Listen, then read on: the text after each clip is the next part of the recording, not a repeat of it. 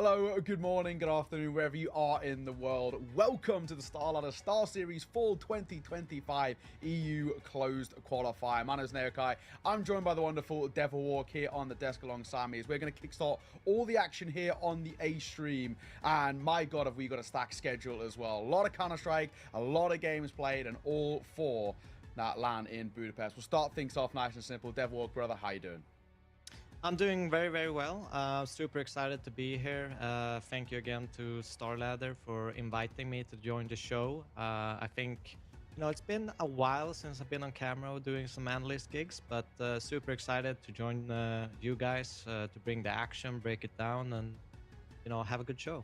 Yeah, exactly. And you get thrown in the deep end a little bit here as well. So we got some great teams. And like we said, all for a big tournament later down the line, which we'll come to. But this is pretty big, right? We speak about the current landscape of Counter-Strike and how important each and every game is VRS and getting qualification to big lands. And that's exactly what we're looking for here. We're kickstarting things, as you see there in August, with the EU Closed Qual. And then it's StarSeries Season 19 playoffs in Budapest as well in September, which is going to be super exciting. That's not the only thing we've got on the timeline for 2025. StarLadder later down the line towards the end of the year, the major, again in beautiful old Budapest.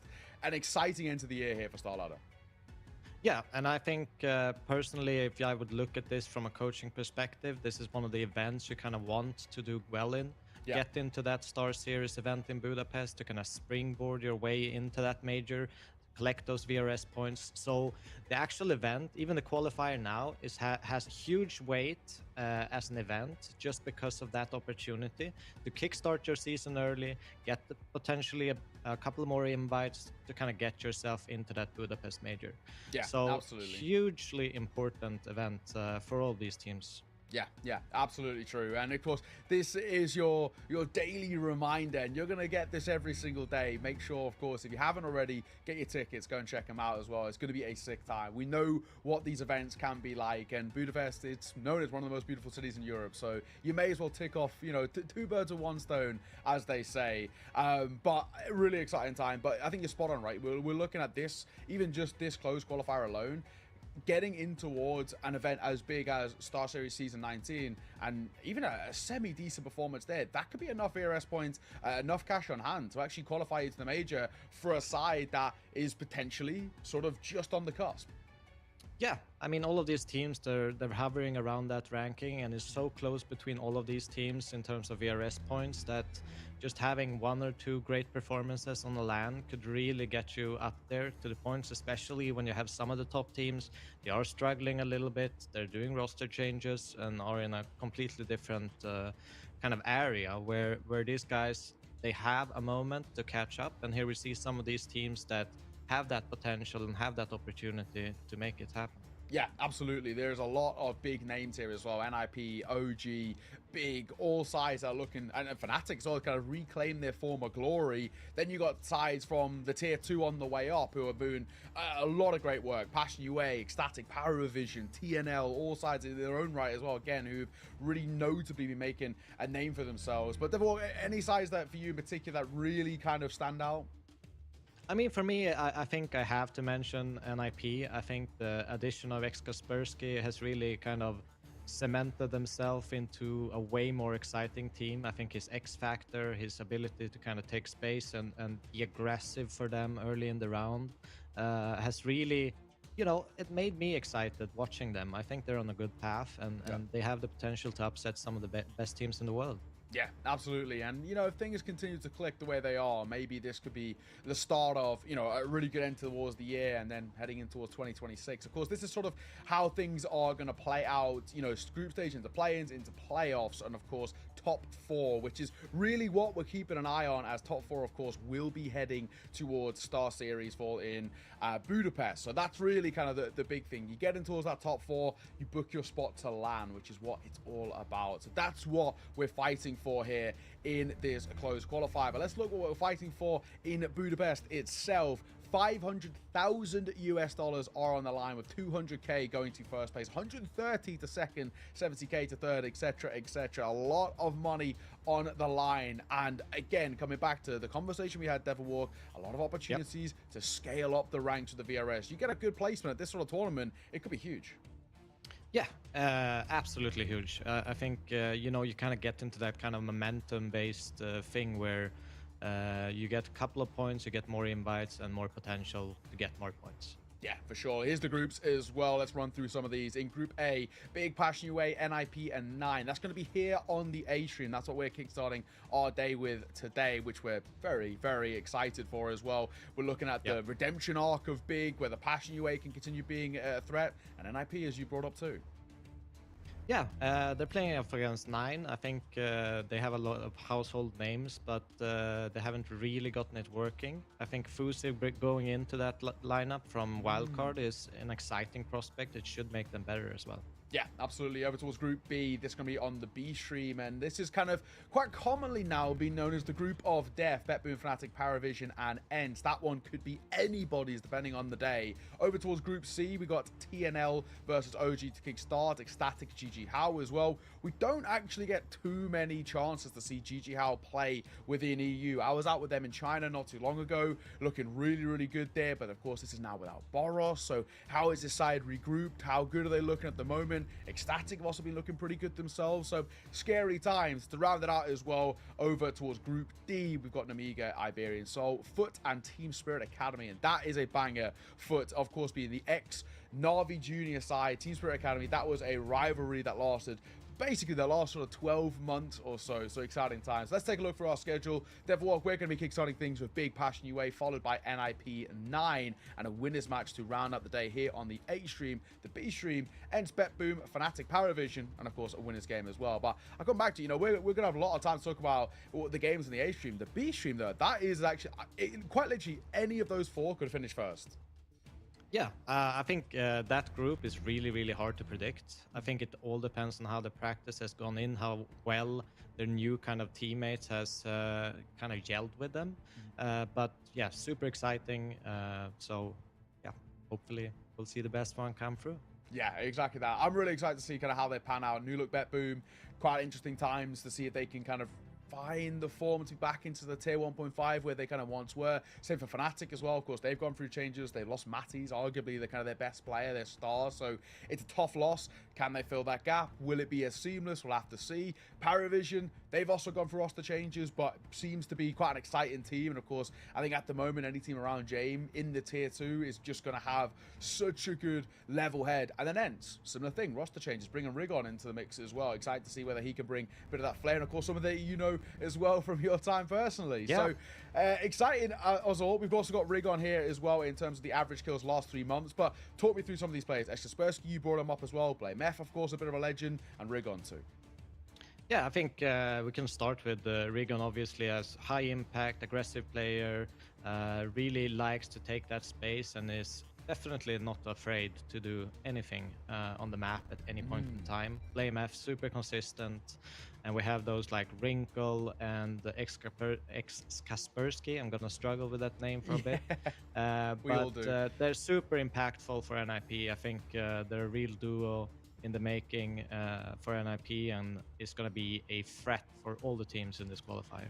Yeah, of course, average KDR as well. I'll give you a little hint. Generally speaking, AWPers are doing pretty well in this department, hence why the top 4 are all AWPers, but credit to Blame F also being there as well. ADR, though, this is where we can take a little bit more of a dive in. Kaspersky being at the top there, Blame F as well, sort of makes a lot of sense. Kvem, really good to see. He's sort of leading by example. A guy that I've been a huge fan of for a while, Dowie over towards TNL. Generally speaking, especially for people who I think don't watch as much TNL, Khan's always a name that gets thrown out. I actually think Dowie's the real star of that side. He looks mechanically incredibly solid. But as we see again here, in basically every statistic that proves you're a good player, Kaspersky's at the top. It's a real testament to how good this guy is. Yeah, and he's doing it from a rifle position. He's also doing it from an aggressive rifle position. I think that's, you know, always a little bit tougher when you're first in to execute, first in to create that space for the rest to kind of sweep it up. But yeah, super impressive. I remember seeing his round on Train where I was watching it live and I just went, damn, this is the real deal. So yeah, looking forward to watching him play today. Yeah, I was doing my fancy and I wanted to try and kind of squeeze him in, but he was just too expensive. I couldn't find a way without sort of taking a hit somewhere else. So I feel like he's in this sort of tournament as well. I feel like he's the kind of equivalent of when you would get Donk for like any other like kind of like an S tier tournament in a sense. I feel like he's going to guarantee you numbers. He's going to get you good points. And I think as a whole, that's where NIP have gone with this move for Kaspersky. I just think it's now a real good opportunity for him. And also there's a chance later down the line, if Ents can make it out of the group of death, he could get a bit of a run out against his former teammate, which could be quite exciting too. But that new NIP lineup looking really solid. I feel like they fixed a lot of the gaps of where they were. They were climbing the ranks quite steady, but they hit a bit of a plateau where I just don't think they could have found that next level. It seems like at the moment they have, and I think we probably have to say they are the #1 seed in this entire tournament. No, 100%. I think there's a lot of, you know, they are close to each other, all of these teams in this qualifier. It's not like they are, you know, completely out of the gate. They're gonna make it through. There's tough games coming up, and there's some upsets potentials. But NIP looking strong. I think they are growing. They haven't had Kaspersky for that long of a time, but he's already, you know, embraced it. He's shown impact. He can win rounds on his own. So I think bright days looking ahead for NIP. Yeah, it's hard to predict a real definitive top 8 here because there's so many stacked sides, but I like throwing out a couple of dark horses. I think, you know, again, TNL always will come in towards that fray for me, or potentially being in there for a top 4 spot. I feel like this is a side that at the moment just plays super clean in Counter-Strike, very aggressive, very, very fun to watch. They've obviously got a great kind of backroom staff behind them too, so they've really been impressing me for a while. I was out in Kosovo with them not too long ago, and a second place finish for them, but as a whole, a really, really solid side. So I'm excited to see what they can do, and there's going to be some real tests for them here. Yeah, I think all Ukrainian squads, pretty much all teams I see from Ukraine, they're just they're really, really strong. Passion they as well, come right? out from nowhere. I mean, as you mentioned, TNL, they went to the Let's Go Lund, or I think that's what it's called, in Sweden. They won the event. They beat NIP. So there's definitely, you know, upset potentials for all these teams coming in. You know, Passions. We have Foot as well, the old Navi Junior. So yeah, there's a lot of great Ukrainian players out there, and especially young ones. Yeah, I mean, you mentioned Foot, Demon over there. I mean, he is a demon, as the name kind of says. He's absolutely ridiculous. So, yeah, I feel like it is quite an exciting time for Ukrainian Counter-Strike. You know, you've got Passion UA, who are really actually starting to bridge that gap into Tier 1.5. You've also got TNL, who are starting to become a gatekeeper team at the top of Tier 2. You've got teams like Foot, of course, who, with 2 Ukrainian players, are looking really, really exciting themselves, and also becoming a real scary kind of prospect. And, you know, Bit's still up there as well in the top level. I mean, we've got enough pieces of the pie here of where Ukrainian Counter-Strike is in a really quite exciting position. And I think, especially at a tournament like this, if even just one of Passion UA or TNL can book their spot to Budapest, they cement themselves in for the major. They put themselves in a spot where, you know, at least even early in towards next year, they're kind of guaranteed invites to the early lands. You're talking like the Katos, the Blast Opens at the start of the year. I mean, it's where they kind of guarantee themselves at least some form of success, at least for the next kind of 6 to 8 months. Yeah. That's why this event is so important to make it to that StarSeries in Budapest, because it really works that way. It once you get up to the kind of top 20, top 15 range, it's really hard to drop out of it, because you're continuously getting invites, you're continuously getting chances to play in big events and qualifiers like these. So it is immensely important, especially early on in a season, where we're looking at, you know, the start of the kind of grind, and especially with the major kind of not having that open qualifier anymore. It's going to be like direct invites to the major spots. So these events just add, you know, extra weight to them for these teams and players. So super exciting.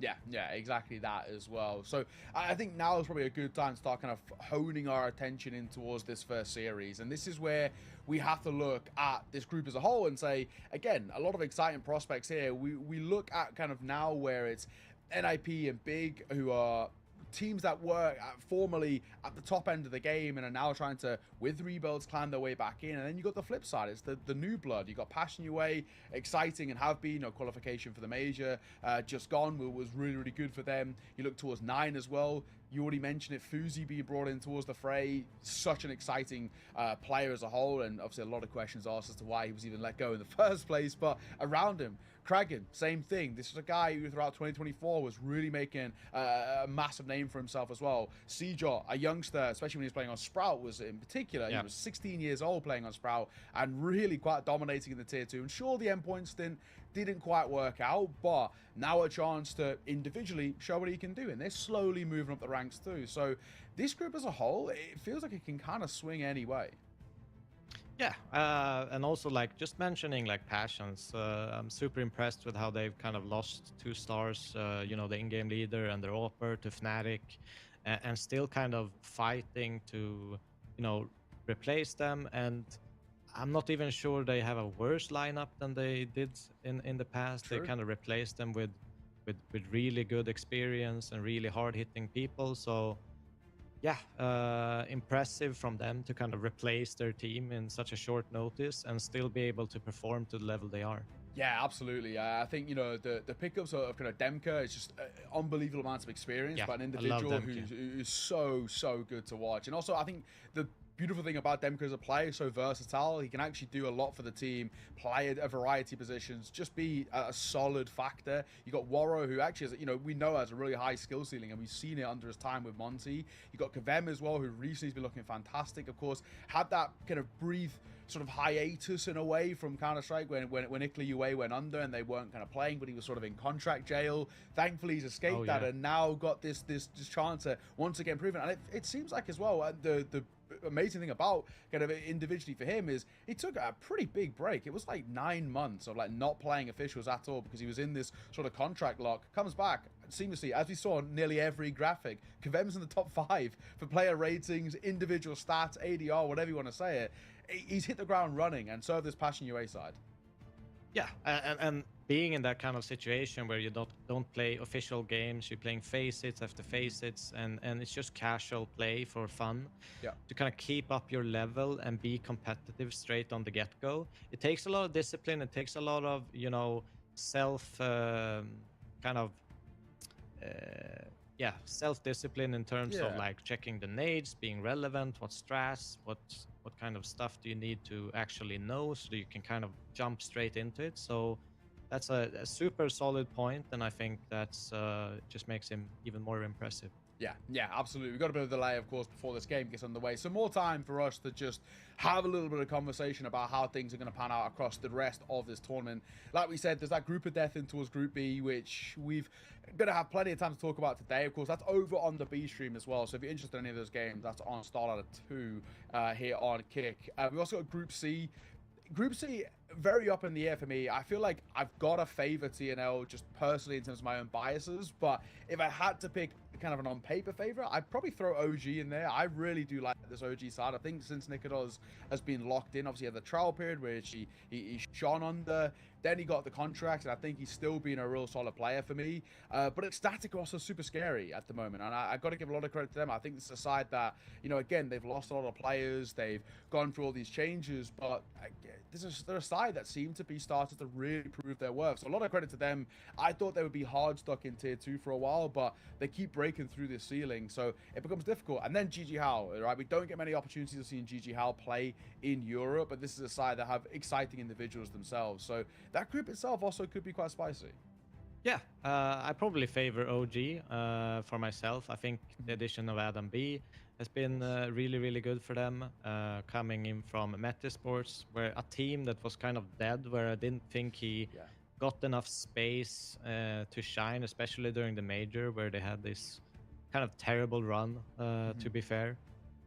Exciting that a Swedish team actually qualified for the major, but they looked a little bit dead and flat and out of air from the get-go. But excited to see him in a team and see him perform in an OG squad. That's super exciting. Yeah, exactly. I think Krisen as well, what a prospect this youngster is, of course, coming from Miles NXT, leading, but also putting on massive numbers too. I mean, a super exciting team as a whole. For GG Hao, they're a side, like I said, that do have a lot of exciting prospects. Of course, they don't have Boros anymore, which is going to be quite a big change, I think, for them. Individually, he was so important, especially on the T sides, as Boros is, right? Individually, so mechanically talented and relentlessly aggressive. Having a play like that, it's quite selfless in that way, quite good to play with. But they've got this new guy coming in, Kumal. I'm quite excited to see what he can bring to the table. Asamus, though, is probably the guy that I look towards. Very, very exciting. When I saw him on LAN in China, yeah, beast. Not many people could kind of go toe-to-toe with him. So still could maybe cause an upset here. Getting out the groups, though, I feel like that's going to be quite a big ask. I feel like that's where maybe they would have to step up into kind of a level that we haven't seen of them yet, let's say.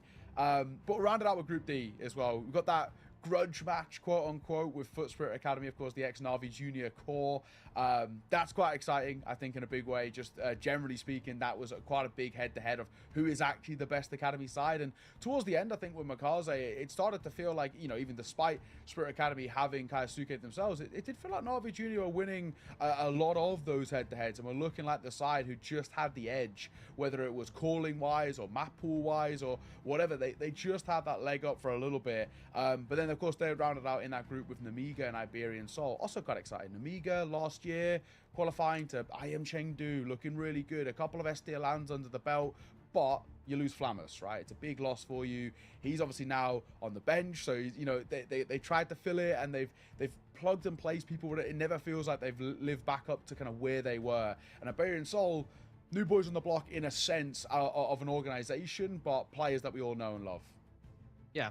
I'll bring it back to some of the things you said in this conversation.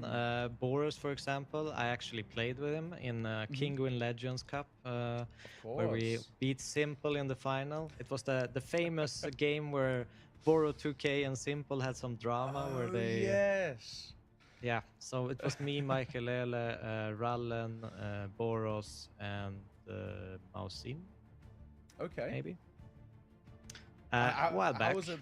How was it playing with Boros, seeing it firsthand? It was super simple. So I was obviously calling and alongside with Rallen, and I think you could just have him and like go con, and the rest of us would play Counter-Strike. That was our idea. Just like we throw you in somewhere, and the rest of us play Counter-Strike. We'll just flash for you, make sure you get to the space where we want you, and then he just popped heads. It was insanely easy to play with, and he would never question. He would just say go there, and he said okay. All right, sure. I mean, to be fair, when Monty made that miraculous run at kind of the Paris Major, that was sort of the idea. It felt for a lot of the time was, right, Boros, you go and do this, and the rest of us will sort of play around what you get. And generally speaking, they kind of, it worked so well for them. I remember, you know, like you said, him pushing Connor Mirage, or I always remember how relentless he was towards B on Overpass. Like, he would fly into the fights, and I think they met their match. I'm right in saying it was Gamer Legion, I'm pretty sure, in the quarters. And I think I remember speaking to Ash about it, and he said, right, the only way that we were able to really counter this is we realized that, right, Boros is going to fight us in the first 10 seconds, so we have to always be guns up, ready to play, no util thrown at all, which is, you know, for a lot of pro teams is a little bit different. You got to say, right, throw the basics of util, but actually just be ready to fight immediately, like this is a late round, because Boros is going to be here, and you've got to be ready for it. And that's how they were able to counter him, but I think it's hard to do on the fly, especially in a mixed team situation like that, so you use them excellently. Yeah, I think to counter some of these like fast, kind of nonchalant plays, you have to kind of put the AWPer there or kind of change utility. I think Vitality as one team is really good at that. Sure. We got our first game about to get underway as well. Like we said, we're kickstarting things with Big taking on Passion UA. And we'll start with Big as well. This side that are trying to reclaim former glory. But if we're being frank, Devilwalk have been struggling. We're looking to see Crimbo get back to his best. Same as well for individuals like Hyped, who's had some, you know, pretty high skill ceiling, but we haven't quite seen it. I'll actually mention, I think in Crimbo's favor, if you actually look at the squad and the performance of them, Crimbo is a closer. He's not really being able to be put in those positions because of the down trajectory of the team. We need someone like Hyped and more of the aggressive players to kind of step up, get the entries, make sure that Crimbo gets into that closing position where he really shines in those clutches. Yeah, absolutely. JC, a little yawn just to wake himself up. But of course, this side getting ready, and this man in particular is, of course, one that we're going to be looking towards. He is individually being so good for Big in a lot of moments, but at times it feels like he can be the only one shining. We feel like we need some secondary stars behind, and of course, you look towards Crimbo, and you know, at times if he's goes a little missing, we don't always get out of QB either. So the rifling core can be a little bit of a one-pronged attack at times. Yeah, I think in general the whole big squad needs to step up. Considering the results in the past 3 months or even 1 month, they haven't found that much success. I think they have a little bit of a struggling map pool at the moment. Anubis gone, and they have to kind of shift their focus into different maps. And I'm not even sure they have decided their way into what is your home map, what is that fortress they want to go to kind of get that first map victory, because it looks like they are struggling to find it. Yeah. I think you're absolutely right as well. But warm-ups, of course, underway, getting ready for this series. And this big lineup have a really important opportunity here to kind of prove sort of not only their individual level, but just actually how deep they can make it in tournaments like this. And of course, we look towards this man on your screen, Tabson, the leader, the captain of this side, who needs to rally the troops here, needs to be able to bring them through what is as a whole, a bit of a bloodbath of a qualifier. There's so many teams that can scalp you. There's so many dark horses that are coming up through the tier 2 that are so hungry to prove that they can be name value teams like Big. And this is where we look towards this tournament. If you are a name value side like Big, you've got to prove it, right? You instantly come in towards the tournament with a target on your back, no matter what your recent performances have looked like, which generally have been a little bit underwhelming, and this Big side have been struggling. Name value alone, people are going to want to scalp them. Yeah, but the one thing going against them is just that kind of consistency. Running through a qualifier and lacking consistency, you can't just expect to be hot on the day and make it through a qualifier. This runs for several days, and they need to make sure they're consistent throughout the whole tournament. And as you say, there's a lot of people gunning for them, and it's going to be a really hard task for them. Yeah, I think you're absolutely spot on.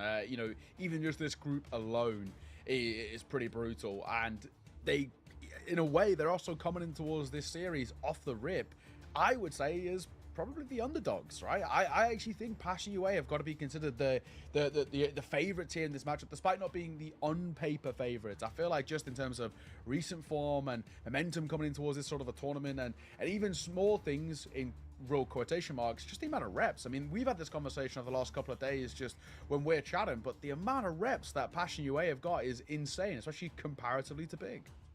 Yeah, I made some stats on it, and I think Big, they've recorded in the last 3 months 53 maps, and Passions has 127. That's a total difference of 74 maps played. And even if you add another 3 months to Big's kind of play, Passion still played more maps in the last 3 months than Big did in the last 6. So the amount of reps also adds to the point of consistency, right? Passions, they found consistency. They are consistently winning a lot of these games that they are playing.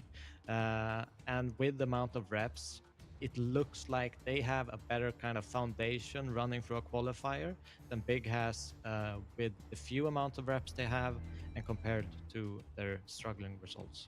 Yeah, absolutely as well. So we'll throw on the flip side as well, Passion UA, this side who have an opportunity to kickstart their campaign here in this tournament really well. Like we said, scalping a name like Big obviously goes a long way, but this is a side that recently have been looking really solid for the most part, and there's a lot of individuals to like on them. We've spoken about Demka, Waro, Kavem as well.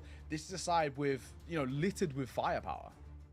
Yeah, I think, Voro, very capable AWPer, and if you just look at the kind of stats-wise comparatively to Hyped, you're going to see a massive difference. It's like a 0-20 rating difference, and having someone like Waro to be able to kind of pick the entries, clutch the rounds, is an incredible difference compared to Big if you look at it. Also, Demq, super solid player. I love watching him because he's so mature in the way he plays. He is almost never overextending. And if he overextends, that's the best choice he has. He's very good at decision making, and it really helps to have a squad with someone like that, which you can count on the anchoring positions, count on in the team play, and will do everything for the team. Yeah, absolutely as well. I was looking it up. Within this year, Passion UA have already played 219 maps of Counter-Strike. They're in the top 10 for most maps played of any team, no matter the tier or the level, which is pretty insane. And also real testament as well, I think, to not only their individual ability, the work ethic, right? Because they're putting in so many reps and playing so many tournaments, so many different teams, but also the fact that they're able to get really decent win rates. They're climbing the ranks. They're starting to find really cemented maps that are such a strong part of their map pool, and they're doing it super efficiently. I mean, it has to be a real credit to how good these individuals are. They're playing so much Counter-Strike and winning so much as well. What's not to love? No, I think for me personally, if I would predict this game, I'd probably predict a 2-0 for Passions. All the signs for me look at Passions. The one thing I'll say is Big has added Scrunk as a coach. He's like just a month ago, so if he's had any impact and been able to kind of shape them up and get ready for this qualifier in the best way possible, and hopefully in a little bit of a new way, get some fresh air into this, it's that could turn this around. But otherwise, I think that most things point to Passions. Yeah, absolutely. Let's look at the statistics for the last 3 months as well. Best map for Big being that of Mirage, which is good to see, but also Passion UA do like that map a lot themselves, so worth keeping an eye on. Passion UA have also played that map 38 times in the last 3 months, so for Big, your initial best is maybe not the best. On the flip side, Anubis is the best for Passion UA in real loose air quotes there, but of course no longer part of the pool, so unfortunately they can't lean there. It does throw that question mark, of course, about Overpass as a whole. Is it a map that you want to risk here? Of course, Big have not played it at all. Passion UA have played it once, and they got destroyed by Heroic. So it's probably maybe not a map they want to lean on. There's also that perma in, again, loose quotation marks for Passion UA of Nuke. Again, played it once, but a map in which they don't love, and they did lose. And speaking of, we actually jump straight in towards the veto. I feel like the map number 1 is pretty simple. It should be a Mirage of Passion. They just always play it. It's just become their home ground map, despite Big liking it, but doesn't phase me at all there that we get this. Flip side, though, there's a couple of different arguments where you could go here. They're going to go trade. Ooh.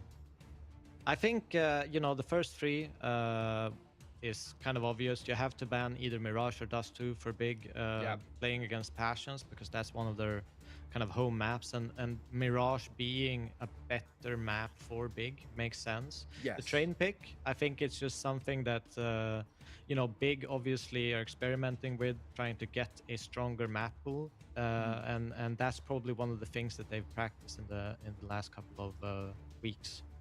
And then we get an Ancient, a map that's pretty proficient for both teams at the end of it.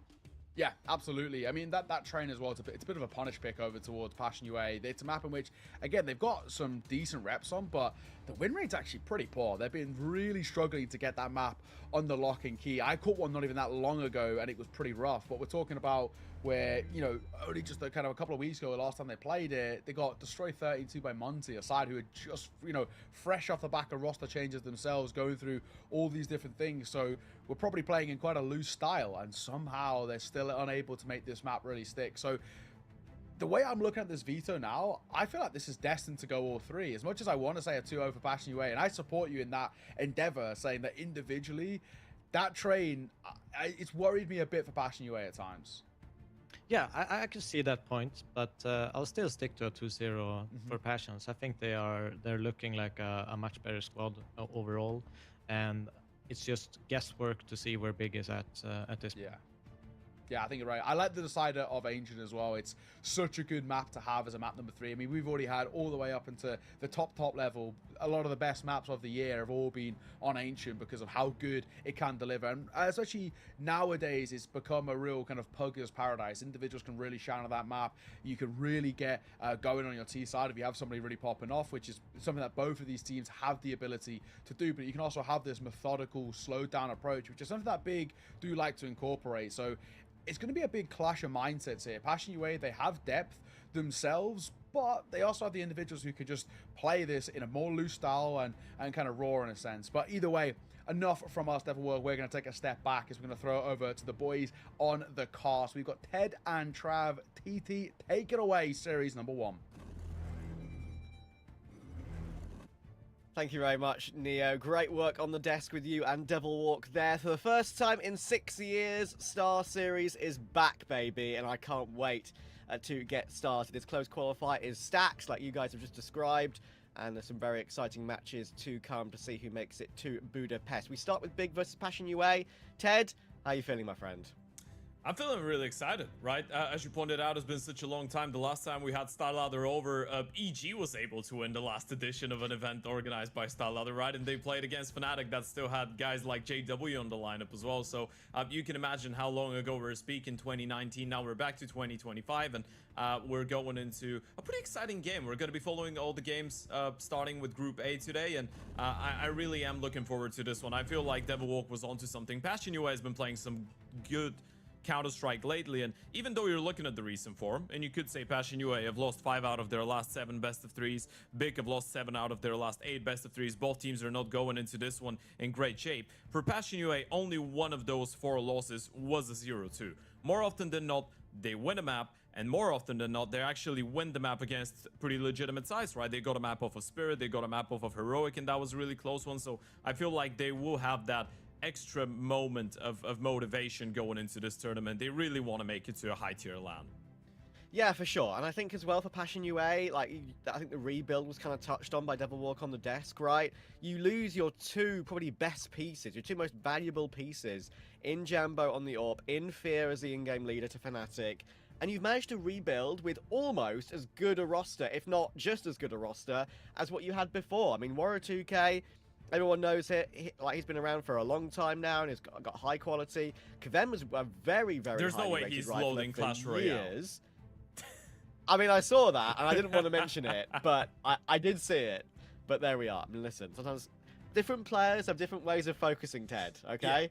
Yeah. Remember when Flamey used to play, like, what was it? Like, some random other games he used to play before matches? I can't remember if it was League or something. I don't know. It was something crazy that he used to do before matches. But, yeah, I've been a big fan of Kvem for a very long time. He's on our screen right now. He's got an incredible level, and even before he went up to Passion UA and he was playing like in Ikla, and Neo mentioned the contract jail situation. Like, is that really gonna like necessarily continue when he gets to tier 1 lands? I think this Passion UA roster have the ability to get to tier 1 lands. If he can still play as well there as well, then I will be incredibly impressed. Yeah, there's a lot of firepower on the server today. We're having that conversation about Kvem obviously bringing in a lot of that level. We saw it against both Heroic and Spirit, and there's guys like Waro and Demia that have been around for such a long time. I mean, the 2 of them have reached bloody major playoffs together, and they've played a little bit over 750 maps together as well. On the other side, I feel like this is one of the conversations about Big that will be intriguing a lot of people.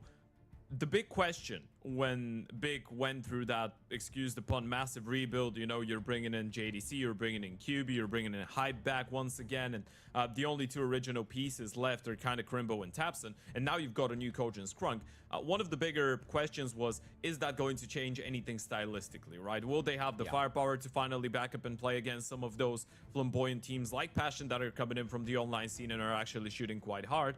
And will the vision of how the game should be played change with the arrival of Scrunk? Those are all really good questions, all questions that we haven't quite been able to find the answer to so far. When I say we haven't been able to find the answer, I mean that the answer has not necessarily been the best, right? Big have been facing a little bit of adversity in online Counter-Strike, struggling quite a lot, and even by some of the maps that they've been picking into. I mean, you're looking at a team that since the start of the season, which was not too long ago, just around a month, have picked into 5 different maps. Their last 4 best of 3s, they've picked into 4 different maps. We've seen an Engine, we've seen a Train, we've seen a Nuke, we've seen an Inferno.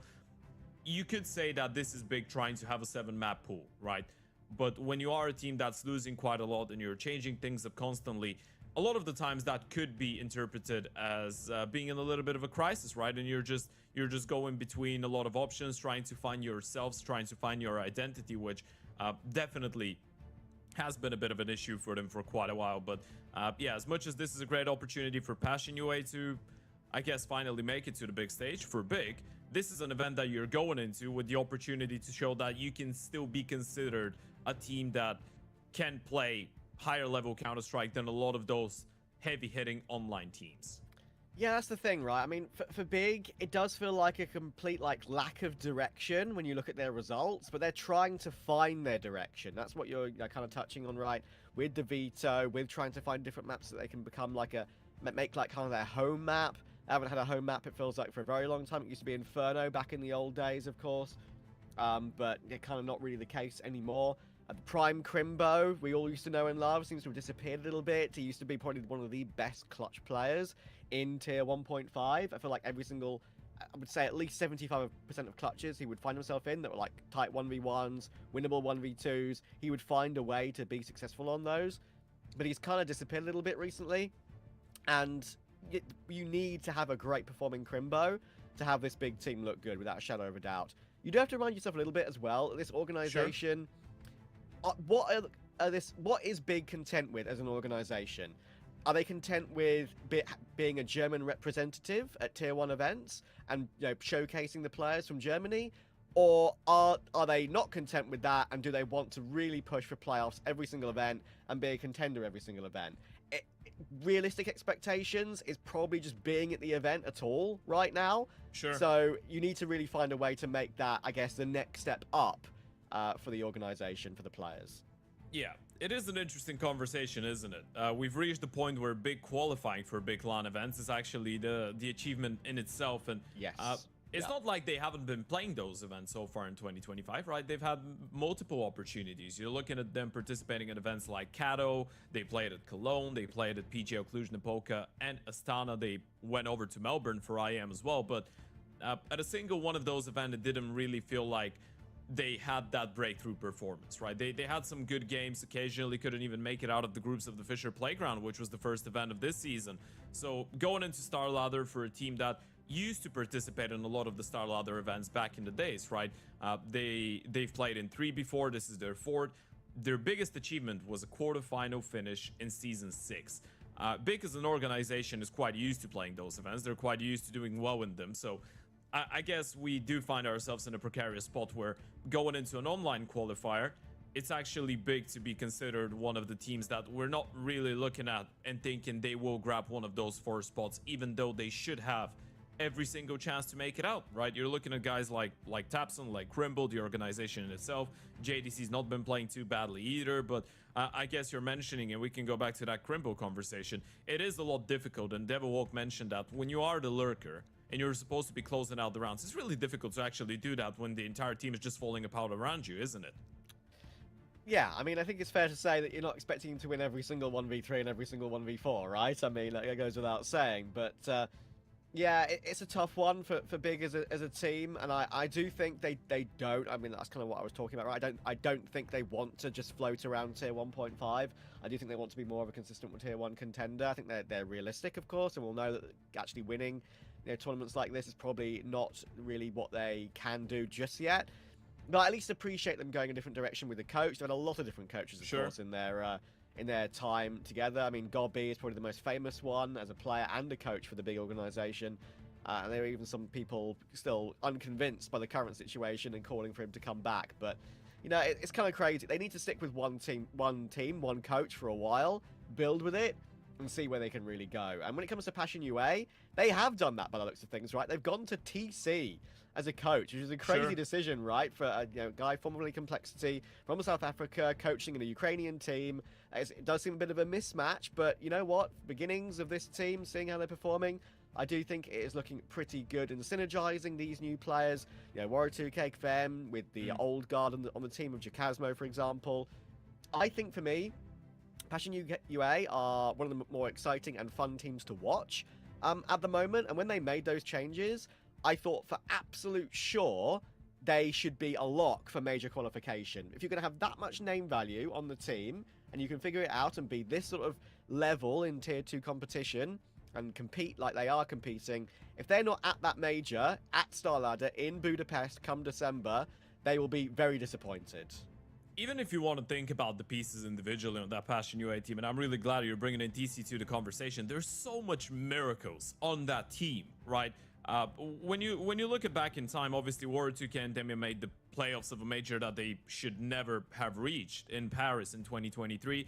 TC was able to pretty much lift complexity from the ground up and I guess build the team from within. Obviously, he did have a leash last year, so that helped big time. But all in all, he did a great job with establishing complexity as a top-level contender, especially for North America, and one of the teams that would have those occasional good performances internationally. You're bringing in Munster as well, who was part of that Gamer Legion team that reached the Paris Major Grand Final, right, as the analyst, and he's the assistant coach now of TC. You've got Jacasmo, who is part of that Passion UA lineup, the original 5-man lineup that made it, obviously, after the addition of Fear to the Shanghai Major.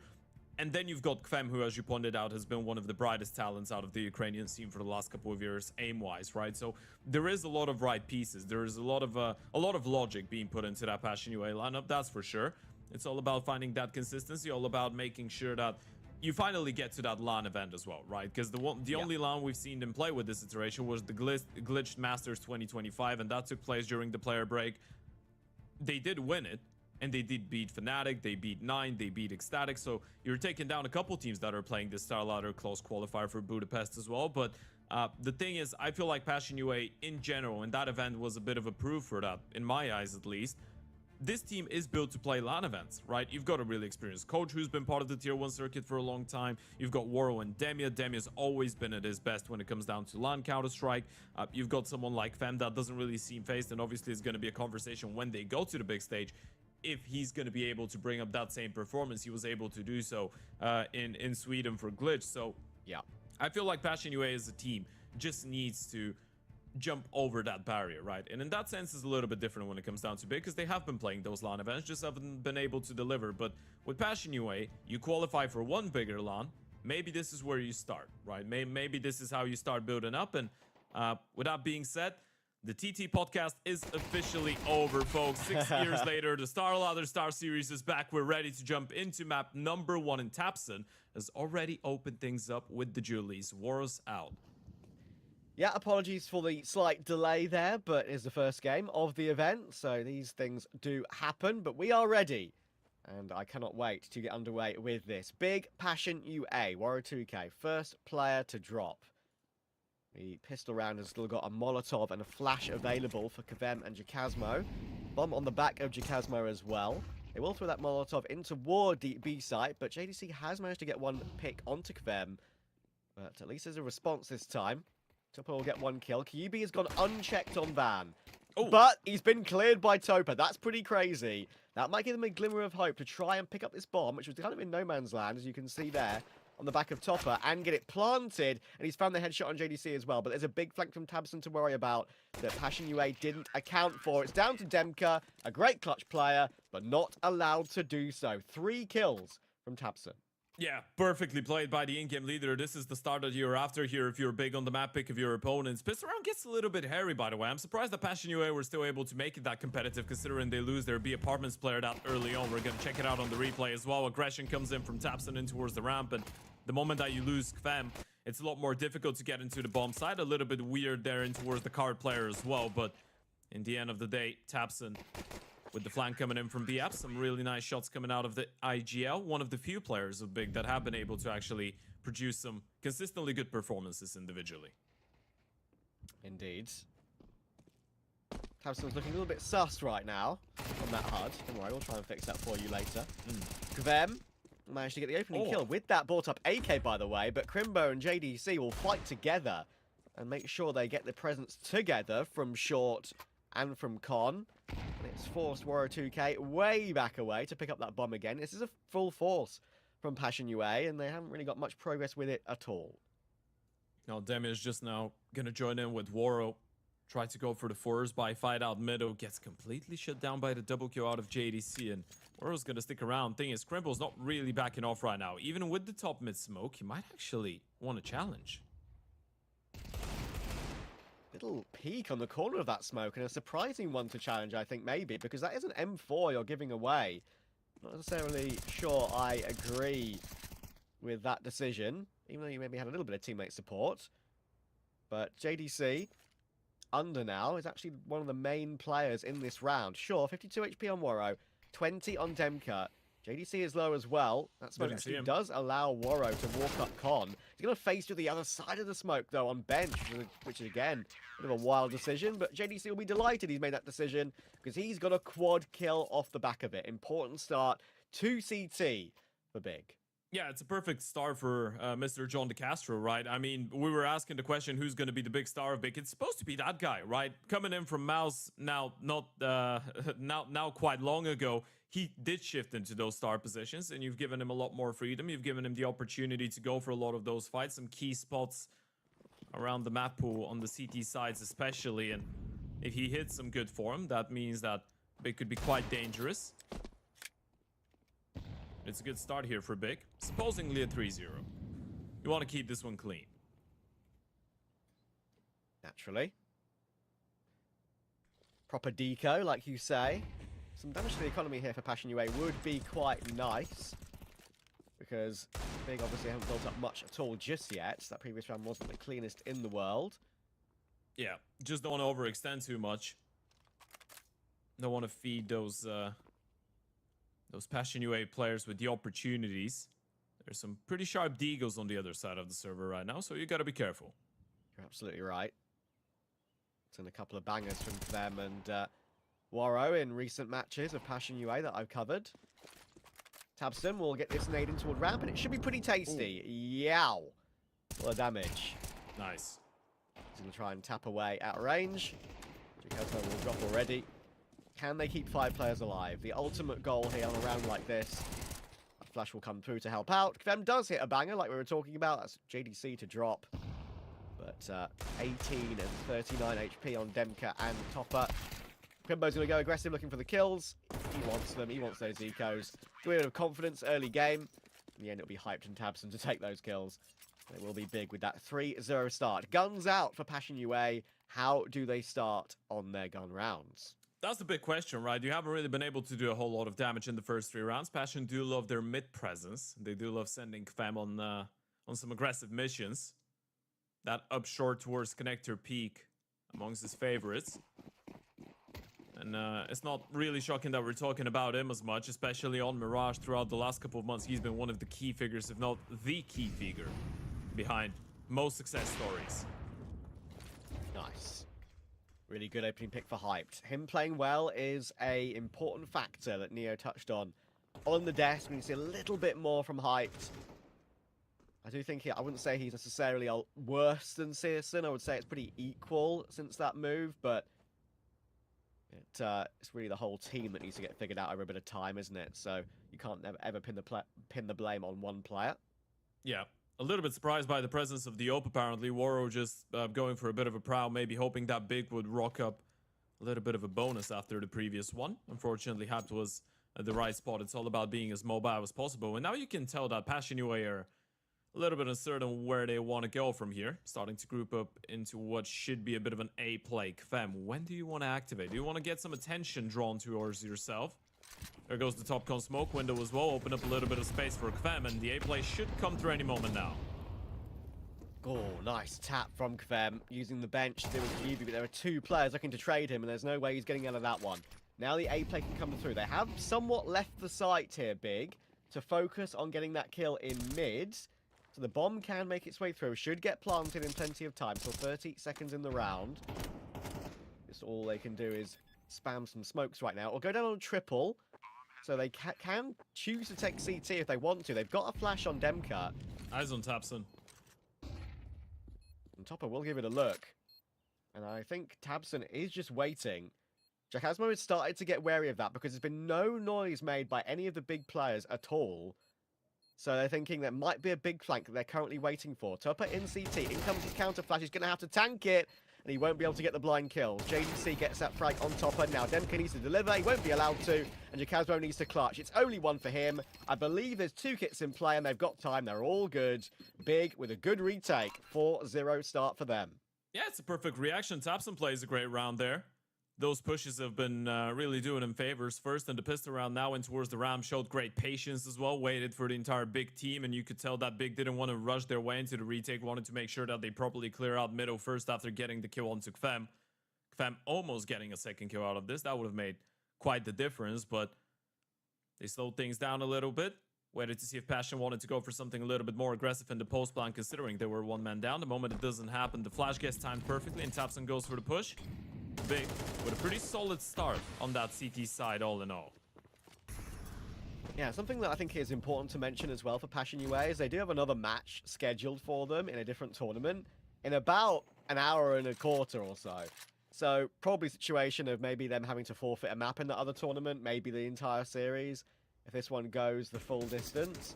Yeah, you're playing under a little bit of stress. Online Counter-Strike. Yeah, it is. It can happen. Clashes do happen. Tabson will stand tall on the balcony. That's a nice off angle from him there. Demka will get caught.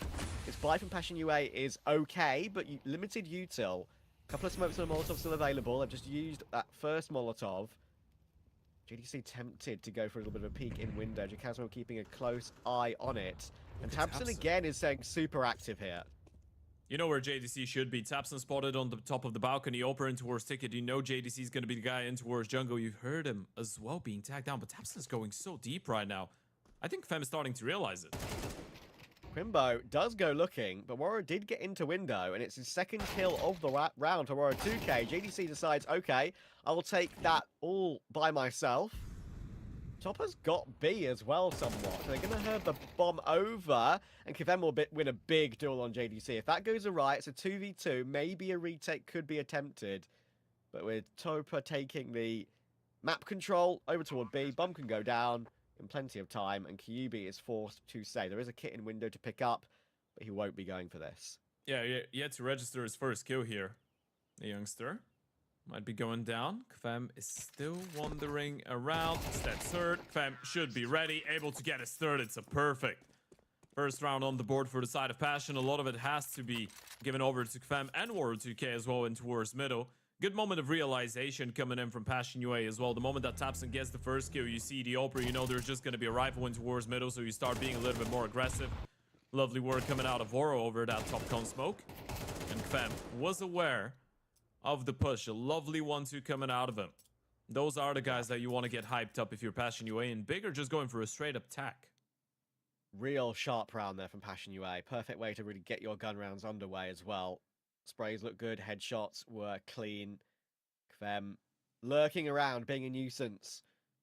Once again, being one of the most important factors for Passion UA. And so happy to see him on a team where he can really show what he's capable of, considering what all he's been through in his career. There were whispers back during that incredible run that he had with Ikla, where he was farming all the time, that, you know, listen, if Navi want to go back to a Ukrainian team, maybe they should just commit to him because he's that good. And all the mishaps happened with the contracts and all the biz on Ikla, out of the scene professionally for about 9 months, I believe. And now back, playing and looking fantastic. Really happy for him that he can show what he's capable of. Round 6 underway. Double up. Yeah, and that's an interesting choice. Crimbo on that secondary. We have seen multiple players on Big try and pull out a secondary over the course of history, but Crimbo's already been naded down to 57 on short. Tapson again is roaming around the map right now and finding so many opening kills. He's up to 8 already in this game, but incidentally, JDC 10 kills, Tapson 8. 18 between them. We're on round 6. Yeah, I'm not sure what was going on there as well for Passion. Felt like Fem was just a little bit isolated, trying to push through the ramp smoke. And if you're Passion right now, you feel like you've got a lot of map control. You've been given middle pretty much for free, but that's one of those situations where it's just a bit of a false sense of security. JDC to get cleared out. Answer is yes, but still ends up on top. Great win for JDC again. That's exactly what Big need. They need to be sharp coming into this. If they're able to take map 1, map 2 for Passion UA is shaky. That is Train. Great block. There's a reason why Big picked it. That has to be. I mean, they're probably going to gather up and still try and go for it. But the moment that you get smoked off on 37, 38 seconds, you know the CTs have started pushing elsewhere. And you can already see Tapsa pushing in towards the ramp. He's not going to see anything. Passion need to go, and they need to go now. Big will start realizing what's going to happen. I think Honestly, they should call it off. Yeah, I was going to say, like, at this point, 20 seconds, probably a T-side save is the best option, which is rough.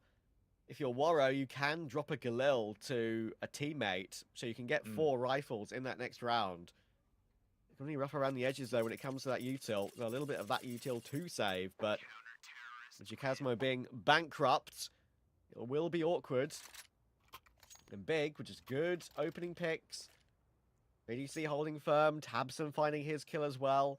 Again, finding the information Big by moving around in those mid-round situations. Not actually just staying static and waiting for Passion to come to them.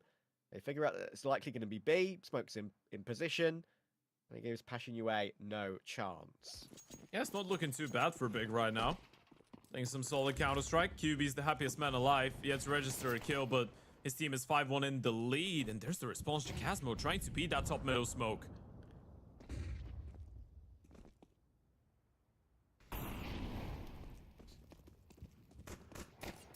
Jacasmo is definitely a player to keep an eye on in this series. We've been talking a lot about Kvem and Waro and Demka being so stable, but if Jacasmo plays well as well, usually that means everyone on Passion UA is playing well.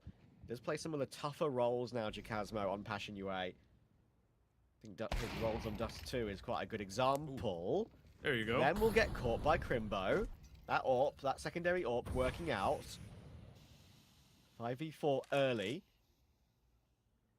Smoked off towards short.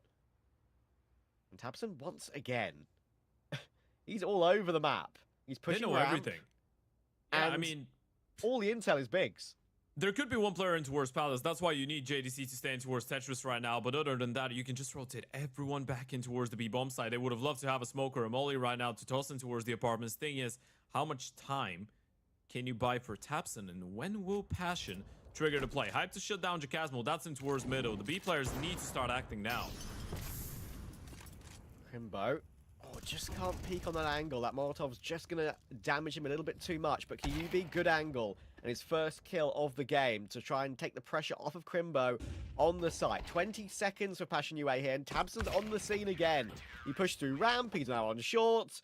He's in the brains of Passion UA right now. Might be the right time for a tactical timeout here for Passion. The last couple of rounds have been really difficult to get into, and there you have it, TC joining in the conversation for the first time. This is not really feeling like a great start to your map pick, and for those of you that are just joining in, let us give you a little bit of a refresh of the situation. This is the opening game of Group A right here, right now. Map pick of Passion, Mirage, Train coming up next for Big, and then if we go to the third and final one, it would be an Ensign, but this is the one map that we expect the Passion UA to be a little bit more comfortable on, even though Mirages lately have been quite decent for Big, right? You're looking at back-to-back-to-back wins over the Eyeballers, Bedboom, and a Ukrainian team that goes by the Glex. Don't worry if you haven't heard about them. It's fine. For Passion, it's been a little bit of a 50-50, quite literally. Their last 5 games are just going in win-loss, and as of right now, it feels like they need to just try and do something to break the momentum. Apparently, the answer is going to be a B-pop or a B-rush. Yeah, straight rush by the looks of things. And you know what? I really like the decision, even if it goes wrong. Oh, He's trying to change the didn't see pace somewhat. Kyubi blinded up, doesn't see his enemies, but he still gets 2 kills. Crazy from Kyubi, and honestly, great recovery. Demka and Waro, 2v4. They need to somehow win these duels when they're getting completely surrounded. Look at the amount of damage done to Demka through that smoke, and then he gets dunked on by Hyped. Big deal with that rush with 4 players alive. Their money is booming, and that's one of the main things that has really set them in good stead in this map so far. They got the double AWP online so early, and honestly, they're seemingly impenetrable at the moment. Yeah, this is a little bit frustrating now, probably, for Passion. It's getting real tough. Obviously, this was just a half-buy off of a tactical timeout, but you go for a complete tempo switch. You don't spot QB below the window. You fail the window smoke. There's a couple things that don't really go your way. Not really looking like the cleanest Mirage that we've ever seen out of Passion. And Hyped is now getting more and more comfortable. Look at him go for that opening fight. Still has to be careful, though. Rifles around him. Oh my word, that's such a tough angle to hit an immediate AWP shot on. It's not like it's an off angle or a favorable angle, it's a like proper 90-degree angle that a wide swing will be coming in from. And Kvem will get found. That just shows that Big are feeling confident. They've got a great start to this game. We know that leads can get closed up and dissipate very quickly in MR12. 7-1 leads can turn into 7-5 halves in a blink of an eye. They could turn into a 9-3, a 10-2, or an 11-1 as well. That's the downside of it. Yeah, Big playing the push and pull perfectly. Topa Left alone in towards middle. The bomb just now going to start backing off in towards T-spawn. But look at that from Big once again. They've got the perfect setup. JDC in towards Jungle. Tabson playing in front of that ramp smoke. And you've got QB still hiding in towards the back of Ninja. Big should be able to deal with this. Great, flashing toward ramp. It's a little bit rough for Tabson, but it doesn't matter. He had a freebie either way. The flash assist from JDC as well set up. And Big are being so proactive in this game. Warrior 2K is going to have to peek into multiple players. Yubi's still in firebox, by the way. Awkward that he just falls back behind the corner of the wall. But there's just no trade kills coming in from Passion UA. Kazma will get taken out. 8-1 for Big. And honestly, one of the most impressive CT sides I've seen from them in quite a while. They're just being picked apart. I mean, even if you're looking at this round, it just feels like it's going so seamlessly for the side of Big. It's really flawless. The opening kill is a little bit weird, and yeah, you can see the reaction there from Kvem. He doesn't quite realize how hyped is allowed to go for a peak like this. It's a crazy kill to pick up from Jacasmo, but even the way that Tapson gets the kill, smoke ramp phase, he gets a flashing, gets a kill, Molly's Palace, Warro's forced to go ahead of it. It's a really uncomfortable fight. Everything's working out for Big as if this was a practice session right now on the CT side. The pieces are falling into their places perfectly, and I wouldn't really hate another disturbative play coming in from Passion. This is a second tactical timeout coming in from TC. He does realize that Passion are not really being allowed to play their own game right now. Yeah, it does make you wonder sometimes what would break this Big hold, though, because their rotation's been on point. Any fast play that's been into to Passion UA have tried, been cancelled out. I think you could argue that the only thing they haven't really tried at the end here is contact A with more than one player. Maybe go 3 or 4A, just decide to go for something completely different to change up the staleness of this T side for them. Another B-pop coming up. Doesn't feel like the worst idea ever. You know Crimbo had an op. Unfortunately, he's changed to an AK, so going into this one, you're changing up the pace a little bit as well, counting on the fact that the flashes are going to be as good, but this time you will spot all players around. I think it's just Deagles as well. Getting those shots hit on the move are so difficult. The Tech9s usually feel more impactful, and Crimbo holding down the line once again. There's another headshot on Warrior 2K as well. Tech9, he's the one with the Tech9, stolen from the T side, and he's showing them why it is so good. What a hold from Crimbo, and so far that kind of just puts a little cherry on top of this big CT side. It's a little bit scary to even go out and say it, but this has looked like one of the best CT sides out of Big we've seen all season long so far, by the way. Crimbo's delivering, communication seems to be on point, CT side pushes are good, everything is great. I mean, look at the big money as well. That's a statement on its own. You've got two players over 10k, Crimbo's on 8.6. Obviously, a reset not really on the cards anymore, but it's not really looking better for Passion, quite the opposite. Oh. Yeah, they're starting to dry swing, and I mentioned going for like a contact out ramp could be something good, but that's just a dry swing in mid. Flashes weren't connected with at all. Good nade from Crimbo to trade out Topper, even though he does get that one kill in return. And look at those KDs on Passion UA compared to Big. I mean, there's been no real close rounds for Passion UA in the gun rounds at all. Finally, something to work with there. That's a really tough one for Crimbo to hit. It's Kvem to use that headshot angle on bench to get that pick. That's a lot of info you've given away. They could make an educated guess. That's why you see QB starting to push in towards the B apartments, right? You spotted Fem getting a kill. Oro's jumped in towards top con, and you know Dem is defaulting in towards Palace usually, so QB's going to get a lot of space for nothing, pretty much. Timing's quite key, though, because Fem is going back in towards under. Oh, what a reaction. Those sort of kills are just not going Passion's way this game, right? The one round they won was clean, don't get me wrong. But you know, the whole point is that it is only the one round. QB goes searching, wanting information, wins his duel. Demka spotted on ramp, tagged up by Tabson, then has to walk straight into Hyped. Goodness me. Nothing at all here for Passion UA. Big have definitely improved a little bit over the last couple of days. They've played a little bit better in the CAC qualifier online. But in the bigger events on LAN... It looked like a different team. I know, right? I mean, they actually won 2 of those BO1s, especially against TNL, a team which has always been very hard for them to face. Warrior 2K here has got no time, by the way. He's going to get found by Kyubi. This round's done. Maybe kill him after time. That would be a bit painful. Just about will get away with it. Actually, it's a very nitpicky thing there, Ted, but I would have loved to see Kyubi play Ring Around the Rosie for maybe 2 more seconds and kill Warrior 2K after time. Because you're getting toward the end of the half, and it would have left him on $50. You know what's the thing? They're 10-1 up, so at this point, no criticism. Who Only cares? praises. Yeah. No one really gives a damn. I mean, look at Damia. This is the face of a frustrated man. Obviously, this is just map 1 of a BO3, and this is double elim bracket. So even if you do end up losing, we're rocking the GSL. So Passion will have an opportunity to get back into it, but this has definitely been a bit of a trial by fire here for the Ukrainian side. Second round, at this point, doesn't salvage too much. It would be just a minor silver lining. Finally an opening, but JDC will again respond. 13-4 on the half of JDC. Pressure being put on B in the meantime, but guess who's in position once again? Hype is there, and he just runs out of market door to find one more kill. Can you believe it? Nothing is going Passion's way. He's even able to reposition and find another. I have seen some crazy Hype performances on Mirage in the past, but that was in the alternate attacks days. That is insane. Those are the types of shots, those are the types of performances that we wanted to see out of Hype, that we wanted to see out of Big. Arguably, again, one of the best CT sides that we've seen out of them all season long, and Passion UA is in the bin right now on their own map pick of Mirage. Look at that once again. Hype, beautiful movement around the bomb site. 1v1 after 1v1 after 1v1, shot after shot, all of them connecting. And at this point, Trav, I'm not gonna lie to you. This is not a game that Passion is looking at and saying, well, we have to come back on Mirage. This is that type of a map in which you're just going to be happy with picking up a couple rounds. This is not the mood that you want to be bringing over to map number 2, because this one already is looking quite over. 100% a case of just trying to get a few rounds in a row here on CT, just to warm up a little bit, get ready for Train. When I say get ready for Train, it's not a map they've looked too ready on in recent history, right? Losing 13-2 to Monty recently. You've got games against Forza Reload. That's Forza's academy team, and actually only team they've got right now. You know what's the good thing?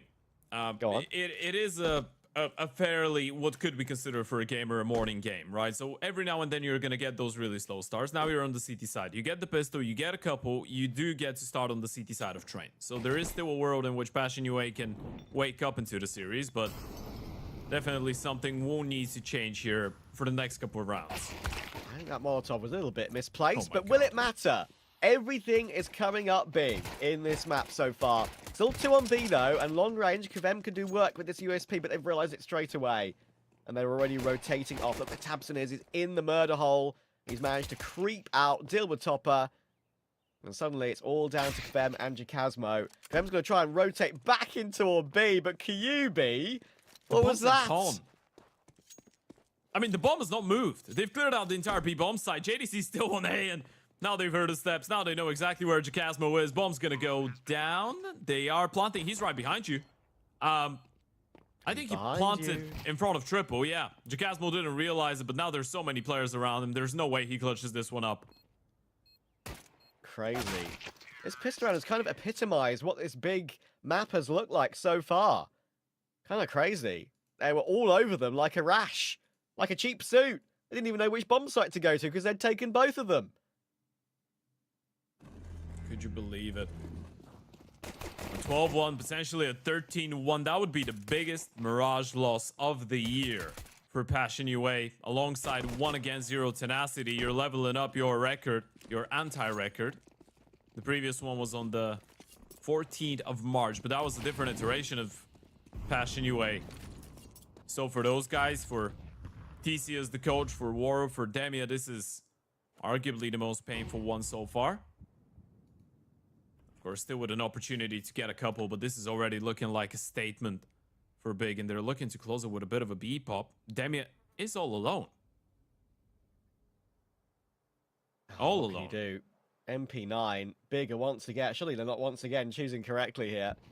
This is everything that could have possibly gone right. Feels like it has gone right so far. They're going to burn Demka out from the balcony. Amoro 2K needs an incredible play. There is one with the Deeg. He's able to smoke himself off as well, but JDC will swing before it blooms. That smoke is on short. Kvem will have to use the boost on the bricks to see over the top of it. And with the bomb down, 3v4. There is no kit on this retake either, obviously, when you have to put in a force buy like this. Big have got this all wrapped up. All but wrapped up. There is that kit on short. You can see it there. will be able to pick it up, but hitting the shots is the difficult part. And Crimbo will deal with Topper.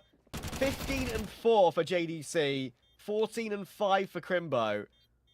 A great team performance across the entire board for Big. And their first map in the Return of StarSeries, 6 years on, will go to Big Clap. 14 rounds needed. Big strike first in this Group A opening matchup, folks. A fantastic performance on the map pick of Passion UA, and the Ukrainians have quite a lot to do in that second map of competition. It's been truly a trial by fire, Trav. Crazy, honestly. Like, that almost is deceiving from what we've seen from Big in like different matches over the course of the year. It looked a lot better in the CAC qualifier online we saw a couple of days ago. They beat TNL, they took a map of Gamer Legion. Looked definitely like there was some significant improvement there. But to get a 13-1 off of Passion UA on a map they play a hell of a lot, like, and just the eye test alone is very obvious there that Big were on form across the entire board, and it wasn't just the firepower. It was the calling, it was how Tabson was in Passion UA's heads, pushing ramp time and time again. He was in the right place time and time again across the entire map. So, yeah, honestly, incredibly impressive. If that's the Big we're going to see a bit more consistently, then they can compete. So, I'm really looking forward to seeing if they can continue that on map 2, which is Train. But first, we'll hand it over to the desk to talk about that incredible map 1.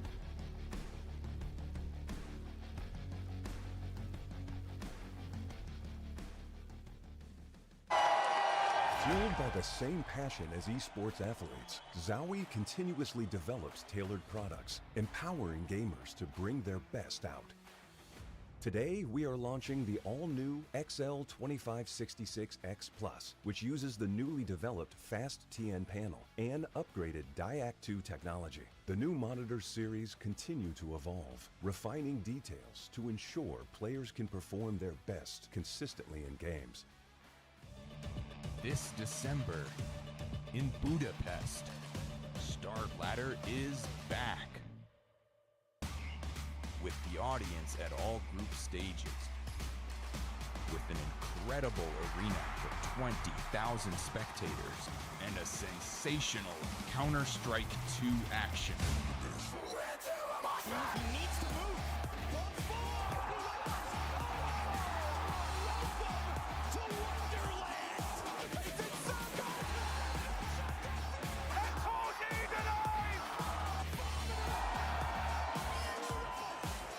Join us at the Budapest Star Ladder Major.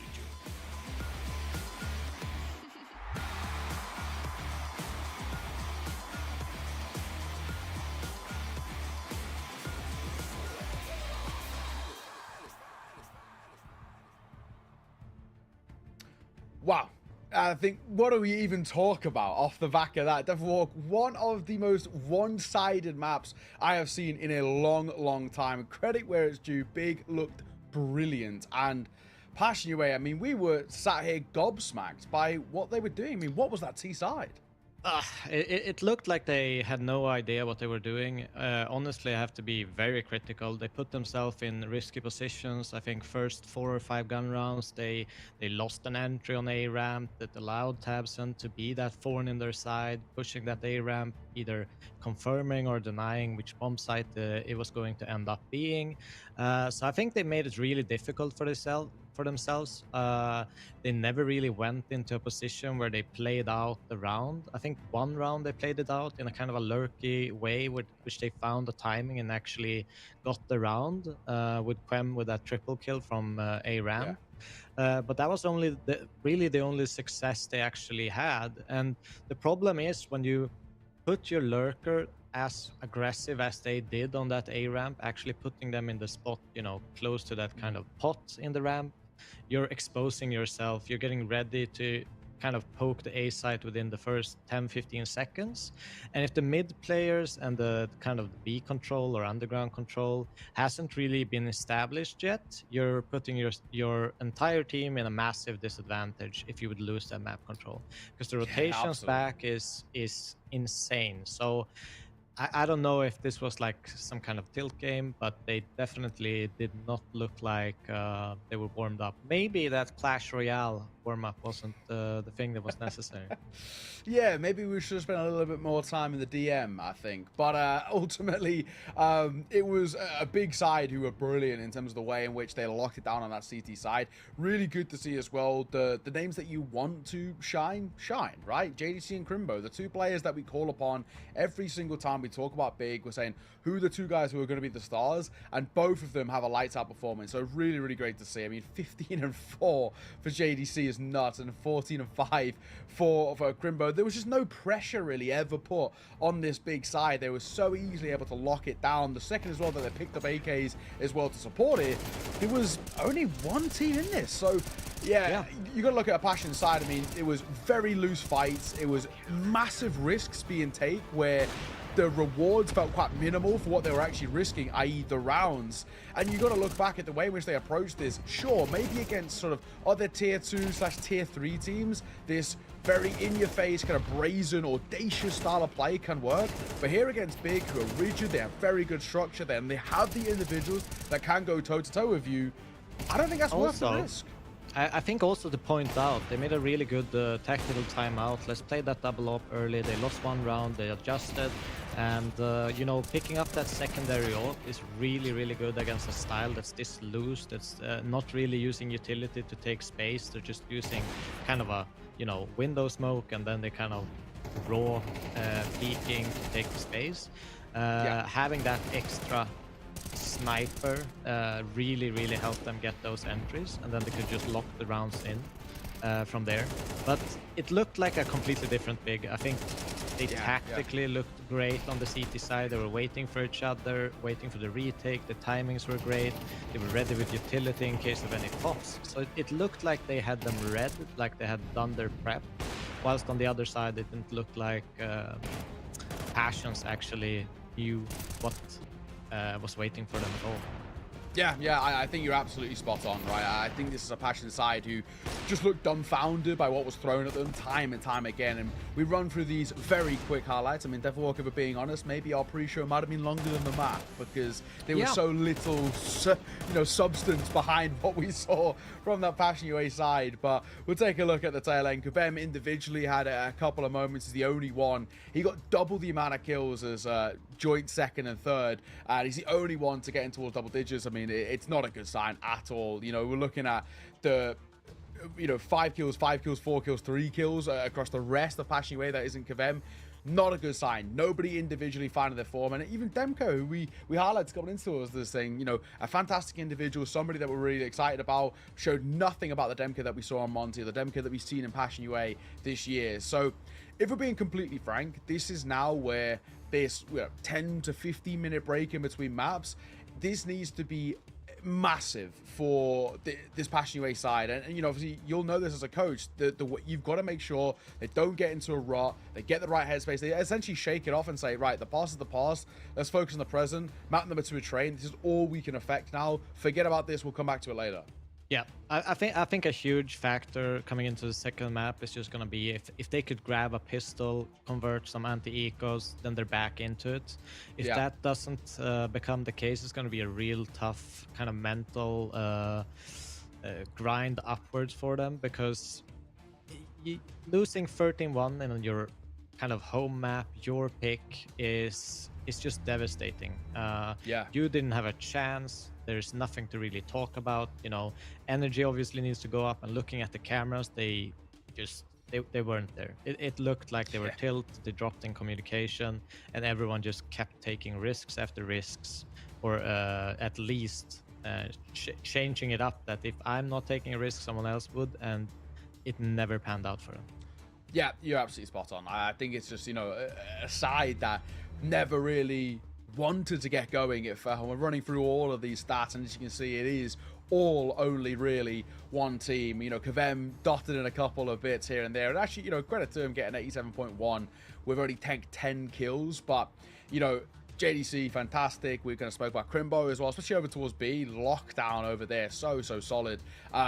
Rotating through. Hype looked very confident, despite not maybe running away. I want to credit Hype as well, even though he wasn't maybe the biggest performance. I think that early on in the game, he kind of set the tone and picking off that A ramp up, not challenging mid, but actually challenging A ramp to gain that control and kind of set the pace of the game. I thought that was really good from Hype, and I want to see more of that from him, and that's kind of what this big lineup needs. Exactly, and it seems like right now he doesn't have that competition in terms of the AWP on the flip side, because Waro was unfortunately next to non-existent. So look at these last map stats, and of course, as you can expect, only really one side in it. I was really impressed with Hype. I just think, this is actually what we want from Hype. We're not looking towards him to be, a Monacy-esque AWP who has to put up these big numbers and be, a massive part of the numbers department. You've got JDC, you've got Crimbo who can do that. As long as he's just solid and keeps up a level of consistency, you're pretty happy with that as a whole. And like we said, for Hype, there wasn't really any sort of competition on the flip side. Waro never got going at all, only got one AWP kill, and that was one of his 5. There's no real statistics that can paint Passion UA in a good light, and I think the main thing that paints him in a really bad light, that was their map pick. They're now going into Train, which is their worst map in the pool. But like, if I would jump into Passions right now and talk about things, I would probably mention a lot about, the tactical timings of things. Not dying early, let the round develop itself a little bit, and actually maybe change up the timings of when you do executes. Because if you're not putting all the pressure everywhere on the map, and then all of a sudden there's no pressure and an execute comes after 15 seconds, it's pretty easy to read for the opponent. So they need to change that timing up a little bit, add a little bit of pressure on the map before they do the executes, etc. So Big doesn't have that easy time to read what's going on. Yeah, absolutely. Well, now let's focus our attention to the future, or I guess momentarily the present as well, as Train is coming up next. It's Big's pick. We were very happy with Big picking into this, and I even want to come back to our conversation that we had in the pre-show, right? We said when we looked at this veto, or at least I did, I was kind of saying, I feel like this is going 3, and that was under the stipulation that Passion found Mirage, which they were expected to, Big would find Train because it's a punish pick, and then we would go to the 3rd. Now, you said, I think it's going to be a 2-0, but maybe not the way that you were expecting. This is looking like a 2-0 Big. I definitely overhyped it. I bet on the wrong horse here in this race. I think Big, how they're looking and how they started this game, and obviously how dominant they were, if they show up on Train and practice this and the way they actually look with each other, team play wise, I think it's definitely looking into a 2-0 Big. Yeah, absolutely. Signs aren't looking really that bright, and there's been some nice performances from Big recently. Even if you kind of just break down their loss, kind of all the games they played on HLTV, overtime loss to TNL, fair enough. Another double OT loss to Complexity. But then inside of that, we got wins of a BC game, of course, prior to the simple pickup. Win of a game of Legion in the CAC kind of qual, which I thought was really impressive. And then Neglect as well. Ted was talking about this. Bit of a smaller Ukrainian side. So fair enough, expected to win that in a sense. But Big are setting themselves up in a good spot. You look at the flip side, for Passion, it's been a dicey, and also not even that it's been just a dicey map for them. Last time they played it, they lost 13-2 to Monty, but last time they played that was only 10 days ago. So they don't play this map a lot as well. They don't have a lot of reps under their belt, and that's the thing that worries me. Yes, they have a lot of reps kind of in the past, but we're looking the last kind of couple of weeks, they've played it, I think, something along the lines of kind of once or twice. That worries me a lot. Yeah, but it still is a map where you can find momentum, and it's new, and everyone doesn't have the solutions for everything. So I think a key point here is for them to just pick up a pistol, start grinding from there, because they need to regain some mental, and they need to regain some kind of confidence into this game and match up. And you start from there, and you take it round by round. I think, for Big, it's just about not letting the gas and letting things get a bit too relaxed, because they had a really easy first map, and it's very common that you kind of relax and think, okay, we start laughing, we start taking it a bit too loose and relax too much to give Passions the chance to kind of grind their way into the game. I think you're absolutely spot on. I think you're really spot on. So it is now about just brushing it off and saying, you're coming in towards this and just forget about it. As much as it's very tough to do, just say, all right, it happens. It is what it is. We're moving forward. I guess the positive, I don't know how much of a positive this will be, but obviously being at Big's map pick, with Passion starting on that CT side, I think it gives them a chance just to get a bit of a CT side. Of course, there wasn't really any of that in towards map number 1 because they didn't have time to really play any CT sides. At least now I feel like they can start finding a bit of structure, finding a bit of an understanding and seeing whether they can put pressure on this Big side from the get-go. But Big, if they're relentless the way that we know they can be, especially when they're confident too, and sure, I'm expecting to have a lot of confidence off the back of how well map number 1 went. It could even just turn into, once again, another bit of a bloodbath. No, absolutely. I think, Big looked prepared for what Passions were throwing at them, and Passions kind of need to step up on that regard, kind of with the prep work, or if it was the game plan that didn't work out. But something needs to change for them. But, they're way into it now, and they just have to deliver on the server, get the mood up, and start rolling. Yes, yeah, absolutely. One step at a time. And I think in situations like this, and also, I mean, it would be kind of nice to get your opinion on this. When you're a team that's obviously gone through a loss as sort of devastating as that, I always assume that one of the best ways to approach it, and even I guess this mindset is also similar when you're in a big deficit in a game. Let's say you're 10-1 down or something along those lines. You can only really approach it in the short term, one round at a time. Let's not look long term. Let's not look at the rest of the series, this map, thinking about a map 3. Let's just focus on the here and now, the things that we can affect this round, and we'll just try and go one at a time, trending together, and then before we know it, we found a bit of momentum.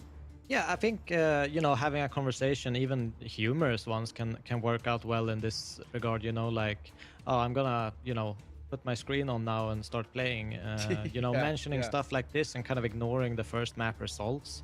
I think can kind of loosen, lighten the mood a little bit, because that's definitely what's needed. If you look at kind of the player cams and stuff, they looked like they were kind of, I don't know, if you're in a Face-It game and you kind of die and you don't say info and you kind of complain at what happens. That's kind of how it looked in the player cams. Yeah, I think you're absolutely right. I think it's a lot of that. So we're seeing them kind of get ready now. I can see that everybody's joined the server and just getting ready to ready up as we look to see whether there's any sort of response from this Passion UA side. Unfortunately, with it being so lackluster, the best thing is it can only go up from here. It quite literally basically cannot get worse, bar it being a 13-0. It feels quite unlikely with we know the talent on this Passion side. So generally speaking, it basically cannot get worse than what we've just seen. And I think, now the only way is up. Let's start. You get a pistol round out the gates, build up a little bit of the econ early doors, put a bit of pressure on towards Big, and before you know it, you can start chaining some momentum. Yeah, also, I think they need to start grouping up a little bit more together, because this is not a map that you can just lurk around every single position and find success. I think it's a map where you kind of need to group up, play a little bit more 4-1 and execute based.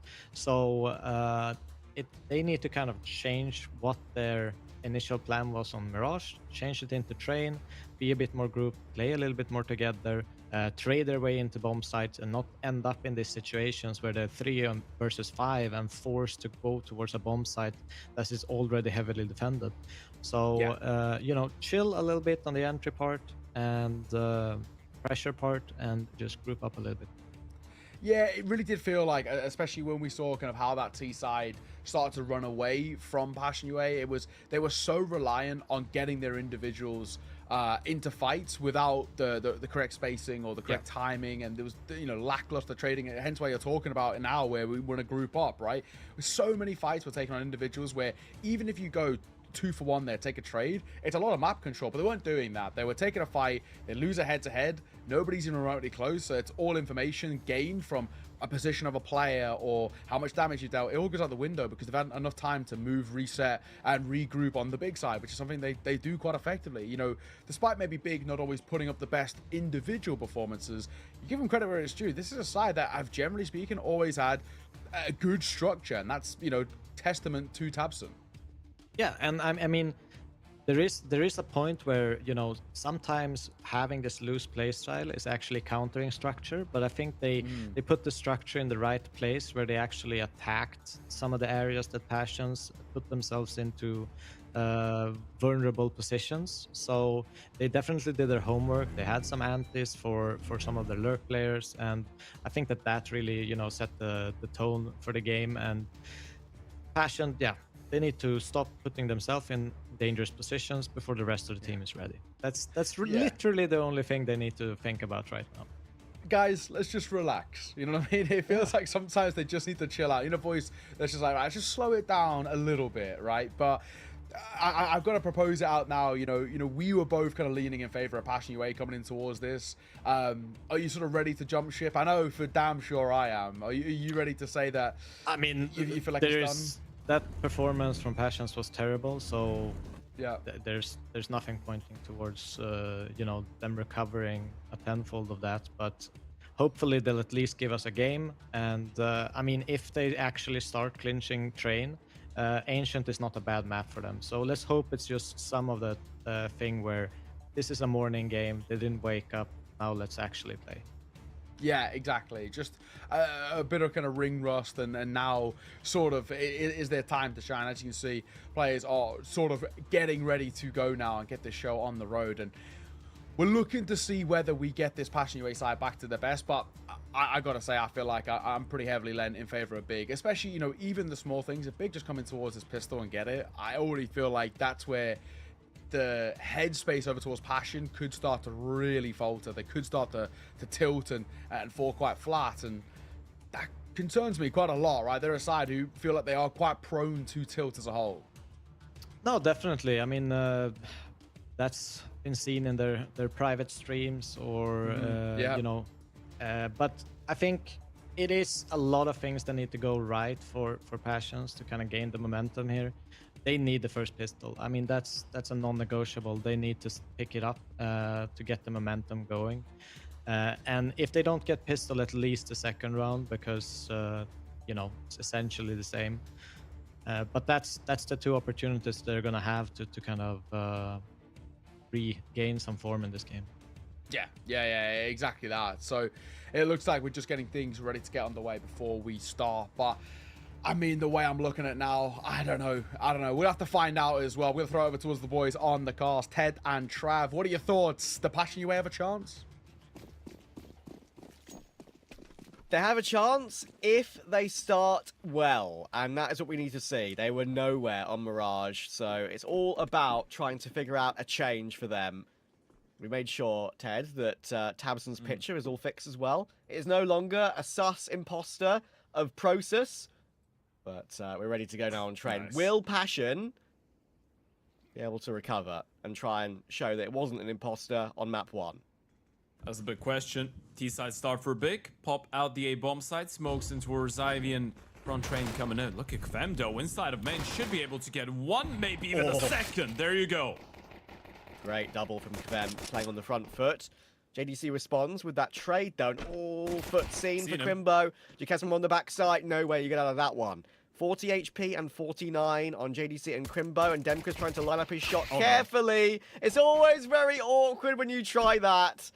But the pistol is still winnable. Topper is 91 health. Crimbo is only 34. And now it's a standoff in the 1v1. Jiggle Peak spotted. Only 3 bullets left in this Glock for Crimbo. He's going to go back and collect the bomb and try and fight Topper on such low HP now. Tagged down ever further. 1 bullet from death in his little toe would be enough. Trying to use new boxes, Topper. One of the 3 new boxes added around this map Train. But still not done yet. And Crimbo is trying to play headshot angles, trying to play the burst fire. And surely you'd think Topper wins this out. But they're still trying to play these headshot angles. That is the way you lose it if you're Topper. And Crimbo will find a way. Oh no, not again, Passion UA. Not again. You wanted to see Big's Clutch King right back in action, and Demia, yeah, he's gonna be even more frustrated after this one, especially because they end up losing the round. That was a great opportunity for Passion to kick things off with a bang here on Train, but unable to convert. Kvem starts everything up with a double, but Crimbo's just there. Crimbo never loses those clutches. I mean, Unless he you've does. got to look at Sometimes Demka. he does, but he didn't this time around. You got to look at Demka, I'm afraid. I mean, he took so long to line that up and just couldn't get the frag, man. So frustrating. And It doesn't quite help you shake yourself off. Yeah, and I'm surprised that Topper didn't know how much damage was done to Crimbo. Like, at that point, just push him. Play aggressive. Don't play that clutch so defensively. And Topper, once again, will play the same box, and that box ain't working for him. He's been domed once again. They're all over the A site. Warrior 2K tagged down in con to 12 HP. There may be a smoke kit available, but now there's no way really for that to get into action. QB's going to remove Jakazmo as well. Bomb planted on A. Should be all good. Yeah, when do we start having that conversation? I think, obviously, Devilwalk had a bit of a talk about it, but it is really difficult when you get really frustrated going into a game like this one, and then this is how the second map starts as well, right? You probably should have won that pistol round after the double kill from Kvem, and now you force up, you get run down in towards that A bomb side, you're already 0-2 down. You do get to replay this force buy in the next, pretty much. With the famous MP9 and Deagle surviving, Warrow's got the smoke alongside Demya and the kit. Nice pickup.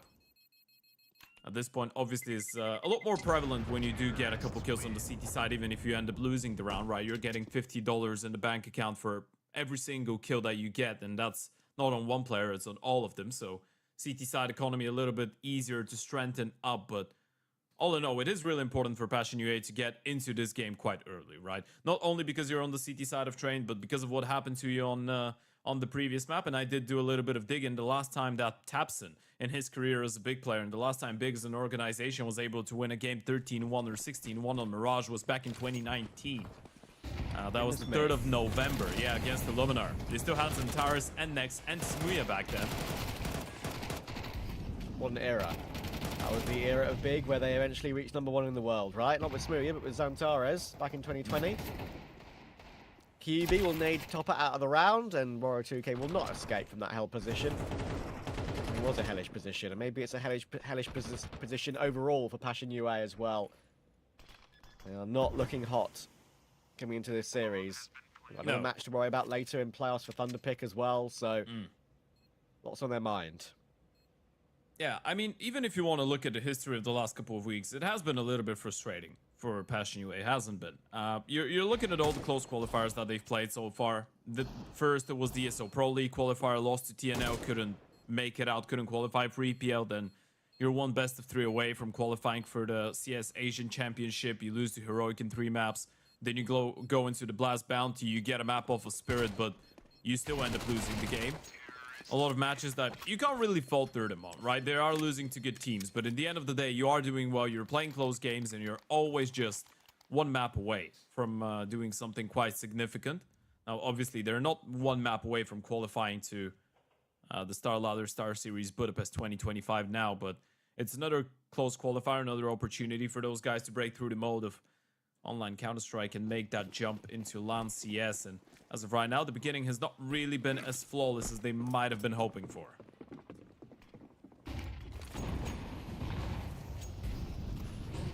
Really, honestly, I know it's only 3-0, but it kind of has to be now if you're Passion UA. You've got your first gun round. I know you don't have the AWP up on Warrow yet, but you've got to get something going here, and you've got to get it going quick.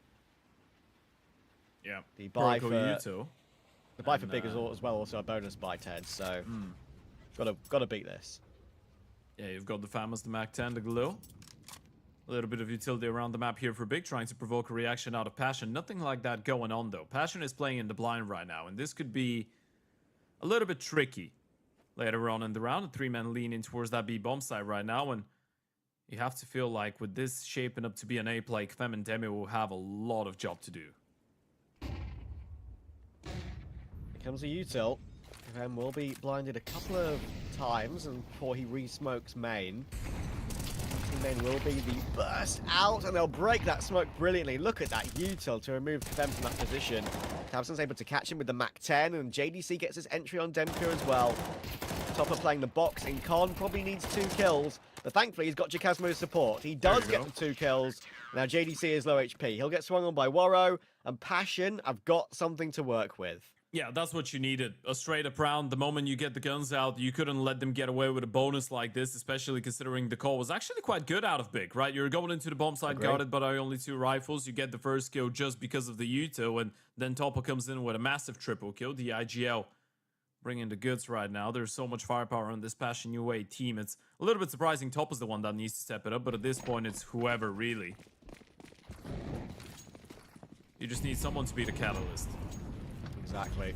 Should have been Topper in the pistol round, but that is ancient history now. Hyped will get the pick on Ivy straight away, and just like that, Passion UA may have won their 1 round, but a 3v5 in the following gun round.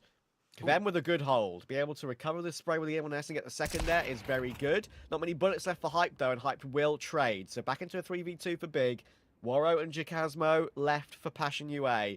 And look at how fast the beginning of this round has been, Ted. Big could go anywhere with all this util.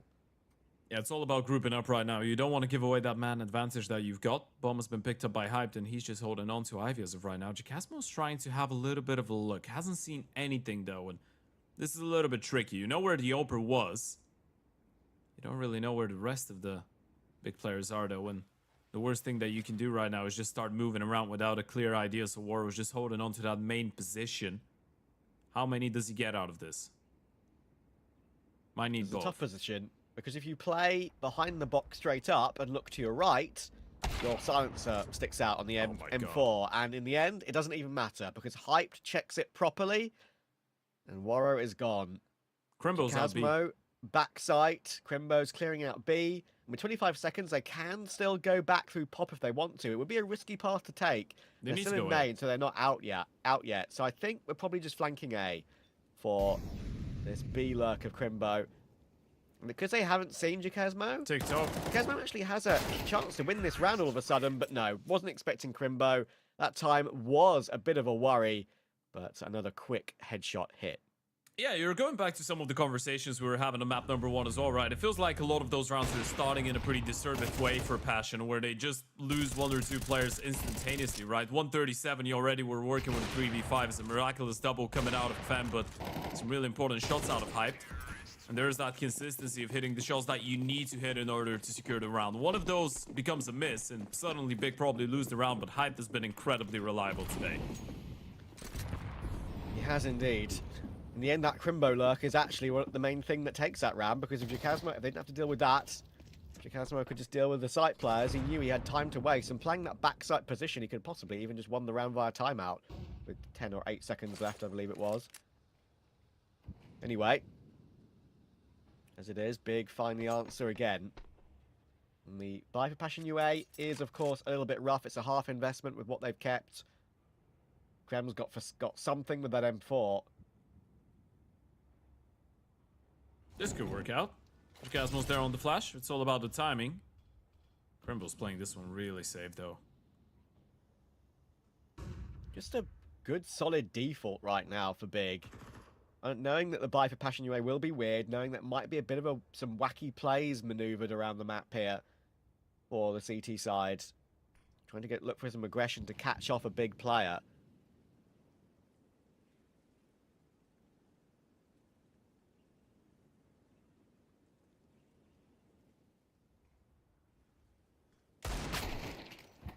Oh, wow. Even that tight line held by Topper will get found by JDC with no hesitation. They're all over A. There was some smokes and other stuff on B as well to provide a bit of a fake. And look at this. It shows you how good Big are set up, that they're able to win a round like that as cleanly as this. Only 1 player going down, and yeah, this is looking incredibly diligent coming out of Big. They're not leaving a single stone unturned right now on that T side of training. This is already a 5-1 start, by the way. Even if they ended up losing all the rounds until the end of the half, you'd say that they can be happy with what they already have going into the second half. And with how comfortable they've looked, quite difficult to imagine that Passion will just take over this game from here on out. And it's been a little bit of a dire showing. Definitely not the Passion UA we were that hyped up to watch. And I know. Again, it is good news that this is GSL, right? It is good news that we're working with double LM, so Passion will get an opportunity, even if they end up losing the series in quite a quite a frustrating way. They will get another opportunity at it, but this is definitely not a great sign. I guess the silver lining is, if this keeps going as it is, they might actually be able to make their next official without any issues. That is true. Not sure they're going to be that happy about it. No, mood in the camp might not be too nice. Oh, Waro just about reacts in time. Crimbo did pre-fire a little gap angle at the bottom of the ramp on train. Careful. Asmo will see some more information though. A little bit of a re-face of aggression, even though they knew there were players up in Brown Hall. Yeah. So, a little bit worrying. It's looking tricky now. Fem goes down in towards A. Warrow's already down to 19 HP from his initial fight in towards the lower ramp. And Jacasmo did get tapped down as well. Big have regained control over this one. And Top is playing a risky game on the other side of the smoke.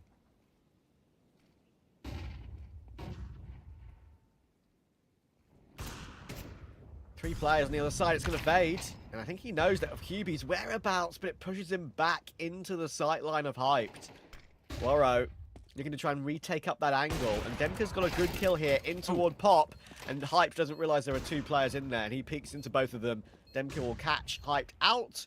And now Tabson, 1v3. Not full HP on any one of these Passion UA players. Jacasmo will give up his life.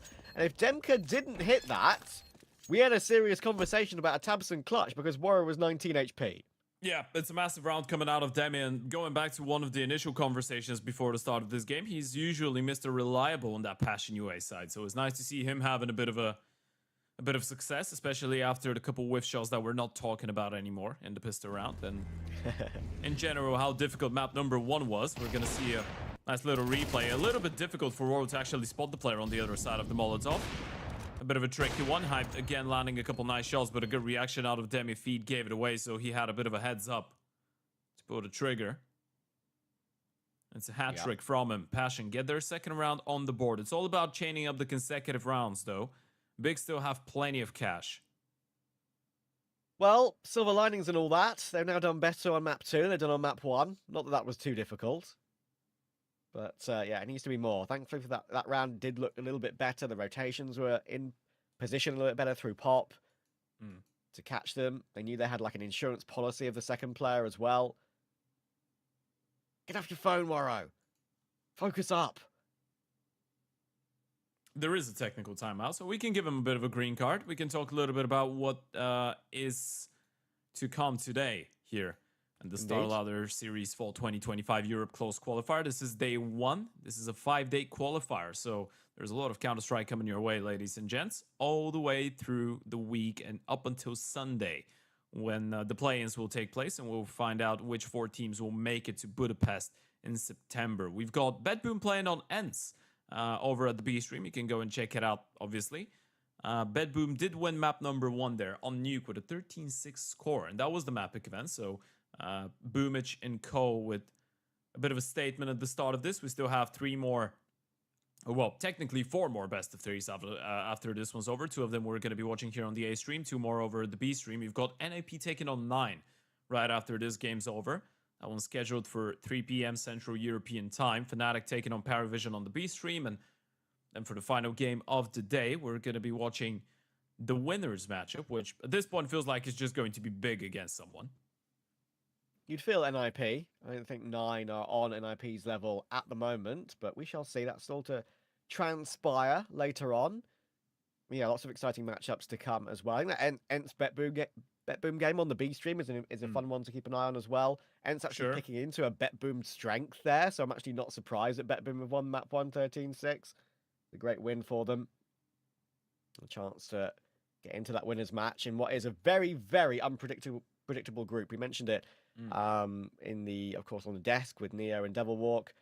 I think there's a couple of these, Boom, right? Fnatic, Paravision. No clue who wins the group off of that. Yeah, there's a couple groups that are quite interesting. I mean, even this one, the fact that Big are about to take Passion UA down, it ends up coming in with a massive asterisk as well, right? Even if we do live in a world where the logical thing happens and NIP takes down 9, that means that we've got a winners matchup between NIP and Big. God knows what's happening there if Big is playing like this. And then Passion needs to play against 9 in an elimination game.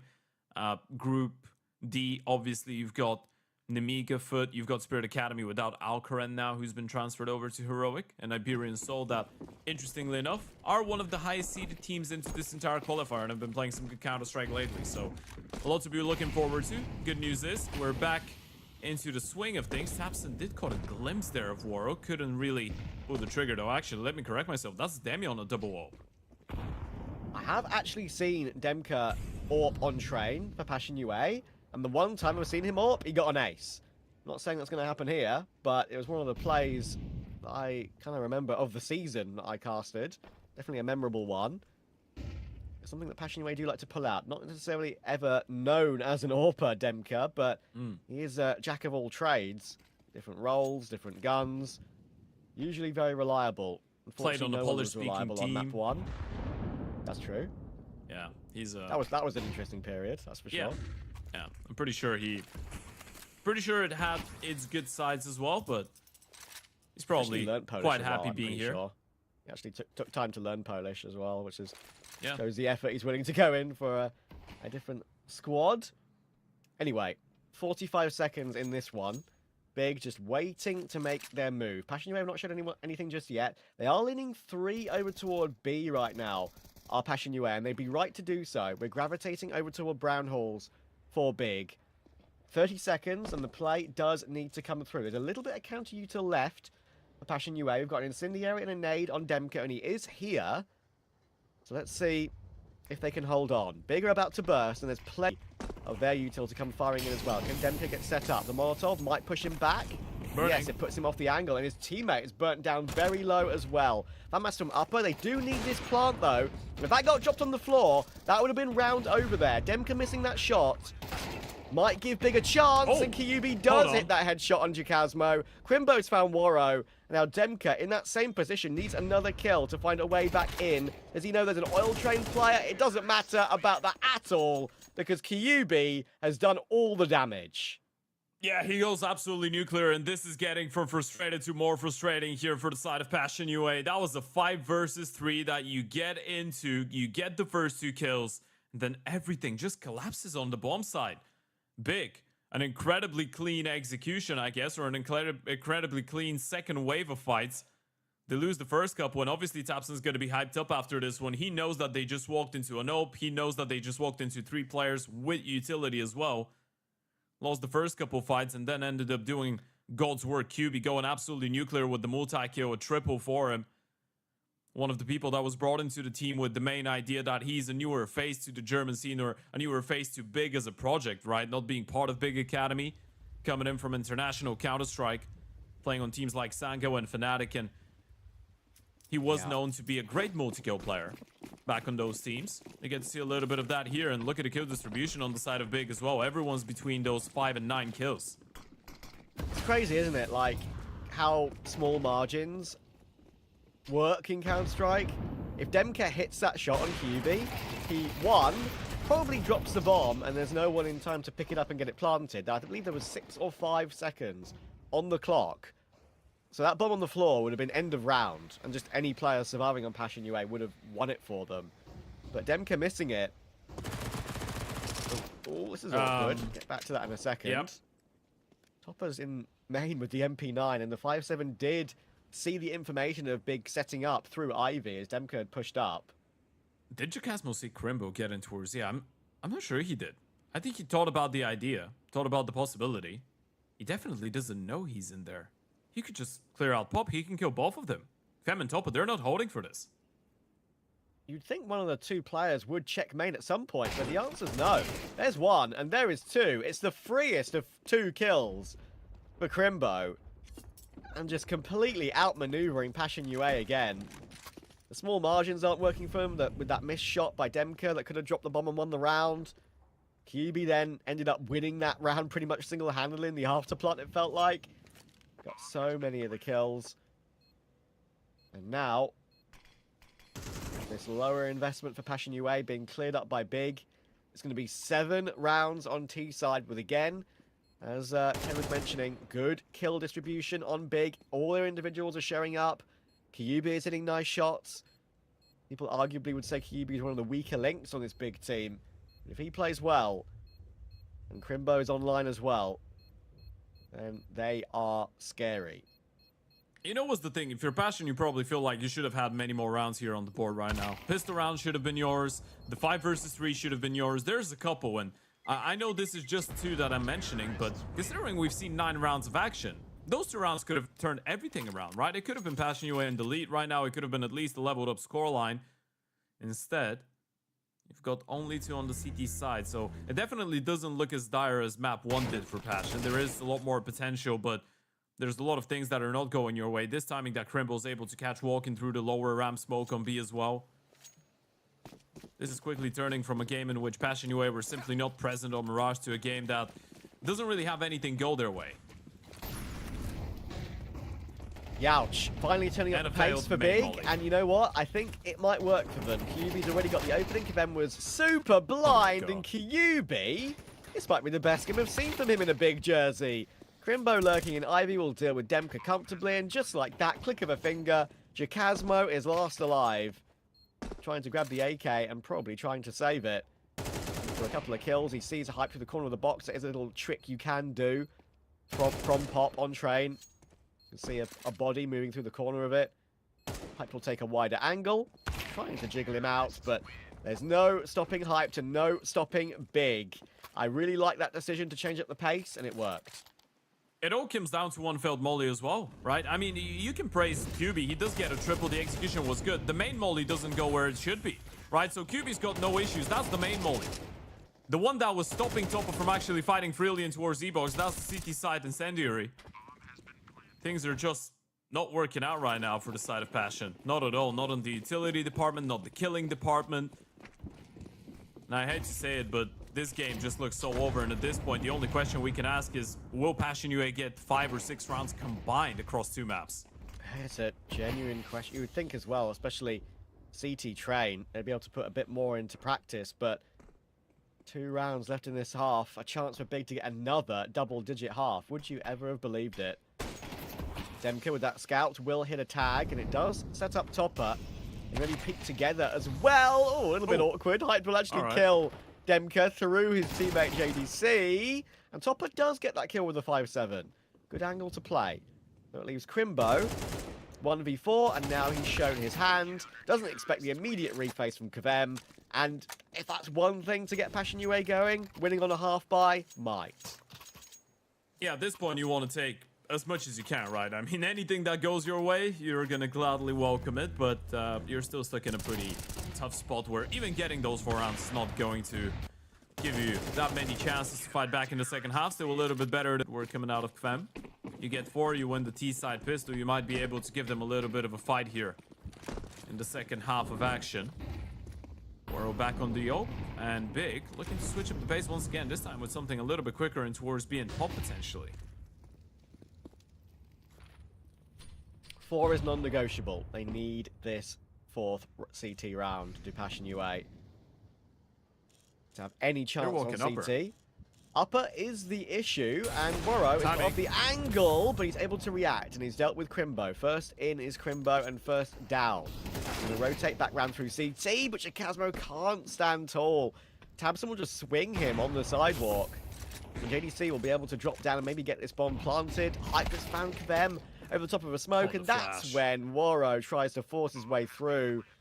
Tabson will just destroy him with utility and with that spray down. Just down to Demka and Topper. 2v3. And QB is still lurking around that con position. Topper has not been seen yet, I don't think, but they're very aware of this possibility. It's the last player left. He has to come to the flank, and Hype's got the perfect angle for it. Another masterclass from Big, but the question has to be asked, Passion UA, where are they? Not really present in the server today. It feels like had a slow start on map 1, and it never felt like they started finding themselves back. This is just one of those games that you want to forget had happened. It's one of those best of 3s that you just want to try and brush off, because Big come to play today and Passion just not able to show up. Remember, we had a delayed start to map number 1. Around 30 minutes of a delay. Then you throw in the 15-minute break between the maps. Yeah. And this series could still be done in less than 2 hours. Yeah, says it all, doesn't it? Really does say it Yep. all. There are some rounds that are just like kind of say it all as well for Passion UA, the ones they've lost. I mean, even losing the pistol on T side, the way they did. On CT side, sorry, the way they did with Topper from the new box on the Hell Train. Like, that kind of set the tone as well. Once that one was lost. Quite easy to get frustrated if you're a Passion UA player right now.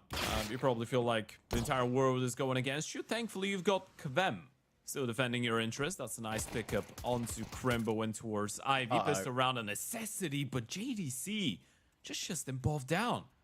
Ivy players dispatched off. You know Kvem was there. Oh, he's backed off. Or you know the bomb carrier was there, sorry. A 3 versus 4.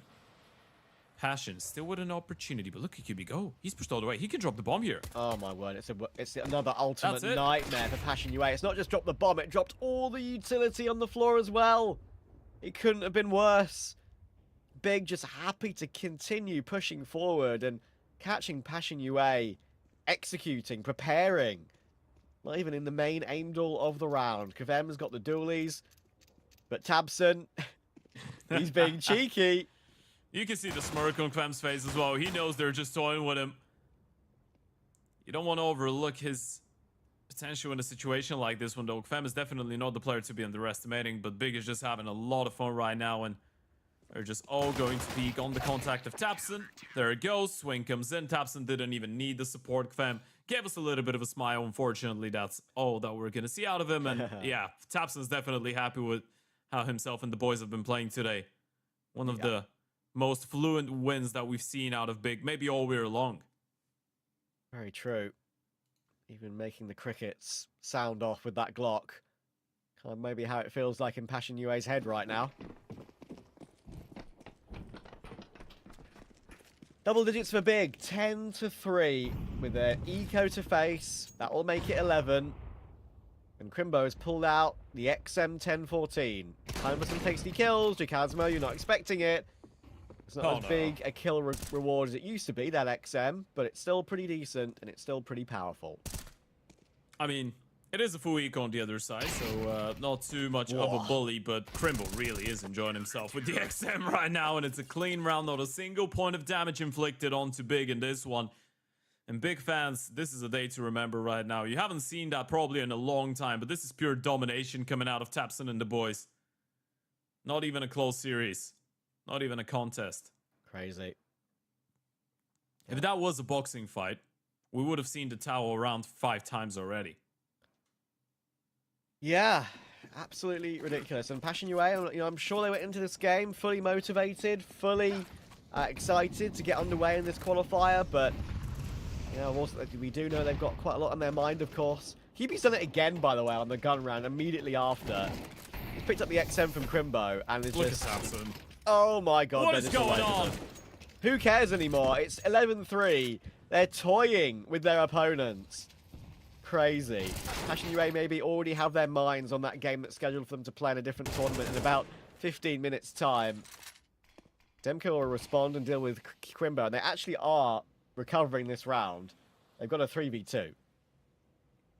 Probably the first time we've seen Big overextend a little bit.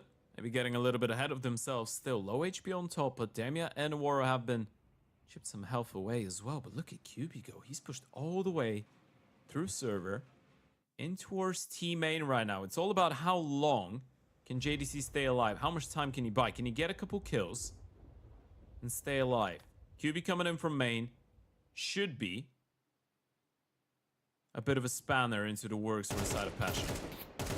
There it is, and he's found both of them. Kyubi, I said it was his best game in Big colours.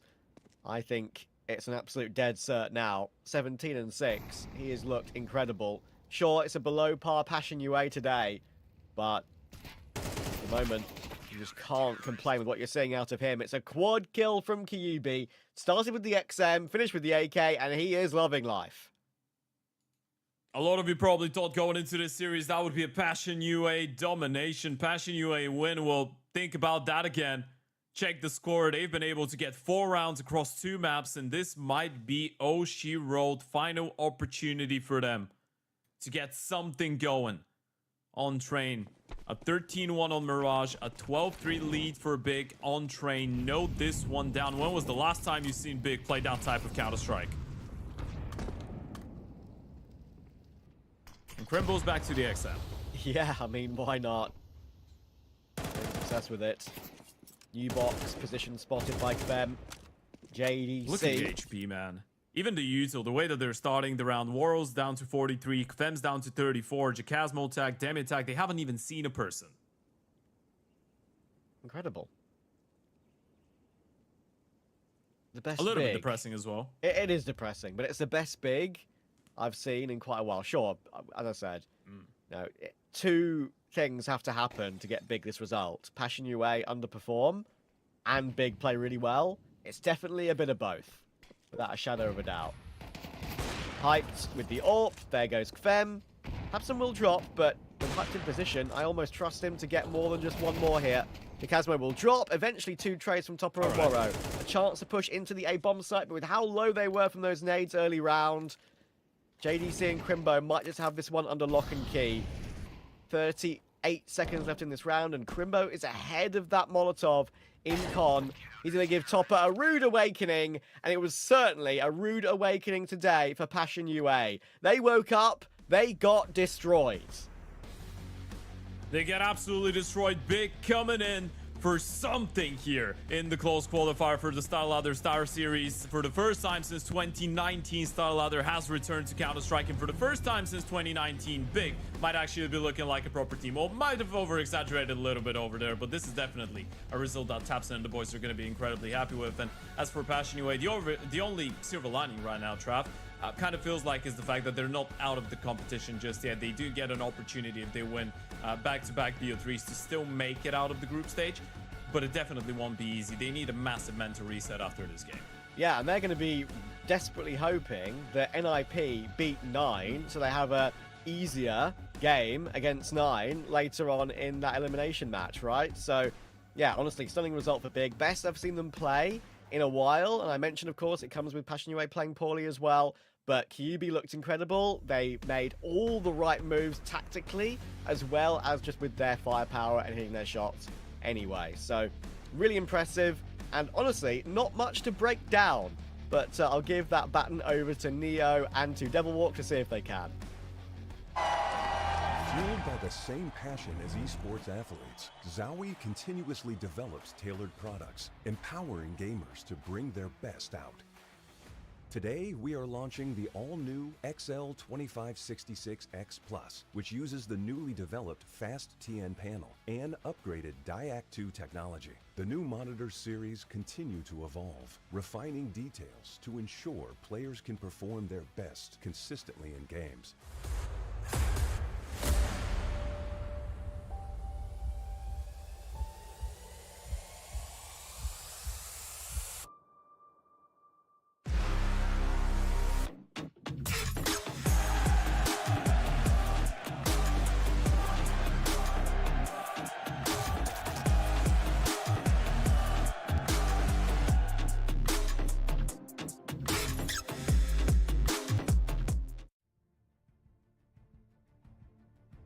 Welcome back in. We are going to try and break down this series. I mean, let's be frank, it's going to be pretty difficult.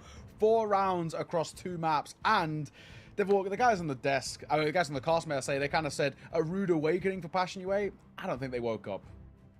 No, definitely not. I mean, Big was dominant. I mean, they started the second map in the worst case scenario for Passions, lost the pistol, Big converted. I kind of thought the game was over at that point, because it's really hard to kind of regain that mental once that happens. But credit to Big. I think they looked like a really, really strong team. I think they did the right moves. They were unpredictable. They, were patient. They took the timings they wanted and needed, gave space to Crimbo to kind of find those lurk frags. So there's a lot of positives going into Big side. And I think that's what you kind of have to highlight, because there's not much to talk about for Passions. I think they just need to... Yeah, they're probably going to have a heavy talk before their next official and see if they can regain something. But Big was impressive. I think they were really, really good in all departments. And Obviously, we didn't get the chance to see too much of their CT side because of that dominant T side, but they look good. Yeah, I mean, you say heavy talk. That official starts in 2 minutes, so it might be a heavy but quick talk before they get that one on the way. No rest for the wicked, I guess, in the online world of Counter-Strike. But yeah, you know, let's touch on Big, man. This side looked fantastic. Trav mentioned it multiple times throughout the cast. I think this is one of the best maps I've seen from QB since he's been in a big jersey. Way more confident, individually brilliant, mechanically. You could see that prowess was there as well. It was sick to see, especially considering it was a map in which JDC wasn't lights out, and granted he really wasn't required to be, because you saw how QB looked and how hyped looked, Crimbo as well at his moments, but it's good that we get individual performances as solid as that. Yeah, and I mean, seeing that pistol and Demq kind of missing that opportunity to give them that pistol, I felt like that's just a tilter in itself, and considering how important it was, it's just really hard to come back from that. Yeah.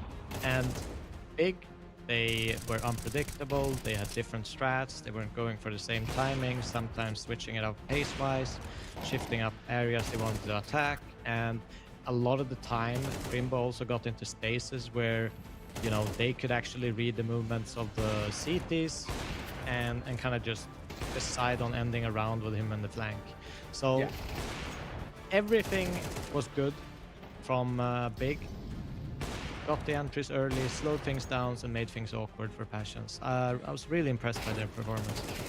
Yeah, I mean, running through some of these highlights as well, you can just see how confident are Big throughout this entire map. So many fights where they're just relying, if they want to, off individuals. The spacing's good that they can trade if need be, but so often they were able to get away with so many opening duels going in their favor, and some of that was not the same over towards that of Passion UA. And the issue with Passion UA on top of that is, even when they did get opening duels, numbers advantage, they weren't really able to capitalize on a lot of those situations. And I think that's what really hurts this side so much. Passion UA, it felt like they were in a mental rut. And like you mentioned, the second they lost that pistol, and especially in the fashion they lost that pistol, everything fell apart. So in the end as well, kills off the back of the last map, you know, as expected with a 13-3 performance, similar towards the stats at the end of map number 1. There's only really one team on here. Topper did get 9 kills, same as Waro to be fair, but QB 18, 17 for Hyped, and Crimbo 15. With all 3 of them playing as well as they did, there was never a competition.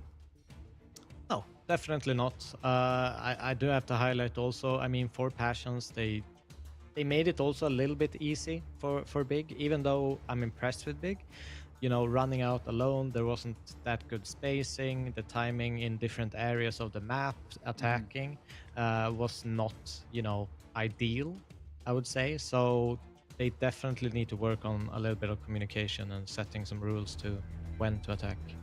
Yeah, I think you're absolutely right as well. KDR as well, similar things as you can expect. Everybody across the board for Big. And this is going to be a regular feature for all these stats. Only really one team present, which, you know, again, credit to them. They've just won a series while letting their opponent only get 4 rounds across it. That's incredible work. And for Big in this group, it puts them in a really important position where we already spoke about how NIP are probably considered the absolute favorites of this group, but it's top 2 from each group that get out. So if we're considering that NIP should be the ones to top it at the end, and of course there will be a winners match later on, you're probably looking for Big and saying, okay, not the end of the world. You know, you're in a spot where, generally speaking, you're okay, right? You've just got such a dominant win, and if it ever does come down to anything like a round differential or anything, you're chilling. I mean, if Big actually puts this kind of performance into the next game, they actually made this group a lot more interesting than it originally was. Yeah. Because I had initially thinking that Passions would face NIP in a sort of a top the group game, and now Big playing this way and not being that kind of, as we talked about in the pre-game, that they've been a little bit disappointing, they've been struggling for some results, coming into this and just dominating their opponent, which isn't, you know, a throwaway opponent at all. Yes. I think they have a chance of making that game very, very interesting. Yeah, I think you're absolutely right. I mean, it really does spice up this group a little bit. We thought that this one was kind of set in stone from the get-go just because of recent performances and form, but anything but now, you know, a bit of a spanner in the works thrown through Orb stats, as you can imagine. You know, credit to him, Waro actually did have a couple of moments, but there's only one guy, and it hyped 14 out of kills from 17 is, yeah, I mean, pretty impressive. And I think, you know, Big are in a spot now where a great win under their belt and a really good opportunity, especially if they can chain that momentum in towards their later game, which assumptions are that it's going to be NIP. If they can pull up an upset there as well, seeding-wise, heading in towards the play-ins, it puts them in a really, really good spot. They would love to finish top 4 in this qualifying and book themselves into an S-tier LAN.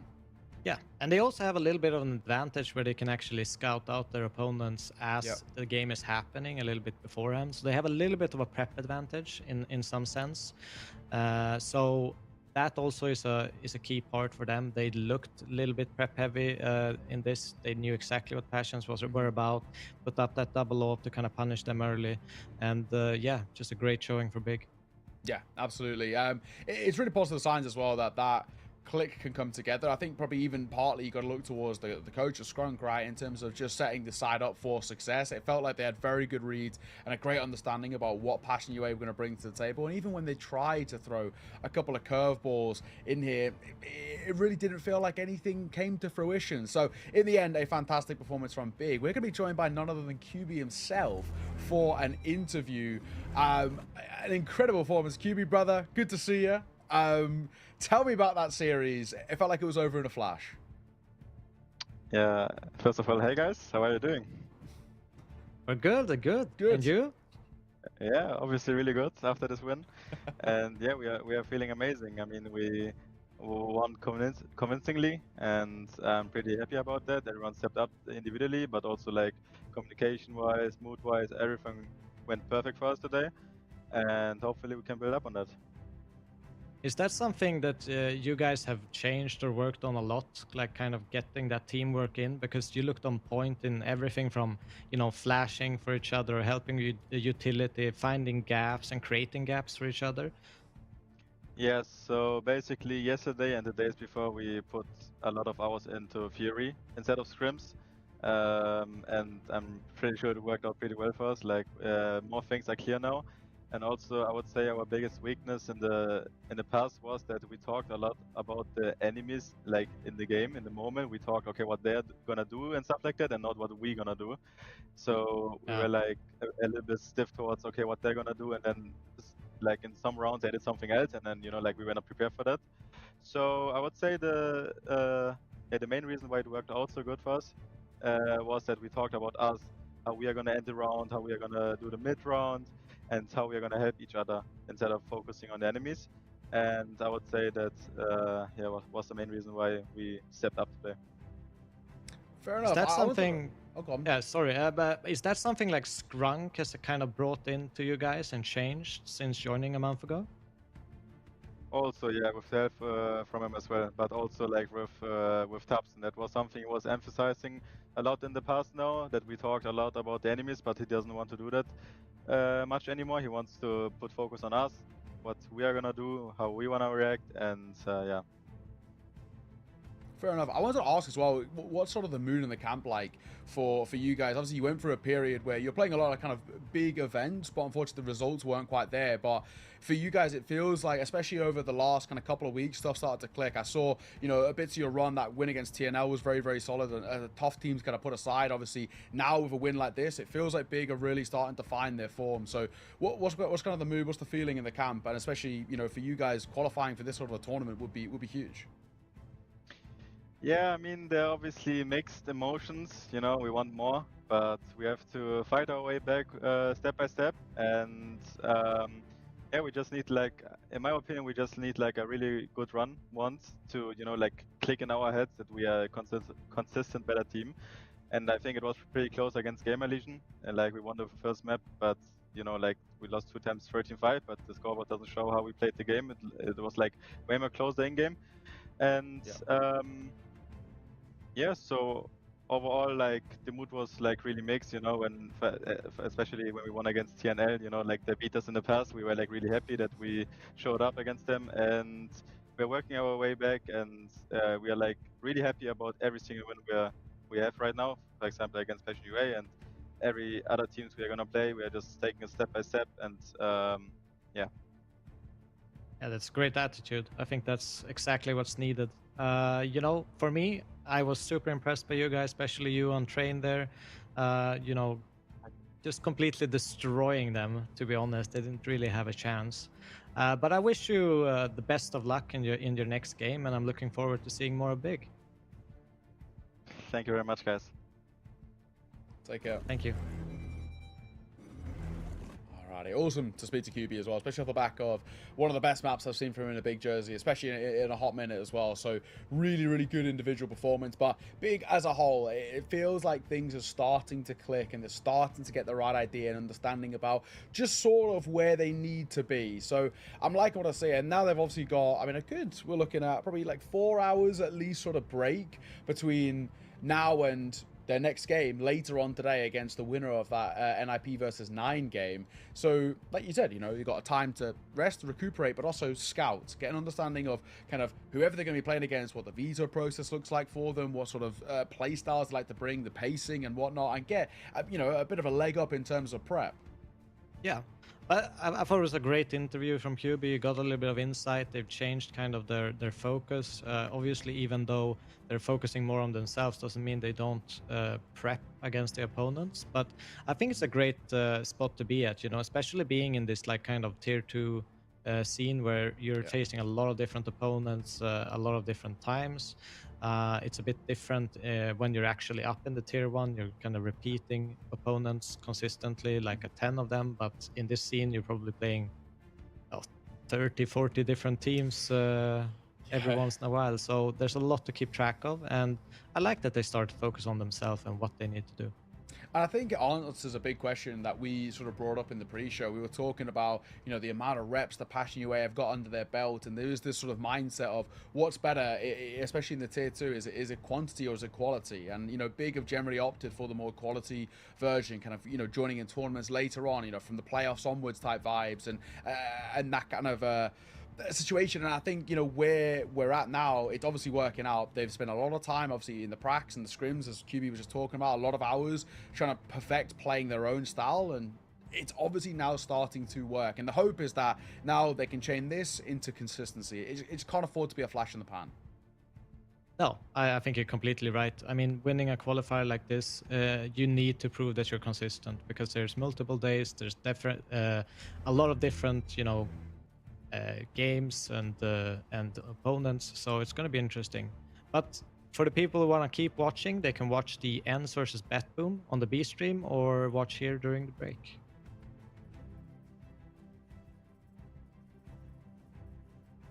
Okay, so you can go to the B stream essentially. Yeah, Bishu, Start Ladder 2 is where you can catch that one. I was just checking in now how that map number 1 went. It seems like that's also been a bit of a kind of a spicy game. You know, like I said, here you go. Kickstarter things over on Nuke is where that started. That was a 13-6 for Bet Boom. So kind of interesting. That was as it enters pick. And I was going to say, that's a map in which Ents have been trying to bring into the pool. So the fact that it was so one-sided is pretty interesting. That Mirage, of course, still on the way. But this is our bracket over in Group A. We've got, of course, Big, nice 2-0 out the gates. Passion UA only getting 4 rounds across the series, not good enough, so they'll drop in towards the lower bracket. And Big now wait in the wings to see who they will be facing later on in this Group A winners match. One of Ninjas in Pajamas or 9. There is about 45 minutes to an hour break until that game actually gets underway, so we've got a bit of time then. Yeah, you can definitely go into that B stream and enjoy some of that action. But yeah, I'm gonna be really, really hyped for this NIP 9. I want to see Kaspersky, I want to see Shush, I want to see Wrinkle with that kind of firepower. I'm really excited to see them. Yeah, and as we said as well, winners matchup later on at 60 EST for that one. Same with the Bishan. They've got a spicy game coming up after their one is finished, but that might be kind of delayed a little bit. That Mirage seems to be potentially going the distance somewhat. But Fnatic Power Vision, I also think that's a really, really interesting game. Those two sides are so difficult to predict in terms of what form we get, but that's the entirety of Group B. I mean, you know, there's no clear favorites or clear kind of, I guess, losers in this situation for that side. Hence why it is the group of death. And that makes it quite interesting. And Bet Boom, the fact that they're out the gates looking pretty good. So I'm just see how that kind of pans out. Currently as well, it looks like it's angling towards a map number 3 over there. Ents have just got 11-6 up on Mirage. So that potentially could be going that third. And that third is Ancient too, which is where we were meant to go. But of course, there was zero signs early doors that we were ever going to get there. Yeah, but I'm hoping for a third map, and I see Regon play a little bit now when we have a little bit of a break. Gotta support my old player, and yeah, looking forward to seeing him.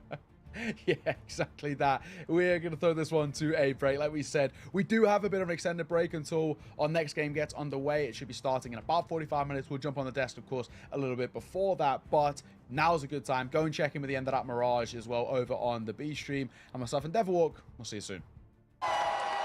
Fueled by the same passion as esports athletes, Zowie continuously develops tailored products, empowering gamers to bring their best out.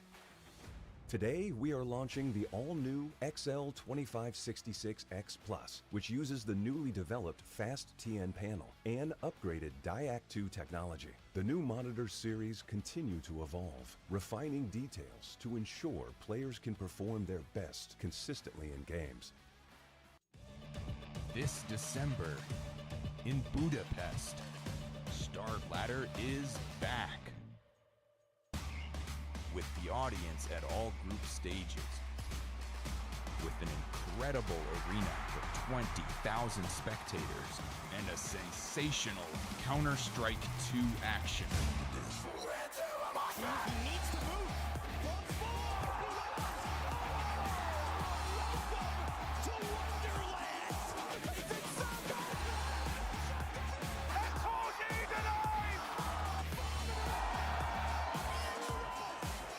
Join us at the Budapest Star Ladder Major.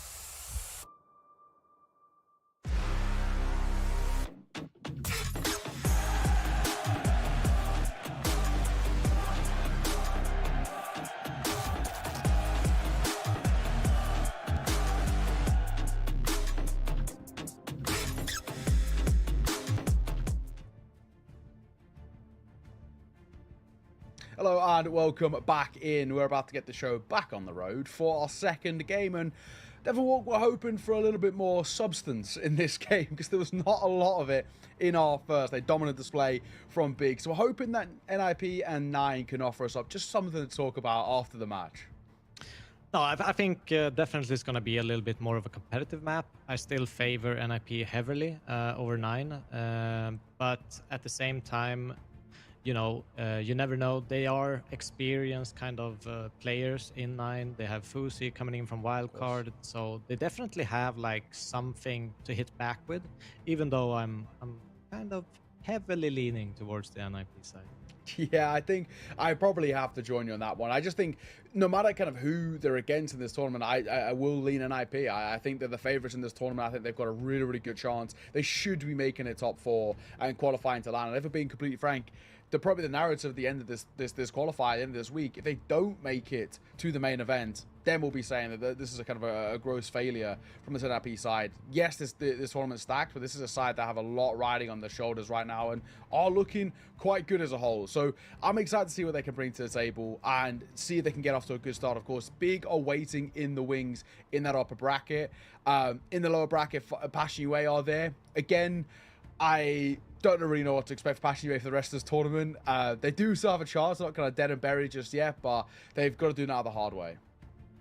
No, definitely. I mean, they have to shape up and they have to really have a talk with each other and start playing some good Counter-Strike, because what we saw was it was terrible, to be honest. Like there's no way to sugarcoat it. It was a terrible performance, and they kind of need to, get that caffeine in and start rolling, because the energy is what they need.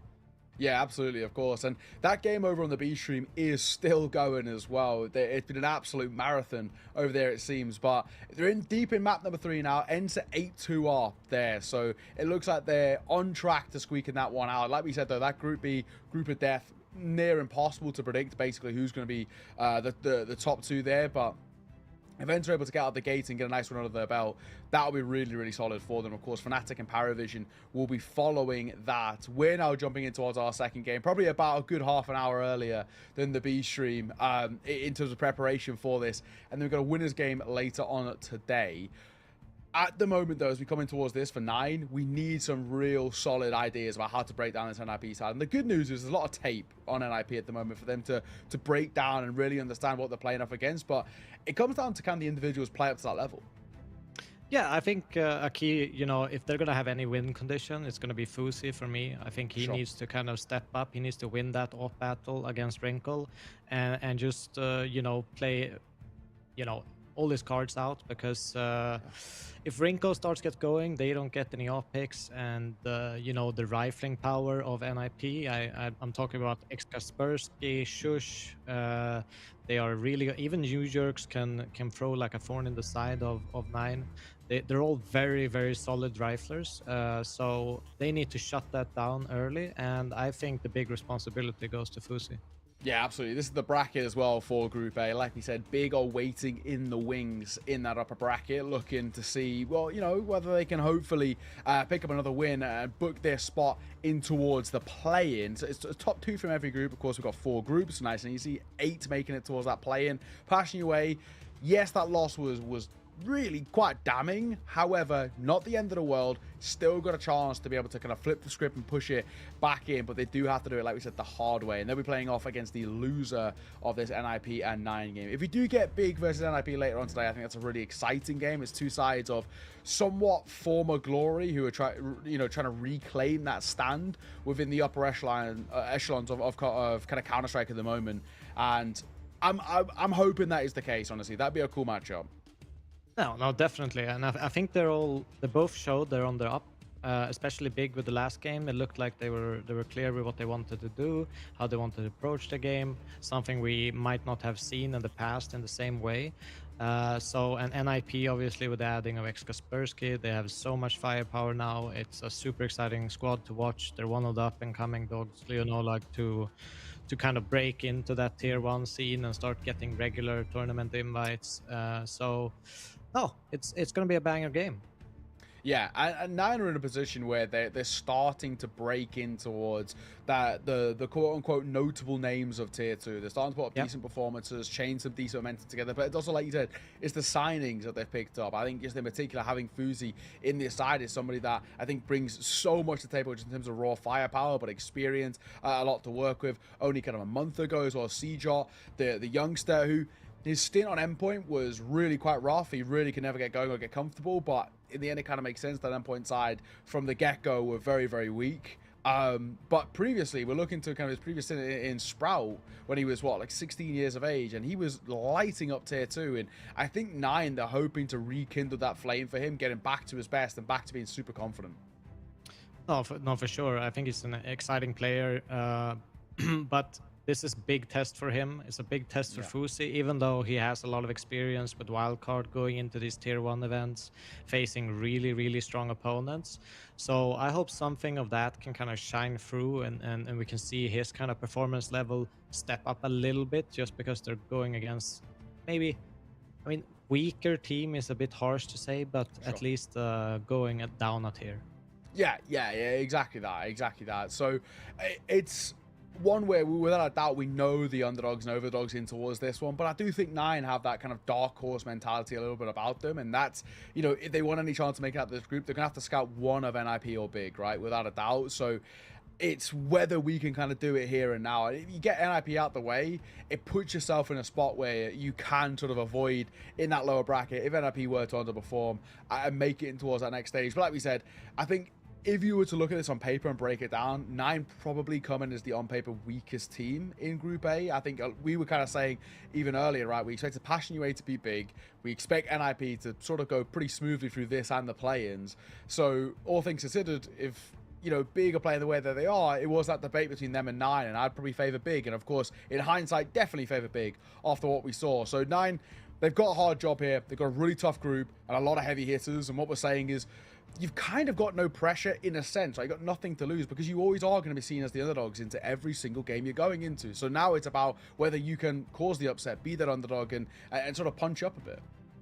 Oh, and it's always a favorable position to be in because, as you say, there's no pressure on you. Every round you win is kind of a victory in itself. And it's just about enjoying the game, not putting any pressure on yourself. And I'm sure they will. And, it's always much harder to be on the pressure side. You're expected to win, you're expected to do well. Sure. Something that probably have taunted Big a little bit with their new form of the lineup, that everyone expects them to kind of have a great showing, and things didn't work out so well, but now they're kind of regaining that form and confidence.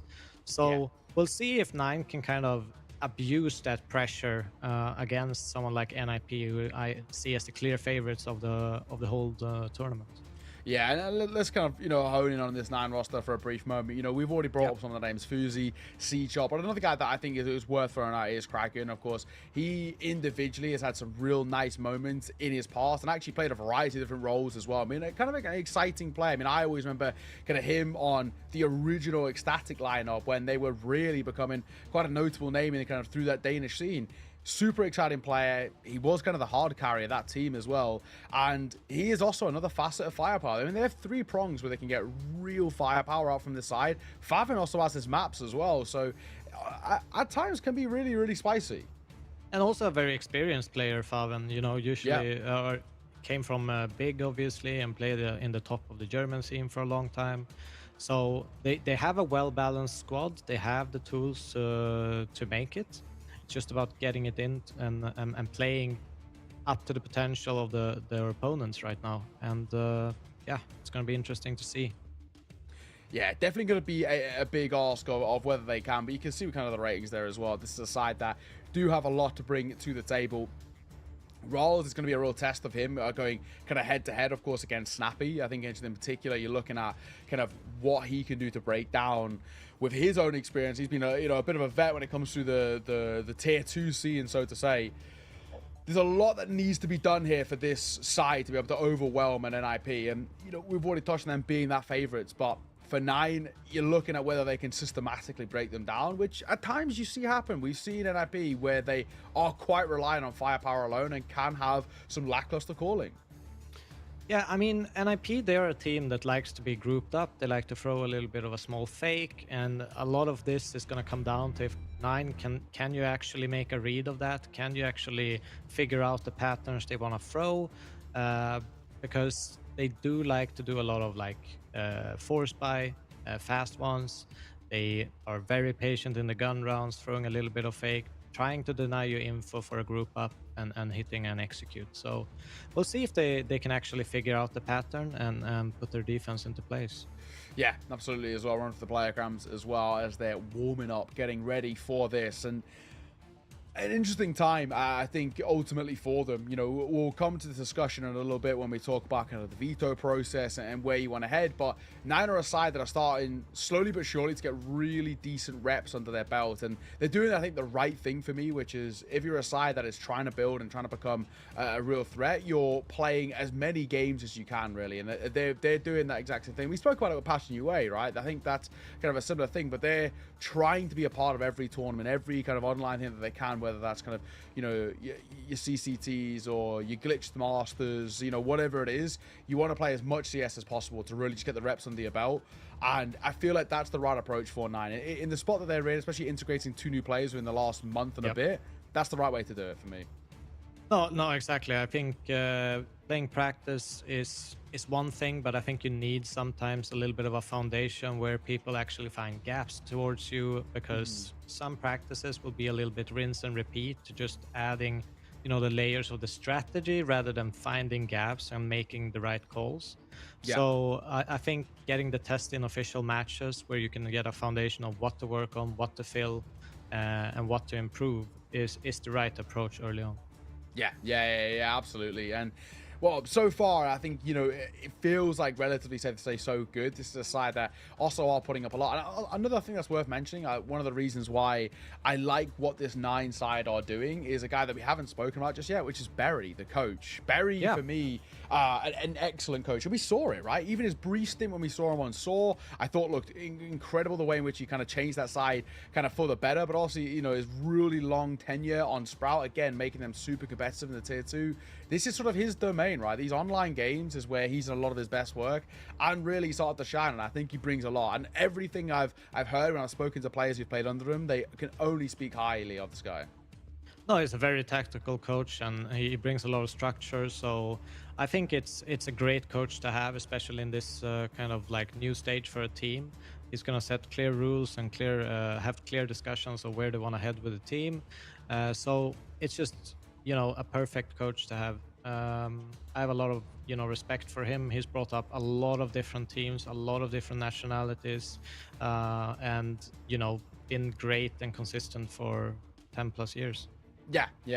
I think you're absolutely right as well. So the hope is that, if anybody's going to really cement this side to being really, really solid, Berry at the helm, he's got enough to be able to kind of pull the strings so these guys all slot into a kind of a comfortable space. And we're hoping that is exactly the case. If we can get somebody like a Fuzi really, really comfortable, he can go toe-to-toe with Wrinkle. As much as, Wrinkle has a high skill ceiling, so does Fuzi. We know this. And this is a guy who, I think there's probably also part of him who wants to prove that in a way, NIP made the wrong decision, of course, came from the Young Ninjas, you know, played for NIP in terms of the main team for kind of a somewhat brief stint. It was only like 4 months, I think, off the top of my head. So this is a guy who wants to prove that, yeah, you did make the wrong choice, and I can actually go toe-to-toe with you. And funny enough, his first ever team for Fuzi on HLTV was 9. That's where he started. So he's essentially come back home after a long journey here, there, and everywhere, going abroad. He was in Asia for a bit of Rare Atom, NA with Wildcard. He's now back home in EU, playing for the org in which he got his first start with. Yeah, real globetrotter. What was interesting, actually, seeing on the player cam, and we can see here on the maps, there's no Mirage here on this list. And there is a reason why there isn't a Mirage, and we saw on the player cam that they were in a Mirage game. And both teams, NIP and 9, both have Mirage as their out of veto, as I like to call it. So, yeah, something funky has been going on here. Yeah. You know, it feels like, you know, if we're warming up for warming up's sake, that feels wrong. So maybe something quite spicy could be happening. On the server here, on the Mirage. They're just waiting for things to start up. Maybe for us to quiet down a bit so they can get going. Yeah, exactly. And of course, we can still kind of as well start to move our discussion over towards NIP too. This is, of course, a side that, like we said, favorites heading in towards the tournament. And if we're being completely frank, there really isn't any weaknesses over towards the side. There's so much to like. You've got your aggressive riflers and Ujoke next to Spursky. You got Shush as your stabilizing factor, Snappy, a veteran IGL, and Wrinkle with an incredibly high skill ceiling as an AWPer. There's so much to like about this side, but in particular, Kaspersky's taken a lot of the limelight. No, he's been great, but I think the biggest factor here for them and what makes them such a solid team is that you have this kind of three-pronged party of people in very different roles, actually contributing and impacting on the server a lot. You have Wrinkle with the entering, you have Shush with kind of closing the rounds, you have Kaspersky entering, and Wrinkle obviously with the sniper. So yeah, there's a lot to like with how balanced the squad is, that their roles are great, they're all finding impact in their roles. So I think that is what speaks to me, like, yeah, they look like a real threat, even to the top tier teams. Yeah, absolutely. Vibes looking very good. Let's run in towards this veto as well. About a Mirage has not been banned yet, which is very interesting, and it's actually going to be picked by NIP. This is a map which is a permaban for both of these two.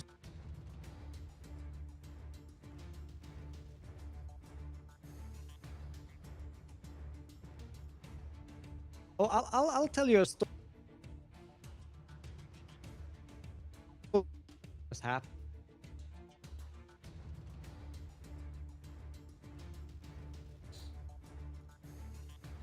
Okay, we are here. I'm ready to go, Ted. I can't wait for this. NIP versus 9. And yeah, I'm going to be really excited to see how it's going to go. Mirage, that's a stunning way to start. I mean, both permabans, Ted? What are we doing here? Yeah, we're kind of taking over Devil Walking Neo right now. That's because, in case you're wondering, they were attacked by an army of ninjas, and now they need to deal with all of them. So we're going to cover until they're done with the ninjas, and then they're going to come back. But presumably after map 1. Yeah, going back to the swing of things, myself and yourself, we were kind of losing our minds already in the background after we seen the veto. Mirage is a map that both those teams don't really play, right? Yeah. Mirage is a map that, if you want to go back in the history books, NAP... last time they played it was at the PGO Bucharest 2025 Europe Close Qualifier against Fnatic, and they lost it 3-13. In case you're wondering, that was on the 10th of March. For the organization of 9, the last time they played it was on the 7th of August, but not 2025, 2024, when the lineup still consisted of Sound, Misuta, Refresh, Mantu, and of course Rouse was here as well. But it's been quite a while since we've seen a Mirage in the veto. Now, I don't know how you feel about this one, Trav, but I actually like it for NIP. I feel like NIP now, especially with Kaspersky on the lineup, do have all the pieces to be a really good Mirage team, especially with Rinko and Shush. Let's not forget, Heroic was one of the best teams, if not the best team in the world. And Mirage was one of their best maps when Shush was on there. Yeah, absolutely. And I think it's genuinely the most likable and competitive edition of NIP we've seen for years, right? I mean, they finally ground out the smaller lands. the online events to get enough VRS points to get consistently invited to these sort of bigger qualifications and bigger events full stop. You know, PGL Stunners qualifiers and main event was definitely one of the biggest sources of that. They are in a weird state of being in no man's land in the ranking, like Snappy has described on Twitter. Too high ranked to get invited to tier 2 events, but too low to be in the tier 1 threshold. So more success in qualifiers like these will be huge. At a respectable Cologne, they beat Heroic and 3D Max to make stage 2. And their first event with the returning ex-Kaspersky as well. Like, you know, he's obviously a former academy member arriving on loan from ENGE. He was unbelievable. He has caught the eye of everyone. And without a doubt, the right decision for him. And he's seemingly thriving right now. Shush is also one of the most reliable pieces on the team. Was actually occasionally carrying NIP through some of their online matches. And even though he's not necessarily the player you would think would do so, that 100%, as Devilwalk said, one of the favourites to make it through this entire qualifier. Yeah, I feel like if you're NIP, you're going into an event like this one, you know there's a little bit of expectations towards you now, right? Because you're going out and Snappy saying that obviously the leaderboard is not really complimenting them and it's not really supporting them with how the VRS is working right now. Well, you get an awesome opportunity to qualify for the StarSeries Budapest 2025, and that would give you a lot of points, right? This is NIP being in a position where they kind of need to start winning, or they need to lose quite a lot so they can at least participate in tier 2 events consistently. Obviously, if you gave them the choice, they'd have to they'd pick to start winning games a lot more, but they have been playing some good Counter-Strike lately, right? You're looking at after the season, after Kaspersky arrived, making it out of the group stage or stage 1 of Cologne after beating Heroic and 3D Max, beating Heroic again in the main event, dropping series only to Navi and Aurora, and we all remember that they were quite close to actually taking Navi down.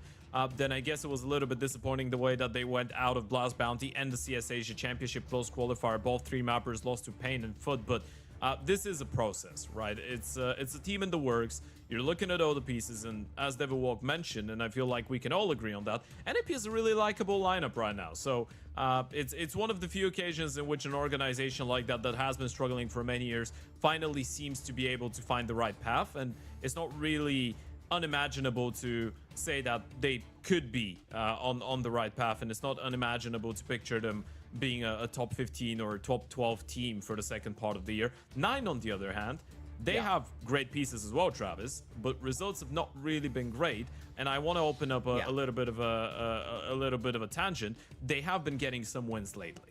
Yeah, it's going to be an interesting one with 9 because they do have some great pieces. I mean, Ralls played a lot with Sejot on Sprout a few years back. You got the Berry connection there as well, Ted. I'm happy to see them all back together. Adding Fuzi to the mix as the Orpa is a great pick after we've done Dirty by Wildcard.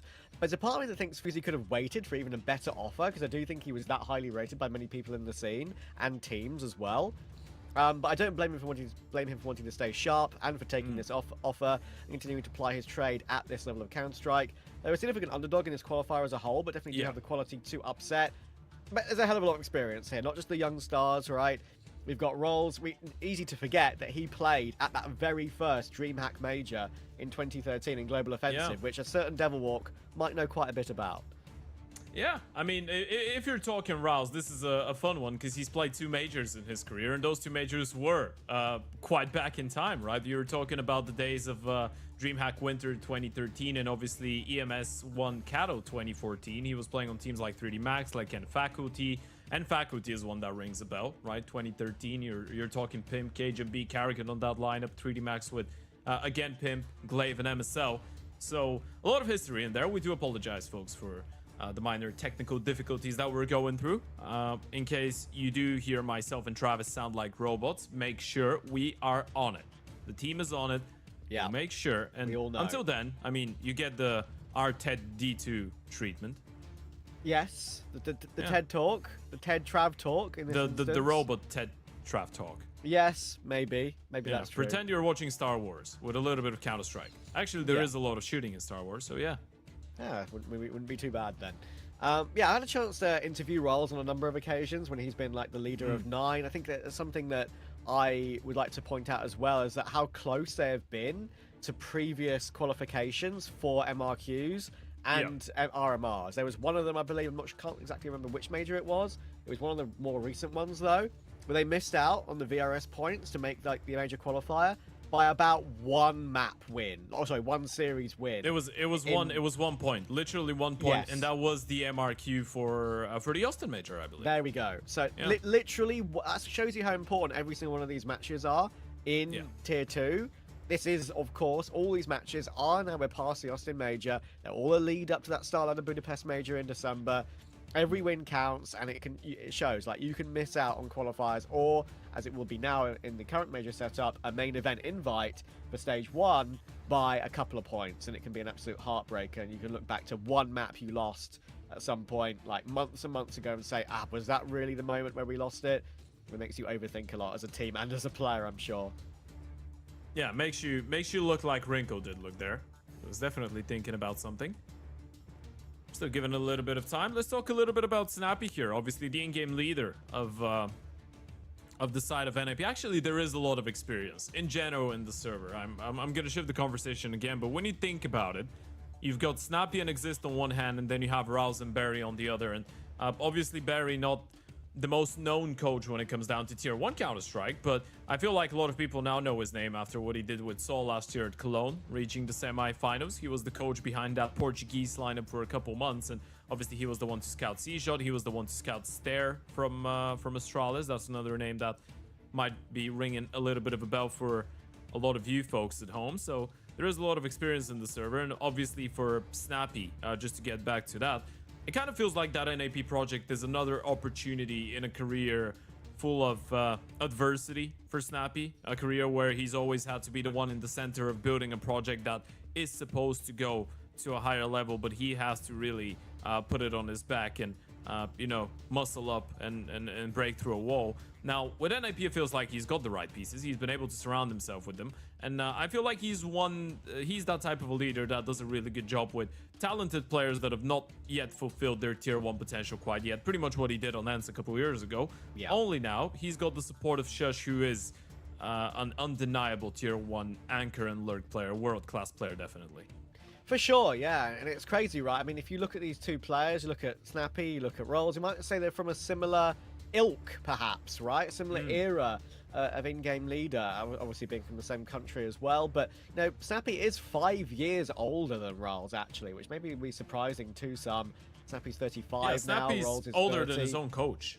Yeah, which is crazy, right? I mean... And his coaches exist. His coach is not a 22-year-old, yeah. Yeah, it is quite crazy. I mean, Snappy still... I wouldn't say, like, he's reached that stage as an individual either, where it's, like, a liability, I would say, either. Like, I don't think you can really put on his firepower as an issue for this NIP team. Like, they are really making an upward trajectory in recent times, and that's what I'm very happy to see. Great pieces, really entertaining to watch as well. And that return for ex-Kaspersky to the organization has given them, like, kind of rejuvenated all of them, it feels like. And his talent is brilliant to watch. You know what's the thing? I was having a bit of a conversation about this one with a couple friends, and I was thinking about that a little bit. Ex-Kaspersky is that type of a player that adds that freedom to have other aggressive pieces that are aggro players but don't want to be the stars to actually be more comfortable in the server, right? It enables guys like Ujerx, for example, because then you're looking at the previous iteration of NIP. Ujerx had to be the #1 carry, rifle-wise, right? But then you're thinking about Saw, and you're saying, well, is Ujerx really that type of a guy? Is he supposed to be playing all the star positions? Well, it doesn't really feel like it, does it? Ujerx is an aggressive player. He needs his freedom.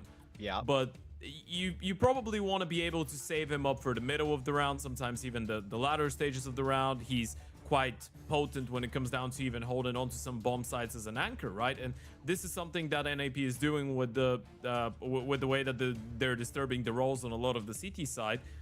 Is Ujerx being capable of sometimes holding his own as an anchor, enables Snappy to get some more comfortable positions for himself as an in-game leader on the CT side, which when you put yourself in the middle of the map, it's a lot easier to manage the people around you, right? Obviously, Kaspersky is going to get all the star spots. Obviously, he's going to get set up on the T side to go in first. But I feel like the presence of Kaspersky enables Ujerx to be a little bit more calm and be more comfortable within the system, right? Because that's all lineup a couple months ago, or now a year ago, I guess.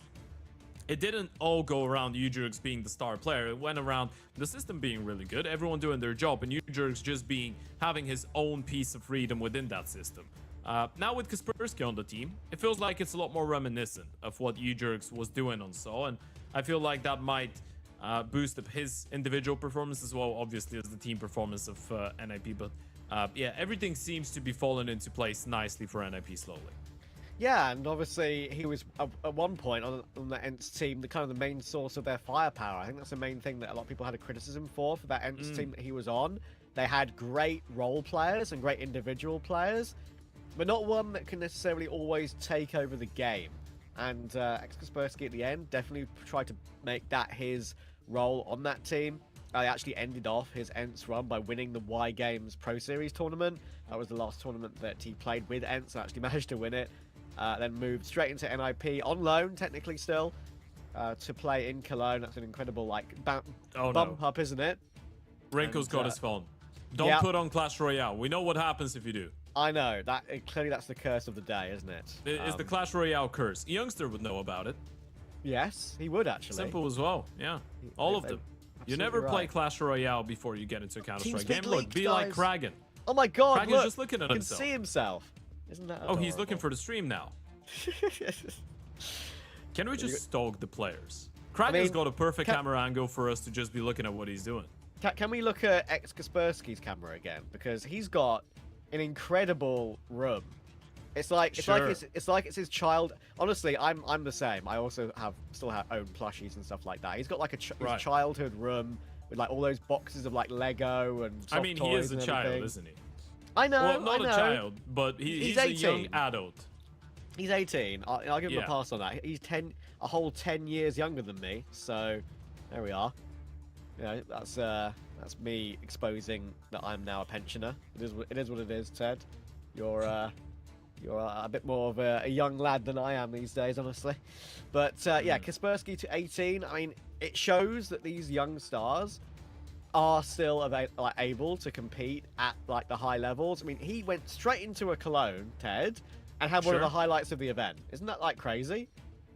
I feel like it is easy to look at a couple highlights and be carried over. I think the more impressive thing, especially personally for me, as we take a look at all the plushies in the background, he loves dogs apparently, and he's got the Star Wars toys, by the way. That was a good reference. But the most impressive part about the way that a lot of those young players are developing nowadays, I'd say for me, is not the fact that they're individually skilled. Because I think even 10 years ago, when you look at guys like Robs, for example, who was the prime example of someone coming out of FPL straight into Pro Counter-Strike, the impressive part was not the fact that those guys are going to be individually skilled. The impressive part is how quickly they're going and moving up the ranks, right? If you want to look at Kaspersky, he had 5 best of 3s on HLTV prior to joining the Young Ninjas last year, right? Yep. He was playing with teams like PG Turo. He was playing with a couple other Polish mixes. He goes into Young Ninjas in April of 2024. 1 year later, he finds himself in NIP playing Cologne, right? You're looking at someone like Zwei, for example, is a good example from Team Spirit. 1 year ago, he got picked up by Nemiga after not having a lot of HLTV officials either. Now he's lifted a Cologne trophy. So it really feels like talents are developing a lot quicker nowadays. But that being said, though, folks, unfortunately, the technical maintenance is not being corrected that quickly, so we will have to take a little bit of a break. But make sure you're not going anywhere. Make sure you go and get a drink refill, get yourselves a nice afternoon coffee, maybe a snack or whatever, and come right back to the PC, because we will be appearing back on your screens shortly, as soon as those technical issues get resolved.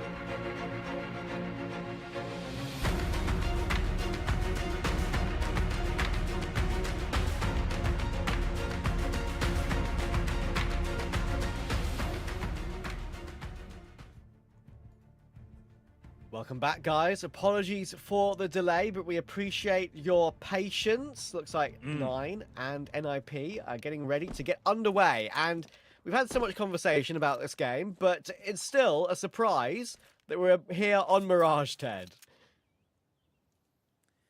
Yeah, first time we're looking at both those lineups in those current iterations playing on Mirage. We already pointed out NIP have not played this map since, and I think we're not live yet, Trav. I think we're still cursed. Yeah, there's something going on. We've lost few jerks, boys. No. Someone Come turn on back. the alarm. We're looking for a Portuguese. Oh no, we're looking for a Pole now. Oh no, it was actually Kaspersky to murder Shush in cold blood. How dare he? How dare he? How Do dare you remember, he? do you remember years ago, Ted? It was, I think it was Cologne 2016. Elige Sure. killed 2 of his teammates on Cash in Right. A main. And Okay. I don't think anyone told, like, I think it was Bardolph and DDK back then casting that game. I don't think Okay. anyone told the two of them that the game wasn't live. And they were like, wait, why has Elige just killed 2 of his teammates? And it was one of the classic moments that I remember from CS history that I kind of when I Why was is he first getting influenced into by watching by Pro power? CS as well. Yeah, well, Yeah. I mean, lots of things might be influenced from that. But yeah, that was one of my first sort of like core memories of watching Pro Counter-Strike. So Absolutely. yeah. You know what we can do, by the way, in the meantime, Trav? We can have a bit of a history lesson. Because obviously, the reason we're gathering up here today, and this is not a wedding, ladies and gentlemen, Yeah. is a reunion. Because StarLadder has been away for quite a while, right? 6 years to be exact. There's a lot of memories around StarLadder events. So relax. Pretend this is a Counter-Strike ASMR right now. Relax in your chair and just listen to the history. The last time a StarLadder event took place was the StarLadder StarSeries I-League CSGO Season 8 in 2019. So just for you to realize how long ago that was, the champion of this tournament was Evo Geniuses with Breeze, Cirque, Ethan, Tarek, Stanislaw. And in the final they beat Fnatic that at the time still had JW, Brolin, Flusha, Golden, Crims, obviously, still here. That's that long ago that Forrest was still on NIP, Jame, Kickard, Buster, Sanji, Adren, they were still on a Vanguard, not even VP yet. Yeah. Kenny S, Jackson, Amanek were still playing on G2. Taco was playing with Fern Fallen on MIBR. North existed. Yeah, that was the thing. KRB, AZ, Gate, Yugi, Cajun B, the good old times. Simple and Guardian were teammates on Navi. Alex was the in-game leader for Vitality. It's been a long, long time. And we can keep it going with some NAP history as well, Trav. Interested to hear a little bit about that? Go on. Is it the NIP team from that tournament by any chance? No. It's NAP's history in StarLadder events. Ah. Ninja Sim Pajamas as an organization have played 11. This is their 12th StarLadder event. And they've won 2 of them. The first one was the StarLadder Season 2 finals in 2016. Well, that's actually the second, but the most recent. Where they beat G2 in the grand final. That was the French G2, and Forrest was the MVP. The previous one, which is the first one in CSGO that they won, was the StarLadder TV Star Series 6 finals in 2013 when Get Right was the MVP. That was the legendary NIP lineup that had that amazing streak of 87 consecutive maps. And in the grand final, they beat Navi, which at the time consisted of Edward, Starix, Zeus, Markilov, and CEH9, Ukrainian legend. Also, something interesting about that time, that was actually the times when Devilwalk was still rocking in the server. And he was probably still good at the game. Wow, you had to get that dig in, didn't you? you couldn't resist yourself. But yeah, honestly, I mean, it's fine. I've never been good at the game, so it's fine. Yeah, I mean, the history is pretty crazy. And I do remember watching some of those Star Series events and thinking NIP play so one of them. I think, am I right in saying one of them was like the one that, did you tell me, just say there, one of them was the one where Michael Ellie was on the team? Is that right? Did they win a Star Series with Michael Lele? Was it one of those like stand-in ones that they won with Michael Lele, or was that a dream? You know what? This is a great question. I'm not necessarily sure about this. Because I know they won a LAN with Michael Lele, and he was standing in at the time because they moved on. I don't know which AWP they moved on from. I don't think it was Aloe. I think it was too far back. But maybe Devilwalk knows. Maybe if he can hear me, he can pop a message in the Discord. Remember which Star Series or tournament it actually was for NIP. But yeah, another thing about history, Ted, right? Snappy was on Heroic, by the way, in that last Star Series events. They actually did win the Season 2 finals in 2016 with Mike Lele on the line. Okay, so I remembered it well. Okay. My brain is... There's still something in there, guys. I've still got something. The memory is still intact. But yeah, I mean, a couple of the players I think are quite fun to point out from that previous StarSeries event we played as well, all those years ago. Demal was on Imperial. He's now doing great things, of course, with Legacy. And the player we're looking at the server right now, I mean, Snappy was on Heroic. He was playing with Estertag, Stown, Borup, and Cadian. And it's kind of funny that after all these years, when you look back at these old rosters, you see multiple in-game leaders playing with each other before they transitioned into in-game leaders, right? Sure. If you look at DreamHack 2013 and that roster that Rals was on, right? The famous one that I just mentioned to you that he played all that time ago. I mean, he was on a team with Carrigan, Pimp, Glaive, and Cajun B. I mean, two of the best in-game leaders ever in Counter-Strike history, Carrigan and Glaive, on the same team with Oh, Rals, I thought you meant Cajun. Did Cajun actually ever in-game lead for North? No, I don't think so. I was just taking the piss, yeah. Okay, fair enough. Yeah. At least Snappy's having a good time and having a little grin about things. He knows it's unfortunate. This is a player issue, by the way. That's what we're waiting for to figure out. We saw a couple of disconnects, right, to try and get them back into the server. It is these technical gremlins that can plague a tournament when it comes back after a long time, of course. So we apologize, but we are trying our damnedest right now. And we're giving you a bit of a history, Sej, though, so that's nice. I mean, why not, right? It's our passion. Yeah. We're paid to talk about the game, so... On the Devil Walk side of things, he actually has played a couple StarLadder events in his career, in his time. Okay. What if he remembers? Yeah, he's played a lot of events, but he's played a couple StarLadder events, a lot of qualifiers actually, and some main events as well. Unfortunately, never won one, but you know, he's won a major, so it's fine. Yeah, you're immortalized in history forever, so it's all good. Let's talk about being immortalized in history. See, Kraken's got the little PGL major emblem behind him there. Sure. So just to give him a bit of a taste of some old pain, because that's what friends are for, right? And colleagues especially. I was having a look earlier today at the StarLadder StarSeries 7 finals, which took place in 2013 in Kiev in Ukraine. Obviously, Very Games won that one with Smith, Shocks, Existence, Scream, and BK. Back then, our good friend and colleague Devilwalk was on Fnatic, and he did get eliminated by NIP in the lower final. I mean, back then, it was kind of those two. Maybe a bit of Very Games, maybe a little bit of other scenes creeping in. But it was kind of those three teams that always were competing in the deep stage of those events in 2013. Yeah. Shocking thing was Modi was on that lineup. I was a little bit surprised to remember. It was Flusha, Schneider, JW, Devilwalk, and Modi. Yeah. I wonder what happened with Modi. I haven't seen anything out of him. Maybe Modi will be on one of those. Oh, we're in. You know what? I'll come back to that point later. And I'm holding my breath because we've been baited before, but I'm excited. And just a reminder for everyone watching at home, firstly, we appreciate your patience. Thank you so much for sticking with us. But secondly, this is a permaban for both these two teams. 9 vs NIP is underway on Mirage, and U-Jerks will kick it off. T-Pop's coming in. Faven towards the back of the bomb side. Unfortunately, just good for the one frag, and U-Jerks notoriously really good with the pistols, always has been. Getting a double kill out of it. Bomb going down. No kit for the CTs though, Trav. So, fair to say, not going to be an easy retake all in all for 9. Yeah, pretty impossible it feels. If there's any round that can be retaken, it can be a pistol round when there's not as much utility to block them off on the T side. But with that pick coming through, it's a third from U-Jerks.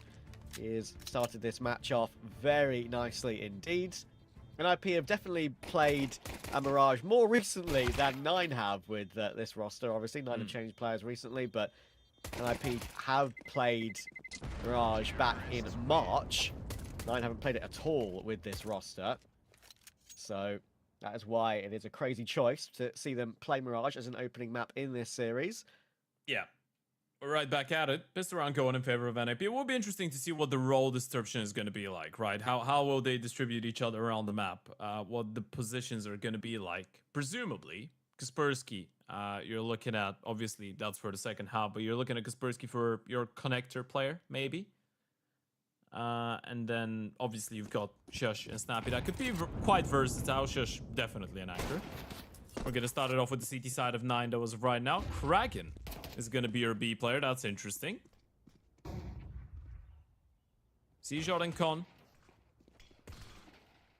And then you've got Rouse and Faven as of right now on the A bomb side. One of them will be the short player, most likely, starting the next round. Yeah, just stacking things up a little bit on this, forced by Sedja on the FAMAS. Uzi, that scout, I've seen do some dastardly things.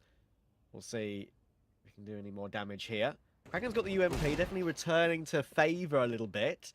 That UMP since the nerf to the MP9. Rolls will push through and hit a lovely 1D on Shush. And here comes that scout. Ujuk's tagged up, but Casper will make sure that Fuzi is gone. Having his under Balk, not cleared by Snappy, but now they know and they can group up and deal with him together. That's exactly what they do. Important trade kill. The bomb can now be retrieved by Ujuk, but Rolls gone all the way around to Palace. That was the opportunity, and Wrinkle keeps a closer eye on it for good reason. Absolutely massive. Kraken. Smoke's going to start fading any moment now. There's going to be so many sets of eyes on him, though. Able to get the first one on the ump, and Ujurks is low on HP, so let's not ride the Dane out of this one yet. AK upgrade might give him something to work with, but it also would be a lovely weapon to keep for the next round, knowing it'll be the only thing you will have to work with in that next round. I think that's what he's going to do. They keep hold of it. If he can, though, and he can't. Ujurks had a non-stop start to this game. Yeah, I think a little bit frustrating here for Kraken as well. You're coming in on that rotation, you're able to get a kill, but no fights offered to you. It did look a little bit claustrophobic there for a second on the side of NIP. The moment that you lose that one player in towards the ramp, and then you're all coming in from connector. A couple fights breaking through the scout landing and tag, so there was a handful of ways that this could have gone horribly wrong. Thankfully, as you pointed out, Ujurks has been incredibly sharp so far. 5-0 start for him. Yep. And he needed to be as well in that round, even on the low HP, getting 2 final kills to close it off. Now back down to the full eco for 9. Although we do have this eco in front of our eyes as well. Just a quick mention on Sedjot. He was actually a player. Let's see if this goes fine first, because he did get the opening tick. Bit whiffy. I think we're okay. We are okay. Sedjot had a great sort of burst into the scene when he was on Sprout. I definitely think he's one of the best players on that team. Then he had his stint in Endpoint. That didn't really go as well for him. He was struggling a little bit to kind of get accustomed to the roles in that team. He was definitely still talented and definitely still very young, right? Which is the main thing. Could definitely be molded by a different player and a different in-game leader. Saw was definitely not the place where I expected him to go alongside Azuru. That didn't work and immediately got cut short pretty much, I guess, faster than he would have wanted. But now he's back on 9. It's a good tier 2 roster to play in these qualifiers and continue to learn as a young player. Especially under roles again, Ted. I think it's a good home for him. Yeah. It's not necessarily true that every single well-shooting youngster could be taught to play every single role in the game, right? Sometimes you just need to put those kids where they're comfortable. And for C-Shot, that's being in the eye of the storm, so to speak. Being in the middle of the action. Reuniting with the coach that scouted him initially, in Barry, one of the most praised coaches for his scouting abilities in Tier 2 Counter-Strike. So we're expecting good stuff coming out of C-Shot. And in his defense, I will say in Endpoint, he was changing his spots. Well, not him, but his spots got changed every now and then.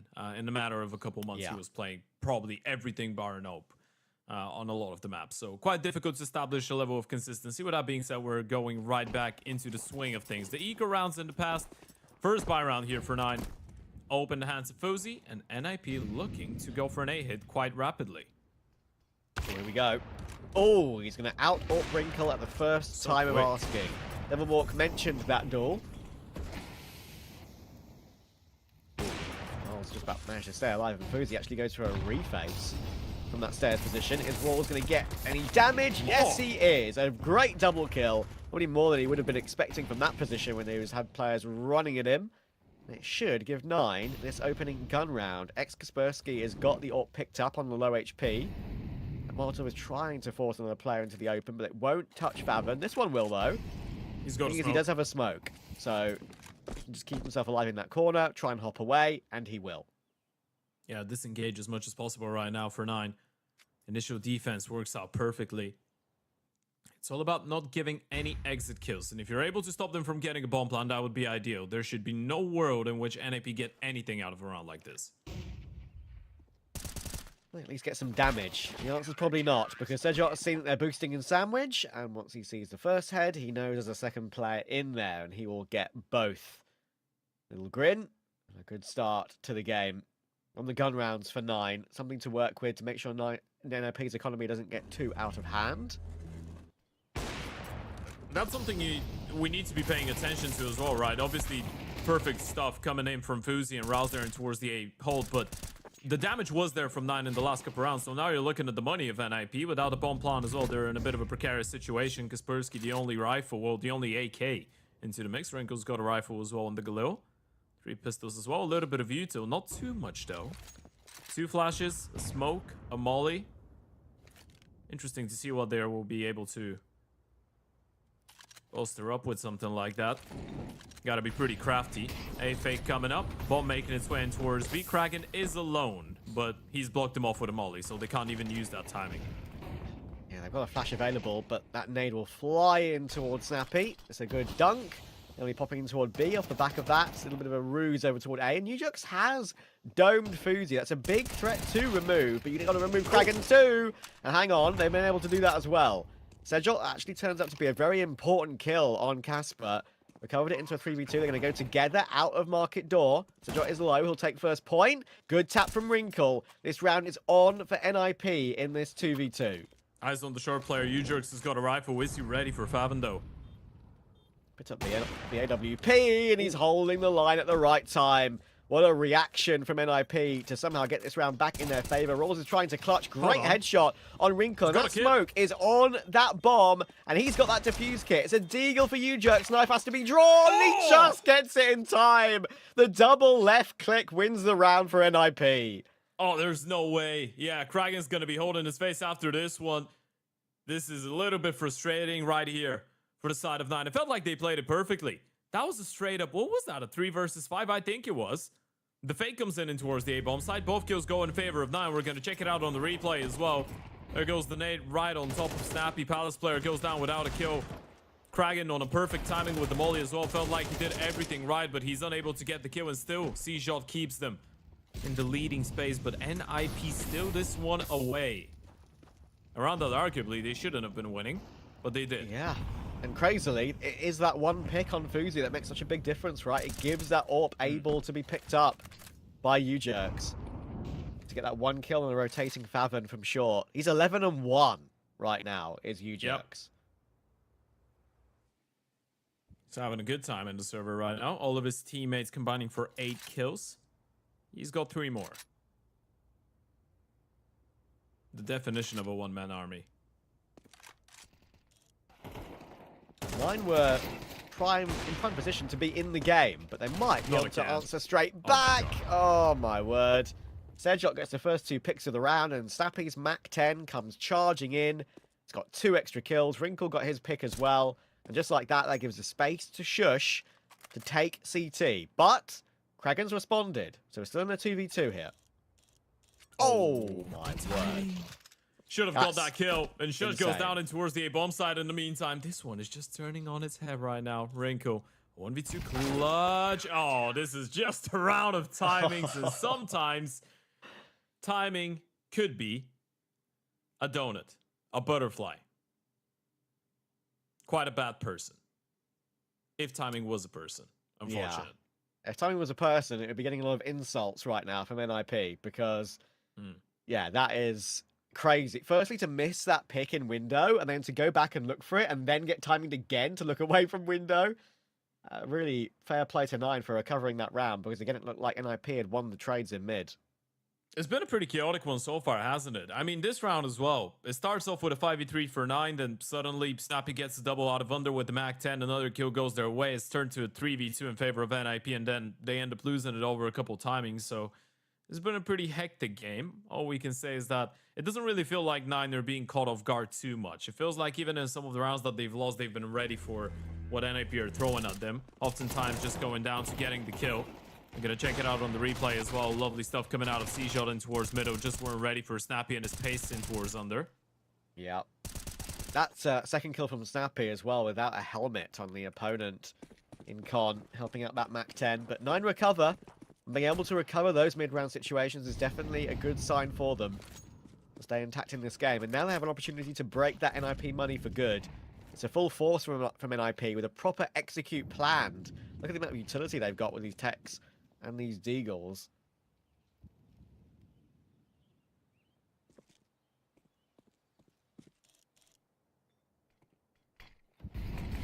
Here we go. We're going to be popping our way in. CT smoke is up. Roll's playing default. Could get overwhelmed here. Can he get multiple? The answer's no. And Shush has gotten 2 with that Tech 9. 3v3. Snappy now has deep jungle control, which gives him a chance to hold off these rotations. Difficult post plant. Gotta get the bomb down. You gotta fight Kragan here. What a headshot. Shush is doing it all in this round. Down to Favin and Fuzi, and there might be a kit on both of them, but they might have to commit to a smoke defuse all over again. One can be used to cross the close CT set of triple, but look at Wrinkle putting himself on the triple box itself and catching Favin off guard. Now what has Fuzi got? That kit is available. Tap on the bomb, trying to lure them out. It was a hold last time, so they're going to feel nervy and they're going to continue to spray this smoke. But Fuzi wasn't on it. Now the Tech 9's drawn, and he's just off of it. The round's done. Fuzi's trying to get away. It's very, very goofy. But I think he's going to go down. And Shush will win the round with 3 kills and via the bomb explosion.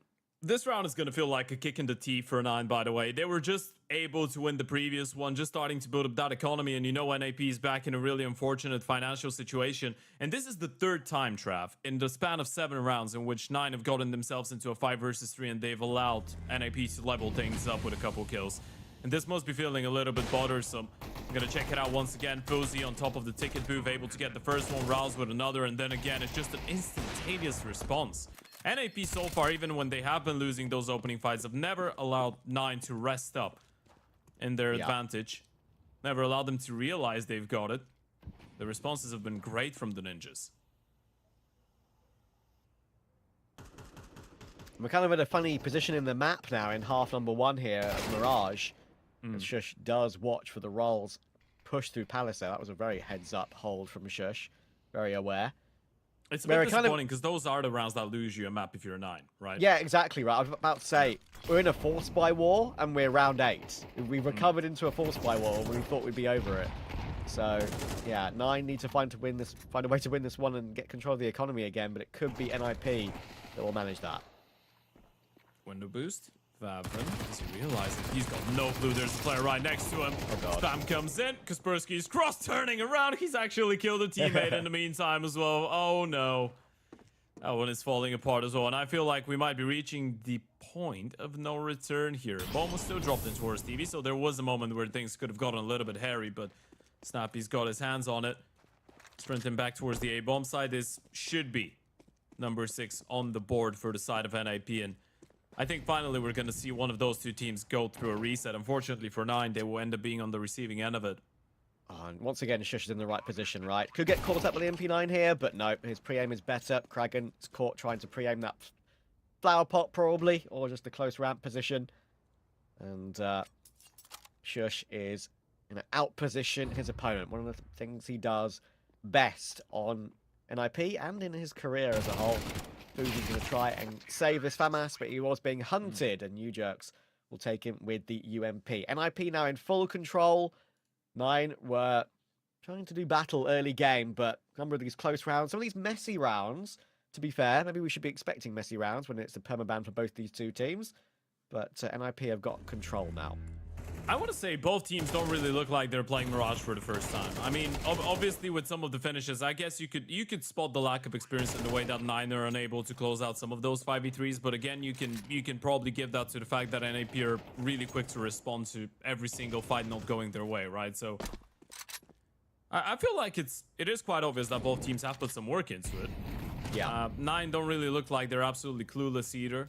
We did see a couple nice setup, so we're not counting that moment from Kragan. He just had a special one, but it's just the pistol, so it doesn't really make that big of a difference. But 9 had a couple cool setups with 3-4 people in towards middle and towards the A-bomb side on buy rounds. Kragan's reactions in towards B more often than not have been quite accurate and adequate. That's a lot of damage. Kaspersky needs a little bit of help. Not going to get it. He will go down eventually, but Snappy's here. And the flying Mac 10 gets a final 2 kills. Good money for NIP. That doesn't really even matter anymore, to be fair.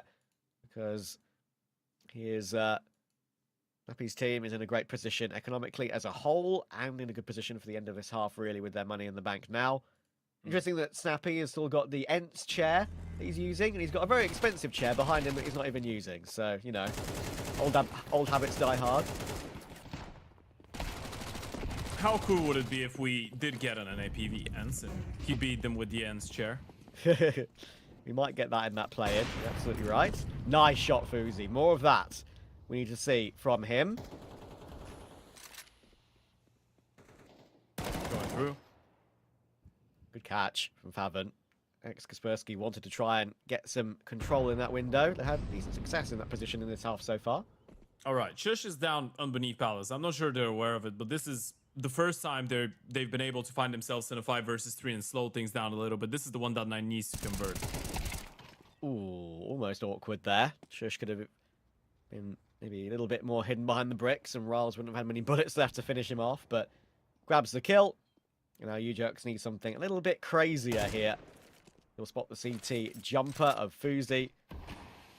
They actually have got good util here, so NIP, so they could try and get some damage done. And honestly, every kill they do find, even though we're late into the half here, it would be impactful. So they kill 4 players somehow in this round, and 9 would have a bit of a rough bite, even if they won it.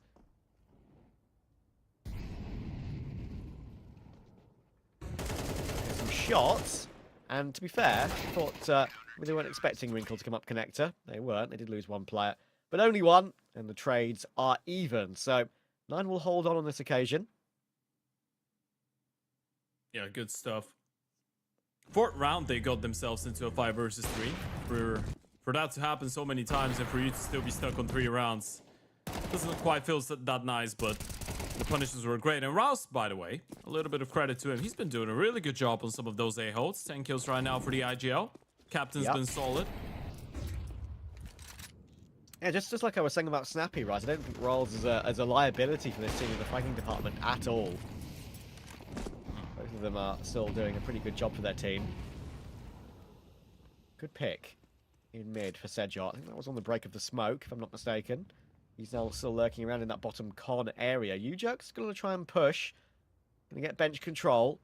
Garm still holding top mid right now with 1 player in Shush, looking to rotate round to Palace for a late round lurk, as he so often will.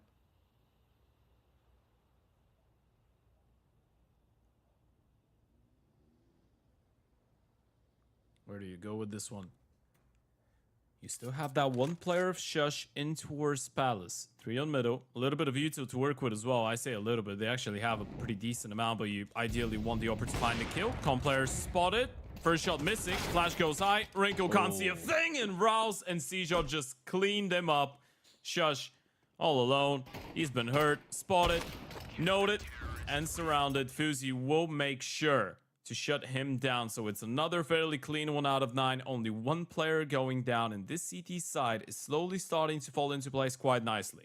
One of these games, Ted, that, you know, looked very, very comfortable for NIP at 7-2. They'd won the economy battle. And suddenly, 7-2s can turn into a 7-5 half at the click of a finger, and it feels very much like game on. Yeah, that's why we were talking about 9 getting the opening kills in a lot of the rounds, right? Because they were losing, but that was more the conversion part of it all. It doesn't feel like, and I'm going to say that again, it didn't feel like even at the start 9 were slacking idea-wise, right? It felt like they had pretty decent plans at the start of each round. It felt like they were quite ready for what NIP are throwing at them, so finally getting to win a couple rounds. We're going to check out a replay. Good flash from the B players for that under peak. Actually, 5 alive, let me correct myself. They didn't lose a single player under those circumstances, but that has been a bit of a reoccurring topic with 9, right? Just playing really logical by-the-book Counter-Strike, correct CS, but still ended up losing a lot of the games. Yep. And for the final round of the half for NIP, the buy is a bit rough around the edges. Galil, AK, Mac 10, double Tech 9. Going to go for a faster play in toward B. Faven playing under the window. Good position to at least get 1. Can he get more? His Fuzi's already dropped. It's a good peek from Wrinkle. Using the corner of that window to get 1 pick onto Faven. But there's Sejot. He's managed to find 2. And these are all down to Wrinkle, who has to leap his way into the site. to his demise. So 9 do get 5 on CT. They are in this game. Yeah, absolutely are. This is the map pick of NIP, obviously, and 7 rounds on the T side doesn't really look like a bad number, but a couple nice holds coming in.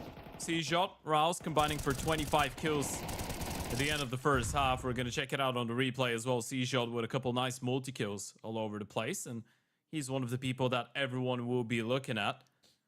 Is that type of a conversation that, for example, a lot of people will be having with Spook on that OG lineup, another team that we get to watch later on, but well, obviously not today, but it's the group of those young guys that are supposed to be the star rifles, and you're just waiting for that big bang moment of them. Yeah.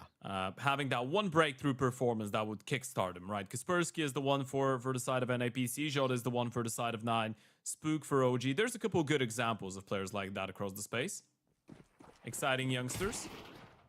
A lot of them probably will be some of the guys playing on the big stage for years to come. We're already going into the second half, though, and they're just getting dissimulated in towards middle, Travis. What is going on?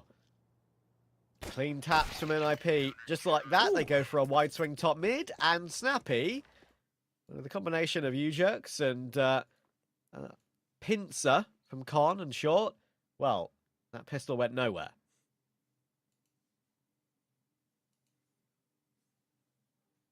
That sets you up quite nicely for the start of the second half. 3 rounds now, the difference. Not even close to a bomb site here, 9, so supposedly rocking with the full eco, and that should open up a comfortable distance of 4 rounds between them. One thing we haven't mentioned on the broadcast, and I'll take the full eco as an opportunity to do it now, something that's been mentioned at Cologne by a number of pros about how much they like this particular update.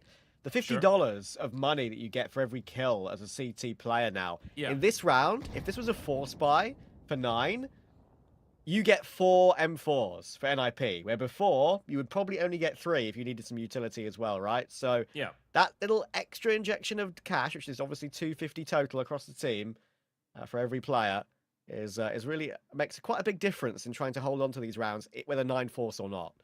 Yeah.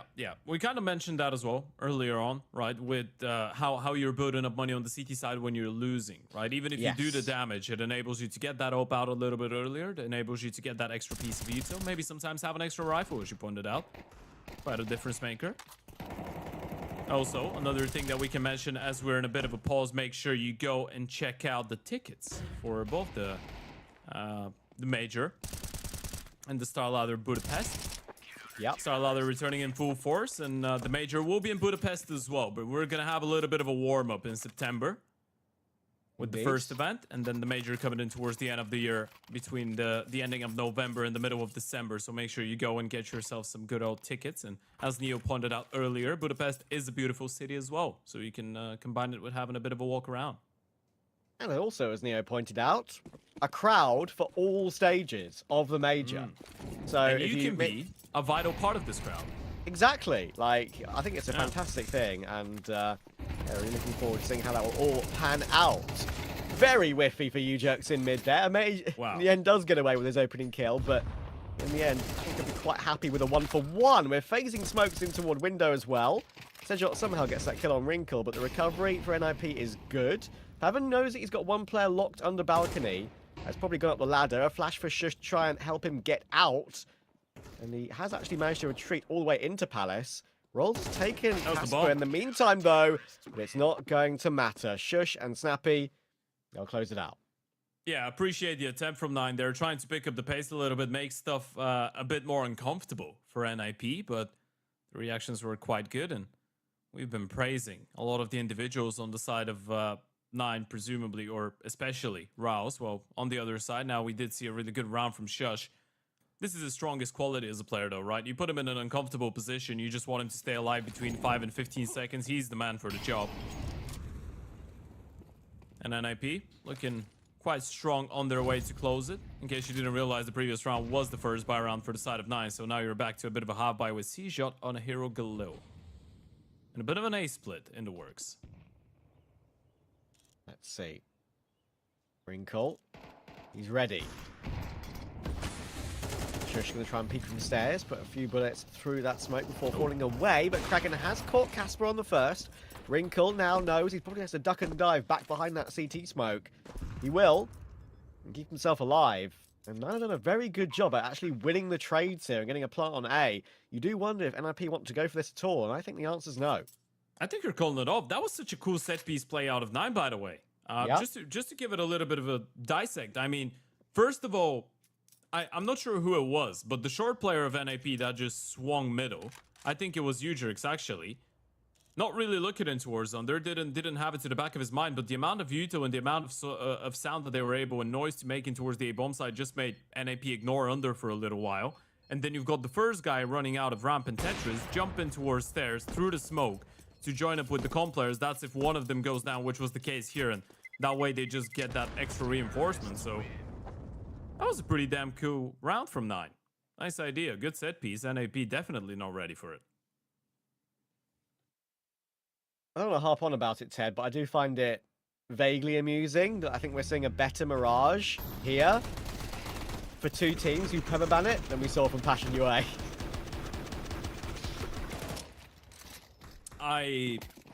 Are we still beating on the dead horse? I just don't feel right doing that to Passion. I'm sorry, dude. I mean, I do like them. You know this. But yeah.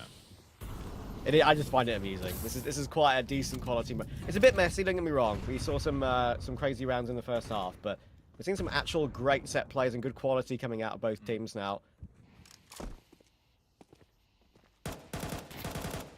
Ooh, exchange of bullets in this B apartment smoke. Bit of an odd buy for NIP as well coming in here after that round win for 9 on that low investment. We've got MP9 on Snappy, Hamas on U-Jerks. Remember hearing Snappy on comms the other day saying you're never going to use that MP9 again, but here he is now. Holding on to that double mid setup here for the side of NIP. The longer you stay, the more uncomfortable it becomes. The flash, though, is absolutely perfect. They just timed it with the smokes, and the window smoke even failed here for the T's. Not that it changes too much. Shush, the next one in line has to be careful. Oh, wow. Favin's just walking back. Did he see him? Shush has heard the steps. They don't Yeah. know. He's got so much info right now. He knows they're doubling back. That is a hell of a lot of information. He can either flank them long term. He does have to worry a little bit about Fuzi. I think he's got an inkling that he could be here. And they're going to bypass each other. Yeah. They're going to bypass each other. This is really, really awkward right now. What does the intel even work like for NIP, considering off the back of this information? How do you rotate off the back of it? Shush has found that kill in the end. Okay, that's good. And now Casper in window. And will have the ability to leap into ladder and get down silently. If Snappy stays alive, it should activate Kaspersky here for a multi-kill. There is one, only one though. Now they know that Snappy is on site. Can they run him down? Favin can. Where's the bomb? He's got it. 5 seconds, he can plant this bomb, and he's got a 1v2 with both rotations a little bit away, so he can reposition to a good spot. Playing back sight. Wrinkle and Shush trying to recover. Smoke on Shush, but actually no kit on either CT here. Will that work in Favin's favour? You can see one on the corner of the site, and it won't have mattered either way. And there we go. NIP, that was scary. Yeah, that was definitely scary. They shouldn't have won around like that. Shouldn't be winning around like this one after the information that they were able to get in towards Palace, but then Favin just goes absolutely nuclear with the double on the bomb side. Still a really heads-up play coming out of Shush, bringing in that impact not only as a stable anchor, but as an information gatherer as well. That Palace push actually ends up paying a whole lot of dividends, and it was a good way that they timed the aggressive top mid flash with the smokes coming in from the T's. The moment that they're trying to throw a little bit of caution into the wind and towards middle of the T's, it gets disturbed by the flash play. Yeah. And as we said, both teams do have really adequate reactions right now. This does not look like the mirage of teams that have not been playing it before. Oh, Wrinkle got his pick in window, by the way. He used that HE lineup that breaks the smoke without you taking damage to that nade that's right next to you. It explodes right behind a little panel on the wall, and you take no damage. Wrinkle will get his opening pick off the back of that. They converge and convert in mid. Favin and Rals 2v5. Yeah. And Riles, unfortunately, can't connect on the AK. Favin, all alone against the world. The lonely German going down in 3, 2, not even waiting for the 3, 2, 1 count. Shush will shut him down. Not a single kill going in favor of 9, and it's a bit of a shame. C-Shot is still topping the charts individually as well with his 20 frags, but the kill distribution on NIP has been insane, and that second half has been so dominative for the side of NIP. So comfortable. Another tactical timeout coming in from Bear here. Not really sure if he can really change anything at this point, though. NIP have got 6 chances to close it out right here, right now. Of course, this is their map pick, so it's not too dire of a situation for 9 yet. We've got an Ancient coming up right after this. Unfortunately for the side of 9, not quite a punish pick in the context of this matchup. True. Sure, NIP have lost a couple Ancients lately, but it's been primarily close games, and we know they can play some good Counter-Strike. Good thing is, 9's Ancient has been phenomenal lately. 4-map win streak. Of course, we're gonna let Neo and Devil Walk talk a little bit about that later on, but there still is a way back for 9 into the series. Unfortunately, it doesn't feel like there is one here on Mirage. Yeah, it might be a decent map for NIP, but 9 just focusing on their own game, their own strength, right? That's what QB actually mentioned in the interview for Big, just focusing on their own stuff right now rather than proper like anti-stratting too much. That seems to be working for them at the moment. Snappy will hold on to Kragan's aggression outside the B apartments, and only 3 more players to find for NIP to get the first map under their belts in the StarSeries qualifier. Big awaiting in that winners match, and I do think that NIP vs Big should be pretty entertaining if Big continue to play on their current form. Shush will go down to Faven. Ujerks knows that he's in that Palace position, but there's 2 more coming up ramps that need to be wary of here. Ra's looking to try and entry his way in, and there we go. That puts Kaspersky on notice, and he'll actually get taken down in the end by Fuzi. I will allow a bomb plant, but this is wall bangable, and Snappy's here anyway. It's a 1v1. Faven. 1 bullet on him. Trying to... Oh, the jump actually works. It forces Wrinkle to miss his shot. And now a very awkward 1v1. Oh, gets spooked. Mouse will jump as he sees Wrinkle push on towards stairs. And then the 1 bullet is enough. NIP will get it over the line. And in the end, that did close up a little bit, Ted. But NIP were in full control.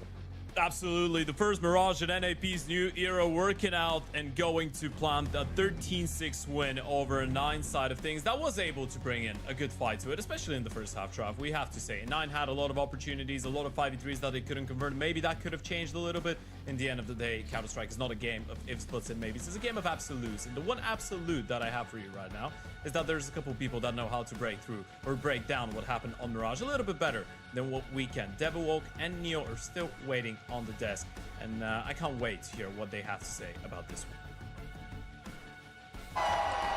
Fueled by the same passion as esports athletes, Zowie continuously develops tailored products, empowering gamers to bring their best out.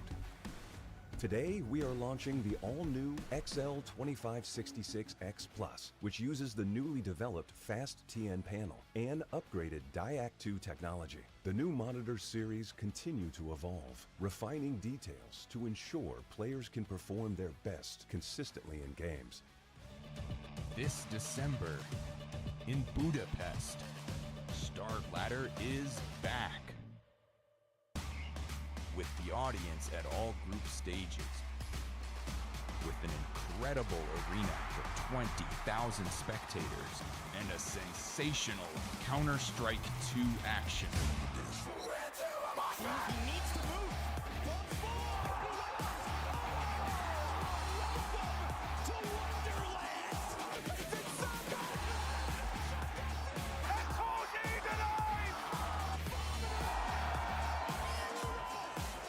Join us at the Budapest Star Ladder Major.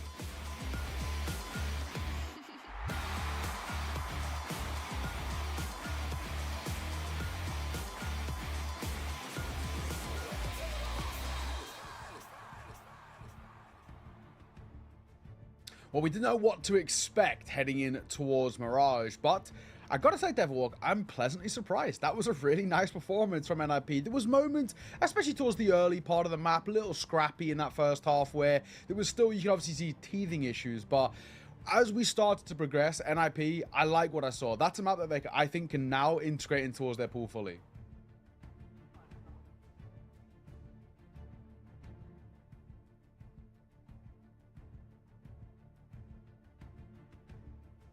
No, you sound good to me.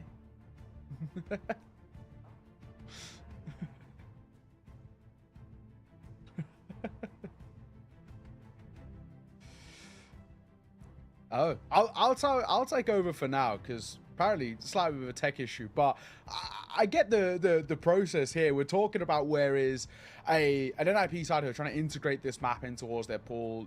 A lot to kind of prove, I think, when you take a gamble like this. And also, there's time where you got to kind of choose when you want to pull off this gamble. They've gone in for an opening game in this tournament, but it's the perfect time. Knowing that it is sort of a perma on the flip side for this 9 side means that they can pull this risk off. They float it, they sort of assume that 9 are going to do the same, and it will be that second wave ban for whoever it is. So hence why we kind of see what we see here. And for NIP, I like what we saw.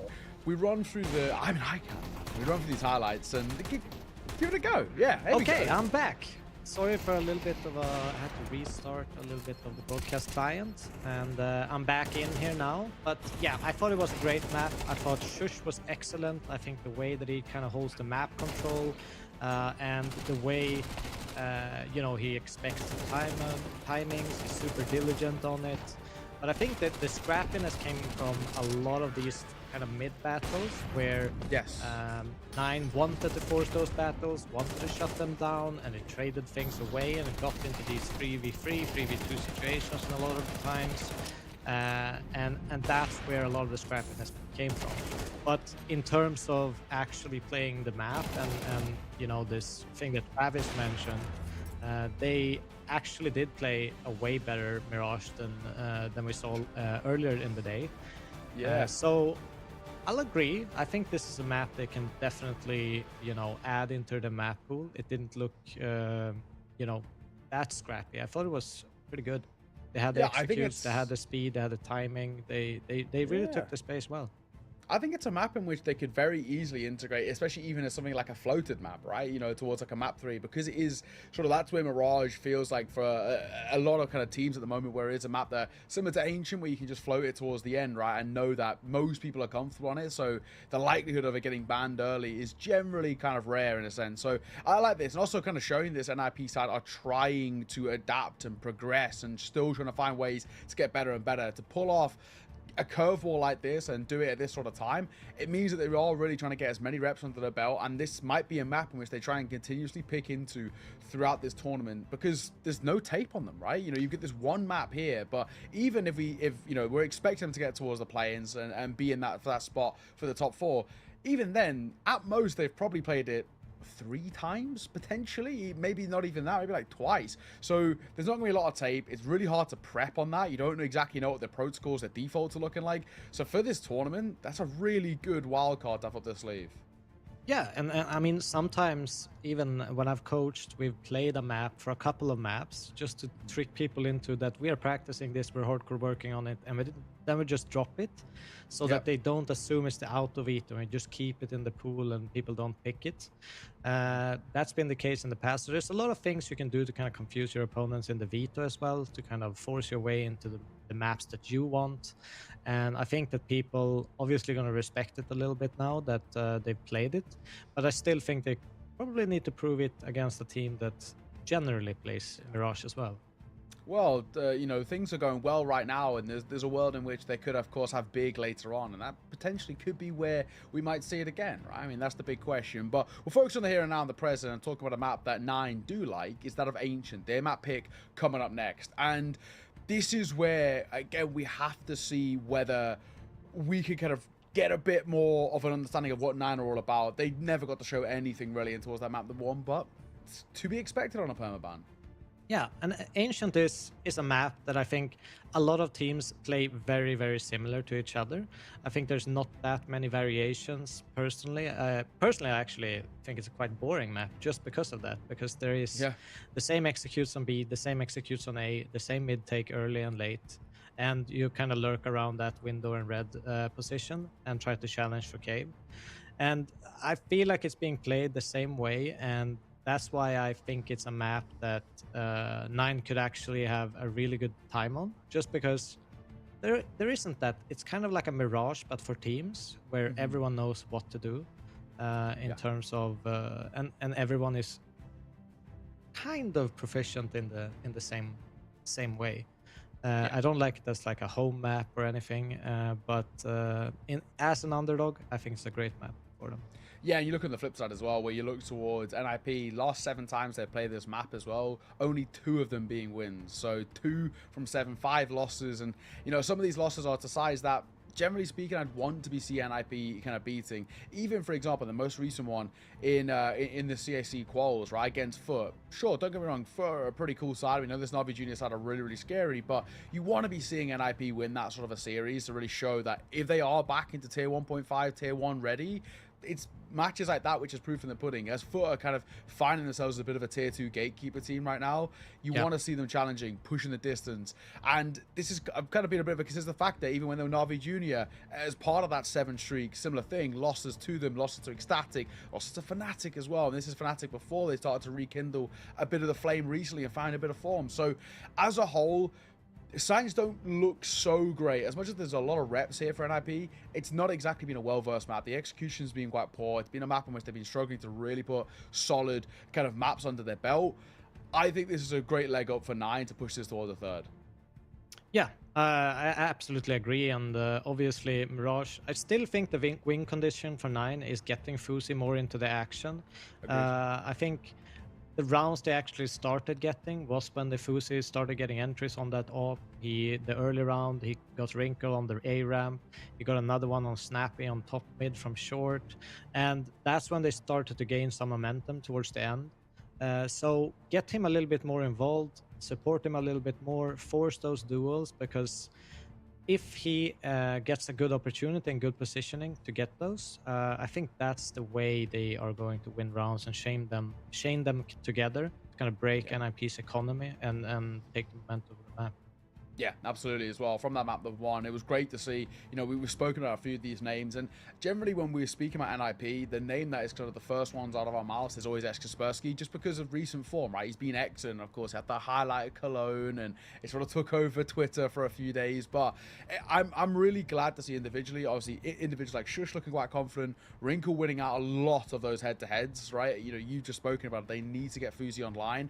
Wrinkle's making life quite difficult to do that. Shush, another player who is obviously, you know, so solid, but for me, having Ujergs play with confidence is a really important thing. When Ujergs starts to make a name for himself coming through from FTW, whether the first Portuguese side ever to qualify for Pro League through Pro League conferences back in 2021, and then he got picked up by Saw, and again started doing really, really good work with Saw, and obviously it was perplexing when he was moved from the team with Aristosh into NIP. It's good now seeing him start to gain a little bit of confidence. And there's also a map in which we know individually he likes to play as much as the team don't. He can get going, he can get proactive. So I'm really happy to see him individually do quite well, and the hope is that he can for the series. He's been a little bit inconsistent since joining NIP, unable to find real solid form. You have these flashy, kind of amazing maps, and they'll go quiet. So I'm hoping it's not one of those. If we can keep Ujergs at this sort of level, alongside Shush doing well, Wrinkle doing well, maybe even get a little bit more Kaspersky, 9 might just struggle in terms of raw firepower. Yeah, and it's true, and it's one of those things, especially with NIP throw in and execute. You have 3 people who are extremely aggressive and likes to take space. You have Snappy, who used to be the space maker in most executes in the past, especially on anti-ecos with that Mac 10. And then you have Kaspersky and Ujergs, who they are all aggressively prone, and you have a super solid hard lurk in Shush and Wrinkle kind of supporting them. So there's no one stopping in the middle of execute. It goes very, very quickly. It's fast. It's you know, very overwhelming for 9 to deal with. Even if they had, I mean, some rounds they had even the right you know, rotation into the executes, but they just couldn't stop it because the timing and the utility was just so good. In combination with that fast-paced entering. Yeah, absolutely, of course. For those who are only just joining us, this is the Veto. Mirage picked in by NIP, and of course that was a huge curveball for us. We know for a fact that this is a map in which all signs were saying this was just going to be banned out of the way. Both sides was their perma. NIP went for the curveball. Obviously paid off in dividends. Ancient, the map up next, as we've just been discussing, of course, picked by 9. A very strong pick for them. And a bit of a punish over towards that of NIP. And if we need it, the new map of Overpass back in the pool is the decider. And that one also in itself is kind of interesting. 9 have only played it 3 times. They won 2 of them. NIP have only played it once. And it is on the bridge of being, we don't know how good they can be. But last time they did play it, they beat Heroic 13-9. It was pretty good as well. No, I mean, they're definitely not like unknown on the maps. If I check on the last 3 months for this core, it's actually the second most played map. So it's Nuke, and then you have Ancient. So they're definitely tried to incorporate it as one of their main maps, but they just haven't been that successful for some reason, with being one of the lower percentages. But 46 isn't terrible considering the level of teams they actually have been performing against. Yeah, exactly that. It's not terrible by any means. I mean, it's definitely still room to be improved there as well to solidify it as part of the map pool, you know, especially for teams like NIP where they've got like Nuke, which is obviously such a strong map for them as well. I've even, why it hasn't been played as much, it's a map that I've really enjoyed, is Dust 2 at times out from NIP. I've seen some nice moments from them on there. So they're in a spot now where this map pool is starting to be really fleshed out. And if they can actually solidify an Overpass as part of it too, they are quite literally rocking a 7 map pool, which is pretty spicy. I mean, I don't take that much stock in the Cologne win just because it was a one-off, and as much as it was picked in by Heroic, they looked a little bit all over the place. I think NIP just capitalized with some big individual moments. But for what I'm saying, for NIP, I feel like they're in a really good spot right now. Everyone seems to be coming online at the right time, when they're pushing for lands towards the end of the year, pushing for the major and all the rest. They're also really starting to flesh out this map pool as well, and the fact that they can integrate a Mirage into it is even better. We're in a spot now where there's, you know, as much as it's been funny to sort of say your time in NIP doesn't count and the jokes and the gags around NIP, there's not really a lot to joke about at the moment. No, I think they're on a pretty consistent upward trajectory, and I think it's only going to grow the more they incorporate Kaspersky. Still struggling with that name. I'll figure it out one day.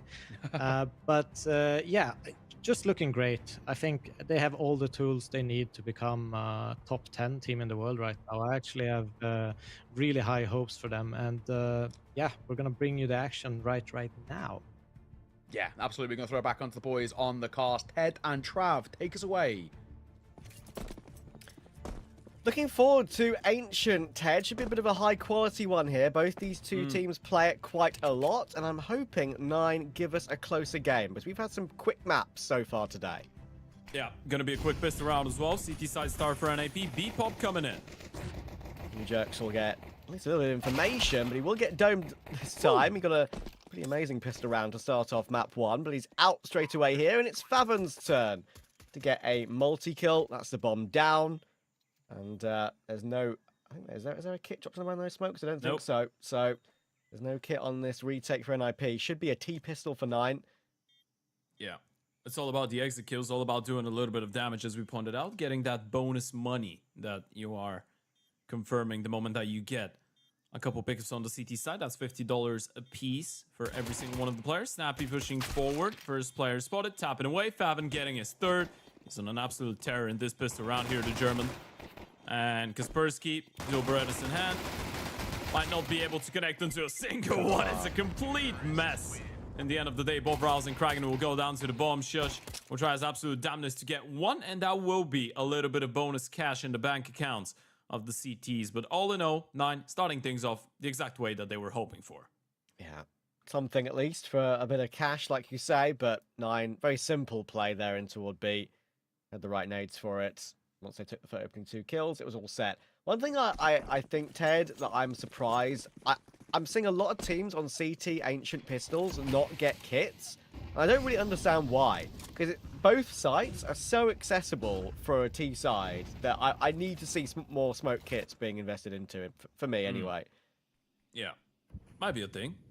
Feel like it's pretty fair distribution. A lot of them do take them. Snappy getting a little bit funky with it. Actually able to collect both of them. There was that pushing towards the ramp in the meantime, and 9 collapsing straight away. And as we love saying, Trav, the only more painful thing than losing a pistol round is winning the pistol and losing the conversion. That's exactly what's going on. Look at the insta-blocking towards the A-bomb side without smoke from Shush. 9 already finding themselves in a bit of a tough spot. Sure, weapons-wise, they've got the advantage, but they still need to find a way to isolate some fights here, get onto a bomb site, and NIP seem to have the right idea. Wrinkle already levitating around that A-bomb site, and he's actually going to commit to the rotation. Perfect timing on it.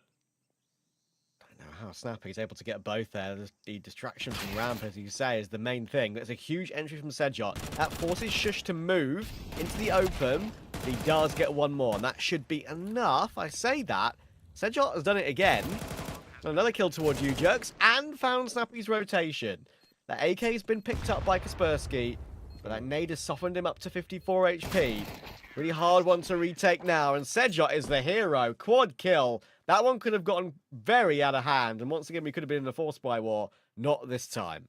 Yeah, it's a 4-piece coming out of the young Paul. This is one way to actually describe the conversation and the head-to-head between NIP and 9 that we actually haven't taken, or the route that we haven't taken. The fact that both Kaspersky and Sedjot are Polish players, right? We're looking at 2 young Polish stars for respectively either side. Snappy opening things up with a lovely double. Sedjot, though, not able to accept the fact that they will lose that second round.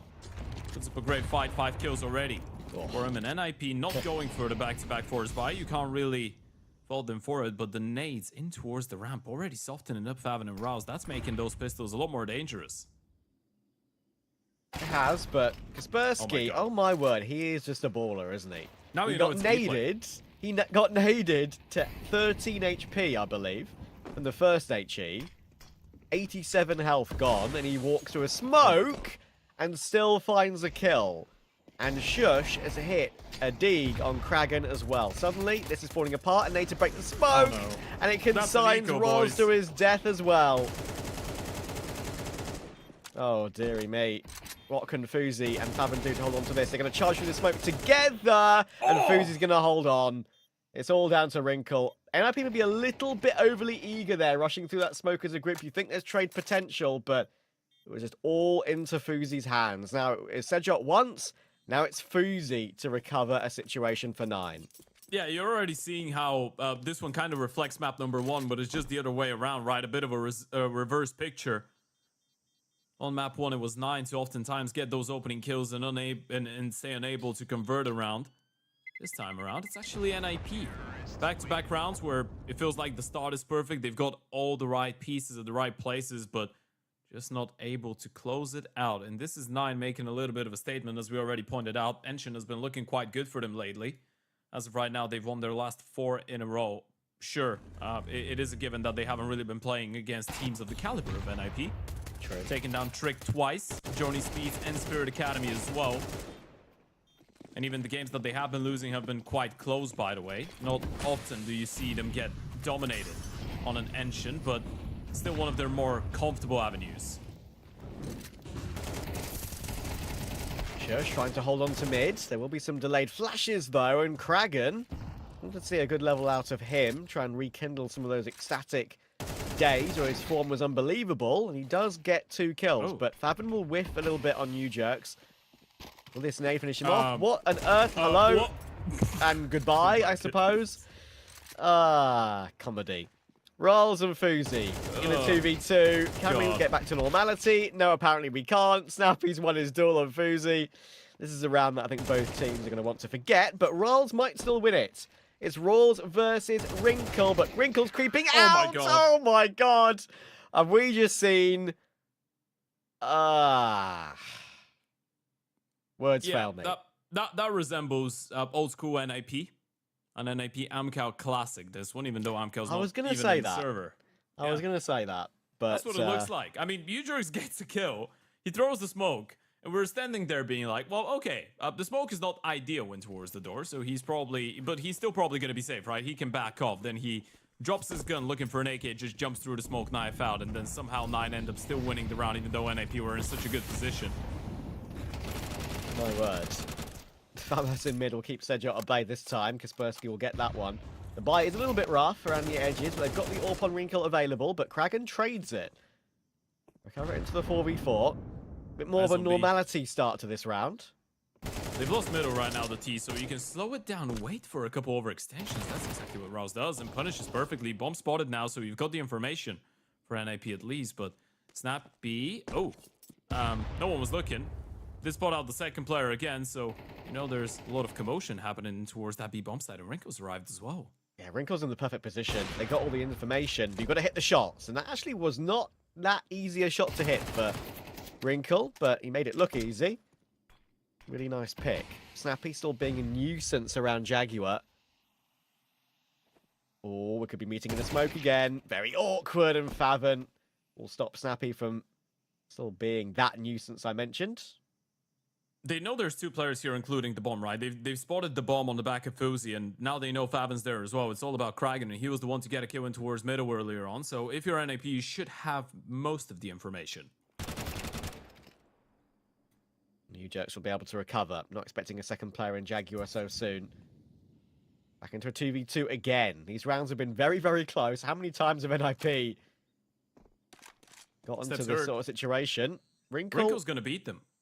He's going to be there and going to be in a good position because Ujex is already behind them as well in mid. 10 seconds for this plant. They will be able to get it down.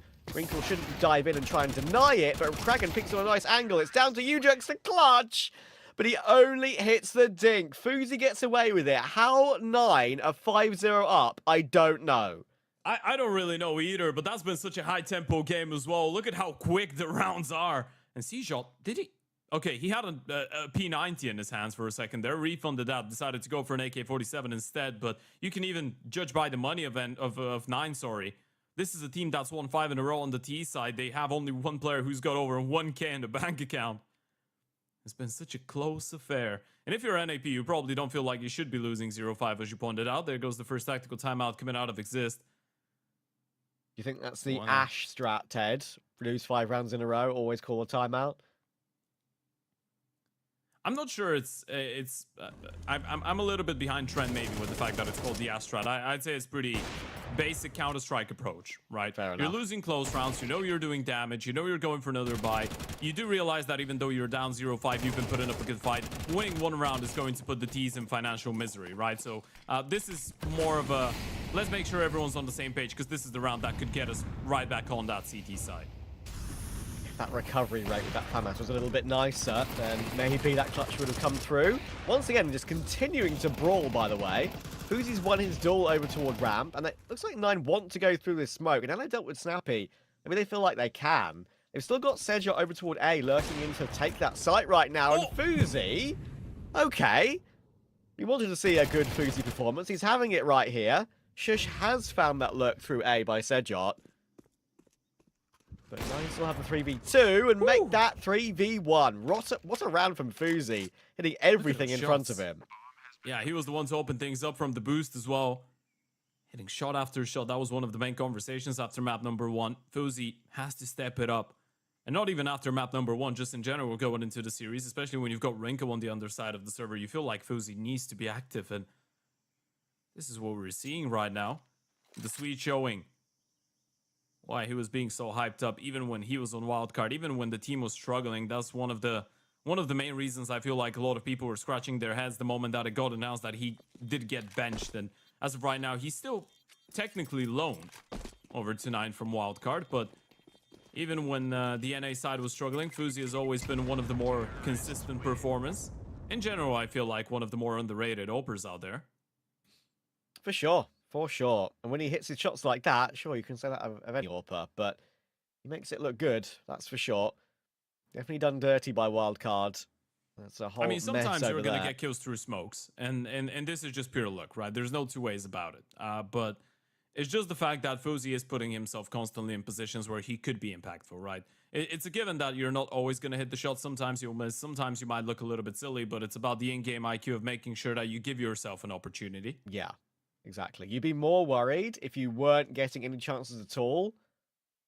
That's for sure. And you just know you're, firstly, maybe not having a chance to even hit anything, and secondly, just not positioning yourself accurately as you would want to deliver. Here's a replay of that. First pick from Fuzi was lovely. I think there was a ever so slight gap made in that smoke, like when that shot was hit, the little spam in return, but still the reaction was instant. And Ted, the buy for NIP is once again a half investment. They've got that AK, they've got an MP9, they've got Deagles, but Nine are finding a way to win all these close rounds so far, and NIP look a little bit absent. Yeah, that's a big kill though from Shushin towards middle. That blocks him off. C-Shot had no support. Raul's a little bit too far away, and he is a little bit anxious moving around that cave smoke, knowing how aggressive Snappy has been in the last couple of rounds. And as of right now, if you're 9, Kraken still has that presence. He knows there's no pushes going in towards A main. He knows that there's no deep pushes in towards middle, but it still feels like 9 are forced to go for that B play, and this is where NIP have the majority of their numbers. Ujex is wary of the possibility of that cubby position that Favin has put himself in. Sees a leg. Seen him. Can he get any damage off of this? He can. He's done really well. That's really hard to convert that kill when you've got a pixel to aim at, but it does do damage. It's not a cosmetic piece of the player model, so he's able to get that, and that gives him a 4v3. Boozy tagged down to half as well. Gifted another opportunity.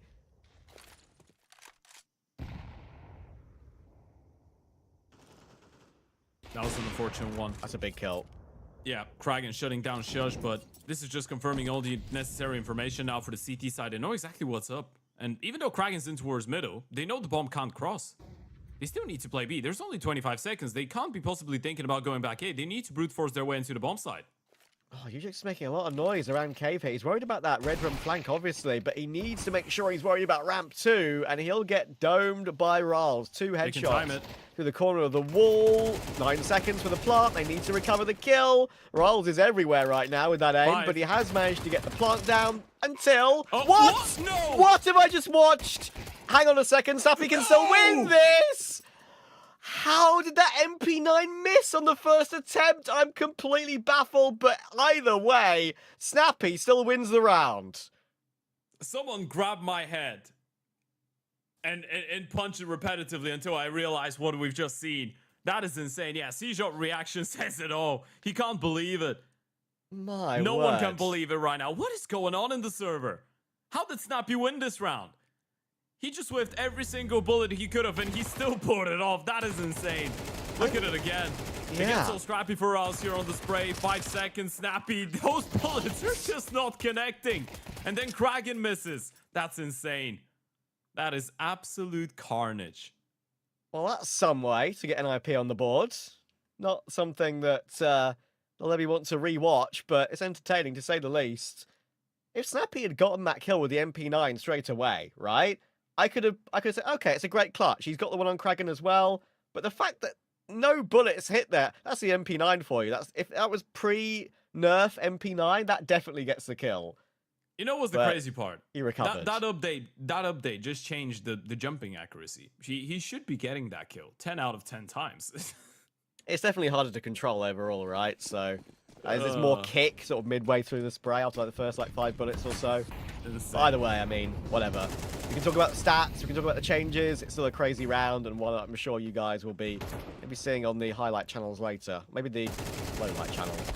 Kraken will go for an entry in mid. Kaspersky will drop, but immediately traded with Shush's position in Donut as well. He tagged down to 28 though, and once again, 9 have an advantage. He's blocked him off really nicely with the Yuto though. They can't chase him down. Donut can't chase him in from A main, and Snappy has gotten himself into a fancy spot in towards blue. Moving forward right now, Snappy. Does he clear out Favin? That's the big question. Nope. The answer's no. Never seen it coming. Well, looks like it's going to be a flash in the pan for NIP. That one wild round.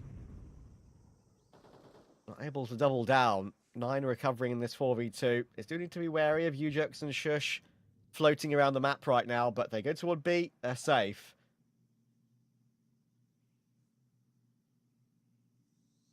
And Fuzi actually on half HP is going to take point to actually look for some information. And he judges the spray quite well there, knowing that Ujex was on the headshot angle. Not many pixels to aim at, but 1 bullet connects. Riles will get the bomb down in a bit more, I guess you could say, relaxed manner than the previous round. Finally, a round of Counter-Strike that does make a little bit of sense, right? That's the feeling that you're getting out of it. Shush, I believe, spotted out, taken down. No, saved up for the next one. A little bit of an ironic smile on the face of the man, but It's going to be oh smiles for 9 a couple rounds in. Looking really good on that T side. And again, it's been such a high tempo game. 9 are not really wasting a lot of time, right? It feels like the map just started around 15 minutes ago and we were already almost done with the first half. And 9 have been dominating the action straight up. Second tactical timeout coming out of NIP. Again, it's not impossible to see a way back here for the Ninjas into that first half. A way that they get 4, maybe even 5 rounds. But Exist knows that it has to start here. Wrinkle. Giving it a go. Missing his pick. Trisha's here in support. Somewhat being baited in, but you'd expect him to get checked. But the reface is not what you're expecting. And with the AWP still here as well, there's a lot of threat for 9 in mid. But Kraken is able to wrestle 1 kill back. Ujik's playing close with this UMP over toward B ramp.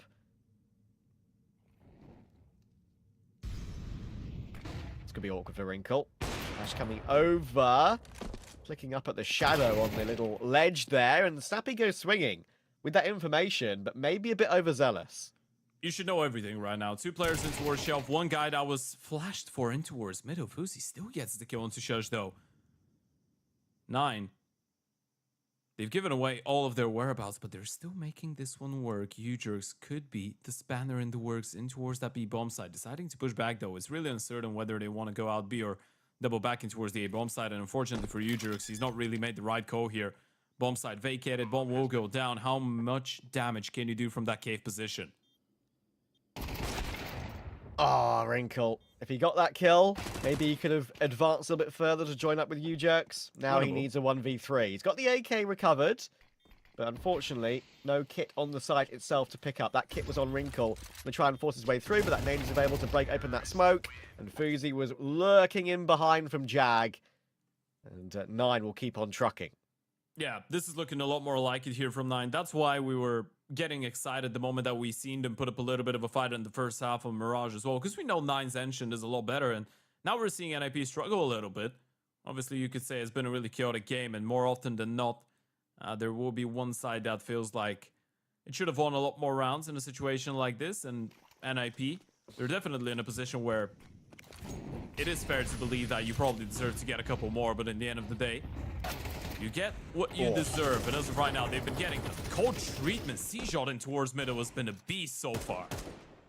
I mean, I feel like everyone on 9, it's not like it's been 1 player or 2 players. They've all just, when necessary, they've hit their shots. And the only round they haven't is that crazy clutch from Snappy.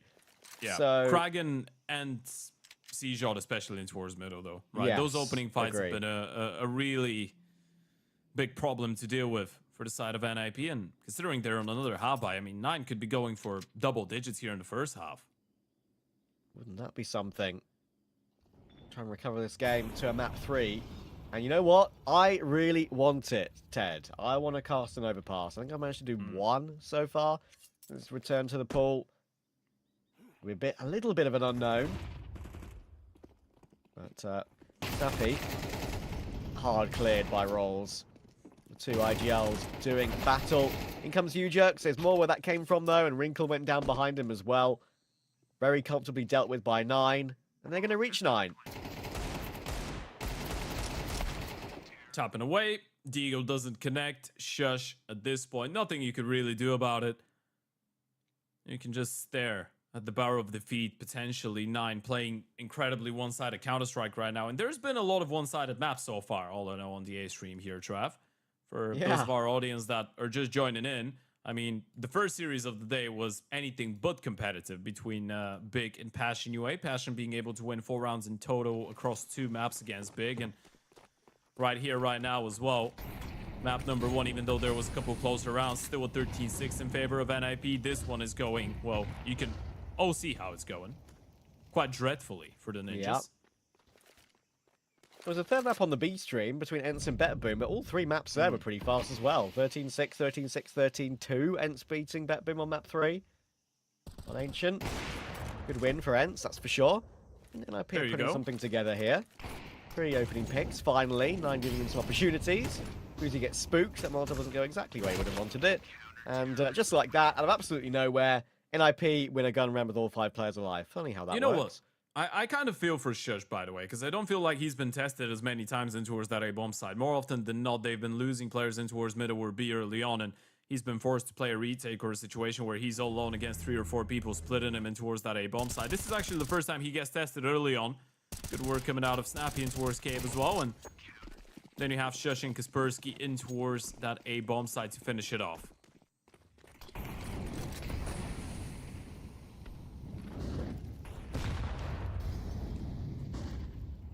Nice nade. Yeah, again, big damage. But Sejot and Kragan, like you were touching on, have been pretty impressive with their way they've been taking mid in this game, and I've been pretty incessant with doing so. Still going to push a couple more players up toward red. Kaspersky is low HP, and Sejot will react. He now can push all the way through. Ujox has to deliver. There is 1, needs to be 2. It's not 2. Great trade from Kragan. Damage done. Now Snappy is on notice. He's crossed. Now they know, but this is still going to keep them occupied for a little while. The bomb is already making its way up the B bomb side. The moment that you spot Snappy here, you know B should be free. Oh, clean from Rolls. Immediate headshot. Snappy rotating back in to hold B. Realizing that, as Ted said, was a bit more of a issue. As soon as he goes down, B open. Bomb plant will come through. Of course, there are kits available here for NIP on this retake. There's a smoke on Shush as well. So on the final round of the half, they got something to go with on this retake.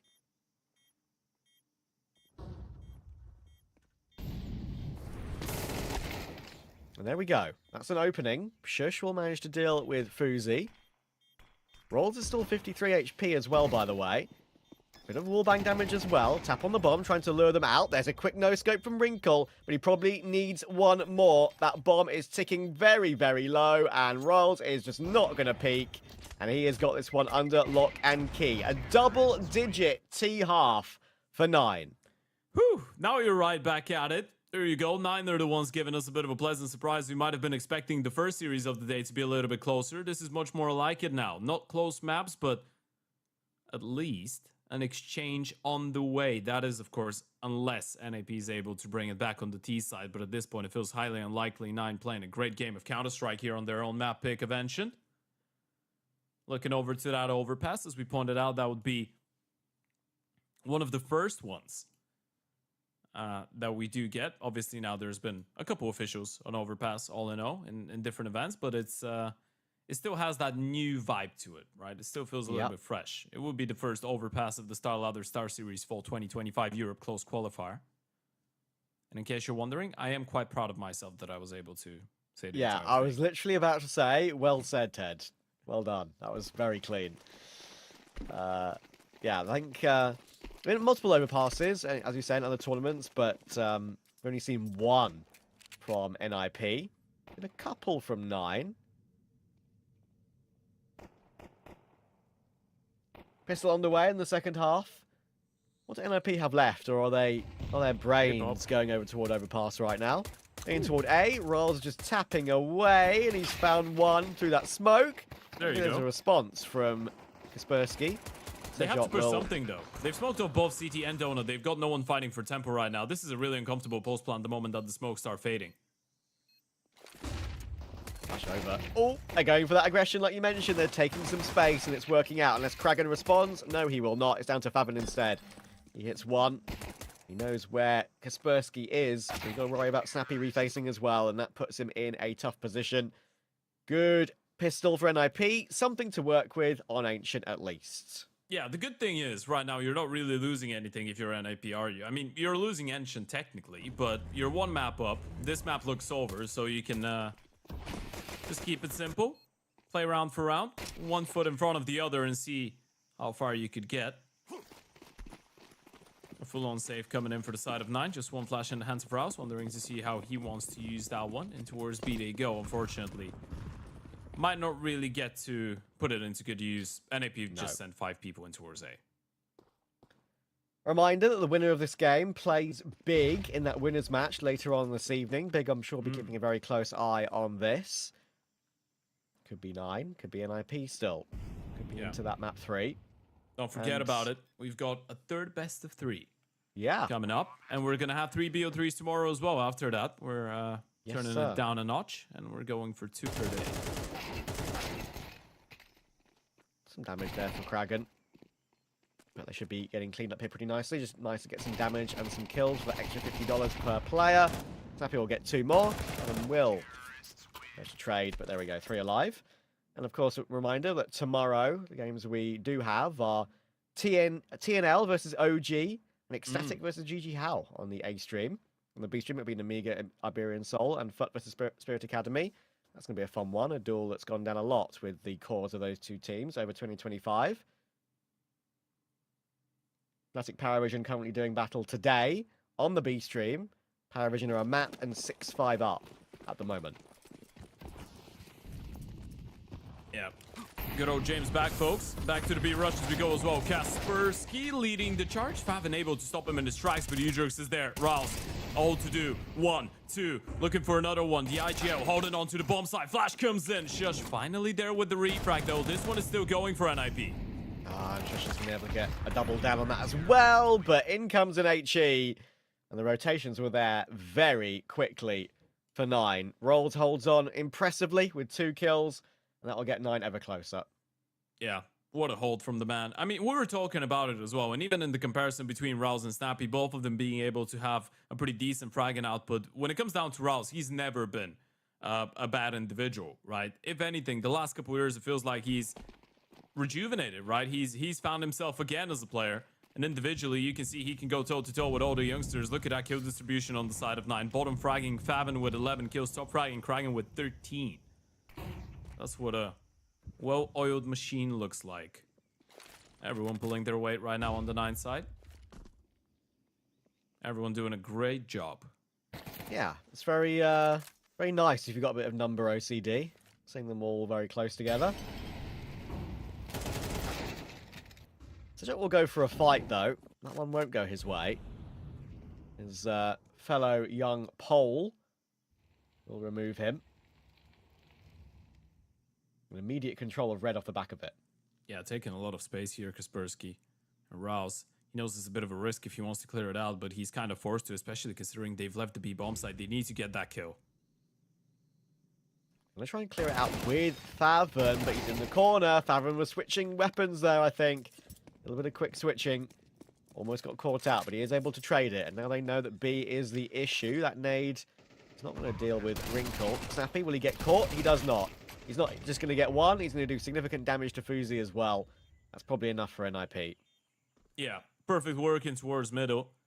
One of those examples where just one fight not going your way can determine a round of Counter-Strike, right? I mean, Seashot just going for the fight, loses it to Kaspersky. He's able to gain a massive amount of space right on top of it and then even get one more kill. Lovely stuff coming out of the pole. And NIP getting a 5th on the board, regardless of not really having the best investment out there. And NIP is a team that could come back into a game like this one, right? As we said, it is really dangerous when you're on the CT side and then suddenly you're having financial issues. God knows how long you'll have to wait before you get Fuzi on the note. Probably one more round, that is. He's got a little bit over 3K, so 9 won't be in a really tough spot for too long, but financially, that is. Still, this is an opportunity for NIP to make it a little bit of a closer game. And at this point, even if you're not able to win that Ancient here, if you make 9 sweat a little bit before you go into an overpass, it could still, from a mental point of view, make a little bit of a difference. That's a big if, though. They do decide to go for the full investment, which is an interesting one. It's actually not a bad buy. Could be an issue that you've got just one kit. No big green, as we pointed out, for Fozy, but they've got the rifles all around, bar on Rouse, who's rocking that SMG.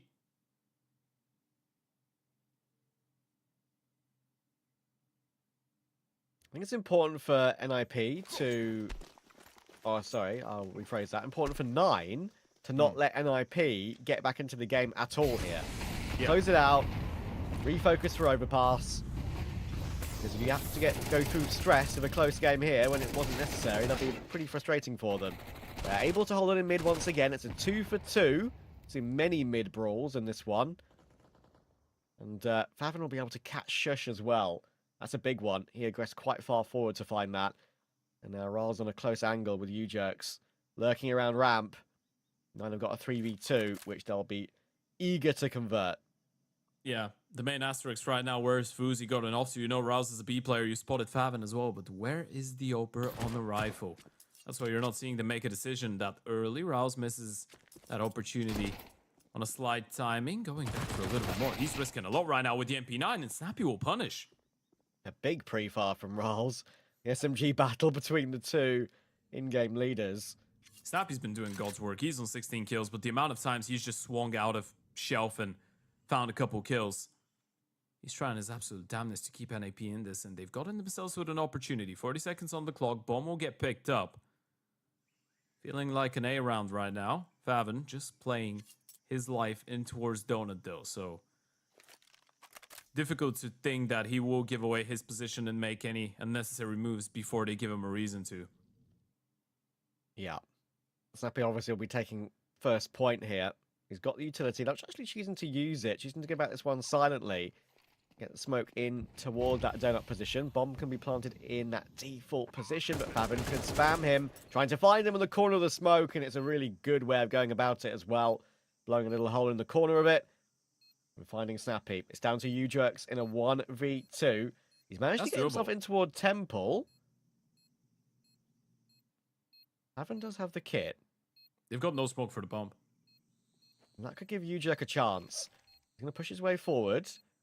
Favin still thinks he's in the Temple position, but not in CT. They do swing and check it, but not traded yet. Time. And Fuzi, he's going to need to push. He's going to need to find him. And he's whiffed his lines. The time has gone. And Nine have to run away. Purely from the clock there.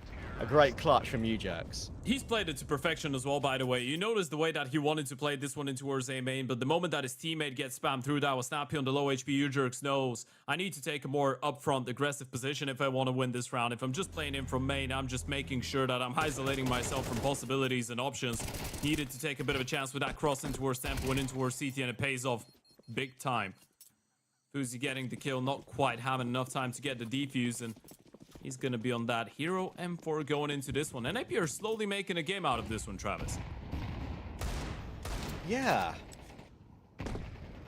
Nine are not going to have as many gun rounds with the economy broken, and NIP can keep on trucking. That's a bit Up scary. to 11-9 pretty quickly. Nice little boost here for Fuzi. May as well put it into practice when you've got the M4. Oh, okay. U-Jerks actually just gives him that one. Didn't need to reface. Unfortunate. Now you know where the rifle is, but you're just stuck in an internal guessing game. Oh, that's a lovely find coming out of Rouse. Fuzi did go down, but they're still making sure that the M4 is in good hands and towards that B-bomb side thing, as NIP trying to avoid that rifle, or actually just walking into the pistol stack. Bomb's alone. Kragen's found the information. That's terrifying. We're still charging in. We're still charging into the pistols. The bomb is on its own, but Shush has done an incredible job. He probably shouldn't have got away with that, but NIP and Shush has just about been able to. That's pretty crazy. Thought for sure Nine had gambled correctly there. I can't believe it, man. Shush is a superhero, and if you're looking at this round, 9 out of 10 players probably go down to the pistols there. It was so terrifying the moment that you see him come around all alone in towards main. 257s on the other side of this. Shush is an absolute magician to get both those kills. And you can't be praising him enough for that. It's not the flashiest kills in the world, but it's so much efficiency being brought in. 15 and 12 for him. 17 kills for Snappy right now, top of the board. We're yet to actually see people like Wrinkle, like U-Jerk step up a little bit more. Kaspersky's been doing all right, but yeah, Wrinkle's definitely turning down a notch in comparison to map 1. On the other hand, we've got a great playing IGL on the side of 9 as well. Both Rouse and Snappy have been having a great game. There's the replay. Fuzi kind of just spraying into nothingness, and U-Jerk's walking into his bullets. It's a good way to get a kill. It's never the best sign in the world when your IGL's near top fragging, but for 9 it doesn't matter because they're doing great across the board. And it's funny because I did say, right, at the beginning of the game, both that Snappy and Rals tend to hold their own individually. So, yeah, it's not like they're liabilities in any way. They gotta go. I mean, they've lost Ujux. He's the only player in towards lane right now. You know, the more time you waste, the more you're risking 9 just discovering everything and clearing out everything around the map. And the ops already here, supported by Kragan. There's a couple more rifles nearby. This is going to be a tricky one, especially with the main smoke. This is a terrifying round for NIP. You don't really know where to go now. Yeah, this is weird. Nine have still got an even spread across the map. They're playing retake B as such, with Rolls and Faven playing back behind the site. They choose to take mid, but that's straight into Fuzi. And NIP are getting picked off one by one around the map right now. Shush is forced to go refacing and has got utility drawn. So Fuzi gets another one, up to 17 and 9 now for Fuzi. Exactly what we wanted to see from the main man. New addition, Kragan, to be able to deal with Snappy as well. Fuzi will be in the right position to end off the round, and 9 now have multiple map points. Yeah, everyone's getting their wish, aren't they? That's what everyone wanted to see probably out of Fuzi going into map number 2. That's why people wanted to see Fuzi get back into European Counter-Strike primarily.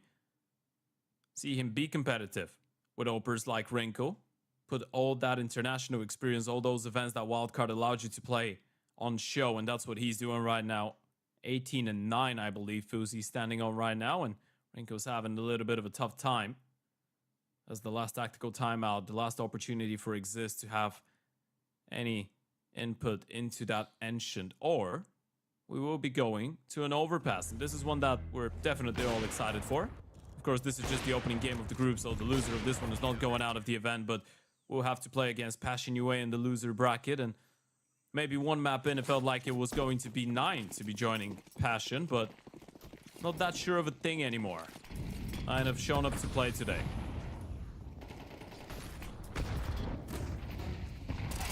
Oh, Sejot's going dueling, and he's found 2. This is what he's good at in these manic situations. Go crazy. Still alive. Thought for a second he was going to go through that smoke ever further, but with the amount of commotion that he's being put into that jag position, it allows Faven to push forward. They eventually get caught by Shush, but it's only a consolation recovery kill. Kragan, I would get out of there, my friend, just in case. He does. Allow Sejot to find one more frag. It's a big 3k for Sejot. And it's going to be Rals to end it off 4-9. They will take their Ancient. And Ted, we've got Overpass as our decider. Yeah, we've got a game on our hands. Kragan, smile on his face. Rals with a great performance, but all in all, a team effort coming out of a sign of 9 that was not ready to be just another participant in Cinderella's story from NIP. Folks, this series is going all the way. We've got an Overpass coming right after this, and that one's gonna have fireworks all over it. It's going to be an absolute bang, but before we get there, we're gonna go for a bit of a quick drive-by by Neo and Devawalk, see how they're doing, and hear their opinion on what happened with NIP on that second map. Fueled by the same passion as esports athletes, Zowie continuously develops tailored products, empowering gamers to bring their best out. Today, we are launching the all-new XL2566X Plus, which uses the newly developed Fast TN panel and upgraded Diac 2 technology. The new monitor series continue to evolve, refining details to ensure players can perform their best consistently in games.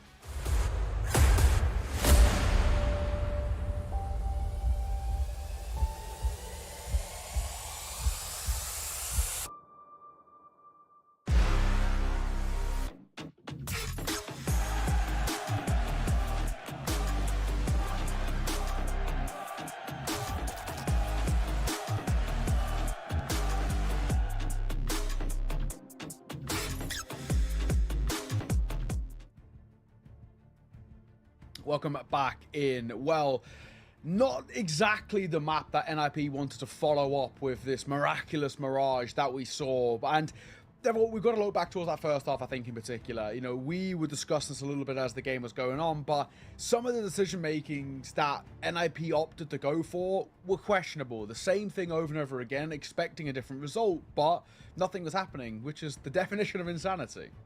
Yeah, I completely agree. I think it was Siot. He kind of dominated them in middle pretty much every single round. 9 through an early mid aggression, taking that space, trading down, and then he just kind of slowed things down. NIP walked into the crosshair. They felt uncomfortable on the bomb sites and tried to take the space because they were unsure of where the hit was coming from. and Nine just abused that perfectly. And in the case of them trying it all over again, I think they went defensive like 2 rounds, and they won one of them, and one of them were close. They were at least in a 3v3 scenario where Snappy got caught off from a window player. But other than that, I think they should have either, let mid go completely, let them have that space and try to figure out things on other sides of the map, maybe push and try to catch a banana player off, or they need to help the mid players with more men, like kind of let go of A, let him help the mid players, maybe even have a single AWP playing on B to kind of play on that retake scenario if they end up kind of momentuming into B from seeing so many people in mid. But I feel like they either needed to stop that mid control, or they needed to just let it go and let them have it without trading down. And it feels like we got to a point as well where after they'd lost so many rounds in a row, and they got a little bit of a flash in the pan in the middle of it, but then it went back to the same old, the mental state really just started to dwindle. It felt like they checked out a little bit in that first half. Like we said, very similar things all the way towards the end, and it wasn't until we kind of had that bit of a breather, went into the second half, that then we're able to change things up, play a little bit more to their own pace, start to put a bit of pressure on that C side. I think in particular, I think Shush looked really, really confident. Having a player like him, who I think is just ever reliable, I think is probably the right way of putting it. I think Snappy also can still hold his own in terms of the numbers. Never seems to shy away from fights as well. There was some kind of weird and wonderful moments, but ultimately it was just a cosmetic comeback, right? There wasn't really too much substance behind it, and now it set us up for this overpass as a whole. So for NFP, I think that's probably just a map to forget, and probably quite similarly in a sense for 9 and towards map number 1. So it kind of feels like we come down to a best of 1 brawl on overpass, a map in which these two sides don't have that many reps on. No, I mean it's a completely random map in the sense that you don't know the other person, what their game plan is, what their actual approach is. We can take it back to even CS:GO. Like one of the key areas was obviously molotoving that kind of A ramp for the terrorists, kind of stop that kind of playground control. And on CT side, kind of holding 2 smokes on B was the key area to kind of force them down because that B execute was so strong in CS:GO. I think it's less probably strong now, but personally I think it's harder for CTs to kind of hold that A control, and a lot of it is because of smoke. You can't just block banana and hold it with an AWP. They can break it, they can peek you from T side, and there's a lot of new stuff kind of changes the way the meta is, especially even with that holding 2 smokes on B, you can break it and kind of push through it at any point in the round. So I think you need to kind of change the way you approach things. Is connector more important for CTs now, or do they want to fight in mid more in that balloons area? So there's a lot to be kind of interested in how the meta will shift on overpass, and I think both teams will have probably a different approach to it. So it's going to be nice to see kind of how that intertwines and clashes with each other. Yeah, but considering as well that stylistically these two sides are actually quite different in the way they approach Counter-Strike, and it means that Overpass can be quite interesting. I look towards, in particular, for both of these two sides, the T side. When Overpass was in the pool prior to it being taken out in replacement of kind of that Dust 2, it was a map which lent and felt so CT-sided on a lot of occasions, and you could see how teams really struggle to put up kind of solid T-side rounds, or solid T-side consistency, more importantly.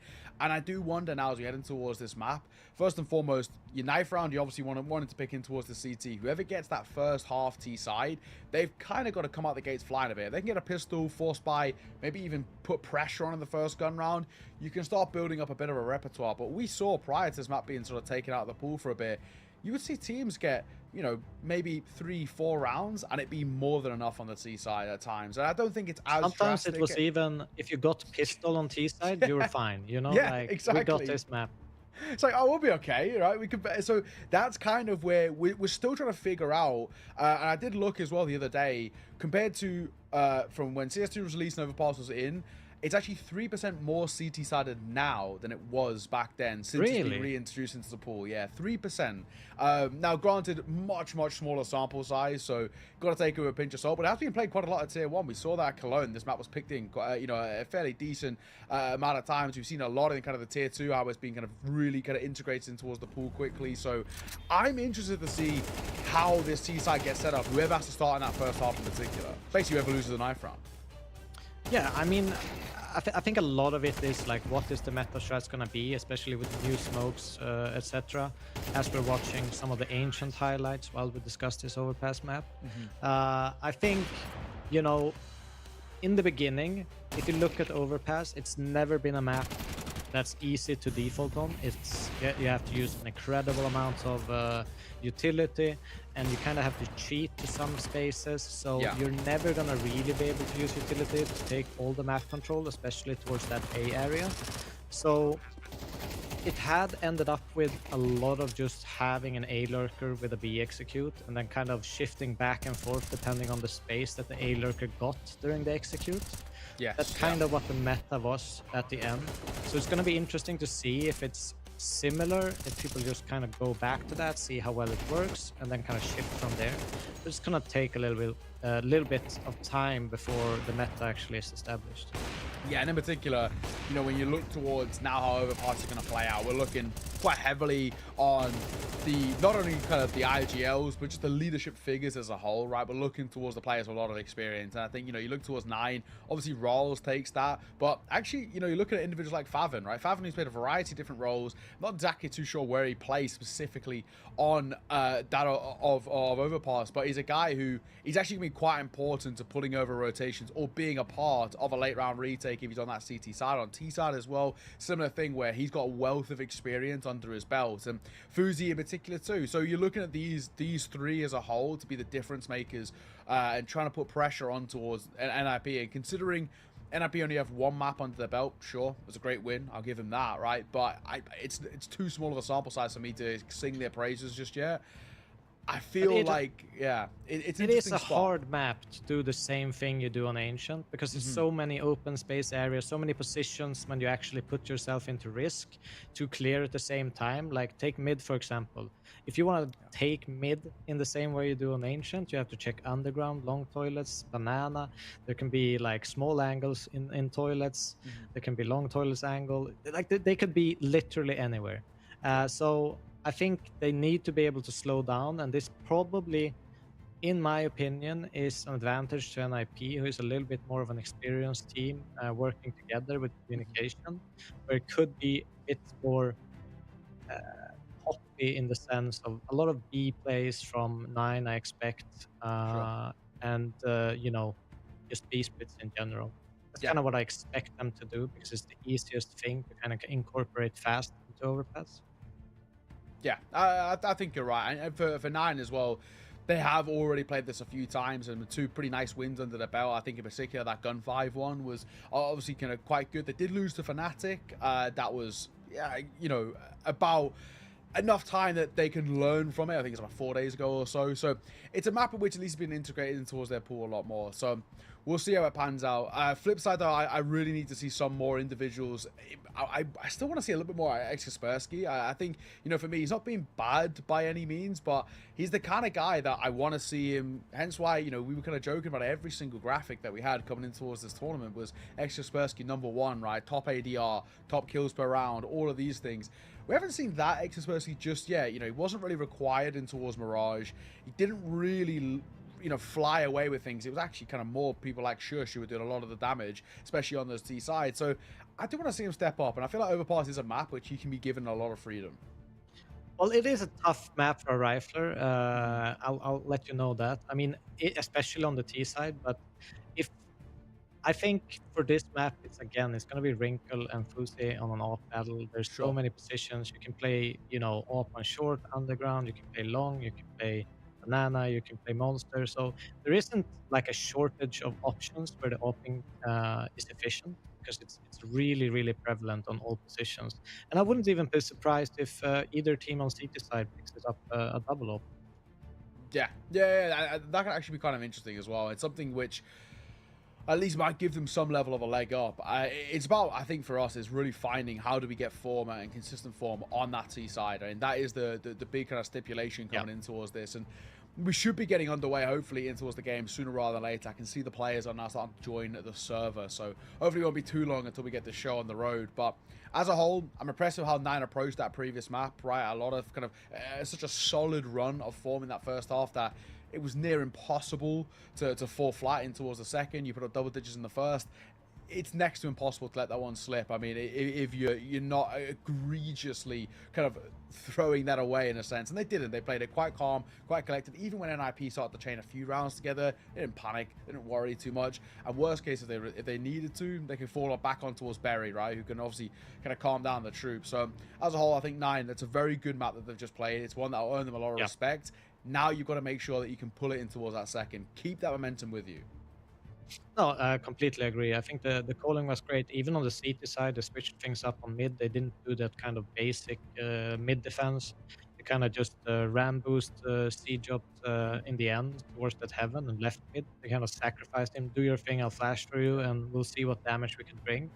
And it worked out well because they completely destroyed them when they went up to that heaven part a couple of rounds in a row. And I think them being able to switch it up and not being so stuck in their ways that we're gonna play 2B, 2 mid, 1A all the every single round.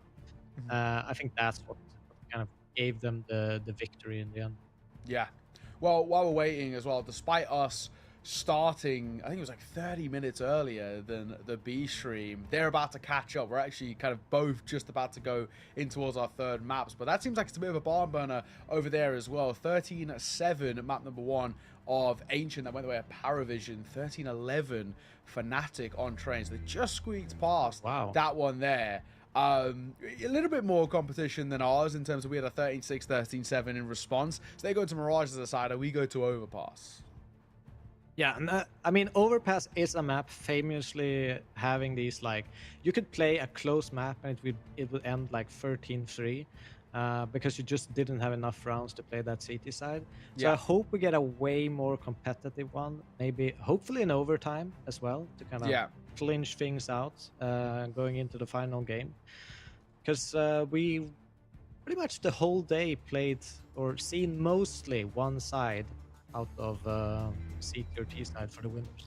Yeah, absolutely as well. Looks like everybody's getting ready to get this show on the road and get things started, of course, in the opening match. Like we said, winner of this takes on Big in the upper bracket, and Passion UA weight down in the lower bracket. It is double elim, so at least you get kind of that sort of thing to work with, but it's still going to be a tough run of things nonetheless. But having this now in towards this third map, best of one, if you can push yourself, start off this tournament well, get an opener, if we're being honest, if 9 are able to upset here, they've got a pretty decent chance. If they scalp the best team in this qualifier, at least in my opinion, right? You've got Big weight in the wings. Big have been quite fallible. They've been beatable, as we've seen throughout this year. Surely there's a lot of confidence there, and same for NIP on the flip side, right? If NIP can take down 9, going in against Big, it's a side in which they know quite well, they've obviously, I'm sure, would have prepped for at the same time too. They've at least got, I feel like, a pretty good chance, right? This is the big matchup, I feel like, that decides that number 1 spot. Yeah, for sure. I think the winner of this group is definitely a favor to clinch one of the spots. So it's going to be interesting. But yeah, back to Overpass. I'm super excited about this map, actually. I haven't seen it been played in quite a while. So I'm looking forward to it. It's good having both Train, Overpass back in the map pool. 2 maps I actually loved calling on in the past. It's you can do a lot of strange things. You kind of have to approach it in a different way than other maps. Give me sort of an example. What sort of strange things you can Okay, you could essentially create. Let's say you would rush middle on A. Just, smoke toilets, banana. I don't know what you call guardian or sandwich or whatever you want to call it. And you essentially rush it, and then you rush A until you get a kill, and then you run back B because the rotation is so far for the CTs that they'll get up to the A side and you'll be outside monster. They'll think that if you just throw a smoke on stairs or something like that, that they have to move up towards the side to defend it. Yeah. That was the case before. It was really hard to retake if he's got that control, so you have to push yourself towards that. And then it's not that difficult to find the timing to actually enter B before CTs come. And you can Okay. play off that, and you can slow it down, and you can kind of create a pattern of rushing into middle Yeah. instead of actually doing it in the other way around. In particular, for Snappy, with a wealth of experience as a caller, this is something that we're kind of looking towards him, right? And saying, right, this is a guy who obviously we know has so much up his sleeves. Exist, of course, in the background. Those two kind of combining together on this map. I'm expecting, this NIP side to bring a real depth in terms of their strat book. Yeah, but I think they will. They're really like Snappy is a great kind of a manipulator of patterns. He likes to show a pattern and abuse it, abuse your reactions to it, punish you if you want to punish it. So I think he's great at that, and he's always been a person that likes to do that. I think he also in this game has kind of adapted a little bit. They group up a little bit more. It's been more of a trade game when they go for executes, and I think it suits this team really, really well. That because they have that speed of U-Jerk, Snappy, and Kaspersky, going for those entry and Wrinkle and Shush kind of cleaning up with the more passive positioning. I think they are prone and have a great team kind of organized for executes, kind of going quickly once the nade sets in. Yeah, fair enough. Well, looks like we're just warming up here as well, and warming up for the knife round in particular. But we look towards where we're at, and hopefully this game can get underway, get this show on the road, of course. But I'm looking forward to it. I've not caught too many overpasses. I think I did 2 or 3 maybe at Cologne, and that's about it. So I've not got too much of my own sort of understanding just yet of this overpass and how teams are likely to play, whether anything's really changed from when it was taken out to now in terms of the way that teams approach it, any depth in that sort of sense. But as a whole, it's a fun map. I was really sad when it got taken out for Dust 2. I'm not the biggest fan of Dust 2. I do get bored of it a little bit. I think at the moment it's fine, but when it had been obviously in the pool for so long, it was a little bit dry. But it's also, I like these kind of more tactical maps like Overpass. Yeah, I mean, on Overpass, the only difference I really expect is on the CT side that I feel like you want to play 3A instead of 3B early. Yeah. And that's maybe a preference. I don't want T's to get the con control too early or Kega on control. So I think I expect them to play a little bit more 3A, but that might be a preference I prefer. Sure. Absolutely. Well, that's enough from us on the desk. We'll throw it back to the boys on the cast. Trav and Ted, take it away. That's going to be our new little nickname for the two of us, Neo. Maybe that's something we'll go for. Anyway, we are ready on Overpass, Ted. I'm excited. Let's go. Yeah, we get the first overpass of the StarSeries back in action a couple hours later, and the pistol round is already going. Trav, Kragan, C-Shot, getting a quick triple. Rinko's trying his absolute damnness to fight back, and Snappy's actually not doing too bad of a job at it. Still a 2 versus 3 though, man down, and Rouse has picked up Snappy. Rinko all alone, surrounded, a lot of players around him, and the moment that those smokes fade away, he should be going down. Yeah, it's a good hold for 9. NIP making the pace pretty fast early doors here. Mentioned our love for Overpass. Definitely a map that's actually one of my favourites as well. I have a poster on my wall of Overpass. Actually a couple from 2 separate sources. Shout out Wheezy T on some of those. Legend. Now Wrinkle actually has a glimmer of hope in this pistol round. He's still got the bomb on his back. It's not like it's lost and in the CT's hands. He's found one tap back. He's got no armor. So you need those headshots to be instant. Oh, he's seen one. Unfortunately, he's very much in the open, and surely he'll get taken down from heaven. But no, he's allowed to stay alive for a couple of seconds longer. 17 HP. Planting the bomb, it feels impossible now. He's actually going to try and commit to it, and yeah, Riles will respect it. We'll just confirm the round either way. It's a case of if it's a fake, Riles doesn't want to give up his life. If it's not, then that was kind of cute. That But was yeah, an obviously, Instagram profile picture. unfortunately, it's you can't deny the plan, right? So it's kind of a catch-22 there. Happy to let them have the money. May as well win the round and confirm it. Yeah, good stuff coming out of Rinko. Getting a bomb plan out of a round like this one definitely feels like a success story, and it will be really interesting. As Devilwalk pointed out, it will be precarious to see how much depth those teams have, right? If you wanna have a lot of defaults, especially on the D side that run around connector, around the A bomb side, in general do a lot of A hits. Those are the more complicated things, right? You need a lot of protocols, you need a lot of ifs, buts, and maybe. So usually when a team is a little bit newer to Overpass and they're a lot least experienced, they prefer going for a lot of B plays, a lot of short splits as well. As of right now, NAP going for the force, actually targeting that A bomb side C shot under a lot of pressure.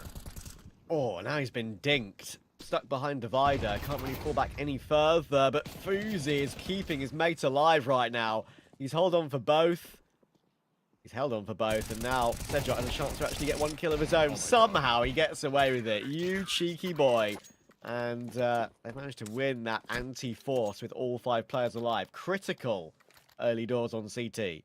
Yeah, it's a little bit a bit of a blessing here for Nine that they get to start on that CT side actually. But in general, if you're looking at the numbers, Nine is actually the team that has played Overpass more, right? I mean, NAP played it once against Heroic, and that was in Cologne. They were able to beat them in a 13-9 fashion, and it was quite a good game coming out of Rinko, who was able to get, I believe, 19 kills over there, because Persky as well supported him quite a lot. When it comes down to Nine, they've played it 3 times, lost it once to Fnatic, beat 0 to Nasty, and Gun 5 on it. So I guess you could say that the more experienced out of the 2 teams is Nine, actually, when it comes down to an Overpass.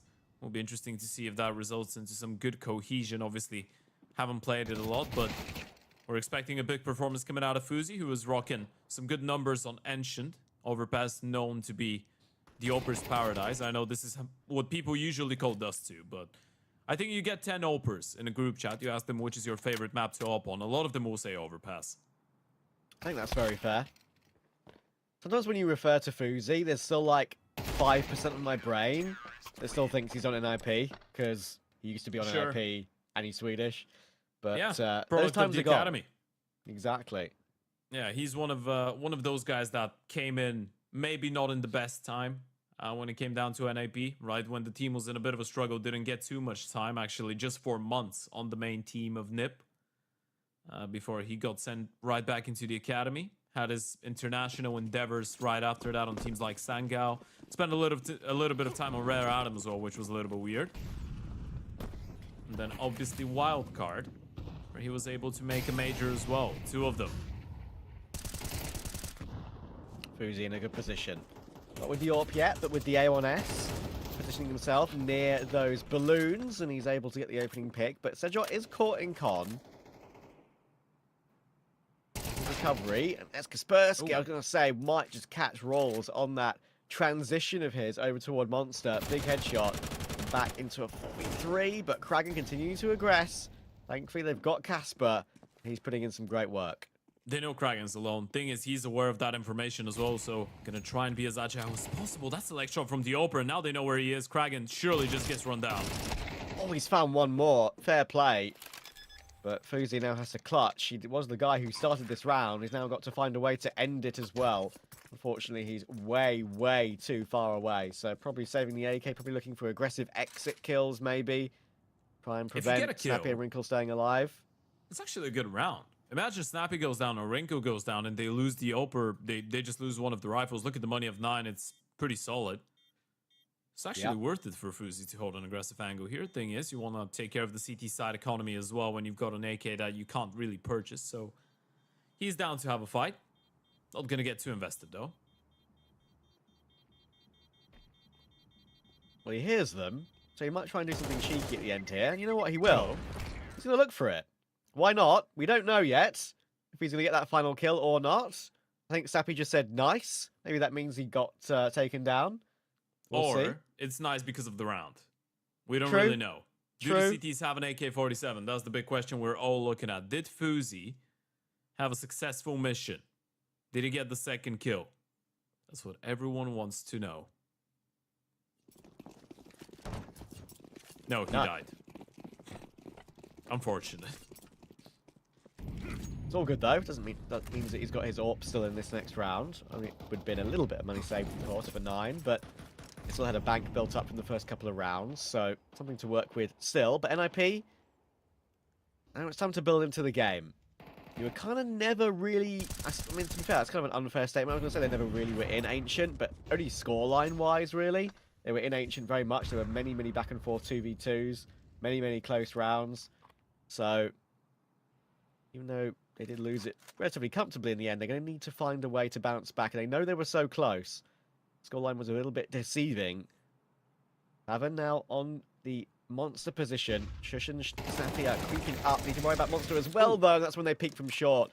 The pincer is good from NIP. It's well timed. They've got B in a 3v3.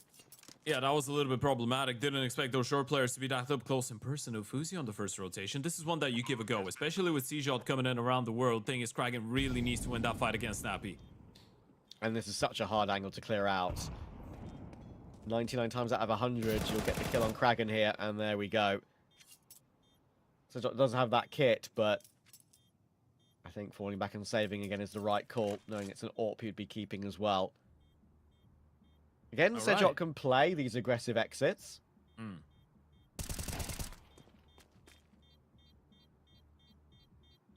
It's all for the long term here, Ted. They might not be winning these last couple of rounds, but they're keeping NIP's money honest. The worrying part right now for the side of 9 is the fact that back-to-back rounds they're able to get the opening kill in towards that A-bomb side. And again, they were running a 3-man setup there, but rotations are not coming in time in towards B to support Faven and Rouse, right? And both times NAP are able to respond back in towards the B-bomb side. That could be a little bit of a worrying sign here for 9. Again, the opening kill's going their way, which is a little bit reminiscent of Mirage, but the conversion's not quite. Look at that, no one looking in towards short. Both of them just staring at Monster. Faven was just too glued in to try and support Rouse. Maybe go blinded there, the IGL. Yeah. Sometimes it's funny like that. I'm guilty of that quite a few times as well. Like, you're so insistent on trying to play as a good teammate and making sure you're peaking a position with a teammate. You take your eye off of the other position you're supposed to be holding for just a split second, and then you get punished by it. It's unfortunate. You are just trying to be a good teammate, but sometimes you just have to rely that your mate will get the kill. It doesn't need any assistance. They were probably dead either way, right? Even if you if Rouse gets blinded in that position, Faven just gets 1 kill at best onto those short players and then gets refragged from Monster. So I guess it's fair to say they were stuck between a rock and a hard place there, 9. Which again brings it back to the conversation. You need to figure out how you want to approach that B defense the moment that you are rocking those heavier setups in towards A. It is a little bit tricky. Let's see what they've got in store. Fuzi. There goes the aggressive Oper. No one to challenge as of right now, though. Something you can do on CT and T side, right? Very often we've seen T side players, especially Orpus, go for that pick on toward the site itself. Zedjot needs to be wary of Snappy charging up long, and he is. Snappy not getting much done on that one, but Shush actually manages to remove Fuzi through that con smoke. That's the AWP out, and they weren't able to collect it, 9. So lost on short. They're pushing in. You jerks. Gotta be careful. There's the reaction from 9. Did they clear him out? Oh my word. 2 kills. There we go. Nice conversion from you, jerks. Didn't even make it 3 as well. Playing with that flash brilliantly. Kraken does well to respond, actually. Faven is keeping an eye on that con rotation.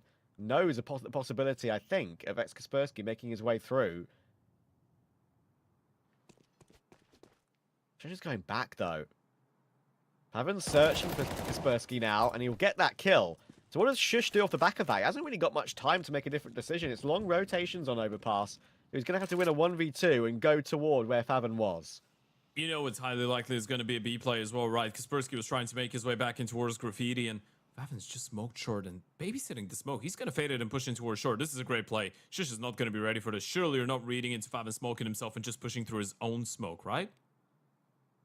The problem for Shush is having to clear out the site properly before he goes to the plant. It should just get found. There we go. It's Faven with a great round. Very reliable player is Faven, and they made all the right moves there to stop NIP's plan. 9 back on the board.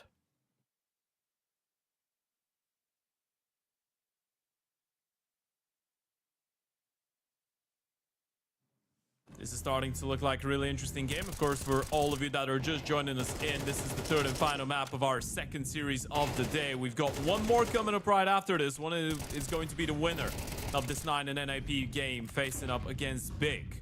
Were able to take down Passion UA earlier on today. C-shot, play flash, goes for the peek, and he's just mowing them down. Perfect execution. Even dinked Rinko, I believe. Down to 21 HP. Lovely damage coming out of C-shot, who's on 9 kills already.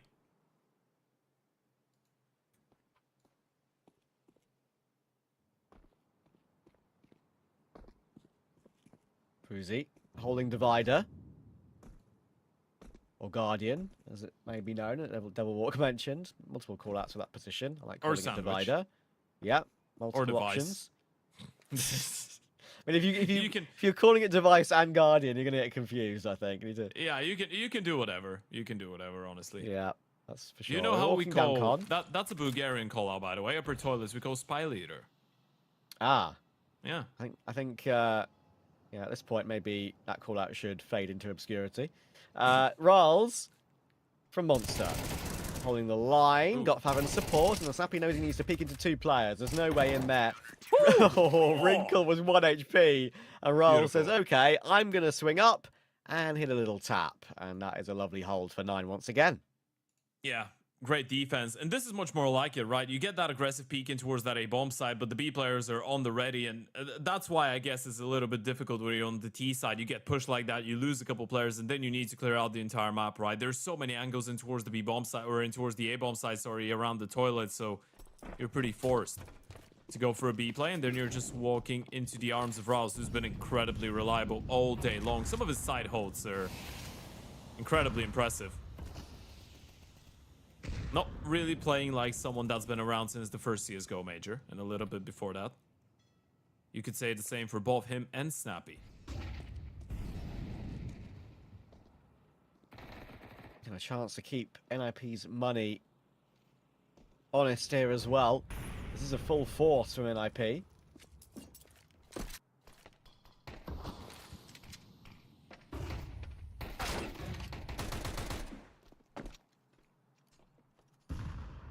Kaspersky will be able to grab Sejot. And they're going to force their way in. But unfortunately, there was too many rotations in position. 9 were very well set up. When you have more than probably 2 players on B, there's very, very unlikely you ever make your way in. And 9 looking solid again on that side of the map. CT looking good, but as we spoke about on the desk, right, with Neo and Devil Walk, if they get just 2 more rounds, maybe even 1 more round, they're still in the game. You know what? I'm a little bit worried here for NIP because some of those holds are looking really damn good. And I do agree. This is overpass. So things could always change up in the second half. But you're looking at the way that they're peeking into it, playing on the back of each other. The only round that was a little bit scrappy was the one where they got caught off guard with the flash over Monster. And the short swing. Other than that, Faven and Rouse have been picture perfect. Pistols now picking up the pace. Fuzi blocking himself. That's a little bit unfortunate. And this one is getting really tricky. They've lost another one. Look at how low all the NIP players are, but they're all alive and kicking up until Kraken comes in with the Tech 9. Oh my goodness, he's lucky both of them are 1 HP. He had no option there but to stand and fight. That might have just recovered the round, actually. This is supposed to be the easy one for 9. It's looking a bit harder. Rinko's got an op. He's able to get that on you, Jerks, but now Wrinkle's been tagged down super low. 11 HP between him and Snappy together. This has been a decent recovery for 9. Could have gotten out of hand. The jump spot as well seen for Wrinkle. I don't think they'll be going for that again, just in case. Ooh, a little headshot angle is being used, though, by Snappy. Raz will walk into it. I think it's Favin is still the insurance policy there, and Kraken is still waiting in con. Making a little bit of noise walking up, and if he does peek here, Snappy could get a freebie, but no, he's just going to wait. That is their full-back rotation that they shouldn't go for, and even though Wrinkle had a glimmer of hope at taking down Favin there was no way. 1 bullet was all that was required, and Favin will hit the headshot on Snappy as well. Yeah, Favin's doing a really good job right now, looking damn good, and we were kind of overlooking that prospect because we were so convinced that NAP should be the team winning this. But if 9 end up winning, we might get a little bit of a Favin v Big rematch.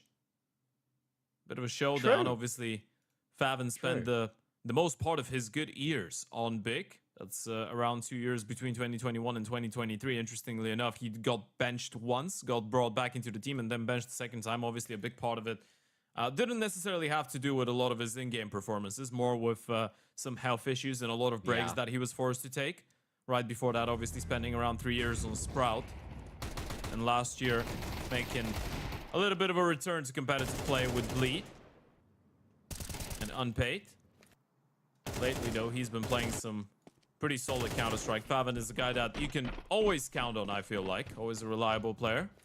Yeah, I totally agree. I've always thought he was a very underrated player. I mean, you know, like how in the modern day we kind of say Belchanok on Paravision is incredibly underrated for the role he plays on that team and does some great work. Not really the player that's on the lips of many when it comes to like players that could be upgraded in the future. I've felt like Faven is that sort of player from a couple of years ago, right? Very, very reliable, very, very consistent, and good in the clutch as well. Kraken's been able to wallbang Snappy out of the round, by the way. That's a bit unfortunate. You're trying to find a way back into the T side, and we were talking about them potentially aiming for 4 or 5 rounds to stay competitive, and your in-game leader just gets spammed like this. Fozy, thankfully for NIP, unable to connect into Kaspersky. That would have been a 5v3 and potentially another round in the back here for 9, but there still is an opportunity for Nip. Still a chance to bring this one back. You spotted the Ope in towards that B bomb side. Thing is, how quickly do you want to risk scaling up? Smoke is not ideal for Faven. Shush able to find a bit of a gap right on top of it. And there goes the 4v4. And Casper was able to walk out Monster. Only 3 and 9 in this game. Neo wanted to see a little bit more from him. He is still taking space and making the right moves, but it's the frags that you really want to see a little bit more from, and there we go. That's a clean one. Didn't expect him so close. Now playing the headshot angle against Rolls. Will be stopped by Kraken, though. Go back into a 3v3. Eyes on the comp player as well. C-Shot. Let's arrive to the party a little bit later on. Kraken on the Ope. Rinko beats him to the punch. A 2v3 C-Shot yet to make his play. Just seen, though. Ujex has seen the arm. Wow. Straight out con. Jiggle. Headshot. Body shot. In the matter of half a second. Now Shush and Wrinkle in this 2v2. Trying to hold on. It would be a critical T round for NIP. They're able to find Sedjot. It's all down to Rolls, and Wrinkle's missing shots here. Having to go to the Glock and gets it done with the Glock. Damn, that was a lot closer than I thought it would be. You can see the expression on the face of Rolls there. He knows that was his round for the win. He knows Wrinkle was out of bullets. Losing that one to the Glock, definitely a little bit painful, but NIP needed someone to step it up and be the hero. And Wrinkle with that picked up. Oh, there's the replay of the round as well. It all starts with Kraken getting the kill on the spam. Lovely stuff out of Shush as well. Faven had no clue what was going on. The true hero of the round, though, definitely Kaspersky with that timing that he was able to catch. And then you can trust Wrinkle for the clutch. Tapping away, able to get them the third. NIP surely still in need of a couple more. I think they'll be quite happy with 4, considering how their half has gone. That'll be their sort of minimum I think they would take at this point. Sedjot's all the way through. He knows that Ujex could just walk back through. Doesn't decide to play Trigger Discipline and look for more. They'll commit to that opening pick. They should know it's B. That's a perfect timing on the smoke as well. You want to block them off. You know there should be out short or in front of Monster right now. You've cleared out the entire A bomb side, and you've just gotten the kill onto the only player that was trying to go back. Oh, that's annoying for Kraken. There he goes for his pre-aim, but Shush is further up than he was expecting. And that opens up an A-site path here for NIP. Sedjot is still long. He's been roaming around the entire map, as we've seen. The thing is, like, he's take a while before he's in position to really be a factor in this retake. Looks like he's going to wait for his teammates to get into position before he activates.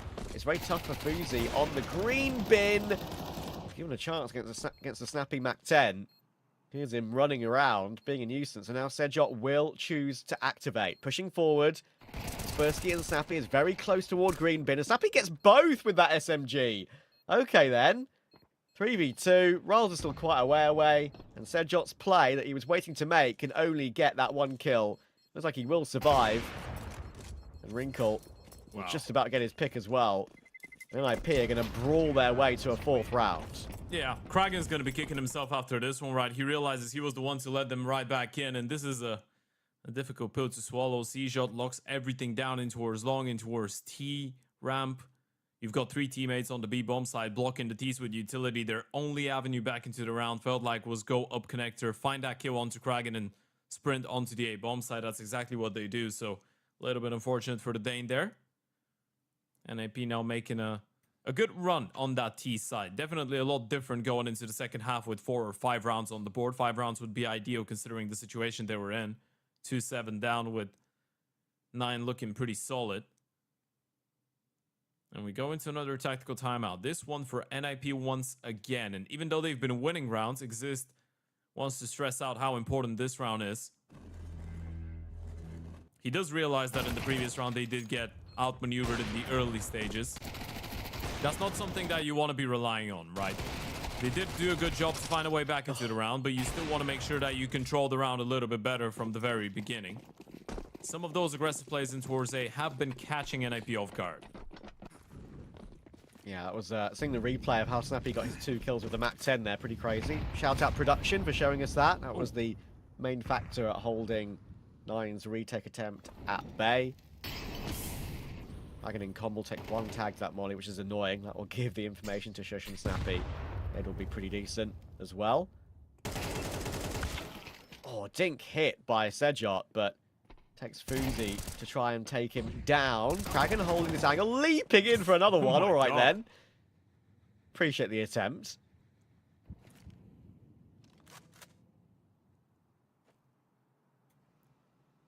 Snappy will. Some audacity. Yeah, making way down Com there. From the railing onto the ledge, onto short. Silently will Snappy. They're going to try and burst, but Rolls has held on with the MP9. Very difficult to control, and to get 2 there is not something you'll see as much after the MP9 nerf came through.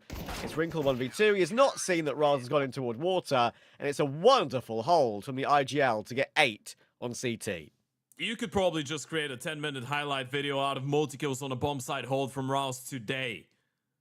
He's been that impactful against NIP. Lovely play coming out of the MP9 with the double spray down. Kragan having a little bit of a laugh, I guess, with some craziness in towards connector prior to it. And you can tell NIP, even though they're still on this map, they're a little bit disappointed they couldn't get the 5th on the board. Felt like they were in a good position for it. There's a replay of that complete madness out of Kragan.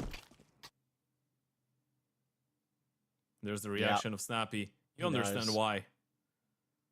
Because I think he knows as well that if they're able to break into B, the other rotation is quite a way away. Probably fit 5 on T side. And that is like a very, very good T half, I feel, considering where they were. 4 is still good. I think they're still in prime position here, honestly. We'll see if that's the case. If 9 win the pistol, it might be a little bit more difficult. Wrinkle's going to take a little bit of a peek. We'll see 1 crossing into playground. Only NIP's second overpass, remember. They played 1 in Cologne against Heroic. They were able to win that. Ujix will get overwhelmed on long, though. Sees 3 players. Yeah, that's a little bit problematic. This is a pistol round that's an absolute necessity here for NIP. Otherwise, you're finding yourselves in the doldrums. If you let this one slip.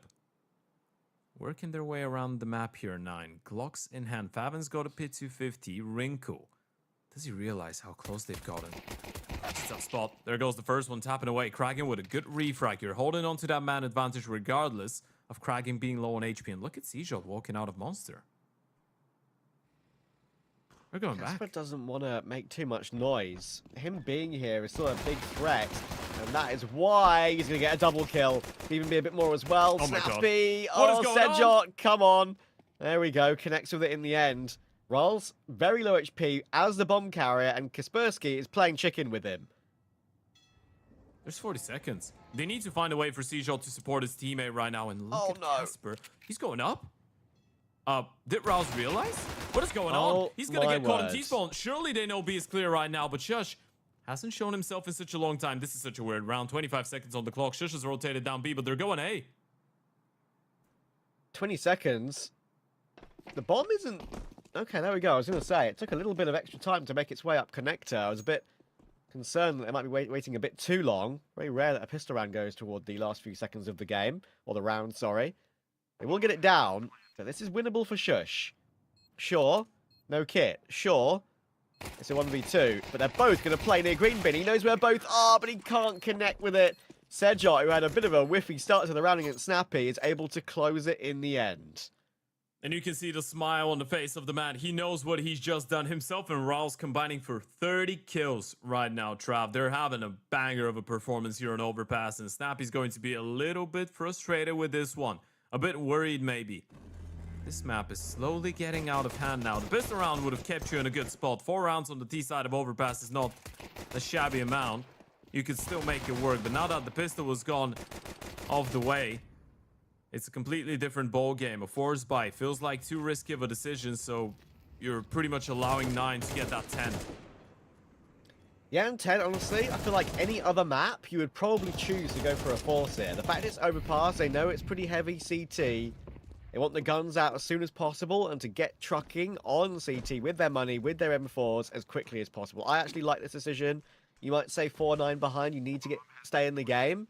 But on Overpass, I think it's the right call. We'll see if it pays off for them.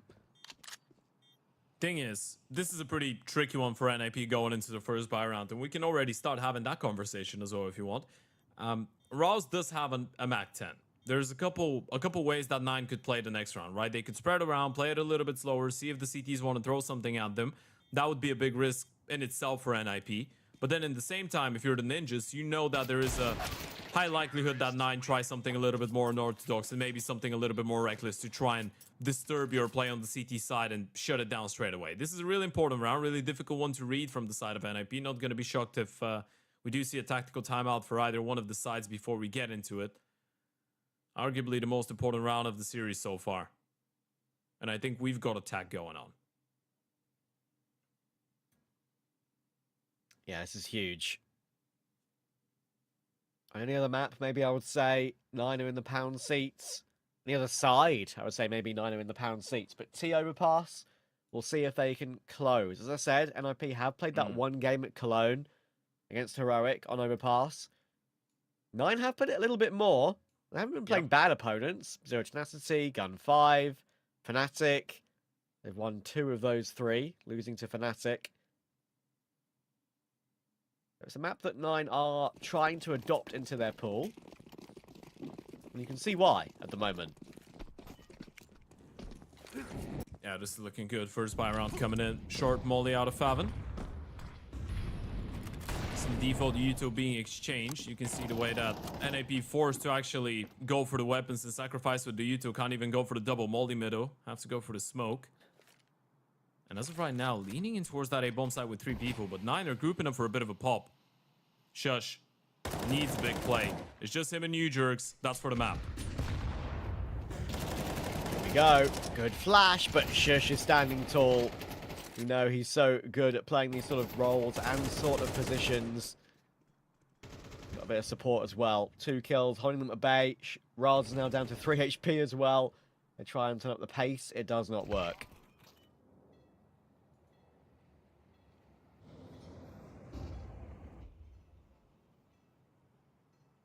Absolutely denied. It's all about the damage from here on out. You're just entering Shush's domain. Was on only 6 kills before the start of this round. 8 now.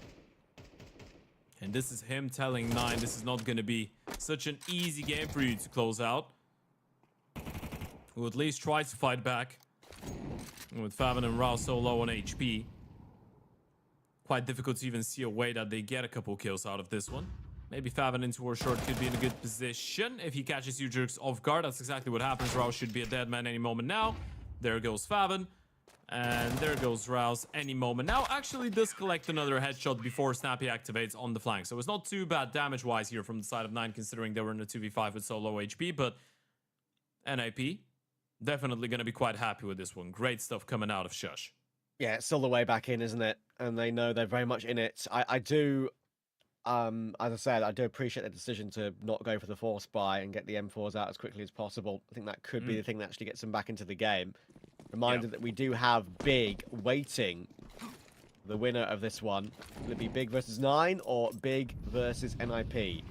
So Incendiary there, flying through the hedge. That does go down towards short.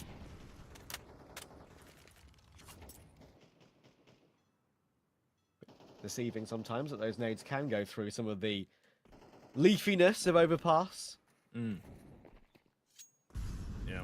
Even historically, by the way, if you want to go back, Overpass has always been a good map for Swedish Counter-Strike. Always been a good map for NIP. Yep. I mean, Devil Walk mentioned that it was, back in the day, one of his favorite maps to call on. Even if you want to go back to 2019, 2018, 2020, when NIP was still rocking that fully Swedish lineup and still had some alright results, Rez and Brolan were always really proficient when it came down to it, even when the team was struggling to find consistency. Obviously, both of them not really around anymore with the NIP jersey. Rinko has got a bit of a glimpse. There goes the first one. Is he ready for the second? Answer is no.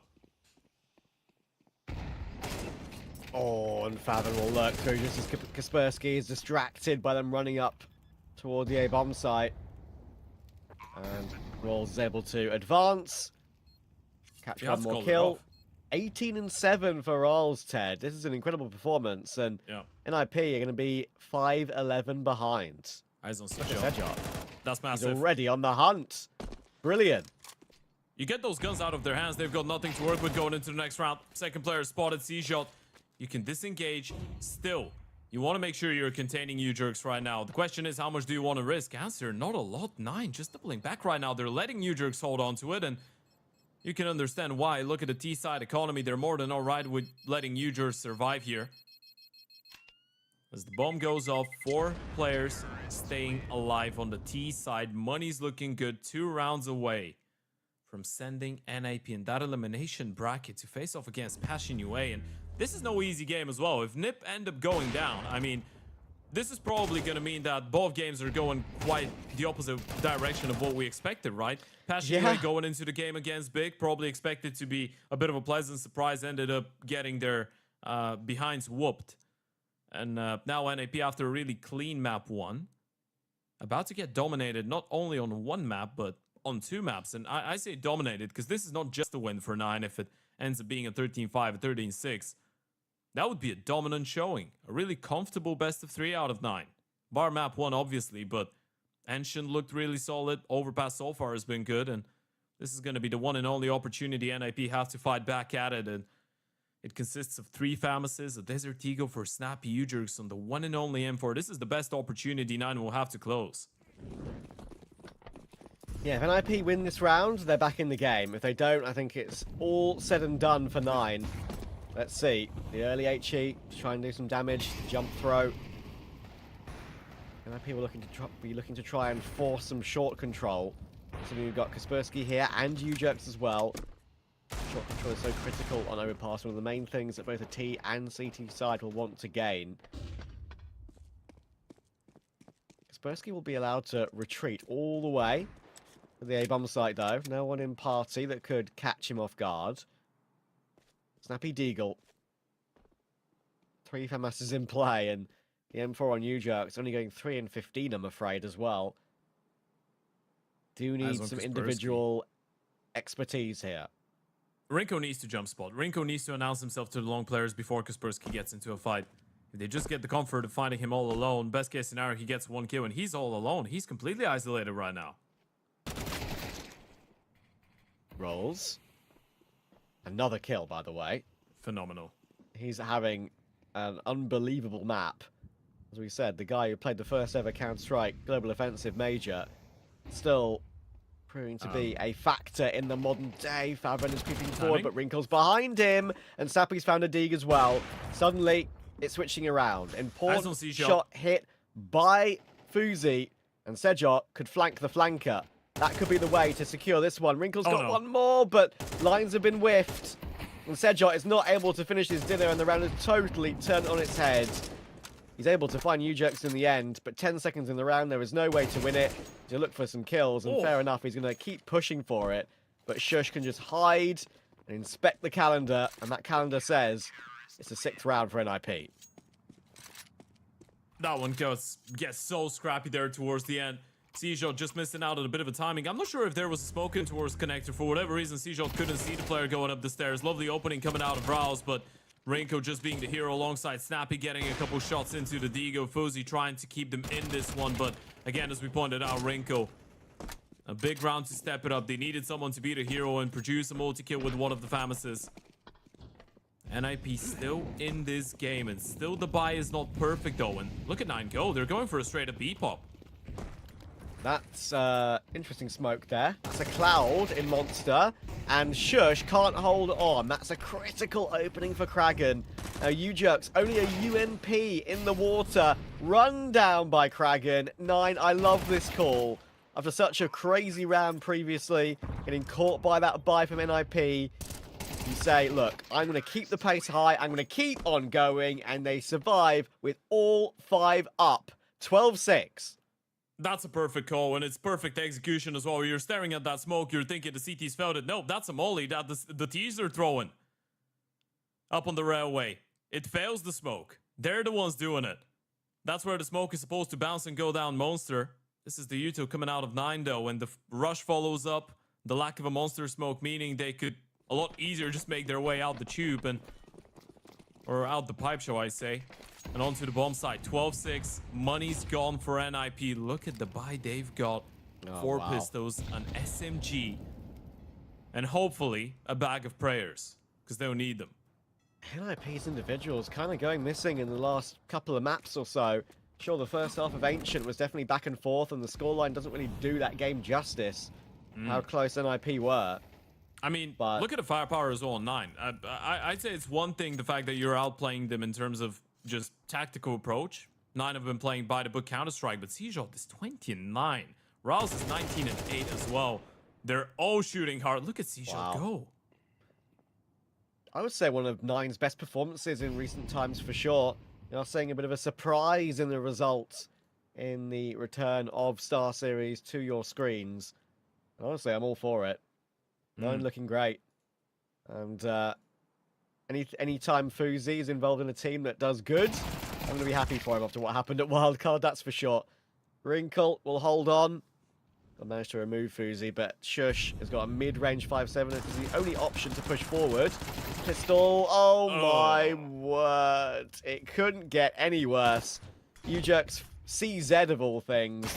Get him out of here. MP9 rotating in. Sedshot will say goodbye to Snappy, and there goes Ujux. 9 have done it. NIP, the favourites for the entire qualifier, are already in an elimination match. Yeah, the streak continues.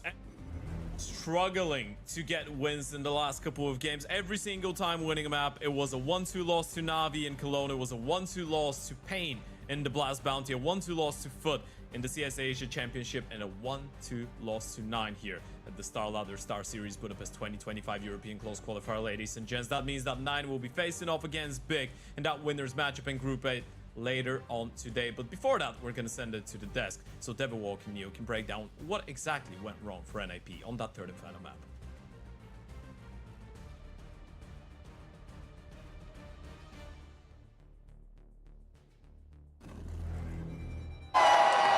Fueled by the same passion as esports athletes, Zowie continuously develops tailored products, empowering gamers to bring their best out.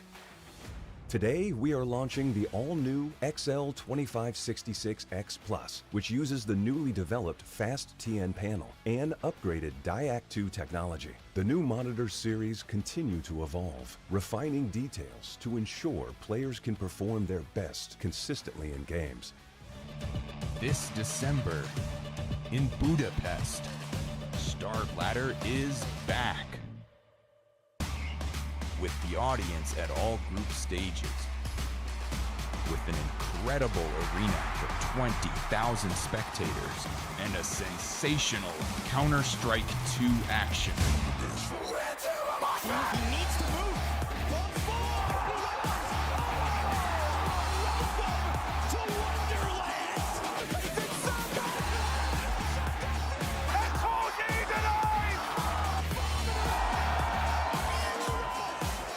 Join us at the Budapest Star Ladder Major.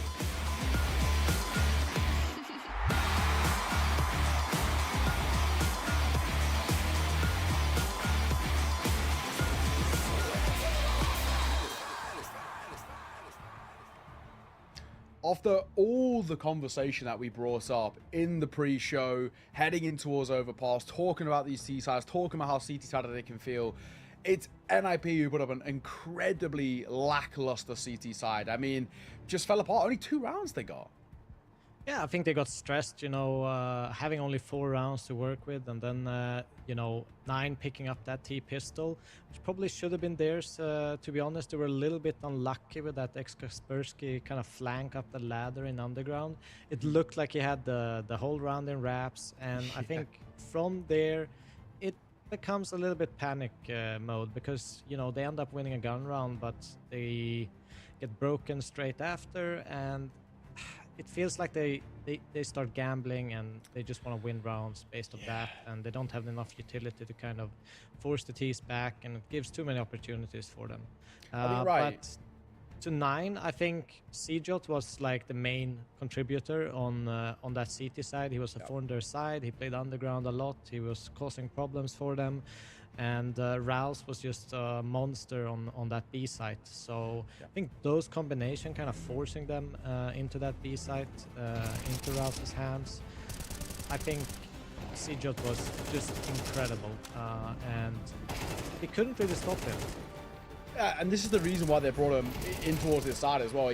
Once again, under the tutelage of Berry, the guy who found him, right? And the guy who kind of put him on the map a little bit. And like we say, despite his endpoint stint really being less than pretty as a whole, Berry knows what this kid can do, and that's a really, really good indication of just how good he can play. Sejot, fantastic from him. And I think you're right as well. Rawls, individual numbers are fantastic on his own, right? We're not always looking towards him to really put up the frags, but my God, did he. And the worrying thing is, on the flip side, we weren't getting that, right? Shush, you had a pretty good map number 1. None of that really kind of brought to the table. A pretty good previous map, may I say. We're looking at Kaspersky again, who had a poor series. And this is where we're missing individuals for this NRP side who are meant to put pressure on towards Nine, and hence why we touted them as the favorites, and we saw them as, the number 1 seed in this kind of qualifier. They fumbled at the first step, and now they've got to take the hard road to get in for a chance for the LAN.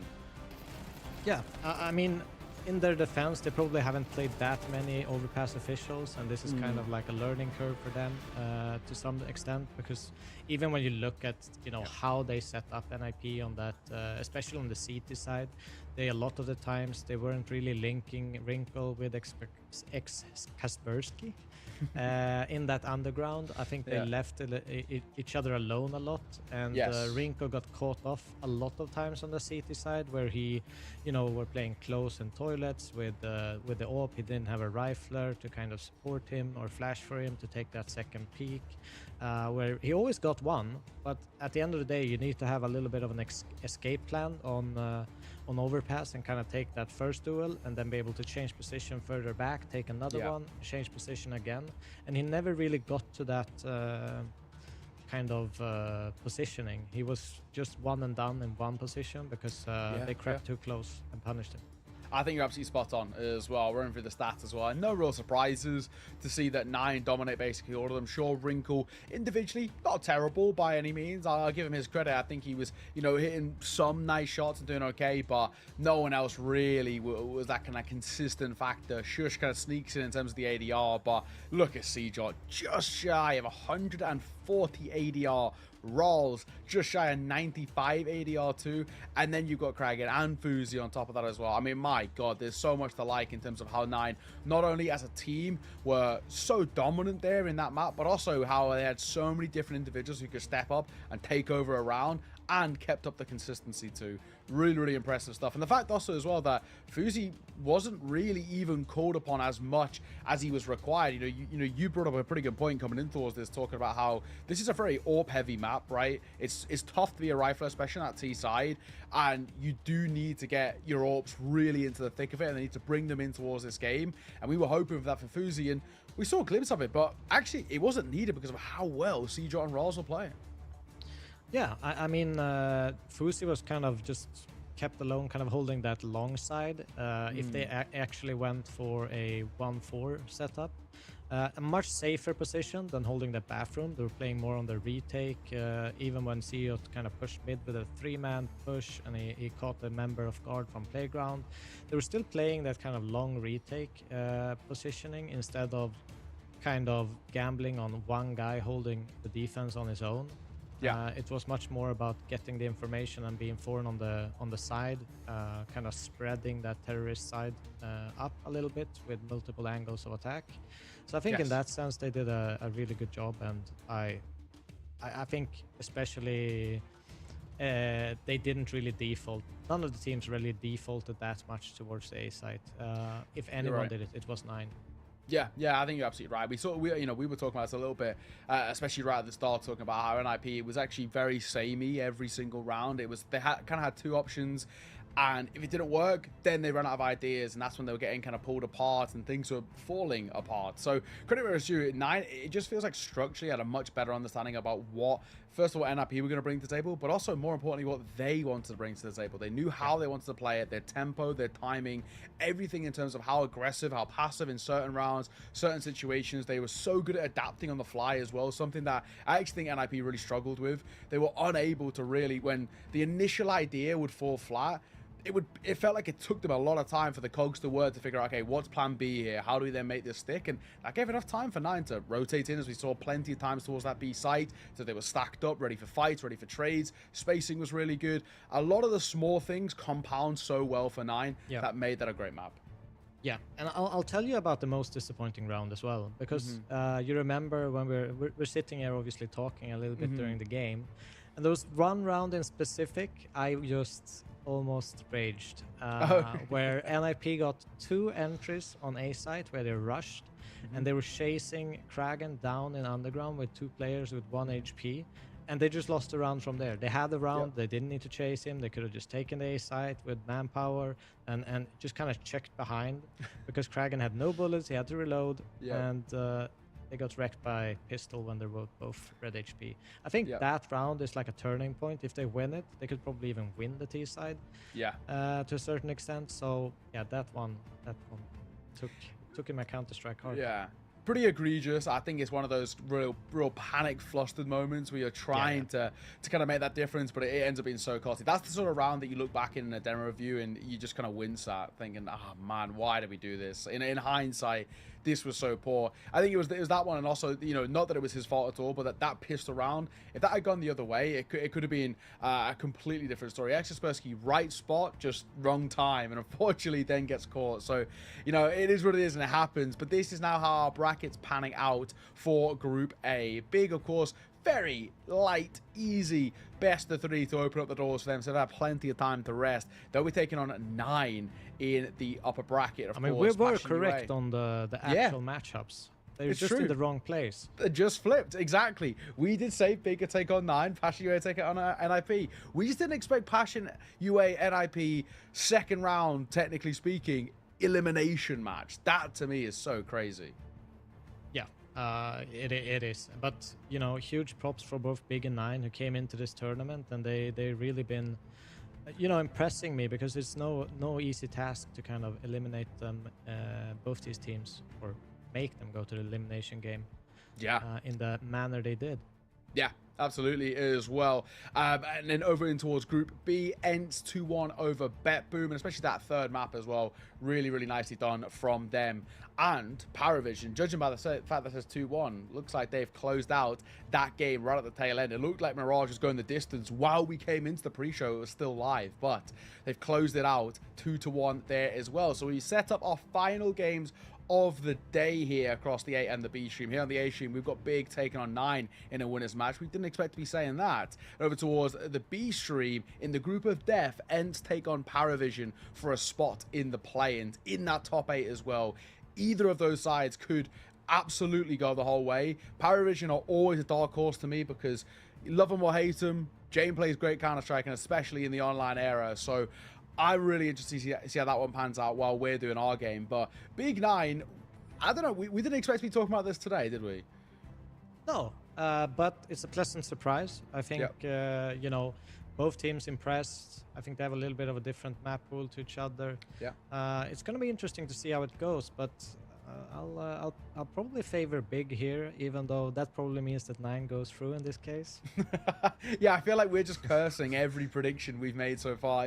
We're 0 for 2 at the moment, so you Yeah. hate to see it. But either way, for now, we're going to throw this one to a bit of a short break. I think about 15 minutes until we get things started in towards our pre-show for our final game of the day. So good time to go get a drink or a snack or whatever you need. Be back here 15 minutes time. We get ready for the final game of the day.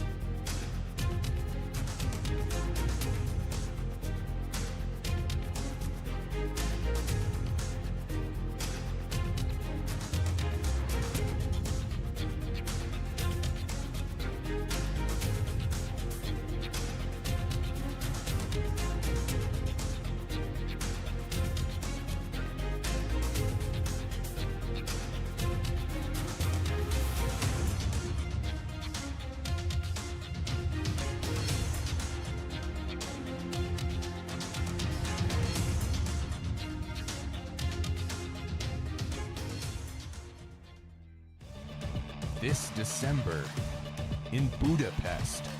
Star Ladder is back with the audience at all group stages, with an incredible arena for 20,000 spectators and a sensational Counter-Strike 2 action.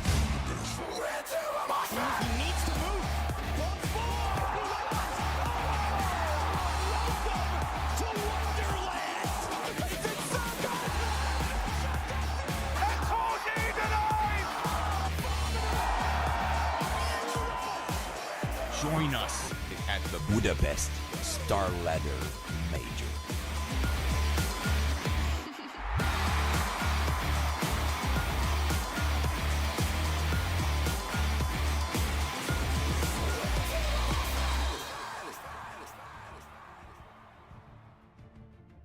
Only a brief break as we get things ready now for our final game of the day. And, you know, we already said it. We expected these two to play against each other, Devil. But we still expect it to be in the winner's match after both getting upsets to kickstart the day.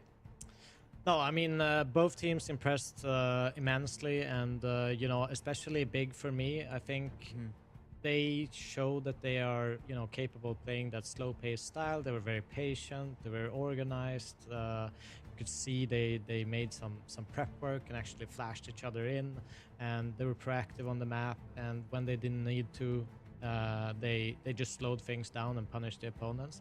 It's something that Nine also did very well, especially on that Ancient versus NIP, where they took a fast space, slowed things down, punished NIP for trying to gather some information. So it's an interesting kind of clash in that sense, going into this matchup. Yeah, absolutely as well. You know, so this game as a whole, super important. Of course, running through some of the stats of what we've had so far in the brief amount of Counter-Strike. And, you know, no surprises to see some winners littered across here. CJ in particular, of course, we already kind of just come off the back of singing his praises. What a final map we just saw out of him. Brilliant work. Incredible to see him at the top. And if we can kind of continue that, this Nine side could go back-to-back in the upsets as well, but Crimbo, JDC on the flip side are going to be trying their damnedest to deny. So it's a battle of, can we get Siege up back to that level? If we're being realistic, probably no, but if we can get him still playing at a really high rate, and also on top of that getting a few of the players around him, like your Fuzis for example, then they can put pressure on Big in terms of the individuals. But so far, Crimbo, highest rate, the JDC not too far behind, and hype to follow. Top 3 all coming from the German side. And that's what happens when you only let your opponent get 4 rounds in the whole series. Yeah, and it's impressive. Siot is there on 156 rating, playing a best of 3, all 3 maps, winning it. You know, they got absolutely crushed in the first one as well. So I think a lot of it is, you know, they need to keep that form. Siot, I think, is a key playmaker for them, and I was super impressed with Rouse as well. Great. Being the in-game leader and actually showing the way, stepping it up. I think that brings a lot of like trust and kind of motivation going into a game like this, and belief that they could make it all the way. So yeah, huge props to Rouse. Yeah, I got to agree. I think just the fact that he also supports with the numbers as well. It's not only that, you know, he's setting the rest of his team up for success, because he's allowing Fuzi to play good spots, and same with Kragan, allowing him to lurk and get a lot of information. But it's just the fact that he's also individually looking sharp. He's not dropped a dime there at all. So it's really good. There's no real kind of weakness across this side. We've got some rosters to talk about it as well. And of course, we already started, so we may as well continue talking about Nine. I still want to see probably a little bit more out of Fuzi, but he wasn't needed as much, right? As much as, you know, generally when we look towards Wildcard, he was putting up insane numbers because he was required to do so. I feel like because there's a lot of different facets of where we're going to get individuals online here for Nine, they don't require him to be lights out for them to have any chance of winning. No, but I mean, it's gonna be at a point now that everyone's gonna need to step up. You can't expect CEO to kind of post a 180 impact rating and a 156 rating. Now it's time for everyone to kind of garnish from that belief that we just beat the best team in the tournament. Let's continue on this. Big, they're, you know, no slouches, but at, you know, going into the tournament, no one would say that they are NIP. Yes, exactly that. And you know, you've already done it once in a sense, and you've already made a kind of a win work out of nowhere. Now it's about kind of trying to chain this back to back, and this is an important match. This is booking a spot in towards the play-in as well. So you do this, and you get, you know, a day off in a sense. You get a bit of a breather. You don't have to play that lower bracket game either. So for this big side of a 9 as well, it's a long day, sure, and especially for Big, who've been waiting around for kind of a while, it can be restless, sitting, waiting, but also, in a sense, preparing. And we're going to see what the side can do. A lot of names there is to like, and we liked what we saw earlier against Passion UA. And I still think Passion UA didn't play anywhere near the level that I'm used to or expect out of them. And so I do take that victory just with a little bit of a pinch of salt, in the sense that it should have been a lot closer. Even if you want to talk about Big being the side to win it and being the side that were the better team, they most definitely were in terms of the individuals. Passion UA, there was a real lack of tactical depth there. So I still think Big weren't properly tested. This will be a true test. We know that Raz is calling a good game. We know that Berry's setting this side up for success. The only thing is, how prepared were 9 for this game in particular? They had faith in themselves winning. They probably would have expected it to be Passion UA in this upper bracket. In a sense, are they even going to do, is there any sort of prep you can do, or do you only just focus on yourselves? I guess you've been in a situation like this as a coach before. When you're playing back-to-back games in this sort of sense, is it all just focus on yourself? No, I think most teams have analysts, so in the back end they will do some sort of prep work, extra prep work for the ones that they've obviously potentially facing.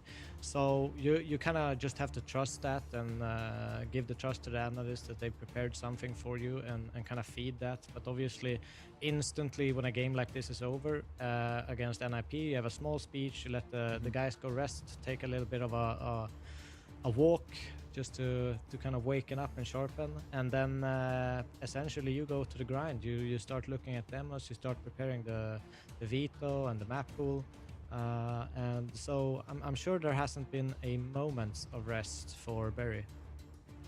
Yeah, I think you're absolutely right. And knowing what we know about him as well, and just how prevalent, how important of a coach he is, I think that'll be absolutely spot on. Of course, got some statistics across the last 3 months. Mirage being the best map over towards Big, Inferno being the best map over towards 9. We talk about this Mirage shouldn't really get picked here. This first pick is kind of interesting, and it really depends on what Big ban. And they're going to ban Inferno. That leaves Overpass open. Oh, and they're going to go for it. It's the right call for 9, but it's an interesting decision to insta-ban Inferno here if you are Big. They've not played an Overpass yet, so this will be the first time. Yeah, I mean, we were actually thinking maybe 9 pick into that Ancient, which was left for the 3rd map, and we definitely predicted the Dust 2 pick here, which seems to be one of the weaker maps for 9. They've played it 21 times, 33% win rate against Big's 56%. So I think if Big, you know, actually have practice in the background, there's not so much info. They can't really do any prep against Big on Overpass. So it's going to be a lot on the line of just focusing on what they want to do themselves. And there is one little problematic thing, is that this is the most recent match that Big actually watched of you play. And I'm sure all of the players were actually watching it. And you just go straight back into it. True. And there's an argument to be made as well, and it's something that I'd actually like to get your take on it, because it's something that I always propose every time we have situations like this. Is it better to be the side who, well, I guess we'll come back to this later. Is it better to be the side who has a break or goes straight in towards the second game back-to-back? We'll let the casters talk through this one as we're ready to get in towards the game. So Trav and Ted, take it away. Thank you, Neo. Honestly, going by what I've heard from a couple of like coaches and other players in the scene, they actually do prefer to continue staying warm and keep on playing. Having that like hour or so or 2 hour break or so kind of just throw them off a little bit sometimes. Yeah, definitely a possibility. Also, it does depend on to what team you are, what players you've got, what you're more comfortable with. Big starting things off on the CT side. First Overpass we're looking at from Big, since the map got added back to the pool. First one in 1 year time, and Tapson's already opening things up with 1, make it a double. Finally shut down by Fozy, but he's opened things up really nicely. Hyped still over toward Truck, still getting tagged down, but is able to do a lot of damage, and they'll hold on comfortably. Big will take the CT pistol. How much will they have learned from what they've seen from 9 just a few minutes ago? Big's first foray onto Overpass since its re-inclusion into the pool. We've heard the interview earlier, Ted, from Kyubi, talking about their sort of approach coming in, how they're kind of focusing on their own game. Their map pool's getting a lot wider, and Skrunk helping a lot, changing their sort of mentality. We'll see if that continues tonight. Yeah, Big used to be quite a good team when it came down to old school Overpass, right? In CS2 early days, maybe not so much, but CSGO especially.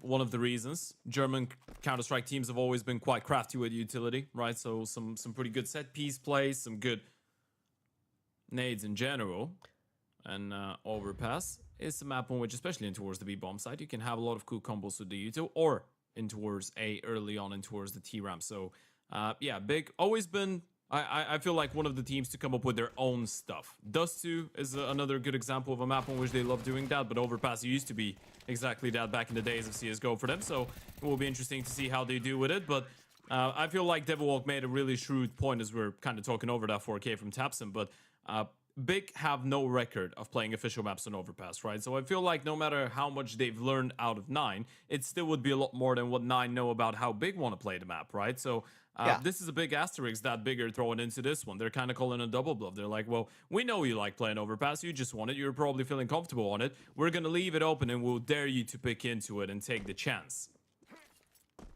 Yeah, very good point. Well made by both of you two. Kragan will force his way out toward Playground. Oh my word, he's found both of the spray down. That is clean from Kragan. Don't see that too often. Survives on 1 HP as well. Yeah, quite unfortunate. Hype should have that one in the bag, but it's all about whether he's able to get a second one out of it, and Kragan might actually have a flash for that party peek. You're surely not thinking that those rifles were peeking on their own. There goes the first kill. Kragan actually going down to the headshot of Hype, but he was never going to get away with a lot more than just the 1 kill, and this is already looking quite good here for 9. A fantastic denial of that aggressive play. Crimbo and QB still in the equation, as of right now separate though. QB in towards that toilets area. Crimbo is still on B. Might actually be holding on to the M4 unless QB goes nuclear. He has got into the bathrooms a little bit further forward, but it's properly checked by Sejot, and well checked as well. Cleared out of the round. Crimbo forced to rotate into an impossible 1v4. Kind of what we were talking about earlier, right? How it's difficult for Crimbo in recent form for Big to really show what he's made of in the clutch if his team kind of dies around him. But when the group looks so good like they looked against Passion UA earlier, that's not needed as much. But this is a great breakthrough for 9 in their first gun round. Kragan will take those 2 kills on the spray down toward long, hitting both headshots on Big's aggression. I do like the double long aggression. I think it's a good idea to put forth and around like that, but Kragan said no, and then died for his teammates' trade as well. See, that's the big question. Overpass is still a fairly new map into the pool, right? So you're going to be looking at a lot of the plays, and obviously the game is not completely different. So a lot of the aggressive plays, a lot of the rounds that you've got are going to be similar to the ones that were used in early days CS2 Overpass or CSGO Overpass. That double long push is one of them. Thing is, that's why it's really difficult to actually be crafty and do something that's surprising, especially to more experienced players, right? When you're playing against a team like 9, there's a couple individuals that have been around for quite a while, and there definitely has been a little bit of off time being, well, not off time, but away from officials' time being put into the server. In Prax, Kragan landing some great shots, and in all fairness, he probably shouldn't be getting that second kill out of it, but it's still just the fact that 9 are ready. They're alert of the possibility of a play like this happening. Yeah, it wasn't a full hold down of Mouse 1. If it was, it would have been slightly more impressive, but yeah, still managed to judge the recovery rate of the AK. Immediately clicks the second head. Ooh, there you go. Wow. There's the double nade for the boost. Yeah, haven't seen that in a while. Welcome back. Yeah, I mean, those are the clear signs of a team that's practiced the map, right? When you see them, especially on a map like Overpass, it's quite easy to spot. The way that they toy around on the CT side with the utility in towards A, the way that they go for aggressive plays. On the T side, the way that they're trying to deal with the potential aggressiveness of the CTs. This is showing some good tendency learning, and obviously, under those circumstances, it's quite difficult to say that 9 have studied the tendencies of Big, because they have none yet. Tabson managed to deal with Kragan, but getting away will be pretty impossible when there are a lot more to come toward long. Can you see? Good flash, good jump back toward Bank as well. Got Crimbo's support on back dice. Look at him push short. This is really proactive from the CT side right now. It's all about Crimbo and JDC holding on for long enough for QB to get into position. Oh, they managed to use that Molotov well to push Crimbo back, though. JDC realizes there's no space to really help, and Crimbo's going to choose to fight in that backside Molotov, and he almost gets 3 kills from that. He sets up QB for the trade. That big flank does work out for QB. Now, Favon needs what would be a 1v3 total. He knows that QB is coming up from that big flank, and he'll spot out one, but he doesn't know that Hyped is there too. He's going to try and maneuver in toward Green Bin, and probably They go have a smoking Bank. kit. You can't stop them. They can just defuse the bomb. That's exactly the problem. Favon is going to be... I mean, if he goes back toward Green Bin, it's fine. I thought if he was going to go Bank, he's going to be completely disconnected from it. Now there's a slight chance. Didn't smoke the bomb. Didn't smoke it properly. That gives Favon an opportunity. And almost gets it over the line. Real nice try for Favon. But as you can see on his screen, the bomb will be defused.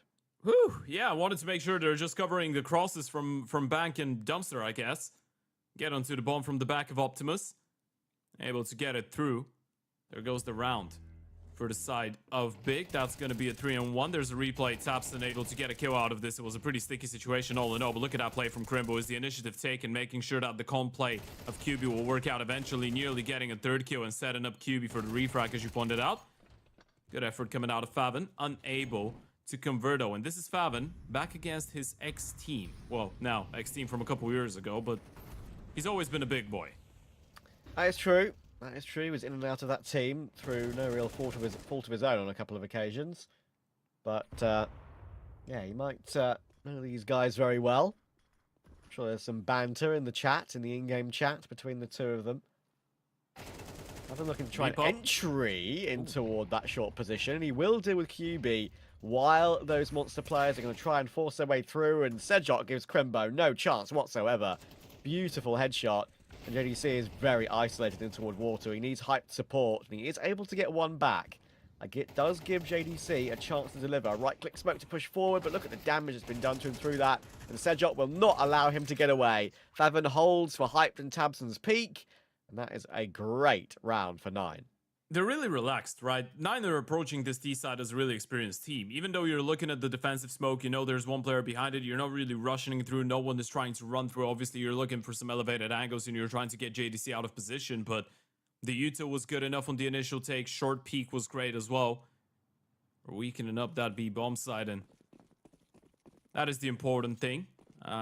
Always been a bit of a rule when you're executing B and you get stopped. There's 2 waves of execution. The first task is to get out of monster. Second task, actually get onto the bomb site and clear out water to get a bomb plant out of it. 9 showing that they're quite diligent in the way that they follow the steps. That's exactly what you're expecting out of a team like this.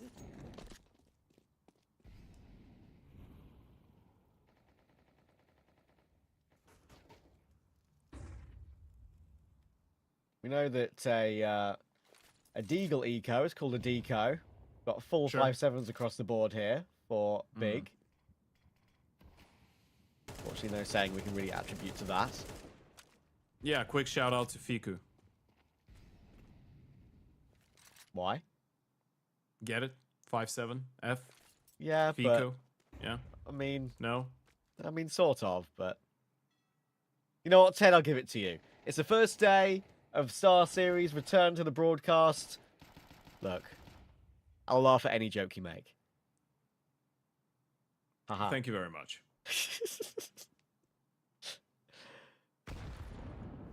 Appreciate you. Nice, Good Nate. night. On top of the barrels. They've been blocked in towards Monster, though, so this one gets a little bit tricky. Mac-10 starting to rush onto the bomb side. It's actually Kragan to collect the majority of the kills, and the defense did look like it had some potential to it, but it just gets brought down. Also, we have to talk about the importance of this overpass into the veto in all fairness, right? Dust 2 is still in there, and Dust 2 has been one of the few really consistent maps for Big over the course of the last couple of months. You couldn't really say that 9 don't play it. You couldn't really say that 9 have not been winning it lately, but it hasn't really been against the same level of opposition. And I know both those teams have been exceeding expectations so far today, but if you're 9, you definitely feel like you need to put your best foot forward here on Overpass and secure yourselves before Dust 2. That's the thing, isn't it? Because if they're able to beat NIP on Overpass and then follow it up with a win on Big literally half an hour later, that's going to catch eyes by lots of people in the scene. Like, obviously, we know that lots of teams historically did adopt a new map to the pool and really put their team on the map because of it. It was like Sinners and Gambit Youngsters when Vertigo came in. We know how Eternal Fire and then, of course, Aurora, how good they were on Anubis to begin with. The Mongos as well. Very, very true. So, like, whoever can... I realise that an Overpass has been around many, many times in Counter-Strike history, but whoever can adopt it for the current meta and play it to the best of their ability, especially in Tier 2, is going to get a nice little injection of not just VRS points, but... Yeah, you can ask James about it, by the way. That's a wild one. But teams like VP, teams like, I mean, all teams led by James have always been really good on Overpass. So the CAS scene in general, I feel like, is going to benefit quite a lot from Overpass being included. Yeah, 9 making themselves known on this map today, that's for sure. So start against the likes of Z10 that we mentioned earlier. They did lose to Fnatic, but looking to try and do the double over NIP and Big. Good amount of T rounds on the board already, it feels. 3, and it's going to be 4. Townsend will get that kill on toward Ralls, though, which is actually an impressive one to nab. Yeah. Still should be a pretty clean one coming out of the 9 boys. Faven able to get 1, make it a double, make it a triple. It's absolutely beautiful coming out of Faven. Look at him go against his ex-teammates. The only thing he needs right now is Apex to tweet that for him. That is true. Good. That is true. One of many of Apex's famous sayings, I would say.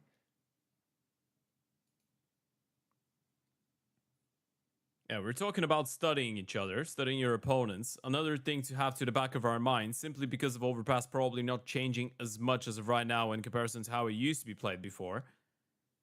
Rouse has been around for a long time, and Faven was a big player back in the days. And as we know, one of the maybe bigger points that a lot of people are making when they're expressing their disbelief towards Tapson and Co. is the fact that they've gotten quite stale maybe over the years. The fact that their approach to the game seems quite linear and it is pretty much more of the same, right? So we can't really ignore the possibility of Faven and Rouse knowing a thing or two about how Tapson likes calling an Overpass, just remembering from back in the day, knowing how he likes reacting to certain stuff.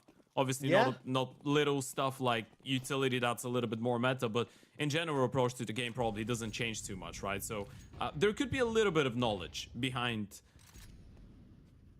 the policy that Tapson likes following on this map. Yeah, maybe. I mean, we'll have to see.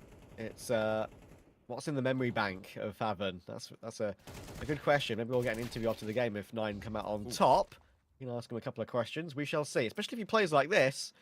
11 and 3. Another headshot to add to the tally. Sure, there were some ecos in there, but he's doing really, really well. And Ralls thought for sure they was going to go down to Crimbo, but it's another great headshot from him. And Hype needs to make a play happen. It's a good pick on Faven. One was planted around the pillar. Very awkward, but he's advanced his angle and elevated his angle to great effect. It's Fuzi 1v2. All of a sudden last alive and hyped. Oh, that is beautiful. He sticks up there. Fuzi's expected him to drop. He didn't. Yeah, and you can see the face of disappointment coming out of Fuzi right now. Yeah, a bit of a shake of the head there. Hyped had a phenomenal round, and he was one of the people that we were praising earlier on today as well. Big playing one of their cleanest series so far in the calendar year, and Hyped had a whole lot to do with it. Lovely first shot, going for the elevated angle on top of the smoke for the second, going back on top of the box after dropping down, actually. Climbed right back on top. That's why Fuzi thought he was already down in towards the bridge. And as we said, Overpass is a map definitely famous with how many opportunities it's given to the Opers. If Hype has a good performance, and that was one of the favorite maps, by the way, of Big Academy back when Hype was on the team. That would definitely help Big. Yeah, and Hyped versus Fuzi, we've seen some good AWP battles so far today. Looking forward to seeing how this one goes between the two of them. Definitely two AWPers which definitely have the ability to take over a game. We saw Big on Mirage against Passion UA. I mean, Hype didn't have to do a whole lot in the game, but he had two pretty great rounds, especially that one over toward B. I mean, he was consistent, right? This is what you Exactly. want out of Hype. You don't really want him to be flashy. Sure, if he can be, it's a bonus, right? But it's all about providing that level of consistency and making sure that everyone else on the team believes that the Oper's going to hit the important shots, right? This is what you're after, especially in a game where it's so difficult to stop people from just running around like crazy.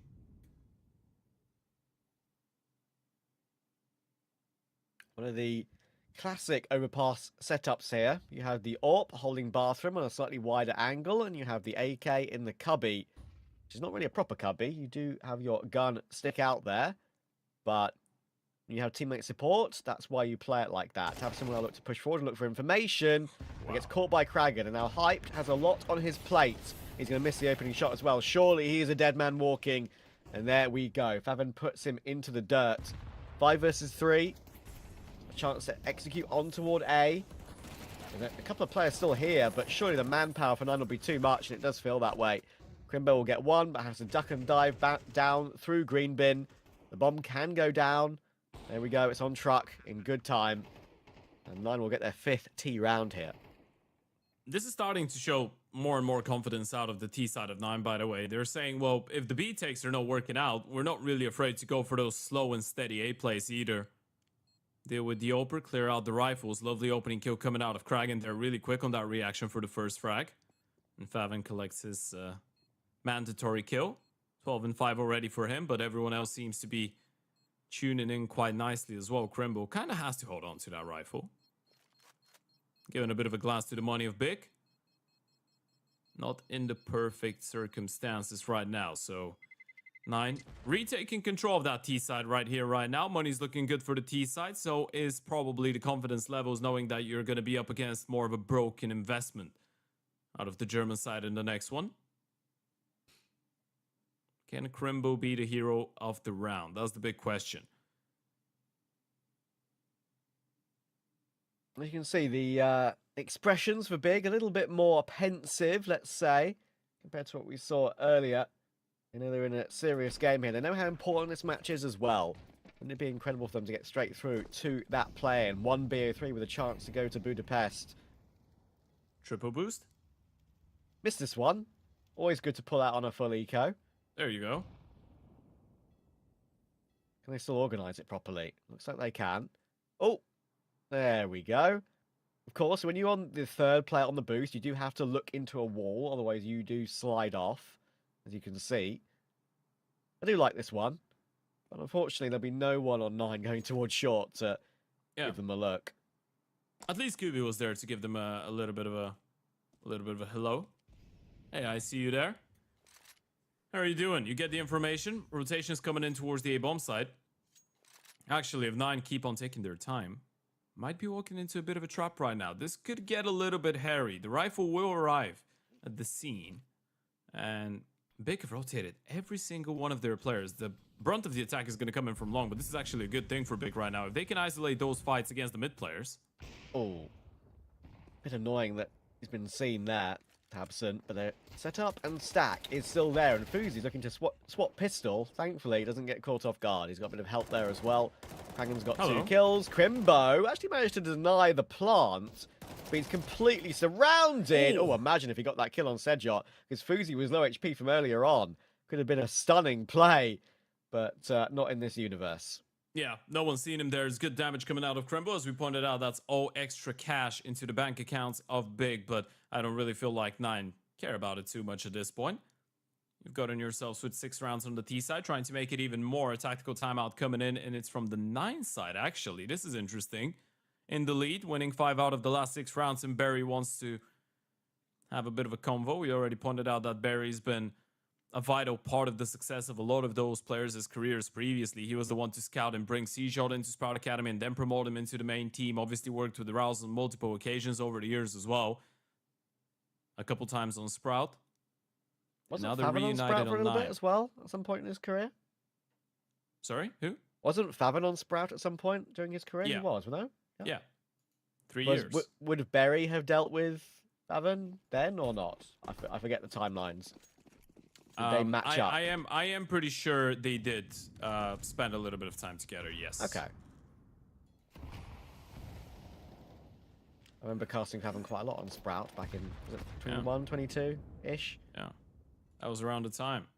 Nice. It was Rouse, Speedy, Faven, K, and Slacks, coached by Barry. There we go. Look where Slacks is now. Career trajectories are always fun to keep an eye on. Oh, look at the monster walk. Here we go. We're speeding up here, 9. Surprise. 6 rounds on T-side Oh my already, God. and Crimbo, oh my What? god, how has he got that kill? He gets his Oh. vision back in time to get 2 more as well. Ridiculous for Crimbo. They stare at each other for a split second on default, and then was like, oh, okay, well, you're on the opposing team, aren't you? And he says, I'm not sure if thank that you was very a CT much. side flash, by the way, that blinded the T running onto the bomb side. Crimbo was definitely blinded by the flashes of 9. Not sure what happened there. Definitely regretting this one. And look at the Ope of Hype. He's so locked in. He knows Kraken could be onto some shenanigans in towards bank.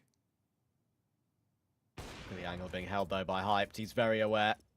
Very nicely done. And Fuzi has no choice but to probably keep hold of this AWP. 25 seconds. Big. Really critical for them that they get this round done now with all 5 alive. Don't go hunting this AWP. Just let him have it. He's got 8.7k in the bank anyway. It wouldn't do much damage to the economy with the final round of the half coming in. Make sure you don't take any unnecessary losses. So you don't have to get put down to like an MP9 or something fun crazy in the final round of the half. They can now go collecting. Just about avoiding Fuzi's scope. But a wonderful hold from Crimbo. And you're right, that flash was certainly an interesting one. Would love to know which way that went, but still, the fact he's able to get 2 more is some great expertise from Crimbo. Yeah, not really sure what's going on right now, but this event, this season is a great opportunity for Crimbo as well to show that he's still got that potential to be an incredibly good rifle, right? At a certain point, he was one of the people that everyone wanted to see leave big and go into a big international project. A lot of people would say that he's worthy of being called a top 20 player as well. Had a bit of a struggle some couple months, maybe even couple years now, but he's still pretty young and 22 years old. A big event here, qualify for a LAN tournament in Budapest. That would be a good difference. C-Shot just styles on Hyped. As soon as Hype pushed a little bit further forward and I saw the angle that 9 were playing, I was a little bit concerned. But this is good from Big. They are trying to recover control. When you lose an opening pick, you have to go searching elsewhere on the map to recover things, to gain a bit of even ground. And they do that with that pick on Monster. And Tabson is just able to get away back toward the bin to help JDC and to get JDC's help, but now that help is down to 12 HP. Tabson might have to do it alone. He's found 1 and done significant damage to Fuzi as well, and JDC has found 1 more pick. That's good defense. QB arriving already on that rotation. Bomb dropped as well. JDC is going to make sure you stay alive right now. QB's there. He's actually mollied his own teammate. What is going on? Now Fuzi can't really do much about this again, I'm afraid. And this time he's going to have to give it a go. Every single big player is below that 100 health, with JDC and QB in particular, but with the AWP working his way back in here is pretty much impossible. 25 seconds, might have the bomb on his back, but even if he was full health, this one would not be happening. Might have just heard the fall off of Truck there, but shot missed. Now worried about being converged upon, and he's about to be by Crimbo. Crimbo's gone all the way round. And there we go. Even half for Big, but I do think 9 will be very happy with 6 on T. Yeah, difficult to say who's going to be feeling a little bit better about this one. Obviously, 9 would have loved to get a couple more on the board here, and Big did recover into it. But still, as you pointed out, 6 rounds on the T side of Overpass is not too bad. And still, we're seeing some good cohesion on the CT side from Big, as you rightfully said. The reaction to push out Monster, this is something that we did highlight, especially on their Mirage CT side against Passion earlier on today. I felt like they showed a really good understanding on how to play that push-pull game and compensate for lost fights with aggressive maneuvers around the map. Now we'll have to show us a good game plan on the T side as well as 9. Moving on to the CT side of things, this is where they were dominating. Just a couple hours ago against NIP, Rouse had a phenomenal game in towards B alongside Faben. Fuzi had a couple big moments as well. And C-Shot in towards that A-bomb side on those aggressive plays. A lot of the things that they will have to be worried about, but it all starts off with a pistol, and it all starts off with a classical B play. Yeah, looks like we're just going straight for the W key here. Respect. Faven is here. He's able to get some help from Kragan. And Kragan's still alive, by the way. Helped out by Sejot. And these B rushes on these pistols, Ted, neither have worked pretty well. Yeah, and you can see the smile on the face of Kragan there. He's like, how am I alive? How did I survive this round? How did I get a triple kill? I have no freaking idea, but I love it. Just had so much fun on that B bomb site. 12 kills for him, leveled up with Faven at this point. And yeah, that was fairly quick. You do love to see a good old monster rush on Overpass. You do. Brings in a lot of memories. I do think you do need like some variations, even on the pistol round, to make those a little bit easier for yourself, though. I think they just kind of barreled in with a couple of flashes, and it didn't really have too much to it. 9 ate it up. Glocks for big, going for the full eco option to get the AKs in the third round of the half. And once again, the important rifling core of 9, Ted, Sejot, Faven, Kragan, all fragging well. Doing a good job. Just to give everyone a quick update onto what's going on over at Group B, as this should be a fairly clean one. Careful, Fuzi. Blocking himself a little bit. That's an M4 to be recovered. Uh-oh, they're playing a no. headshot angle. Oh my Uh-oh, God. they're fighting a headshot angle. What's going on? Okay, Oh no. JDC still fragging. He's still got 90 health as well. This is a lot more damage than 9 would have wanted to take, that's for sure. So just trying to put the pressure on, but that's a duel that can be lost when the M4 is available. I know there's no armor. Trying to get the advantage with that, and in the end he'll take him out. But that was a bit messy from 9. They gave them a little bit too many headshot angles to work with there, and Fuzi getting caught on the bank wall in particular. Yeah, that was a really expensive round. It's definitely too close for comfort. Glocks running you down, getting their hands on a rifle. Fuzi a little bit lackluster there and towards the bank, trying to back off. Definitely one that Big are going to be happy with. And as I was saying, a bit of an update onto what's going on over at Group B, which is going simultaneously with this one. That's going to be over at Star Ladder B, or Star Ladder 2, I believe, on Kick. Correct. You've got the winners matchup between ENS and Parivision, taking down respectively Bedboom and Fnatic there. That one's going to be starting off in around 30 minutes time. So if you're lucky enough, one of the games, presumably ours, could be over before the other one, and you might catch both of them. Yeah, Ensa are locked in a BO3 in another tournament right now. Loads of clashes going on, of course. Nothing you can do. The scene is incredibly busy. You had the same, of course, earlier today with Passion UA. That's how we like it.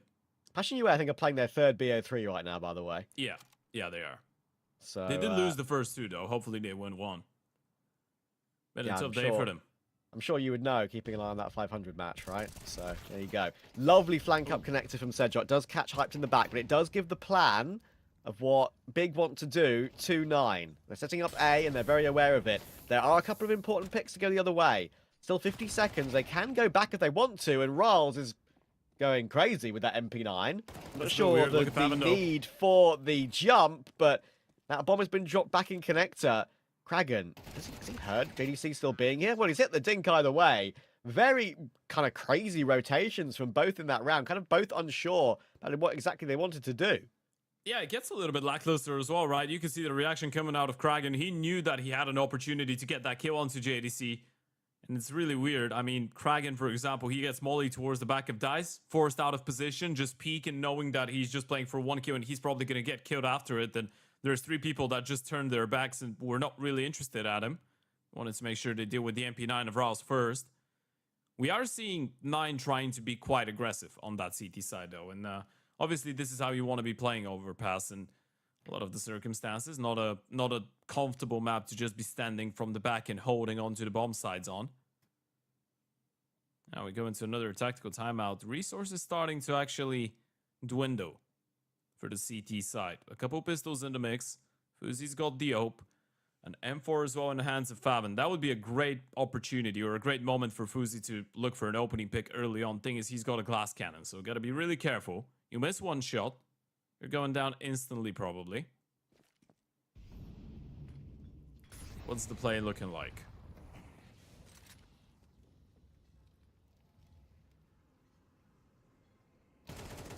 Crimbo going for it. Look at the monster push.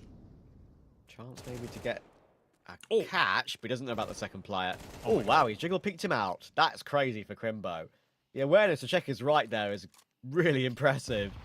Keeps that AK up. No chance to nab that gun if you're 9. QB deals with Kragan. And that Orpafuzi now has to be found.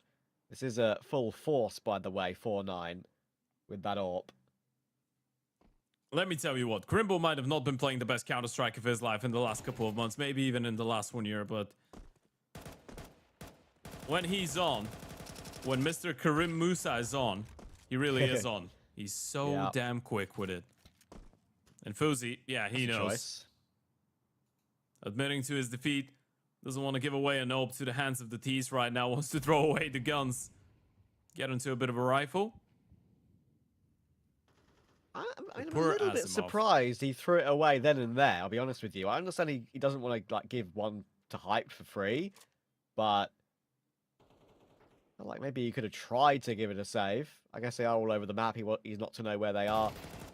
Easy to get caught. And one more kill. It's an AK.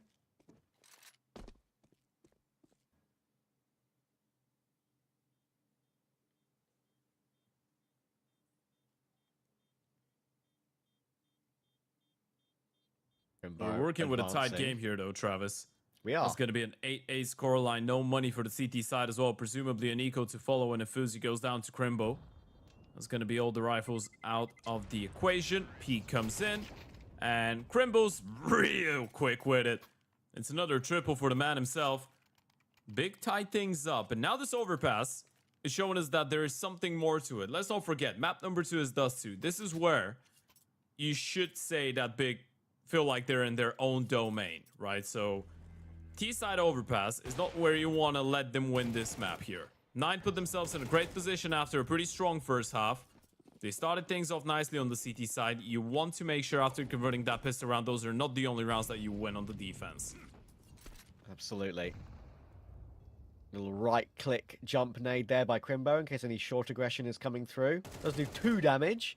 He's looking for some more ecos here, Crimbo. That's 2 lined up. Got plenty of teammate support. It's all good.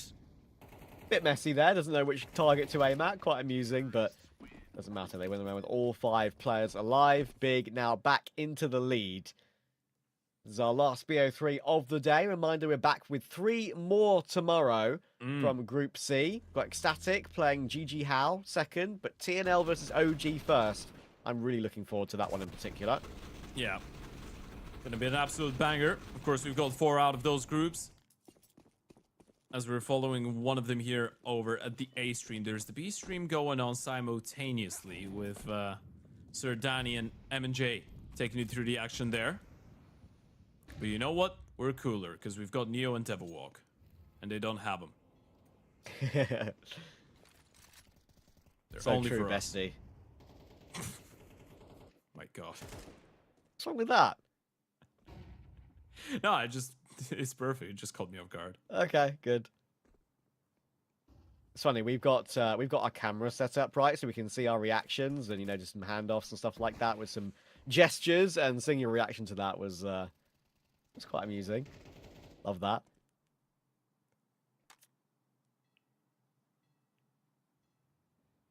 That's the big money round. Crimbo going down early on, not before taking down Rouse, though, who's had a much more quiet game. And Favin's looking to fade the smoke. He's got the support of Kragan, but there's 3 people on the other side of this. Just the dinks and no kills going in favor of 9. Bigger just storming their way onto the bomb side. Fuzi's all alone against the world. Needs a big play if he wants to keep them in this one. But Hyped is definitely clearing him out. He's on the look. He's ready, and he's so locked in with the headshot. 9 is falling apart on the scenes, and there's nothing CJOT can do about it. Really clean executes coming in from Big here. They got a set plan and they're sticking to it. You mentioned that maybe Favin, of course, from his time on Big historically, might remember some of the tendencies on a map like Overpass. But right now, Big proving us wrong about how CT-sided this map can be. Looking great. Man, Big really is looking like Big today. They're looking much better than throughout the last couple of months. And, if you're not a I guess someone that watches all the games and follows Counter-Strike a lot, you're going to be joining this one, you're going to be saying, what the hell are you talking about? Big is supposed to be playing good Counter-Strike. This is the same Big that has been losing game after game after game, especially on LAN. The same Big that has been failing in a lot of close qualifiers. The same Big that got too old by Partizan just 5-6 days ago. The same Big that got grouped in Fisher, got grouped in Cologne in stage 1. Yeah, and now they've bested Passion UA in a 13-1, 13-3 fashion, and they're looking to steal that overpass away. And look at Tapson go. He's like, yeah, we're going forward, boys. We're not stopping. We keep it going. But my head hurts. But it's fine. Yeah, it's a long day, isn't it? Having to wait a couple of hours to play your next game always can maybe be a little bit tiring, a little bit hard to reset off the back of it and re-energize in particular. And seems like they've done a really good job at that. 10-8. T-Sun overpass, calling the shots, Tabson. Big looking a lot better online in the last couple of days. CAC qualifier was an improvement for sure. Didn't get the qualification to go to China, but did get a good win versus TNL and a map off of Gamer Legion. Yeah. And now today, if you draw the looking line, even cleaner. If you draw the line with NIP's problem is the fact that they're too high placed to be invited to tier 2 events, and they're too low in the rankings to be invited to tier 1 events. Right now, Big are facing the potential struggle of not being invited to any higher level events and just being stuck in tier 2. So qualifiers like those are incredibly important. C-Shot, only M4 in the mix. Absolutely deleted. Couldn't even connect onto a single bullet, and that was your only rifle. Yeah, the things that were kind of going their way earlier, not going their way right now. I mean, that is a good example of it. Cedric was holding the right angle, tries to go for a bit of a different pre-aim toward the stairs and gets caught. Let's go, Fuzi. Fuzi, long, PT50. There's one headshot. Go. There's two headshots. Make it 3 headshots for a double kill. AK picked up. Hype is going to clear out Kragan. Favin is still on the site, but Hype's done really well to find that second kill. They know, of course, that Fuzi is lurking around long. AK retrieved. Ral's is now here in support. It looks like Big are going to look for that bomb. It's been given up by Fuzi. Probably the right decision, because Ral's is now here to help. But an M4 picked up. They're going to cross from long onto the site. And Fuzi and Ral's are both here to try and stop that cross. QB's found that 1 kill. It's a huge kill. 10 seconds. But look at the clock. 5 seconds on that clock. And Hype doesn't give a damn. Another headshot and a quad kill. That's an anti-eco, but this round might as well just won the map here. Hyped, what a play out of him. You need someone to step it up. It felt like Fuzi's done enough, and you can understand why he's not showing any emotion right now. He's definitely devastated after a round like this. What more can you require out of Fuzi? He's got a Pit 250 armor, and he drops 2 fully equipped rifles into towards long, and it's not enough for them to win the round. Yeah. That's definitely a painful one. That's huge from Hypes, though. What a recovery. Around, as you say, it feels like 9 have been out of the running in terms of getting onto the scoreboard for quite a while. It feels like they're almost out of the game in a way, but that would have turned the gap back to 1. It's big. It's been on a streak. Lost 5 in a row now, 9.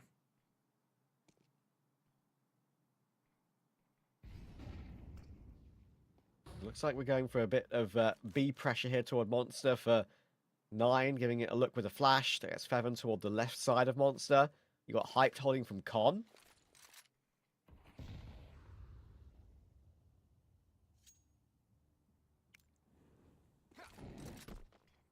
Question here is, how long are you going to stay and keep that 3-man setup in towards the A-bomb side, right? Because you've left them the entire map pretty much. You've got that information in towards the toilets in middle, but a little bit of pressure in towards B, a little bit of spam, some utility, and you can already see Fuzi starting to think about rotating back on. Heaven Smoke as well. They're selling a fake right now. This is just going to be a test for the toilet rifle. C-Shot and Kragan, they need a big round out of this.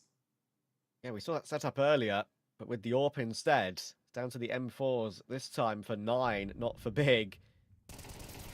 Tabson. Oh, he shifts his way forward. Actually does a lot of damage, more than I suspected. And Sedjot will get 2 in the end. Now, Kragan's there to support. Somehow not killed Hyped, but that nade should. Waits for it to explode.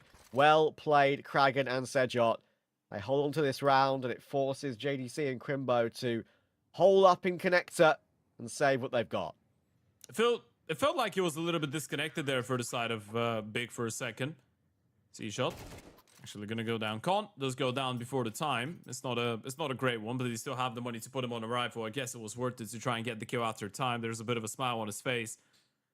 But yeah, Tapson just walking in with the bomb on his back. No one really ready to support him, and it felt like QB was a little bit late there. So yeah, a bit discombobulated for Big, going for a tactical timeout. We already mentioned Skrunk, and that's actually a really fun fact for Skrunk, because obviously he did put an end to his career earlier on this year. For those of you that didn't know, he did play up until quite recently, right? He was part of that Fireflux lineup at the start of 2025. The first time Skrunk actually coached was 10 years ago when he was 20, and he coached Team Coast and Team Splice in North America. At the time, Stewie2K was playing there. Damn. Yeah. Throwback. Yeah, Skrunk Talking of coached Stewie in 2015. Yeah, I think talking of Skrunk as well, that's one of the things that I wanted to mention earlier, by the way. The fact that there is significant synergy between him and Kyubi from the Sangal days, right? Sure. So Kyubi was one of the players that was struggling a little bit at the early stages of his inclusion into Big. If there's anyone that I feel like could fix Kyubi, might be Skrunk, because he played great under Skrunk's in-game leadership on Sangal. Yeah, it was nice to have a fresh mind to the game. C-Shot in a bit of a sticky situation. Nearly gets out there with a double. Almost. An incredibly impressive play. Unfortunately, though, he does get refragged, and in the meantime, he's lost both Kraken and Fuzi, and both of them going down without a kill. And this could be number 12 on the board here, Travis. Rouse and Favin need a miracle, and Rouse is still stuck on 4 kills. Yeah, not the same overpass that we saw earlier. That's the thing, right? You can never really expect the in-game leaders to have a great game every single game, or you can't expect that of anyone, obviously, but, you know, it's still difficult consistency-wise. Does well there against JDC.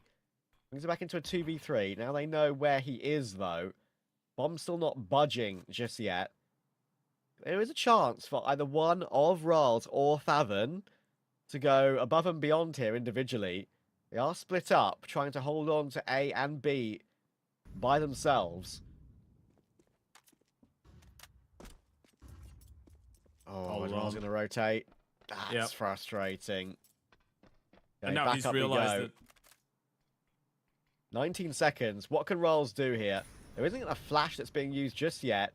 He's pretty close. That's going to catch off Kyubi. Bomb being planted in that smoke, and they've gotten off that plant. 10 seconds for it. Surely he'll get run down by Crimbo, and he will do. Thankfully for Big, Favin, as I said, was focused over toward B and was later on that rotation. 1v2 for Favin. He's got a kit. He's got a flash. It'll be a crazy one to win, but Hyped will put a stop to it, and that is huge. Yeah, he's just not missing important shots today, is he, Hyped? And there goes the laugh. He knows what they've just done with this round. It gets a little bit scrappy in towards the A-bomb side there for a second. It was such a weird one as well, because Crimble was tossing utility in towards the B-bomb side, so it was quite easy there for 9 to misread the situation, think it was just a straight up B execution. So Rouse does get out of position, still able to find the first one, but Crimble with a really key refrag. And again, you couldn't really say that there's just one person on the side of Big that's pushing forward. It's most of them having a pretty decent game right now, and this is 3 opportunities to steal away 9's map pick. Fuzi does start things off with a bang. Tapson's out of the equation. Yeah, one of the, is it maybe only proper opening picks we've seen from Fuzi on the CT half? On overpass, maybe you'd expect a little bit more from him in that regard.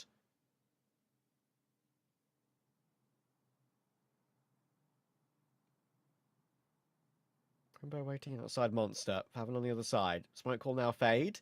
Looking to perhaps duel, but there's going to be a perfectly timed flash. Just when Crimbo look to advance is when Rolls and Favin will team up. Should be quite easy to get a rough idea on what's going on, right? Crimble's usually the guy that solo lurks in towards the B-bomb side. It was the case in old school CS2 and in CSGO as well. And now they're making their way up long. Kraken's got only an ump. Well, definitely could be a bit more of a weapon of choice now since the MP9 nerf, but he does get cleared by QB. It's down to Fuzi to do the work. Smoke up to try and allow him to cross. Almost timings another shot. Hype pushing a bit deeper to try and cut off a different rotation. And that would be a good idea because they need to in a 2v4. There's the first. Funky. Playing double bank as well. Faven in that position. Fuzi, as you can see, waiting for teammates to come and help, and JDC will eventually just swing a little bit wider and allow Fuzi to get that shot. No That way. is a crazy one from Hyped. On a headshot angle is Faven. He's able to get that kill. 1v2 now. Fuzi and Sticking Sedjot. it. No kit between them. There is one dropped around the side, but can they get to it? He's got it. Oh, he's been able to grab Fuzi.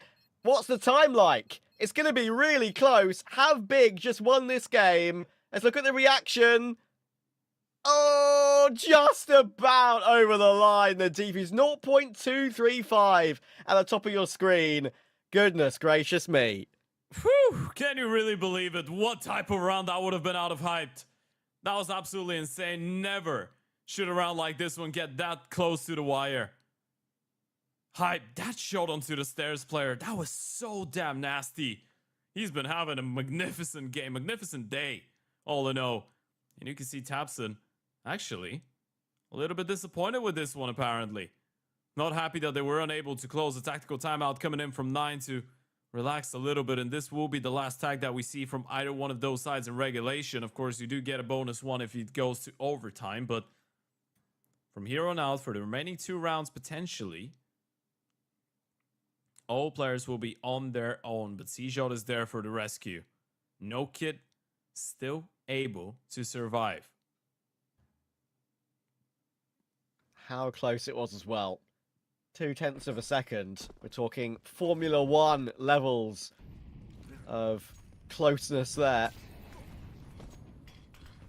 Sejok will dump all his util and launch his way forward. A lifeline been given to 9. Still only 2 behind. And the money for Big is in a bit of a weird position. If they lose this round and don't save anything, they're not going to be left with much in round 24. Yeah, all about getting at least the bomb plant right now, but the CT side investment is not fantastic either, right? You're looking at Faven being on a famous MP9 for Rouse. It's all because of losing 4 players in the previous round, so I guess you could say both teams are not feeling financially too great. But look at Hyped. He's going for an opening fight here. No one spotted him in towards short. Oh, this is what I mentioned about Orpus feeling comfortable going for these short picks, right? You get up here, you can just post yourself up, try and get an entry. It could set you up for a play, as you can see where Big are grouping up right now, but that resmoke is critical. There's the aggression. Double push down connector right now. The T should be holding. QB actually turns around. Oh my goodness, Tabson.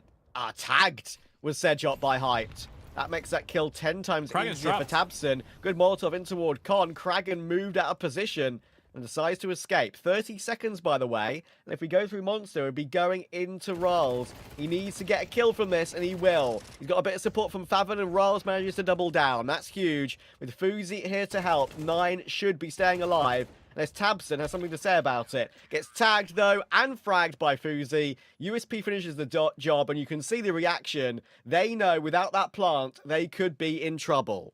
This is so weird for Big as well, right? There's no way you're allowing Kragen to get out of dodge like that into towards connector. You know exactly where he is. He's stuck. He's got no utility, all alone against 2 people on the other side of things, but time was of the essence. You just didn't have it. QB turns around in a really weird moment.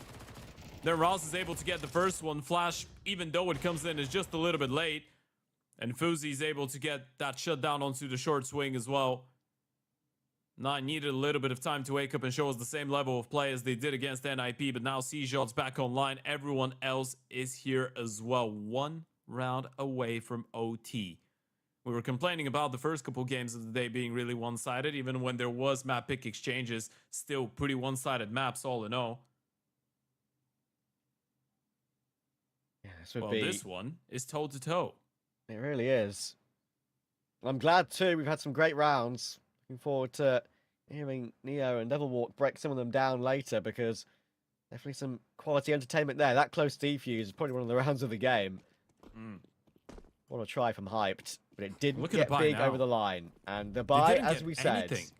they couldn't get a single rifle. I told you without that plant, they'd be left scrambling. They've got 4 Tech 9s and a Mac 10. Careful. They Ralls, haven't seen are you him. aware? Uh-oh, this could be a way to end it. No. And QB and JDC will run them over. Ralls got down to the USP. Surely will be killed, and will be killed by QB. There's a team kill in the mix for Big as well, which means it's only a 3v2, by the way. But Sedjot and Fuzi have to recover. That's not an easy one as well. You've got the kids, you've got the YouTube, but you're completely locked out of the bomb side. Look at that. C-Shot getting one kill. Fuzi flashed, blinded. They know exactly where he is. Tapson strikes down another one. And C-Shot running through the YouTube, trying to go for the jugular, but it's Tapson to put an end to it with the big green. Is the good old German Rush B on overpass to put an end to it. And Big get that 13-11 win on 9's map pick. Ah, so frustrating for 9. They did all the hard work. They had the supposedly easier purchase to defeat at the end of the game. But those Tech 9s, those fast-moving Mac 10s, arguably you could say sometimes even harder to beat sometimes. And it was a great call from Big. The pace change on that round, we don't know how aware 9 were of what the economy was like for Big in that final round of the game. But still, they definitely caught them out of position without a shadow of a doubt. And it was a great call to make. Big get it over the line. Their first ever overpass, by the way, since its re-inclusion back to the map pool. So, yeah, it's a good start for them. We'll see what Neo and Devil Walk have to say about that.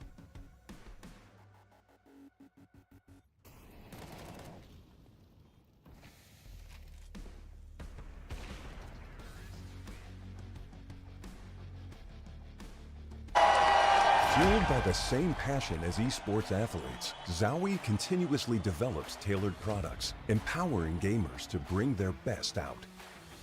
Today, we are launching the all-new XL2566X Plus, which uses the newly developed Fast TN panel and upgraded Diac 2 technology. The new monitor series continue to evolve, refining details to ensure players can perform their best consistently in games.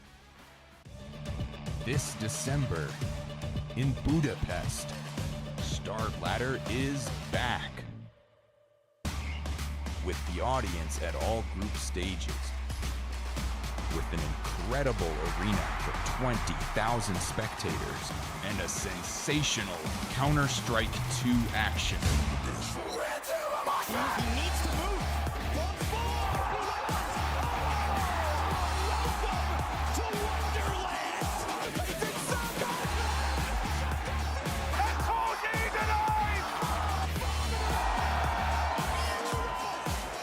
Join us at the Budapest Star Ladder Major.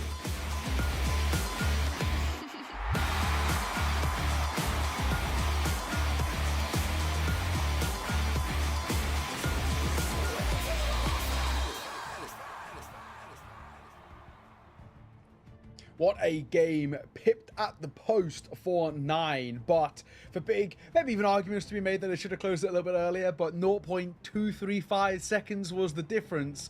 But as a whole, really decent debut overpass. If we're being completely frank, there was some really nice moments. Obviously some teething issues, some scrappy moments, which is to be understood on a map you don't have many reps on, but there's some nice moments there too.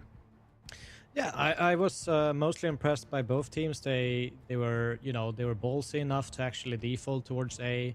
I thought Big obviously did a little bit better. They kind of conditioned the 9 a little bit more and kind of flushed them out with some Molotov, especially Cjot, who was dominating in that underground area in the previous match. And now he's got a little bit more problems with utility and kind of getting isolated from his teammates with the great utility usage of Big. And it felt like 9 didn't really have an idea of where Big was actually coming to end the rounds in. And they were always doing kind of the wrong rotations, which is something we did not see against NIP. So it felt like, yeah, Big knows this map, and, you know, 9 are no slouches either, but they were missing a little bit on that CT side. I think you're right. I think it is the T side that really, in particular, put Big in place for this win, right? The way in which they were able to kind of close out this map, and even that tempo change towards the end, it's a small thing, but you just see how 9 maybe lost a little bit of track about what to expect from Big. And I mean, probably credit to Tabson in a way. I think he got a good read, especially considering that on the flip side that Rolls individually was struggling, and at times it looked like it kind of lent in towards his calling a little bit too, where he couldn't quite fathom what the idea was. But credit where it's due, run through some of these highlights now as well, especially the second half. You really got to see the individual shine over towards Big. Crimbo, super important, as you always sort of expect from him, but hyped as well, man. Impact from him all the way throughout. Really sick to see. Yeah, and he was using the rifle a lot. He was really proficient. He actually took space a lot of the times, got into these clutch situations, which I think he did brilliantly. And I mean, you have to give credit to Nine as well, because both teams were actually, they lost against CT Pistol.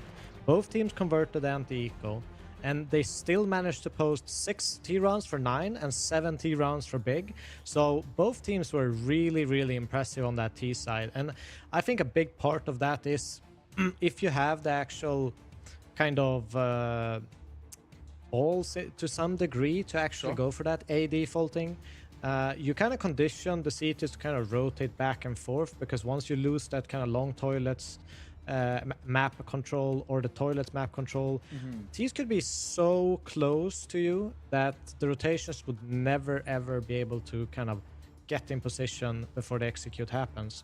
So I think both teams were really good at that conditioning, forcing the CTs to essentially do guesswork at the end of the round. I think you're absolutely spot on, right? I think you really are right. I'm running through some of these statistics at the tail end of it. Really good to see that, you know, we're having both kind of Seajot and Hype to, in a sense, sort of like meant to be in a way, maybe like more secondary stars in where you look towards this big side. JDC, we look towards him, the numbers. Crimbo, we look towards him. But if Hype's adding to the fray, really impressive stuff. Same for Seajot as well. We hoped that he could go back to back in series of really good performances, and he did. So I'm happy there as well. Crimbo walks away with the ADR in his favor. Hype not too far behind in Seajot too, but as a whole, a really close and actual good map as well. You know, we've kind of had this issue throughout the day where basically every map we've had so far has actually been a little bit one-sided, therefore quite tough to break down. There's a lot of new ones that we just saw in towards Overpass, a lot of tactical depth that comes through, and prowess as well. But the big factor is just where we're at. That's Nine's map pick of Overpass gone. And we already spoke about this off air as we were getting ready for this game. We said, if you're big, surely you're picking towards Dust 2. We sort of predicted it off air. We get it. But the reason why is because it's a punish pick towards 9, and it's looked really decent for Big. Yeah, and I mean, it's always been kind of a home map for whatever version of Big or iteration of Big you've ever seen. Dust 2 has been a key map for them. They're really good at, you know, using their utilities, forcing people back, and especially, you know, forcing the CT side back to places where it makes easy, it's an easy decision to make a call. Because CTs are forced to kind of either gamble on Dust 2 on the CT side. I kind of view it like this, right? You need 3 people to defend B, and you need 4 people to defend A. So you kind of need to either cheat the B defender over to the CT side, or you need to cheat an A player close to middle so you can actually flash for the B players if that execute kind of comes in.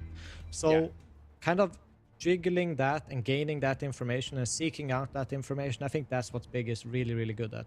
Yeah, I think you're absolutely spot on, right? And I think this is where, you know, even the small bits that we saw from that T side on towards Overpass, we're expecting a lot of this in towards the T side on Dust 2. And one thing that I really do like from Big when I've seen them on Dust 2, they're really proactive on that CT side. They don't just sit around and wait a lot of the time. They like to get a lot of information early, expect these kind of mid crunchers coming through short, coming through doors, looking for information in towards upper tons. But this is a side who don't like to just sit around and dawdle and wait for the action to come to them. They want to take a lot of a kind of a strong foot forward, and this is where Nine themselves need to be quite careful. A lot of teams, when they play against Big and struggle, it's because they don't know the tempo that Big are trying to throw at them, and because they can change and throw it around a little bit. A side that might be a little bit unaware, half asleep, or even potentially a little bit tilted, jaded off the back of map number 1, that could cost them. So you're heading in towards this now. Big expectations, they start on that T side. That's big, but for them, that CT side is where I really look towards to see Big do a lot of their best work. Yeah, but I don't think Nine should be tilted at all. I think they made it close. They had a chance, an opportunity to win the map. I think even if it's close, maybe it hurts a little bit more, but if you actually just take a step back, take a breather, they were close, they pushed it, they had absolutely a chance to kind of drive this home. So I think take that with them, bring it to Dust 2, and, you know, get the action started, because this was the best map we've had today. Yes, without a shadow of a doubt. The one thing that does worry me just a tad when we talk about this, Big are on a 3-map losing streak on Dust 2, Partisan Fury and Bet Boom as well, and 2 out of the 3 of those didn't even get towards double digits. The one of them, they only got to 10 against Partisan, so that concerns me just a little bit. Generally speaking, it's been a very good map for them. On the flip side, you're looking at a side of 9 who have won 3 out of the last 4, and some pretty decent wins in there. Zero Tenacity, Spirit Academy, Tricked, right? The loss they did pick up, heavy loss to Fnatic, but the wins are pretty big. Tricked are not a bad side in Tier 2 at the moment. Spirit Academy, we know this side is really strong. Of course, even despite kind of recent changes, still looking like a side that's very capable. And same for Zero Tenacity. They were one of the better teams at the start of this year, tail end of last year. So all in all, that's the one thing that's thrown out there, is that at least recently 9 have looked a lot better, and that seems to be the case for 9 as a whole. This is a side that are starting to click, starting to understand, so I'm not going to completely write them off here. There's a really solid chance we still could require that ancient map number 3. No, it seems like they've stepped up a lot since Fusi came in. It's only a month ago, I think, something along those lines. About that. So they haven't had that much practice with each other. Probably haven't even, fully cemented all the maps in their map pool, incorporating him. It usually takes like 2 to 3 months to get fully incorporated with a new member. So I think they are a growing team, and I think they have the tools, having a good AWPer, having that entry fragger in CJOT. I could see this Dust 2 actually going the distance as well. I think both teams are very, very closely, in skill level, and hopefully, we're gonna have an exciting one now, because I actually want a third map. I want to see that Ancient as well. Yeah, exactly. I think Ancient would be quite exciting more. And we know that Ancient as a third map decider, generally speaking, is very, very good to watch. But of course, this is the Vita for those who are just a little bit unaware or just joining us. We did have Overpass map number 1 picked by 9, but it's Big who take it 13 to 11 right at that final hurdle. We then have map number 2, Dust 2, picked by Big. It's obviously been, generally speaking, a pretty good map for them. But as of lately, they've been struggling, so they're looking to steady that ship in if we need it. If 9 can pick up a win here, Ancient will be our decider to see who wins Group A, who books their spot in towards the play-ins, in towards that top 8, and is only a few steps away from booking a spot to land. Yeah, I mean, it's looking like Big, but Dust 2, anything can happen. It is a map where if we have 9, for example, pushing, prodding, and actually being very aggressive, where Big maybe can't get a foothold in catching that kind of short control and poking out mid, then we're gonna see big trouble. Obviously, a big AWPer map, the AWP duel is hugely important, depending on who's gonna get kind of the advantage in the map control. If Fusi can start off by picking up hype, then they get a little bit more passive in the middle, gaining them a little bit more time before the kind of map control is taken from them. I think they will have a good chance. And I also like the way, if they know how to kind of use utility and grenades on Overpass in the 9 side, where we saw a lot of damage going on to that boosts area, they could utilize some of that skill set into their CT sides. On Dust 2, they could actually do tons of damage on Big. Yeah, I think you're absolutely spot on as well. It looks like players are starting to slowly but surely kind of jump back into the server. And I guess this is probably a good time while we've got a bit of a moment to ask you that question I wanted to propose earlier, which is, for you as a coach, when you were setting up for days like this where you are going to play 2 games if you win, did you prefer to be the one that's given 3-4 hours time to prep, time to just rest and recuperate, or did you like staying warm and having only 20-30 minute break going straight in towards the next game? I mean, I'll mention it in 2 kind of categories. As a player, 100% I want to play instantly. I just want to keep going. If it's a third match, I probably want a little bit of a break and not play like 9 hours straight. Sure. Probably get some food in me, kind of recuperate a little bit in that sense. But as a coach, I think I prefer, so you have a little bit more time to kind of get a clearer game plan. But yeah, for sure as a player, I think most people kind of just want to keep going while it's going. Yeah, if you're already warmed up, you know, you don't need to kind of go through that process again. You just go straight back into it, especially if you're coming off the back of a win the way 9 were, and obviously a pretty big upset as a whole. There's confidence there. You want to fly back into the fights, but doesn't seem to be working just yet. It's a big side of taking map number 1 and of course put themselves with a leg up with map number 2 round the corner. And man, I don't know, for 9, in a heartbreaking loss of that, so much energy expended into a loss too. Yeah, it can be kind of annoying. Like you said, there's no need to tilt, but you can definitely see where you can be a little frustrated, or even kind of in a 10 to 15 minute break that we have in between maps, you can just think to yourself like, oh, you know, if I just did this one thing a little bit different, or if I played this round slightly slower or slightly faster, we could have won it. We could be an OT. We could have even won it 13-11 ourselves. And that's where, I guess, as a coach, you're looking towards Berry. You got to just say, forget about this. It's fine. We can look back at this later. There's no need to worry. We've got them on Dust 2. But I mean, it's not really a negative to be annoyed that you didn't win the map. I mean, you can use that as a fuel to kind of propel you into the next map in almost an anger fueled way, where now it's time to show them we can beat them. But I think when it becomes dangerous is when you get into that kind of how passions were earlier in the day. They absolutely have no chance. Nothing is working. You can't even focus on anything positive to say. Just everything is just, you know, yeah. What do you say then? Then it's just completely silent. You know, like good try. Yeah. No, it wasn't. So I mean, that's the differences. I think when it's close, yes, it might hurt more. Like when you step back a little bit. Oh, we're so close. But at least you had a chance, you know, and you can point at some things that are positive, like maybe they're picking up Rals, like Rals, sick calling on the T side. That's exactly what we needed. We just didn't close it out on the CT. So let's focus on that. Let's make sure that we're better equipped for the CT side. Maybe we're missing a bit of communication or saving nades because they're playing so slowly. Or whatever it is, just adding a few extra details and they'll win the next one.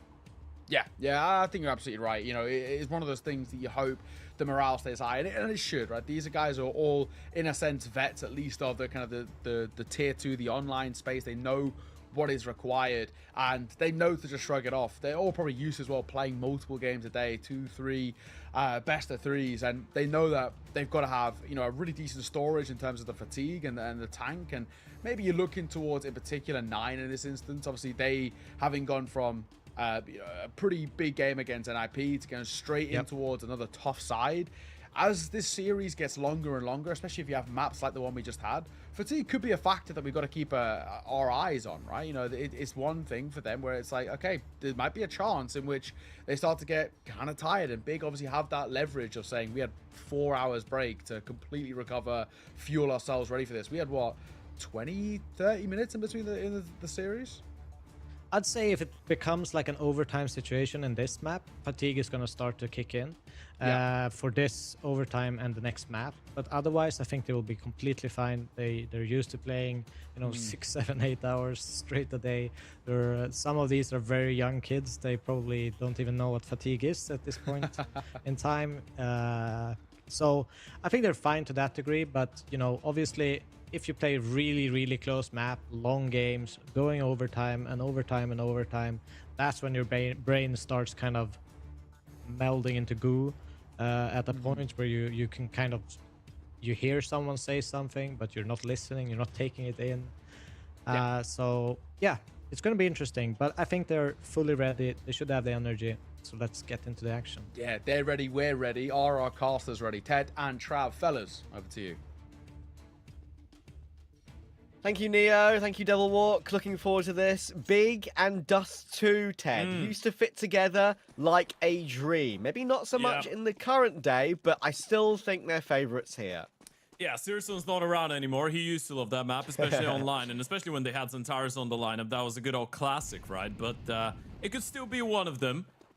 As of right now, lost their last 3 Dust 2s in a row, but things have been looking unusually good for Big so far today. So who knows, man? It could be another 2-0 win. Big could be the first team to make it into the play-ins, so that would mean that they're just one best of 3 away from the Star Louder Budapest. Pissed around already starting. Big on the T side, going for an A play. Oh, and Tabson already dropping down into an elevator, taking Fuzi just like that, and running down Rules as well. He's not just got those 2 kills, he's also jiggle-peeked out Faven in pit. They know he's there. Bomb down. Kragan stuck behind the short smoke with no way in already. Big are going hunting. They've just all dropped into our CT spawn right now. Tapson finally does get punished by C-Shot.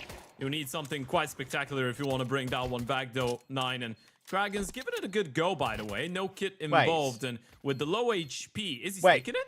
There's no one to take him off of it. They've won it. They can't deny that. They can't stop him, right? Oh my god. Boys? Why have we just all left the site? Yeah, exactly. That's what I'm saying, Tapson. I hear you, homie. It's like they just thought it was a done deal. Tabson gets his 2 kills and they all peace out. They're going to go for the retake, lads. It's a pistol round after all. They had no kit either. It's not like they just got themselves in a good position. No, that was a full 10-second stick from Kraken. Yeah, Tapson's going to be a little bit bamboozled by this one. Deary me. That is a blunder to end all blunders to kick off Dust 2. Maybe Big shouldn't go to Dust 2 anymore. I jest, of course. Because that is just a pure error. One round in. Yeah, I know, exactly. Got to find some humour in that one, I think, for Big, considering how much of a mess that is. That is crazy to let that one slip in such a fashion as well. 3 Galils, 2 Deagles in response. You can dodge the bullet if you win this round, right? You're going for a bit of a short exit. Fuzi is playing ramp with an MP9. He's got a nade that could hurt quite a lot, but it's not unwinnable. Crimbles open things up. Fuzi under a whole lot of pressure. Taking damage to that Molotov. Bomb will go down for short. Lots of bullets coming through that smoke, though, and Hyped has got the angle. Okay. Take 2. 5v3. You've got the sight, and this time it's a gun round. So with the M4s and FAMAS available for 9, they're going to fall back and save it. Fair play to Big. They've gone for a pretty similar play, just a slight variation on it. They've managed to find the answer. And if they win the Force by War, maybe it's better than just winning the second round, or the pistol and the second round straight up. Who knows? Yeah, I'm sure Tapson's quite happy with this. Thing is, Kraken's not getting out of here alive. There's 5 people just swarming him any moment now, and it's QB with the 1D to take him down. That's another rifle to be recovered, and yeah, we can say that Big started this one on the wrong foot, but now they're back on the right one as well. Back into the driver's seat for 9. Obviously, this is a great opportunity, and in the first place, not a lot of people expected them to be here. Not a lot of people expected them to be in a position where they can actually play for a spot in the play-ins, especially in that type of a group, right? You're looking at the teams participating here, Big, NIP, and Passion UA. Definitely all 3 of the teams you'd put over 9, but they somehow have given themselves an opportunity, so I feel like what Devilwalk said should be... I feel like it was spot on, and it should be in the minds of those 9 players saying, hey, you know what? Map number 1 was incredibly close. We probably should have been able to force OT. We couldn't. Because of one pop that we were not ready for in towards the B-bomb side, but it's been a competitive game. We can still stay in this. We can still give them a good fight. We've been playing some good Counter-Strike all day long. Let's not give in. Exactly. And just incidentally as well, props to Big for just having a very, very quick mental reset there. Go for the play, get their entries, hit back straight away. Maybe you could forgive lesser teams for crumbling. Big don't. Now, if they win this one, they're in a good position. Everyone's on the chopping block. No one's safe. Yeah. No one's safe from my wrath, Ted. Look at Fathom. Still hiding in that smoke. Does get a dink, but no more than that. JDC will find the kill on Fathom. Sedgwick and Kraken are doing big work, and then Sedgwick refaces for another one. Long player, though. Tapson's in a good spot. 20 HP on JDC. Got Riles on short still, by the way. Maybe an unexpected position, actually, for JDC. Tapson's going to try and push to help out. They do need to recover the bomb. That's the main issue. Look where JDC has put himself. On the corner of the smoke, and Tapson's flank does work out. Riles was not expecting that one so soon. That's a well thought out and calm maneuver for Tapson. Bomb recovered. They know the A-bomb site was clear because Tapson just came from there. Sedgwick's gone all the way around the world through tons to try and recover this. But he's, of course, 11 HP. It's a little bit terrifying, though, right? Because C-Shot could have rotated back in towards the A-bomb side, so you want to wait for JDC to clear out CT spawn, and I feel like C-Shot's already realized that he's not really made the right call. Bomb's been planted. Penny will drop. Low on HP, no kit, 1 HE. He should be thinking about a save already. So this is big, even though they're still fully focused. That's what you want to see after that pistol round that we're not going to mention from here on out. But they've been able to dig themselves out of the hole. But Ted, what if I want to mention it? You know what? I'm giving you the green pass for it. Only because That it's pissed you. around was crazy, Ted. Have you seen anything like it? Oh, God. Anyway. Third BO3 of the day. We're going a little bit insane. It's okay. What a blunder. I wonder, by the way, because there is a little bit of an emotional reaction coming out of Tapson, and he's definitely speaking to someone. That looks like it's his apartment. I wonder who's playing from Tapson's home alongside him. I He's know. definitely talking to someone. It looks it, doesn't it? It looks it, but I don't know. I think maybe he's just looking to maybe second monitor and looking at his teammates' voices light up on TS or something. I don't know. I don't think he's looking to a person. I'm convinced he's not, but maybe I'm wrong. Or maybe he's officially adopted Crimbo. True. It was about time. Got a nice room, Tabson, I will say. Very nice memorabilia on his shelves. Oh yeah, Some we short do control love here. some good old shells. Oh, okay. Kraken actually gets away with that. That's a free Galil for Ryle, so we'll give that over to a teammate. Who's Yeah, actually gotta healthy. go on B. You've seen 3 people on that A bomb site. You know it's pistols primarily, and now you've given away a rifle. It's just C-shot here. Oh, they're going to peek before that smoke goes down on door, though. They are, kind of. Just wait, boys. There we go. JDC's being smart there. And, sometimes so many players just go out before the smoke actually blooms. You get caught, and suddenly a retake is possible. But a little bit of patience from JDC pays off. QB does get caught from long. Kraken going all the way back round for that. Bomb's only just gone down as well. We're buying next round anyway if we're 9. Sure, it would be great for the economy to keep hold of an AK, Galil, and M4. But I would imagine they play some more aggressive exits here at least. This is cool. Didn't catch him. They can still give it a go. Time is already almost out. Yeah, they can't win the round anymore. They can try and lock them in, though. If you're lucky enough, might actually get an ope. Oh.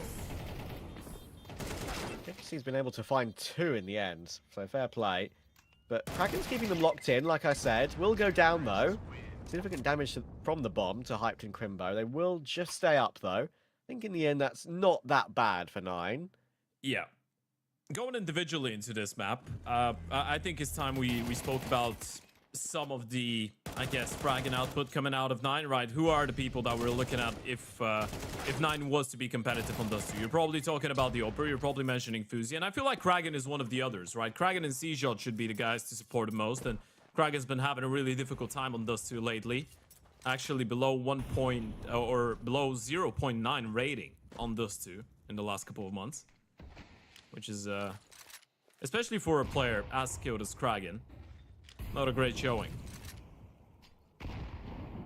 Sedjot chaining nades there to break the mid-door smoke. It's the second one that is usually the surprise to an opponent to try and catch an opening pick.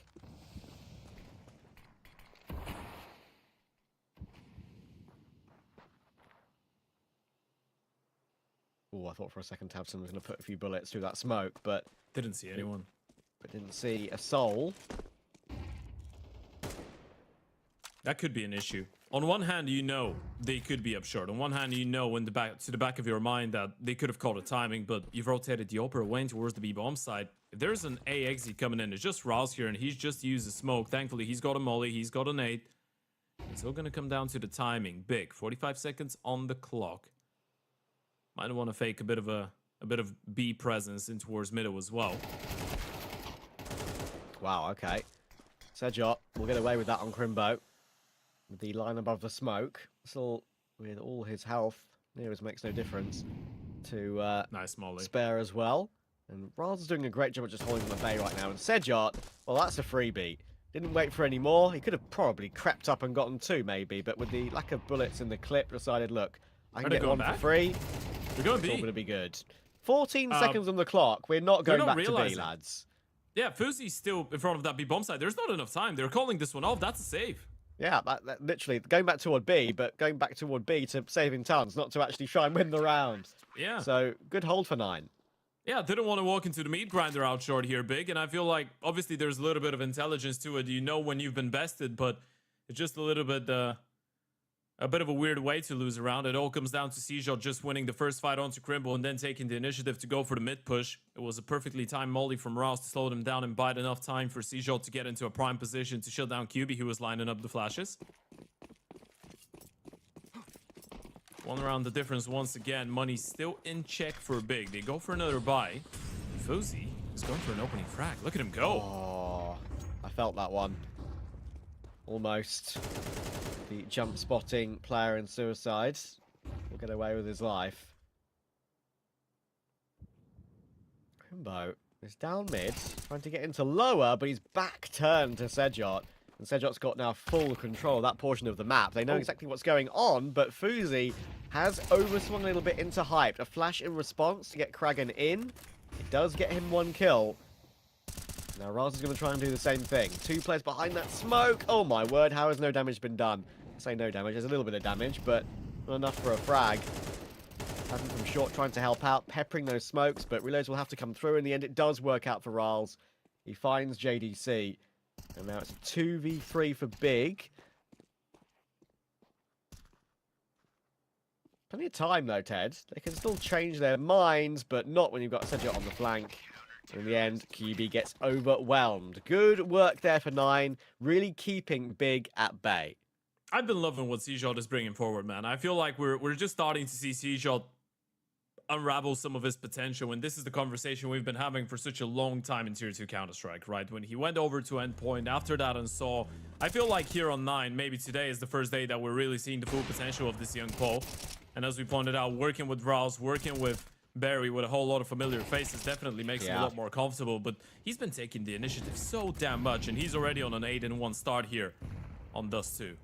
Yeah, really well played. And it's funny, right? We're kind of having the same conversation about 2 separate players, right? And the coach. Nice shot, Crimbo. It's a case of can Skrunk reactivate QB, and can Berry reactivate Sejot, which is you know, kind of funny. We've got a similar conversation for both. I think both, I would say, are going pretty well so far. Ooh. All right. I was starting to get worried for a second because Seajot was up short and he couldn't really see JDC cross out middle, but Uzi had him under lock and key, and Tapson gonna go down as well. It's a 4-piece coming out of the captain. Rouse starting things off really nicely. Had a bit of an off map on the previous, but all in all today, he's been playing some pretty sound Counter-Strike, and this is 9 making a statement at the start of that CT side of Dust 2.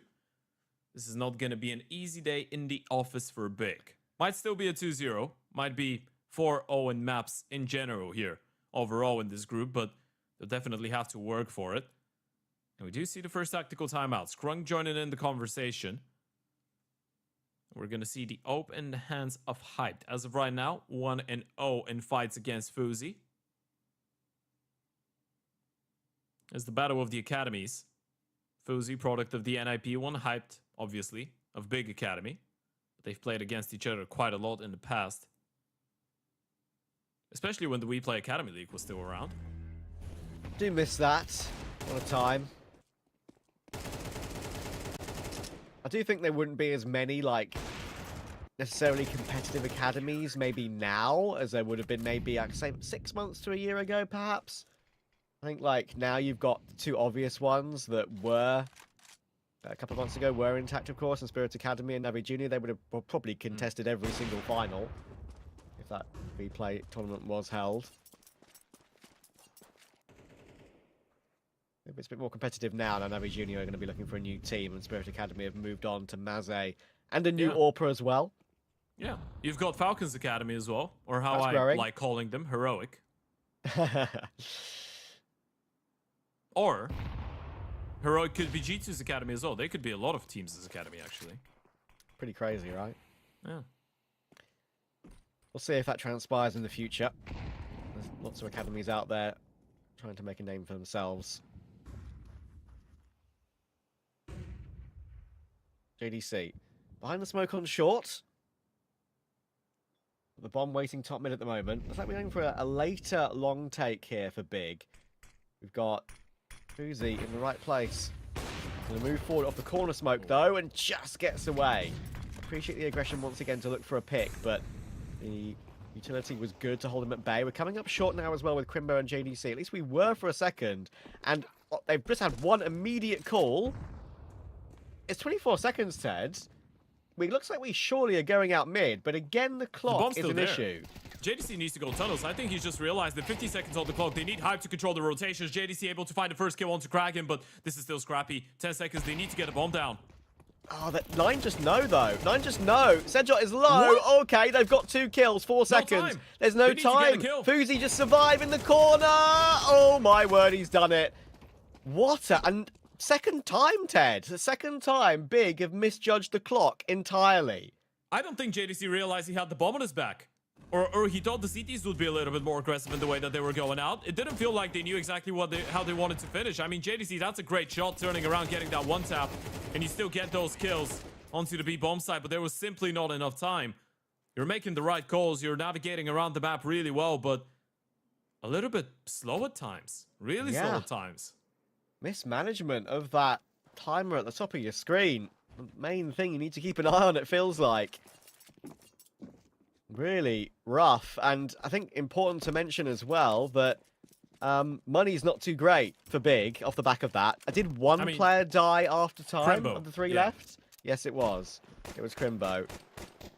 Because Hype stayed alive with his AWP on $200. So they're using this little early position of the round here. Either this is going to be a tech timeout or they're using this as a bit of a chance to talk. I presume this is a tech. Yeah, they've got an open and AK. You're probably not just jumping around wasting the opportunities. So we do get a little bit of time to regather our thoughts and send all our love over to Big Clan and their mission to enter a bomb site before the 10-second mark, which has been a bit of a tough task so far.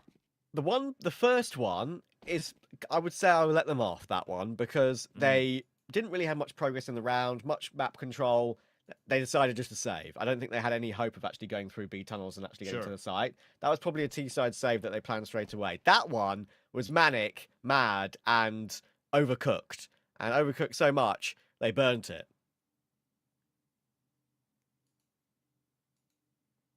Definitely what it felt like.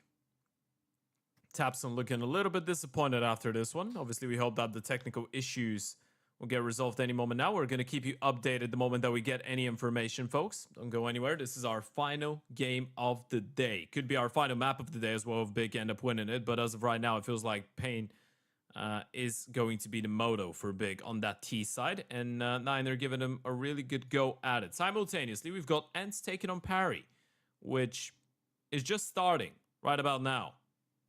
They've got a Dust to Mirage and Ancient in there. Obviously, that is Group B taking place alongside ours. And tomorrow, we're going to be focusing on Group C here. The A stream, B stream is going to be going over at Group D, where Iberian Soul, Nemiga Foot, and Spirit Academy lay. We're going to be watching Ecstatic, TNL, OG, and GG How, starting off with TNL and OG at midday Central European. I'm excited for that one. TNL, my favourite team in Tier 2 at the moment. I think no, definitely Neo agrees with me on that one. Very exciting to watch. The favourite project in general as well is looking at all the all-encompassing parts of that organisation with Kane involved as like a LAN coach and a CEO. Got JR involved as a coach as well. OG have got a tough game on their hands there for sure. You mentioned Ents Paravision just starting. Yeah. Sorry, Ted, go on. Yeah, I actually feel like OG is a bit of a sleeper team right now. I like them. I like them a lot. Yeah, especially with the additions of Arasdos and Adam B. I think they've started playing some proper Counter-Strike. They've always been playing proper Counter-Strike, but now I think they've got the firepower to back it as well. It feels like they are one of the teams that I'd be keeping an eye on. I think in the games I've watched of Arasdos early on, he is struggling a little bit to get acclimatized to the team, but it's like under a month he's been on that team, so you've got to give him a bit of time. Also, his time on NIP does not count. No, it probably does. It probably does. Yeah, I think it kind of does. On this occasion, he'll be fine. I'll say it does. We're back underway. Not a long tech pause, thankfully. Great break of the smoke for Fuzi. That catches QB. This is a proper purchase, by the way, for Big, alongside what they had managed to keep from that previous manic round. Whew. Perfect nade. Yeah, JDC chipped away slightly. Now, it doesn't really feel like you've got too many options if you're big right now. You've been given middle for free most of the rounds, but the moment that it comes down to executing onto a bomb site, the defenses from 9 have been fairly decent, and you're looking at the setup. Kragan just playing anti in towards Goose. You've got Raul supporting him. Only issue is they don't really have a lot of flashes or smokes. They are relying a lot on Fuzi support. Moving up now past this utility. Rolls has got another really good nade. Goodness gracious. Chunks down. JDC to 33 now. Tabson on 50, but they can still win their duels. And Fuzi will miss. Thankfully, Kragan and Rolls are still here, but Hype gets a good trade. And once again, Crimbo, or Tech9 at long range, judges it well. Back into a 2v2. Hyped and Crimbo versus Sejot and Favon going for the jump spots. Crimbo, that AWP is going to be out of bullets in a minute. One shot left. Hype's got one as well. And Crimbo will get found. Hype will surely have to maneuver, and he gets maneuvered by Favon to the dirt. It's a good round and a good recovery. This is starting to look really good now for 9. This is 6 rounds on the CT side and a team ace to bring them forward. Even though Fuzi does go down, the utility was quite key, right? The HE being timed by perfection, or to perfection by Rouse there, doing a whole lot of damage, and Kragan unable to go absolutely huge, but still doing his part in all of this. 9's shenanigans have really been working out nicely on that CT side. We're going to check out a replay. Lovely opening coming out of Fuzi. On 128, he decides to go for that nade, especially with how slow Big have been on taking that mid control and methodical. Gets the perfect timing, and Big now down to the pistols. 3 rounds the difference. Those rounds could still be incredibly dangerous though, and they will do a little bit of poking and prodding in towards that B bomb side. Favon is alone right now, even though Fuzi's in towards lower. Well, we saw 9 look susceptible to these sort of buys for Big, especially at the end of Overpass. What about here? Favon, you want to be ready. You have got a little bit of support coming in now, but it might be a tad too late, but I think they're going to be all right, and Favon's done a great job. He's gotten 2. Riles is now here on time. Fuzi there can hold the line through the doors, and Riles will calmly tap down Hyped. 9 have 7 on CT. Do you think D2 definitely maybe a bit more CT than it used to be? It used to be quite heavy T, I felt, especially in the high level of competitive play. Since the changes, I think CT side definitely looking a bit more favourable on a lot of maps. D2 being one of them, but still, 9 looking very good either way. Yeah, this is a really reaction-based map, right? It's all about how quickly you get the cues in and you make decisions and rotations under those circumstances. That was Rouse realizing that short was clear, that his player in towards middle and his guys in towards long are not really contested, so might have been a good idea to go over and support Favon in towards B. Ended up being the right call.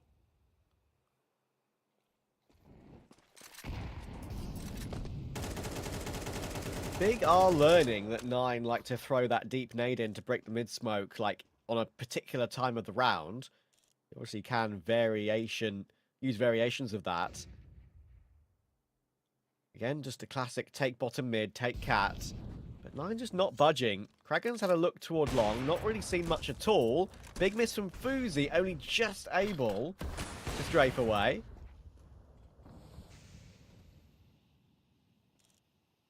Playing ahead of it. Oh, they're going to bait in Sejot. What a reaction from Hyped. Goodness me. That must have been quite a quick wrist breaker from his POV. Kragan flanking round. He's already saw earlier on that long could be clear. And he takes the initiative to go for it properly. Favon on the elevated angle does actually drop down a bit awkwardly, but still gets his 1-for-1. However, 2v3 on B, always winnable. Can Fuzi stop them? Well, he's definitely stopped Kyubi. He's going to go charging in toward Tabson. Tabson needs to clutch on now 3 HP. Riles will not allow it. 9 are looking superb. Yeah, and there's a bit of a smile on the face of Fuzi right now. He knows what they're doing. They're really taking Big quite deep right now, digging them down, and Big can't really find a response to what 9 is doing right now. And it feels like, again, we're just looking at more of the same, right? You're getting that mid control, you're controlling the map, and then you're just grouping up and trying to go for an exit, but it feels like every single time they've got your number. Now that's a way to switch it up. Shot. Lovely shot out of Hype. This is a round that you need if you're Big, by the way. If you want to have an opportunity for the second half, you're stuck on 3 rounds, and that was not a slow start on that T side. You can't really afford to let 9 get a 9-3 half here. Yeah. Big one to avoid having to play a map 3, that's for sure. Riles looking to aggress forward. Great first shot, and actually looking to go for more. Surely JDC goes for the peak, and there we go. Kragan was there in support of Riles, but JDC was just in an unexpected angle already.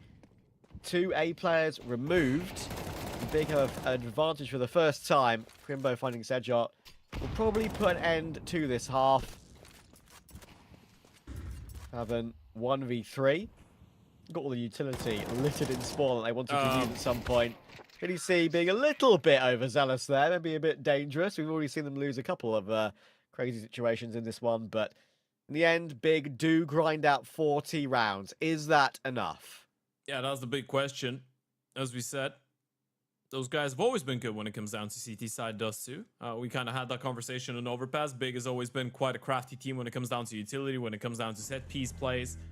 They were, I think, the team to come up with the insta smokes as well for long doors the moment that the skyboxes got updated quite a while ago now. Let's see what they've got in their sleeves for that CT side, or will 9 be able to take us to a third and final map? For those of you joining in just now, this is our final series of the day. Winner of this one makes it into the play-ins, where they will be one best of 3 away from qualifying for the Star Ladder StarSeries Fall 2025 Budapest. It would be a LAN event taking place in September.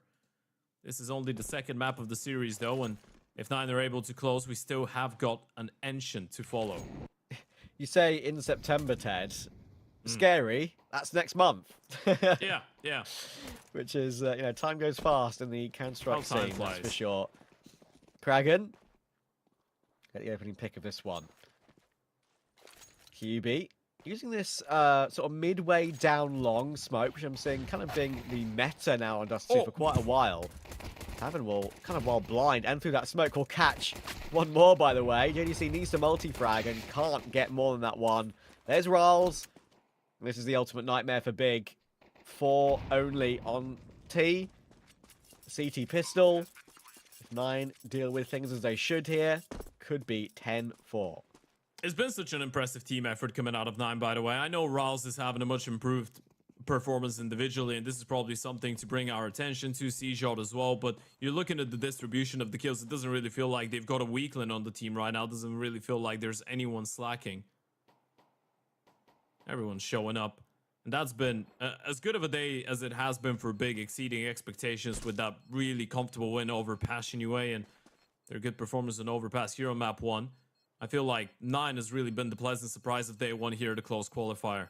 That win over NIP, now the fact that you're almost there to push Big to a third map as well. As we said, 9 have been hitting some good form lately, and it felt like it was about time, right? When you're looking at those pieces, when you're looking at the coach, you're looking at the IGL. Now, especially with Fuzi's addition, you've got an Oper that's been part of that higher echelon circuit for the last 1 year and a half. It doesn't really feel like they've got any weak pieces on the side of 9. So this team was always supposed to start playing good Counter-Strike eventually, and that was one of the bigger questions around them, right? Why isn't that form coming in? Why don't they have those good moments? Why aren't they winning online tournaments? Well, this is where you can definitely announce yourselves to the world. The last time that 9 organization was represented at a big event, that was the major last year. That was the Polish iteration of 9. Such a long time ago now.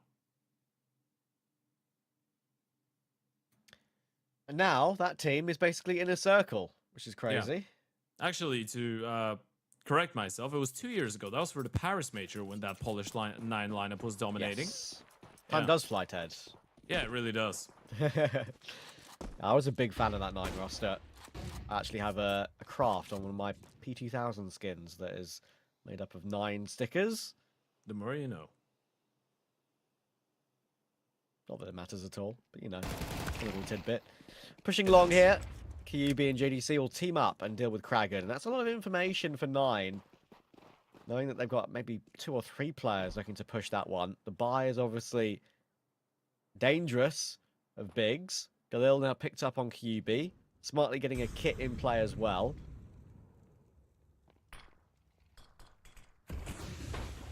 Good flash. Looking out mid. Oh my word, they've just not looked at him. Fuzi and Sejot just give JDC an opportunity that he won't pass up. Where do you go now? 55 seconds. It feels like the obvious avenue is in towards that A bomb site, but you gotta break the smoke, get ahead of it. You just got the 2 rifles. QB should be able to deal with this one. He's got the support of Tapson as well. Well, looking to entry. Again, having a good game like we've been saying, but Tabson now knows what's going on. Flash over the top. He'll peek with his teammates. And that's well judged. QB even gets the Galil transfer as well. And that is a critical force buy win for Big. Yeah, just stick together. Grouping up, going for that long play. Kragan a little bit isolated there. No one to support him. It gets a little bit wanky in towards middle in this fight, right? Because I guess you can understand why C-Shot's not looking right. He's so sure that Fuzi's got his back, and that's how he should be approaching that situation. Unfortunately, JDC is able to win both those fights, and then QB mowing them down.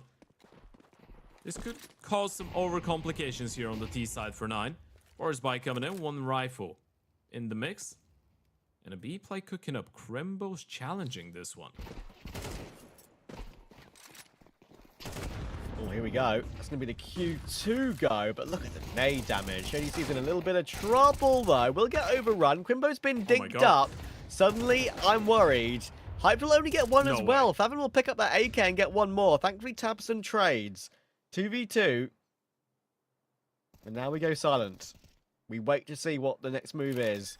Rawls will try and plant on the corner of the ledge there. So he has that headshot angle on toward the window. QB and Tabson obviously both with kits. There's a critical incendiary and smoke on Tabson. Where will it be deployed? Back of Xbox, by the looks of things, U2 needs to come through. They've got the kits, they can take their time, but this is still a tricky one. Ral doesn't know where to move to. Of course, no armor on him. Fuzi at least has that, and you know what? He's just got both headshots. Playing in a common position doesn't matter if it's a strong position. And Fuzi, that is a crazy round to win if you're 9. They even had Glocks on some of the players, by the way. I think... Who was it? Was it Rouse running out with a Glock? C-Shot's got a Pit 250. Yeah, there's the Glock. It was, yeah. But that was a full investment. Lovely. And Big, they just couldn't hold on. JDC, Crimbo, it felt like they were comfortable enough. Got 1 kill in total. And you gotta feel like that was Big's opportunity. That previous round, win that one. Make it a 6-9 score, potentially a 7-9. It's game on, but now you're going through a really painful setback. Shout out production once again for showing us a replay of Fuzi's 2 kills.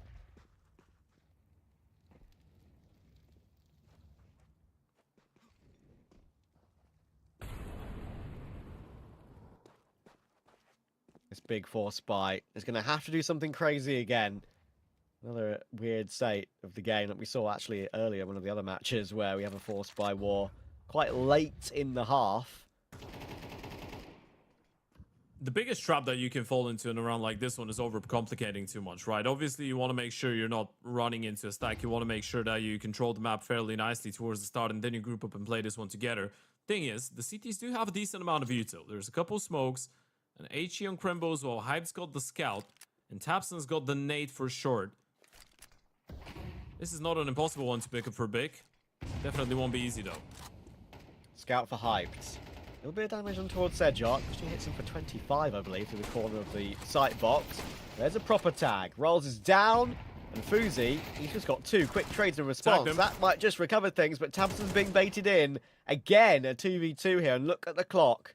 Once again, a late round situation.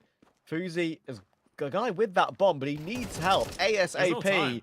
And honestly, he just doesn't have the time for this. There are 2 players on ramp. They're going to have to win via elimination. He's going to try and go for the fake on the plant. Surely Crimbo goes for the jump spot. He will, but he's managed to hide just long enough. Oh my word, Big have actually won that round. Yeah, now you're gonna get fired up. You know, that was the end of the map. That was everything. That was the 3rd map coming in. And somehow you're able to stay alive here on Dust 2. What on earth, man? That's wild. By the skin of their teeth. They do stay alive. They lose everyone, though, so you're not quite out of the doldrums just yet. No bomb plant for the T side, meaning money there on the side of 9 is going to be a little bit worse for her as well. And yeah, sure as hell you need a tactical timeout out of a round like this. Crimbo did everything right there, right? Like, he's in a position where he needs to check to see if he's planting, otherwise that gives him almost a disadvantage in the 1v1. He's able to get off the plant and reposition in any way. Had to check it. Realized he wasn't on it. And then able to hide near elevator for the extra 10th of a second necessary.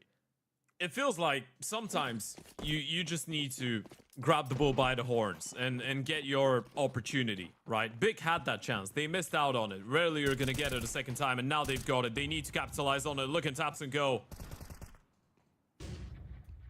Full aggression. JDC is able to get a couple as well. 2 for him. And just like that, click of a finger, it's 7-10, and it should be 8-10. Yeah, this is Tapson being a little bit more relaxed right now. This is the first time probably in a while that he feels like he's got the game under control. Even though they're still on the back foot, still 3 rounds behind, this is suddenly just starting to look a lot more terrifying now for 9. You could see a way for Big back into this one. An eco round coming up, so presumably the distance becoming 2 rounds and the money starting to build up as well in the big camp of things.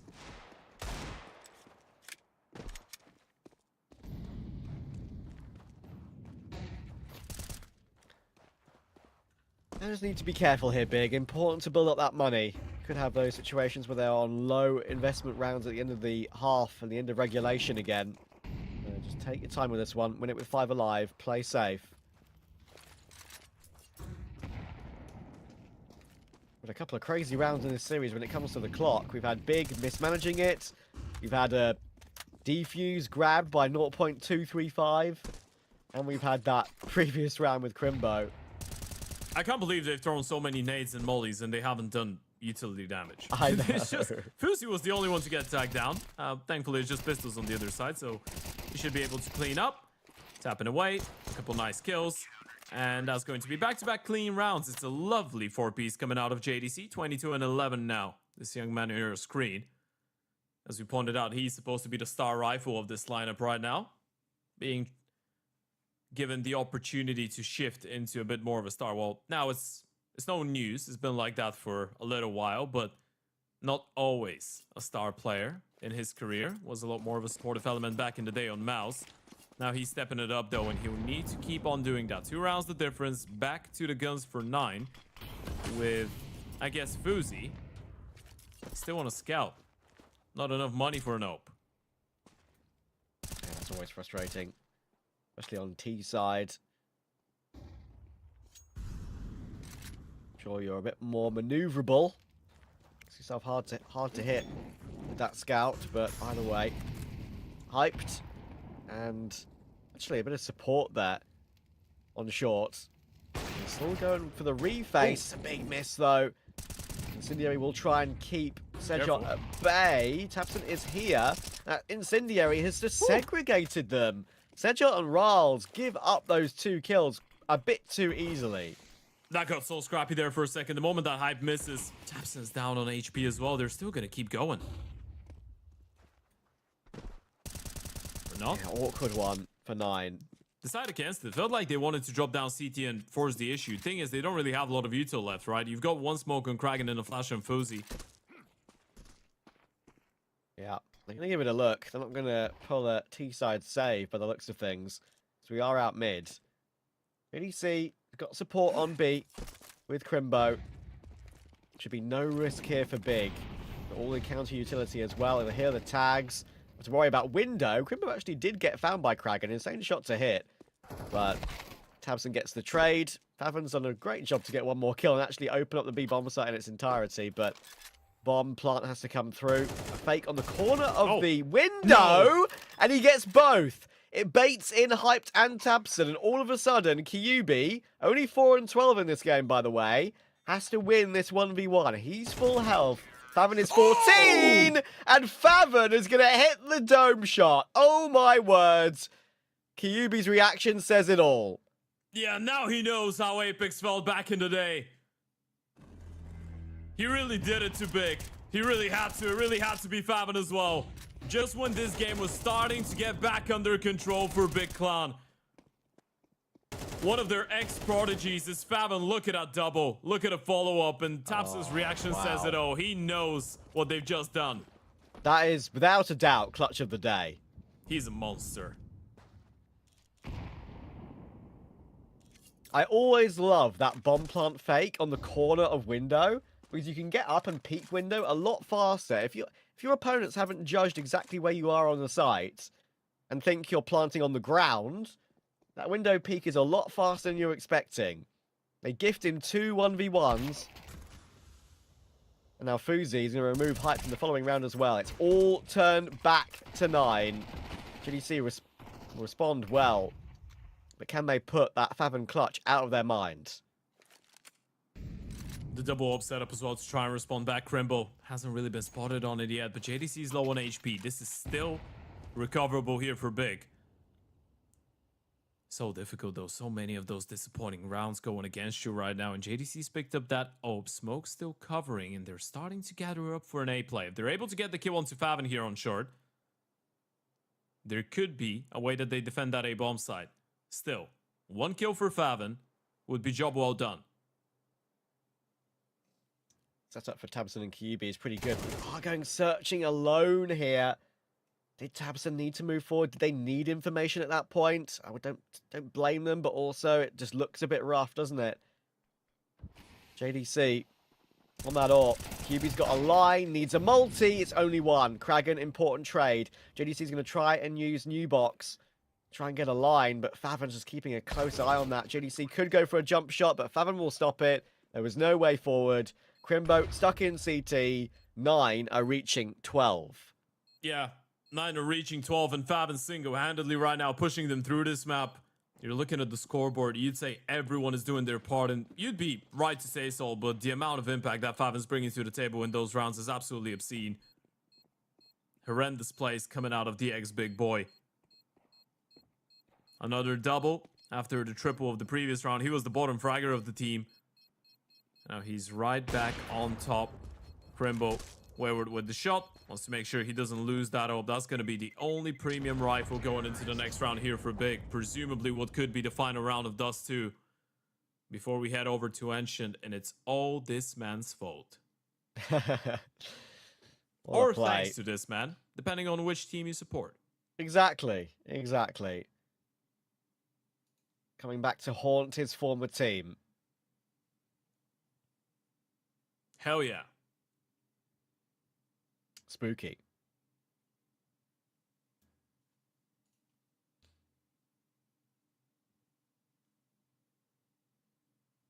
We had Devil Walk on the desk say he'd love a third map between these two. I think, honestly, with the amount of entertainment we've actually seen from this series, couldn't agree more. Yeah, it just feels like it's unpredictable. Feels like it could always deliver.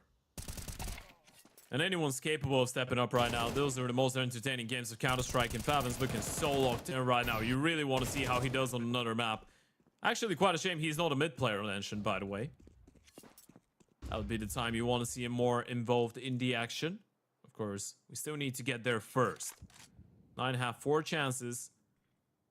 There goes the first one. They did crumble towards the latter stages of Overpass. Obviously, roles reversed. They were the ones on the back foot. Now, they are the tempo setters. Big nade to Riles. Down to 52. A bit of a tag as well as he moves forward from lower. Utility seen by Crimbo as they look to force the issue into a B, but there are 2 players here, and that smoke up is going to completely cancel the play. If they're able to recover this one, it would be a bit of a miracle, and Tabson just got Riles in his back pocket. 9 cannot close at the first time of asking. But that's the terrifying part, isn't it? You're looking at a couple rounds that 9 are winning because of clutches, because of some crazy plays, and then you're thinking about the way that Big have been responding. There's been a lot of those really clean rounds on the CT side all in all. Again, a JDC multi-frag, he's on 25 and 13. It's been a tough one for a lot of the rest, though. A lot of the others not really able to provide the same amount of support. And Fuzi, again, throwing his AWP away. Might want to go for a couple exit kills here. Money's not actually great on the side of 9. The loss bonus is not going to be 3,400, that's for sure. So there is a world in which 9 can't really muster up a proper investment going forward for a couple rounds. Is it 2,400? Could be wrong. I think it should be.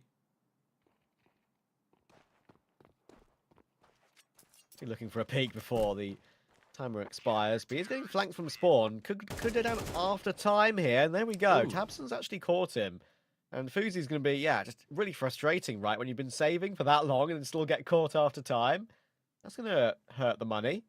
You know what's the thing? I feel like if you're big right now, you do realize that a lot of the rounds that you've lost lately have been up to you just making some kind of a miss move, right? Even in the 3 versus 1, even if Fabian plays it to perfection, if you were to ask Tabson, he'd tell you, well, we need to give him a chance in order for him to land those shots and win the clutch, right?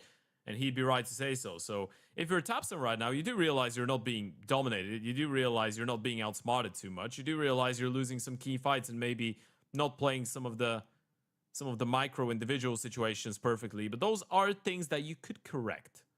We're talking about the money situation on 9.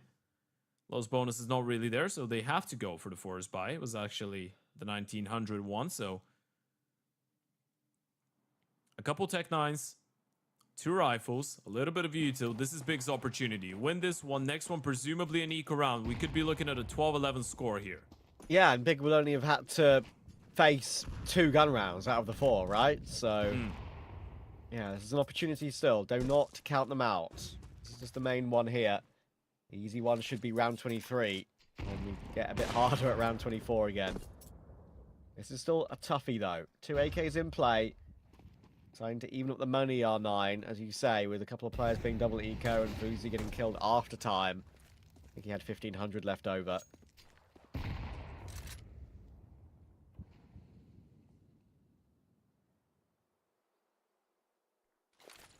I've allowed them to get mid-control, so they can burst in. They've lost rounds like this already over toward B. This is going to be really tough for Crimbo, trying to avoid the flashes. Tabson's trying desperately to help out. Crimbo has got to hold on, and he's doing a great job. 2 kills, that's okay. Tejot's still lurking around in mid, though. Yubi's looking for it, and will find it. Critical. Fuzi.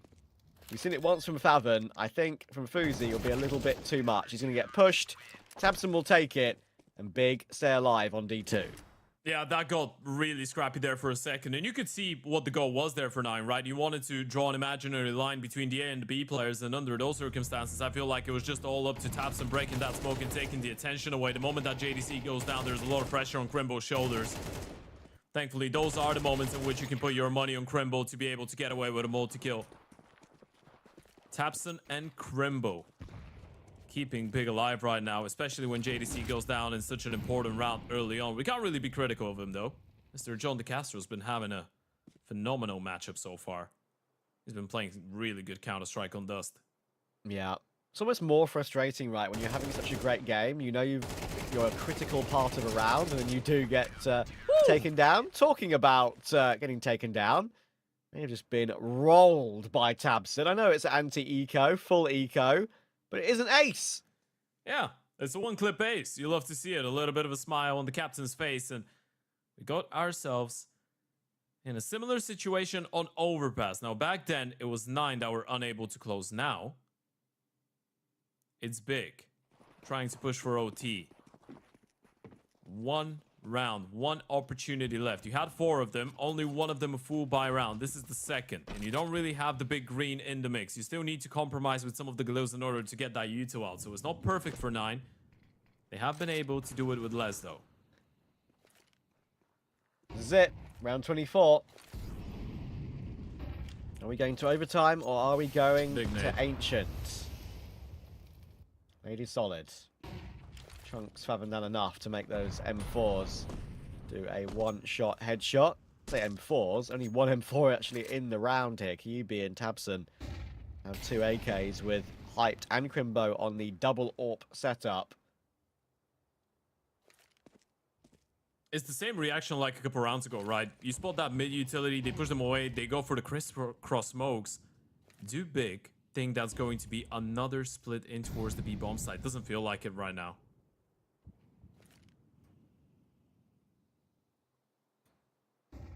JTC playing close boxes. Riles and Faven are lurk out mid. The 3 going up short. Good nade damage once again by Big, and Hype will start off the round. Sejok will drop. Good counter flashes as well, and they're getting eaten up R9 right now. It's a great shot from Fuzi to give them a glimmer of hope. Gotta say, hang on, they're over pushing in tons. Crimbo, that could be a fatal error on Dust 2. The B bomb site is open. There is a smoke available on Fuzi as well to block off that cross. That was a 5v2. You can't afford to lose a round like this one. Not like this, Big. Not when it's just 1 round away. Bomb's gonna go down. Hyped and QB, they need to save the day. Again, they've got util for this retake, but they need to use one of those incendiaries on Cart. First shot missed by Fuzi. Little jiggle in the window. Of course, worried a little bit about Tunnel. How do they play off of each other? There is that incendiary, and Faven's been removed. It's all Fuzi. Blinded up, they now know he's big box. Cornered by the Molotov, but will it matter? Fuzi versus Hype! And Fuzi will hit the no-scope. Oh, baby. 9 are going to a map 3. And what a way to do it, a 2 versus 5 round, and you know there's going to be disappointment on the faces of big players. They were so close to that OT, so close to those bonus rounds on Dust 2, but it's a 2 versus 5, and Fuzi with the 1v2 clutch to send us to a 3rd.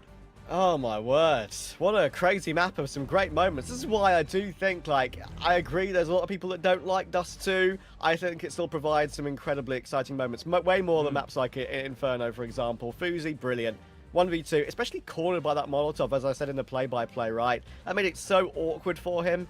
He was able to recover. And, yeah, send us to 3. As I said, Devil Walk earlier mentioned that he would love to see this series get sent to 3 maps. And, well, he's got his request, and we'll see what he thinks of it as we toss it over to the desk.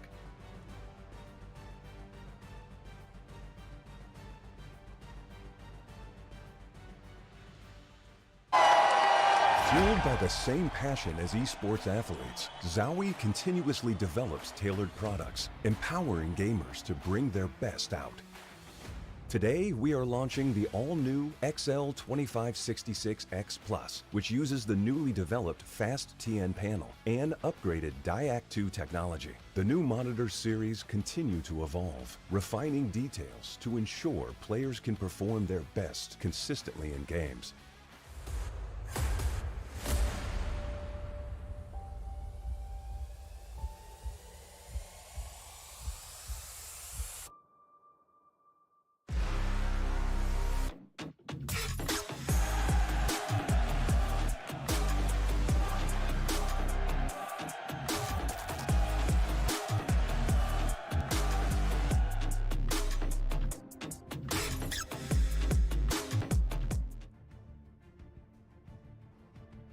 What a barn burner of a map that Dust 2 provided. Ridiculous. But therefore, we've got to have a frank conversation. We were just having this discussion off air. 5 rounds, is that what we're saying? 5 rounds that Big have thrown in that game. We've got the 1v3 from Faven. Fantastic. Potentially, you can include that Fuzi clutch right at the end there. Should have played a little bit more confident, a little bit better. We've got at least the overall round of it, because it was a 5v2, right? Exactly. They also had some anti-eco moments. They missed. I think they should have done better 2 rounds on the T side on CT, 2 rounds to time on T side.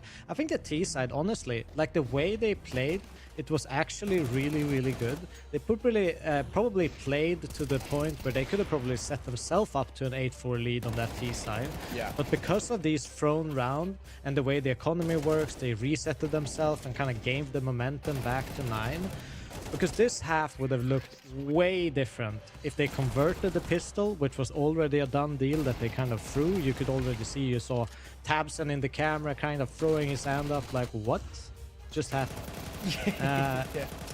And, you know, a lot of these rounds where they just, I mean, at some point, this should go to like a player's responsibility. If you walk out B tunnels with like 6 seconds left, you've done something wrong.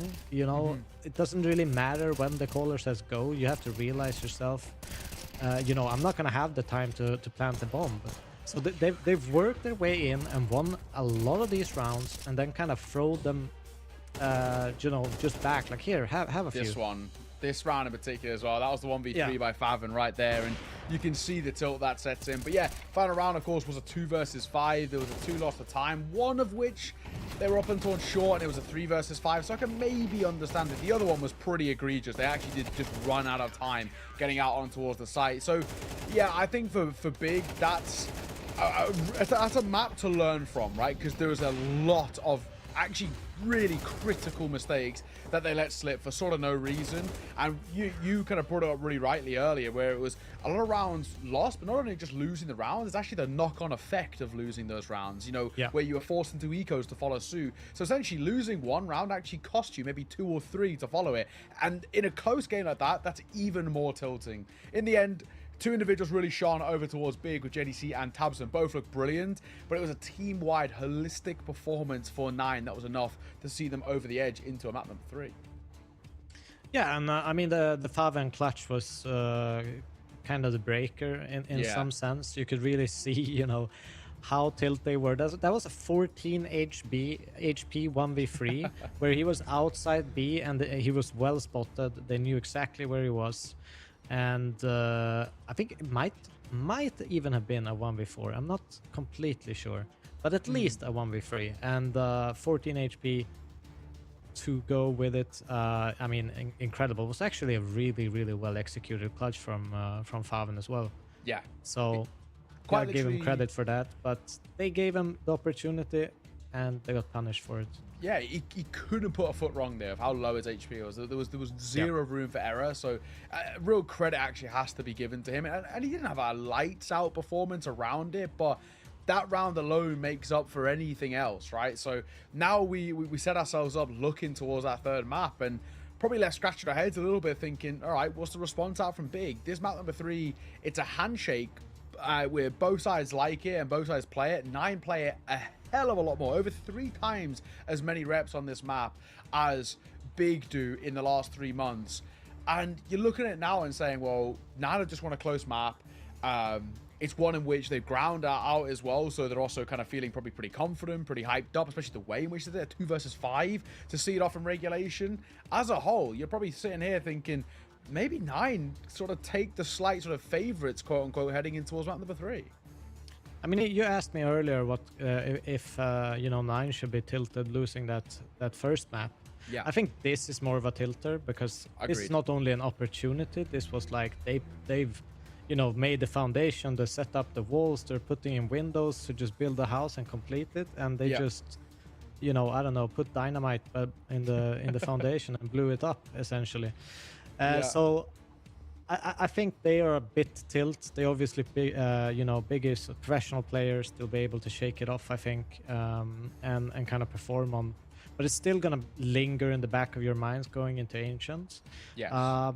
Key points for me on Ancient, the response that Big needs to give is they need to stop CJot in that middle space. They know it's gonna come out early. They know it, that he's gonna be relentless in that area. And also being aware that if they actually lose this area, how much they're gonna pause on that 9 side, on the T side, and not be too overeager to find that information and get baited into those crosshairs. Yes. I think you're absolutely spot on. I mean, we discussed this a lot at the end of 9's previous win, just CJot in mid. You know, whether it was on kind of T or CT side, how relentless he would like to play in terms of his individual pace, but especially on that T side, he will fly out of elbow if he's got that spawn or shelf if he's got that one, right? And he will be relentlessly putting pressure on towards mid. And Big essentially needs to make the decision quite early, which is something that we didn't see in that previous series. They need to make the decision, do we actually, you know, expend utility and resources at fighting him and fighting them in through mid, or when it's a lost cause, as it was obviously when 9 played that previous series against Nip, do we actually just step back? Do we give up mid control and just keep the numbers in our favor and play and other ways to find success? And that's something that Nip figured out, you know, playing a little bit more of a passive state, but way too late. They found it after losing it was like 6 rounds in a row, won 1 pocket round, a few more rounds in a row, and then figured it out, but it was the end of the half. So Big, I'm hoping they've done their research. Like you said, they should have been watching that game previously. They'll know what to expect. And I think they'll know the pace and the tempo that 9 like to bring, which can be relentless. And even to a degree, if I'm 9, if I win the 9th round, I probably want to start T side. Yeah. I'm a person that prefers starting T side no matter what map. Yeah. because you get to dictate the tempo, you get to set the tone. I know it can backfire sometimes, but I think it's way more it's way easier to kind of gain momentum and kind of roll with it if it's the first map, where you kind of don't give them any breathing room or space to kind of figure out the issues. So yeah, I am a big fan of starting T side no matter what. Give me nuke, I'll start T side every day. I love it. I think it's a show of confidence in a sense as well. And I think for 9, they should show a bit of confidence, right? That was a really decent recovery at times in some of these rounds. Like we said, some of them that were quote unquote unlosable. And I think I still put a lot of blame on towards Big, but 9 have still got to, you know, it may only be a yard away, but they've still got to put the ball, right? They're still got to put it in the hole. Yeah, they still have to do the work. I mean, Exactly. it's not like they're in their 2v5 and they didn't do something amazing. They still hit the shots. They still made the rotations in the perfect way, and you know, utilized the information they got out of it. So they definitely, you know, have a part to pull in it. But yeah, criticisms to Big. They should be shutting this game down much earlier. Yeah, I think, you know, I wonder about kind of, especially for Scrunk individually, what's the thought process, what's the kind of the conversation to be had here. You know, I think that is a map, no matter, you know, these guys are vets over towards Big. All of them have played now at a high-ish level, at least enough time, especially individuals like Tabson and your JDCs, right? They've got to now look at this and be like, man, we let a lot slip there. We've got to clean up just a few small protocols. Trading at times, as much as it's a simple thing, and spacing is something that we've brought up all day in essentially some negative ways. And I think it's something that Big really did let slip through. It's simple things. And I think maybe this was Scrunk just says, right, focus on the fundamentals. We've got our game plan. We know what we like to do. I mean, we spoke to QB earlier, right? And he said this is something we've been focusing on. We've been focusing on our game rather than super heavily prepping for teams and focusing on what they do. We just say, all right, they can bring what they want. And we'll have an idea, but on priority, our main focus is us, our game plan, our strategy, our protocols. And I hope that's the mindset now heading towards map number 3. Shrug it off and say, it happens, also, we've got our plan. Also, to be fair, I mean, it's like the first third, second third were perfect from Big, like almost throughout the entire game. Yeah. It's just that ending part where they get a little bit over eager to end it too quickly instead of kind of just slowing it down, pacing it, kind of reevaluating the situation and not just saying, okay, we're in a 5v2, we can't lose, and kind of risking it just to get a few frags in. Because that's kind of how it looks. They were a little bit over eager to try to end the rounds. And I think that's where they need to find a little bit more calmness. Otherwise, I think actually Big played really well this game. Yeah, I think you're absolutely spot on, of course. For any of you just joining us, this is how the series has gone so far. As you can tell, Big and 9, they're a pretty good match at the moment. 13-11 map number 1, that was 9's pick. Big took it. 13-11 map number 2, that was Big's pick, and 9 took it. They've traded maps as we head towards a decider. And now, essentially, what is a best of 1 decide who wins the group and locks themselves a spot in towards the play-ins, already guaranteeing that top 8 and being so close to that hurdle of finishing top 4 here, which means going to LAN. Yeah, and it's also like a pretty negative, you know, going into that elimination match, you're either facing an NIP or Passions, you know, kind of wanting revenge to some sense. So they'll be, you know, up to the task as well. So I think both of these teams, they really need to fight. Otherwise, they could be in trouble in that game. Yeah. Either one of them. It's one of those, if you're actually in this spot where you have 2 back-to-back 13-11s, you grind it out, this, that, and the other, and then you lose, then you have to go in towards the lower bracket. Especially if you are to lose there, or if a close game or whatnot, the thought process is still going to be, man, like, we were so close. We pushed this towards the decider. We weren't able to see it over the line. And, you know, if the trend continues of 13-11s, that would be even more tilting to lose on map number 3 like that. Oh, for sure. But yeah, we're gonna have to see it. I think a big key point for going into Ancient is just Seot for me. I think Fusi was great with the AWP as well on that banana side, on T side, but stopping Seot. I think mid battle, that's my entire focus for this map. If they can stop it, they can gain some control and kind of exchange some rounds together, because 9, they got a lot of T rounds going. Yeah, I think you're right. On the flip side as well, looking towards Big, I want to see a little bit more out of essentially Crimbo, of course, we expect a lot out of, and I think, you know, there is high expectations for him, but for a reason.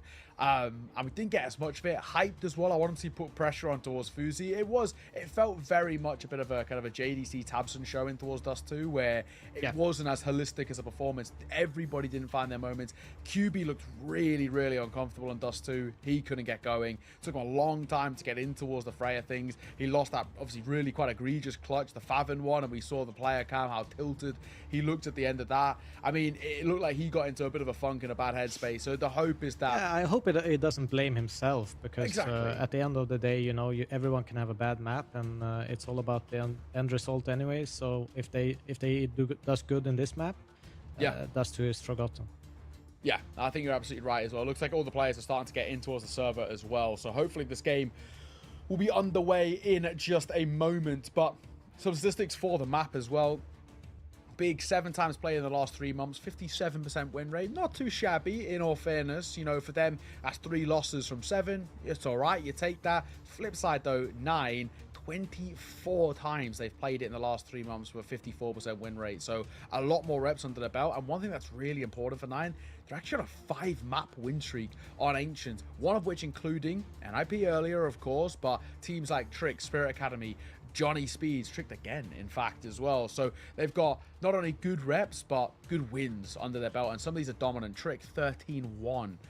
Beat them 13-5 as well in the time before that. 13-7 NIP earlier today. I mean, we're talking about really actually quite dominant victories under their belt. So big. They better come all guns blazing, or they could actually legitimately be in trouble. Yeah, I mean, 9 has impressed us all day, and they could as easily win this game as Big could. I think it's a real toss of a coin at this point. We've seen them both kind of pick up each other's maps. Now it's that neutral one. Both are proficient on it, but you say 9 have a little bit of more momentum going for them. Having a 5-map win streak is actually it's kind of sick.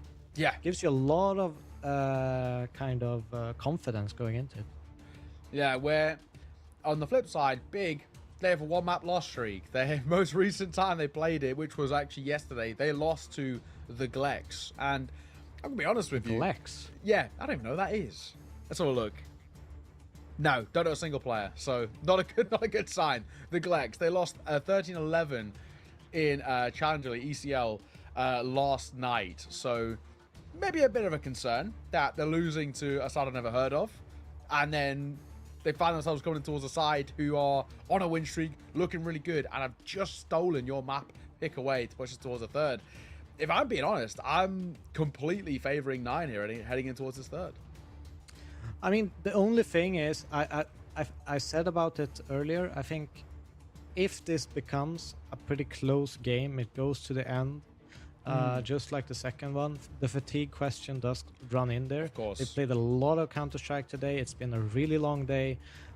Some of these guys have probably been out grinding Counter-Strike on the deathmatch server since around 10 o'clock this morning. So that's about an 11 hours of Counter-Strike gaming. I think that can fatigue even a professional player, to be fair. Yeah, no, I think you're right. Fatigue's definitely a factor, and I don't think it even helps. And not only have they played a lot of Counter-Strike today, just having kind of back-to-back series, if you are 9, no time to rest in between, but it's also just the fact that each map's go the distance. And I don't know, with Ancient being on paper a bit of a handshake, it really could be more of the same. It could be another close one, and that's where, as you're saying, right, if it is a close one, you have to then start to look at, do we actually have the depth to be able to kind of, you know, keep our minds, you know, checked in, not get too tired, not be kind of spacing out a little bit, especially when it matters most. So the professionals, these guys have all been so prevalent within the tier 2 system. So I think they should be used to it to a degree, but we'll have to see. We're heading map number 3. It's Ancient up next. And boys, over on the cast, take it away. Thank you, Neo. Thank you, Devil Walk. One more time today in Star Ladder's return to the Counter-Strike space on this A stream. In this winners match, Big versus 9, 13-11, 13-11. What do we have in store on Ancient? But as the question, as we pointed out, has been a long day in the server for all those players. So, especially for the side of Big that started off a little bit earlier. They're probably feeling a little bit tired right now, especially by the way that this previous map got closed out. A 5 versus 2 is definitely painful when you just had around 10-15 minutes to reset. Hopefully they will be able to do so as the pistol round is already starting. And we're going to have a bit of a brawl in towards mid. Raul's able to get one in a second and the third out of Fab, and it's a mop-off. That's crazy. He's going to jump in for another one as well. Raul's just literally launching his way into a pistol round victory here for 9. What are you supposed to do about that? He's got 3 kills. I think he gooshed the other player. Wow. You can say that one again. Yeah, that was a really convincing one. Felt like they were, yeah, thank you. Felt like they were just walking into a bit of a stack there, right? And then Raul just jumps up with the clear idea that he's going to sacrifice himself for his teammates to get the refrags, ends up with 3 kills in the end of it. And QB left alone. Had a bit of a tough map on the previous one, QB. Obviously, not always given and being put in the spots to have a massive performance, so we can let him off the hook with that one. Yeah. Definitely will need a bigger performance when it comes down to this third and final map, though. Especially considering this map has been going quite well for the side of 9 lately. And I feel like if 9 were going to close out a game against Big in a best of 3 on the third and final map, probably Ancient would be their pick, right? You're looking at 5 consecutive wins. Teams like Tricked, Johnny Speed, Spirit Academy, Tricked again, and NAP earlier on today. They looked quite good when it came down to the Ancient. Fuzi had a stomper of a map. Same for C-Shot, who was 7-4 in opening fights. Especially in towards middle. Yeah, I mean, the opening fights in mid were pretty stunning, weren't they? It was him and Kragan, like, sort of double teaming mid over and over again. Yeah, that's one of the things that Big probably would have seen, right? And it will be interesting to see how they intend to deal with him. Obviously, as we get into the buy rounds here, it might be a little bit of a jump scare for C-Shot. Nice. He's actually able to get away with a triple. That's lovely. JDC's picked up that AK. He knows where to place that crosshair. JDC was once known as one of the best ancient players in the world, actually. Always put up amazing numbers on that map for whatever team he played on. It'll be interesting to see how they utilize QB on Ancient here. As you say, had a bit of a rough map too. Historically, on Fnatic, he played a Cave all the time. And I watched a lot of Fnatic play when they had that roster with QB. And yeah, I think he struggled a little bit in that position. I have seen him play 1 or 2 Ancients since he joined Big. And yeah, he kind of, would say, does it a little bit better than he used to, considering he's kind of changed roles somewhat. JDC will actually launch his way in toward Raul's there as well with the SMG in this round, by the way. Hype has managed to deal with Favon as well as he tries to walk through that smoke. That's a bit of an error. Gifts a free AK over to Big.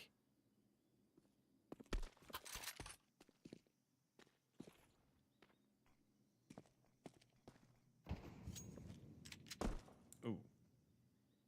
QB. Information gathered. Still, the setup is not too bad.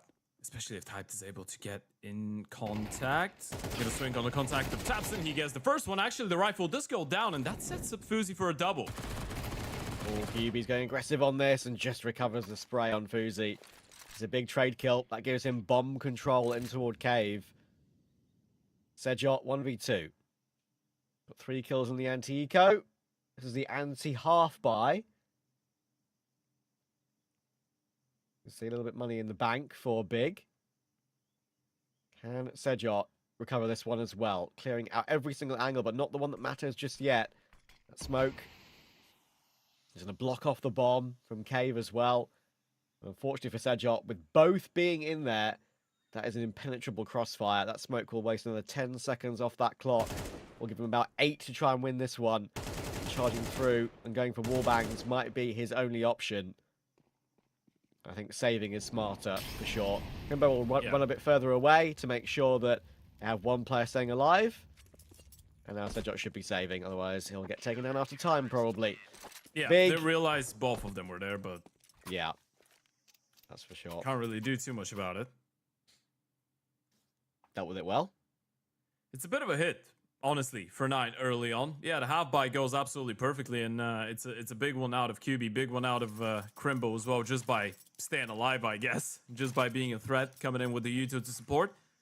Would have been a lovely start, but you know what, Travis? It's been a really close series all in all. First 2 maps going all the way to 24 rounds. We haven't really quite gotten into OT territory yet in the event in general. And after those 2 close maps, we are expecting a competitive affair here on Ancient 2. Yeah.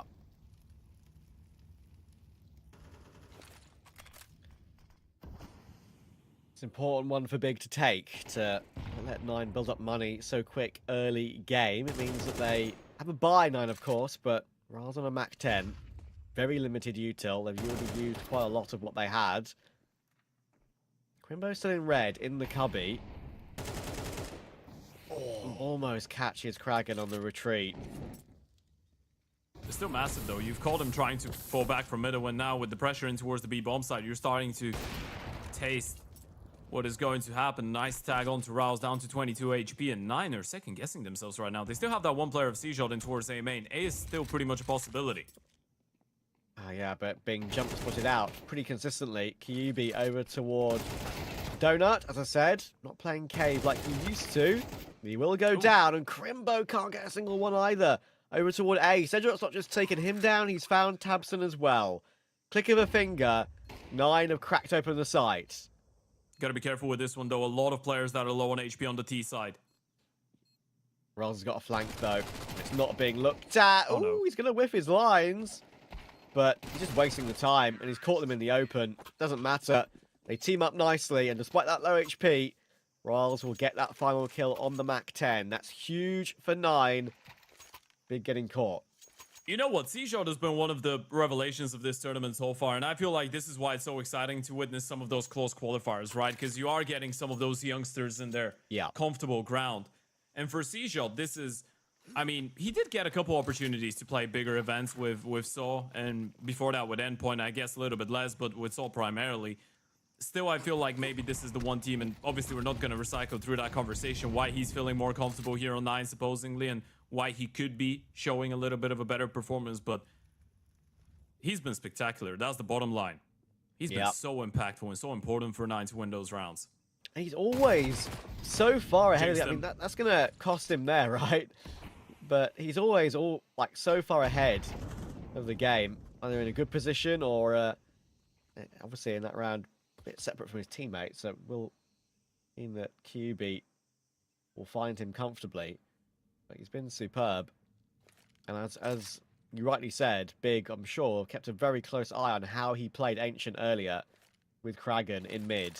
Will 9 realise that and try and change up that strategy a little bit and not be as mid-focused as they were against NIP. Locked in towards Donut, though. This is starting to feel a little bit claustrophobic. Sure, there is a lot of guns on the other side of things, and you still should be favored for it, but this could get a little bit scrappier. Kragan able to find the first one. Cleanup crews arrived. All the kills going in favor of 9 as of right now. Unfortunately, the rifle is too late for the party. And Crimbo, a 1 versus 4 clutch needed. Kragan will make sure it does not go down to it. 9 with a lovely start here on that T side. Looking quite solid. Big still with the 1 round, but supposed to have the guns out now. This is where the game truly starts.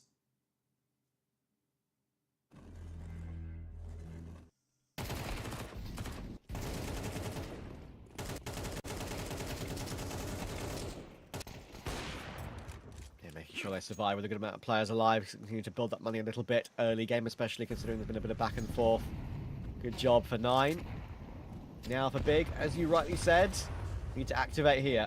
Piper's got the AWP out. Got a good util. They're going to want to fight lane too much. Sejong, oh my god, he's doing it again. Out bottom mid, Crimbo and QB. They had everyone there that wanted to face him. They knew what was coming, but they couldn't stop it. That's insane. This young man is made of something else. And he's showing Big exactly what he was showing NIP. No mercy. That is a one-man advantage. Rouse is low on HP, though. This is still recoverable for Big. Double setup in towards the cave. And 9 decide to slow things down a little bit.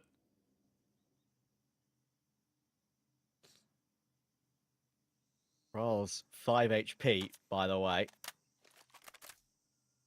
Could be awkward at the end of the round. Waiting outside B. 50 seconds on the clock. 2 players for Big around that Jag and cave position. Hubson tries to get down a bit more silently there, but does make some noise. Doesn't matter. Not going to be heard. in comes to play.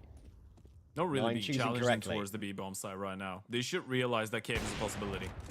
Now they know. It's a good pick from Hyped. Fuzi will plant safe, but we all know how wallbangable that default pillar is. Kraken are going to be able to deal with Tabson, though, and now Hype just needs to go for his pick, and Fuzi just got the line. And a fun battle between those two in this series, Fuzi and Hyped. Both have had their moments, especially Fuzi at the end of map 2. JDC is forced to save with no kit. Okay, Trap, you want to pretend we're in a hospital right now? We're going to dissect what happened on middle at the start of this round, because this is absolutely obscene. What we're witnessing right now is the formation of a spectacular young man as the player on the server. The fact that C-Shot's able to get away with a double kill out of this is crazy, and I'm going to tell you why. It's not because only he's sharp. It's because Big were ready for it. We're talking about how Big were going to react and adapt to what was catching NIP off guard. The first player jumps in towards jungle straight away. Second guy's playing Antian towards Donut. We're going to check it out on the replay. No one's blind. They're all staring at him. They were all ready, all waiting for the late flashes, all waiting for the HE of the smoke. He's still getting away with a double kill.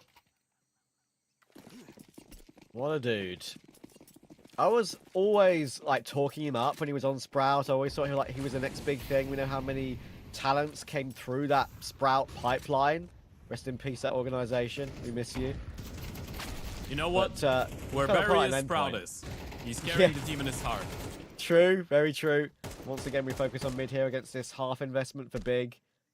But this is proper middle. I mean, this is a proper T side coming out of 9. And at this point, it's really difficult to say that it was a one-time thing against NIP and they were doing something wrong, because they're doing it to Big as well. 9 really know their timings when it comes down to the util and middle, and this is honestly impressive. We're looking at a team that we've always thought should be fundamentally quite strong. Well, this is what strong fundamentals look like. Big are not really getting chances in a lot of those fights right now. Crimbo 5-7 close. Flash will push his crosshair off the angle, though. Even if that flash doesn't blind you, it still pushes you off the angle. I'm watching Ted in our little camera picture-in-picture right now. Bow to the flashbang. I'm bowing to C-Shot, honestly. He's been, he's been insane. But this is a much improved performance out of 9 than anything that we've seen before. And this is something that has to be brought into the conversation. If 9 keep playing that way, we've gotten ourselves a new contender on the tier 2 level. And this is the same team that is, as of right now, on a 3-match win streak. Potentially 4 if they close it out here against Big. But this is the same team that was struggling so much in the first couple months of 2025. Same team that wouldn't be able to get more than 2 consecutive wins. Same team that would, at one point, was in a streak of 6 consecutive lost series, with 4 of them being 0-2s. That's the same team right here. Yeah, absolutely. And we came into this qualifier, right? Cream of the crop of tier 2, NIP, BetBoom, Namiga, Big, TNL, OG, Fnatic, Ecstatic, FUT, Paravision, ENTS. You looked at 9, probably 9, Spirit Academy and GG Hal as the underdogs. 9 being obviously a little bit better than maybe those other 2 at the moment. But 9 were definitely a big underdog. They weren't really in our conversation to be one of the teams to look this good. They aren't at the main event yet, don't get me wrong. Sure. They still have to win here and win their play-in match. But they have looked very impressive with not just the individuals, but with the calling as well. Yeah. Also, you're looking at the mental part of things, right? The fact that they did lose Overpass in such a devastating fashion towards the end against Pistols, and then I guess they were able to give Big a taste of their own medicine with that 2v5 that they closed those 2 with. If you haven't checked it out or if you weren't here, make sure you go back and rewatch it after this game's over.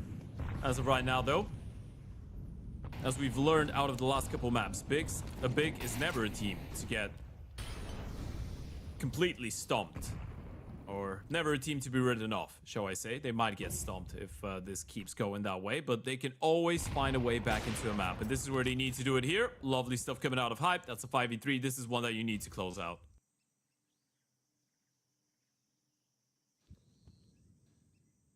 And non-negotiable. We've seen Big chuck some advantages. There's still a big gap in the defense. QB is alone. They need someone to rotate in towards CT, and they need it now. They have got it, thankfully. They've got Tabson here with Hype still holding red. But these can fall apart. We've seen it already. Tricky. 2 players crossing into a donut. Tabson behind the boxes. They know he's there. And QB's going to have to win his duel, and he will. It's all good. Faven will get one back, but Hype's holding the line. 4 alive for Big on that gun round. Critical. Yeah, perfect bait coming out of Tapson, right? Just showed himself to the donut players, tucked in. Fuzi, being the only player with a molly in hand, tried to force him out of position, wasn't ready for the player on top of the boost. So Big do get around here on the CT side. A much needed one to that as well. That's a second. Will be interesting to see how they respond, though. At this point, it just feels like it's impossible to fight them on middle, by the way. Fighting 9, that is. So Big might be forced to look for aggression in towards the extremities, or do as they did in this round. Let them have mid control, go for a couple late peeks with the HEs, break the smokes, try and catch them on timing with the big green especially. Worked out quite nicely for Hype there, and I think we're just going into an instantaneous tactical timeout for 9 the moment that they lose a round like this. And honestly, this is showing some good awareness out of Barry. He knows that Big will try their absolute damnness to adapt to it. And if we know anything about Barry, that is that he does his homework quite well. He's a good scout, and he does good prep. Now, how good is he? If the team is struggling, he needs to look for solutions. This is the question.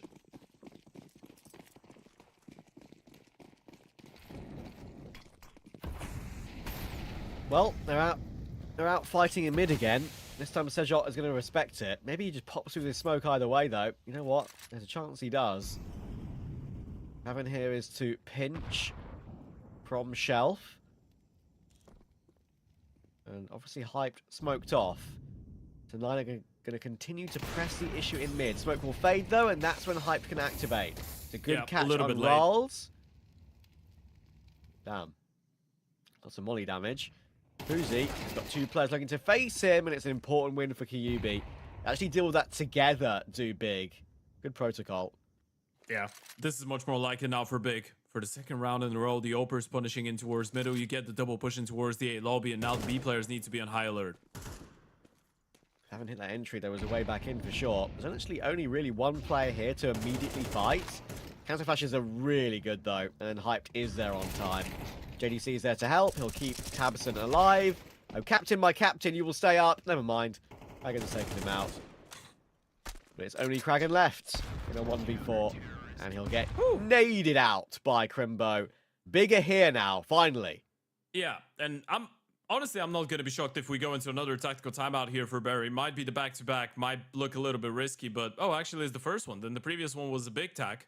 That makes a whole lot more sense, but yeah, now if you're 9, you've lost 2 rounds in a row. That was a little bit unfortunate in towards middle for Rouse. Felt like he was just a slither away from the correct timing on that molly or re-smoke in towards red. Hyped able to punish and the double push in towards A main right after that. But this is Big, showing us some glimpses of that CT side proactiveness that we've been looking at all day long pretty much.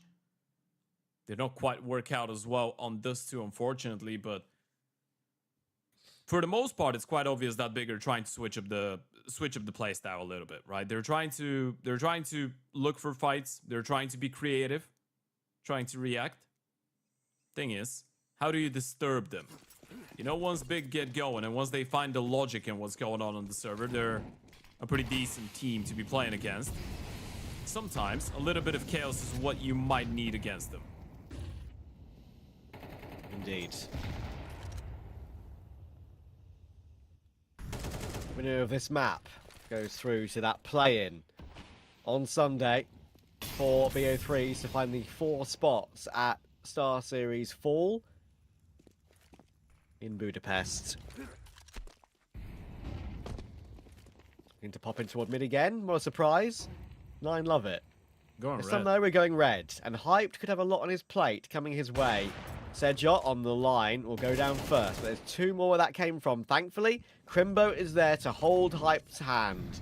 And it works out well. Early 5v3. Fuzi has got that AK, but his teammates are falling around him.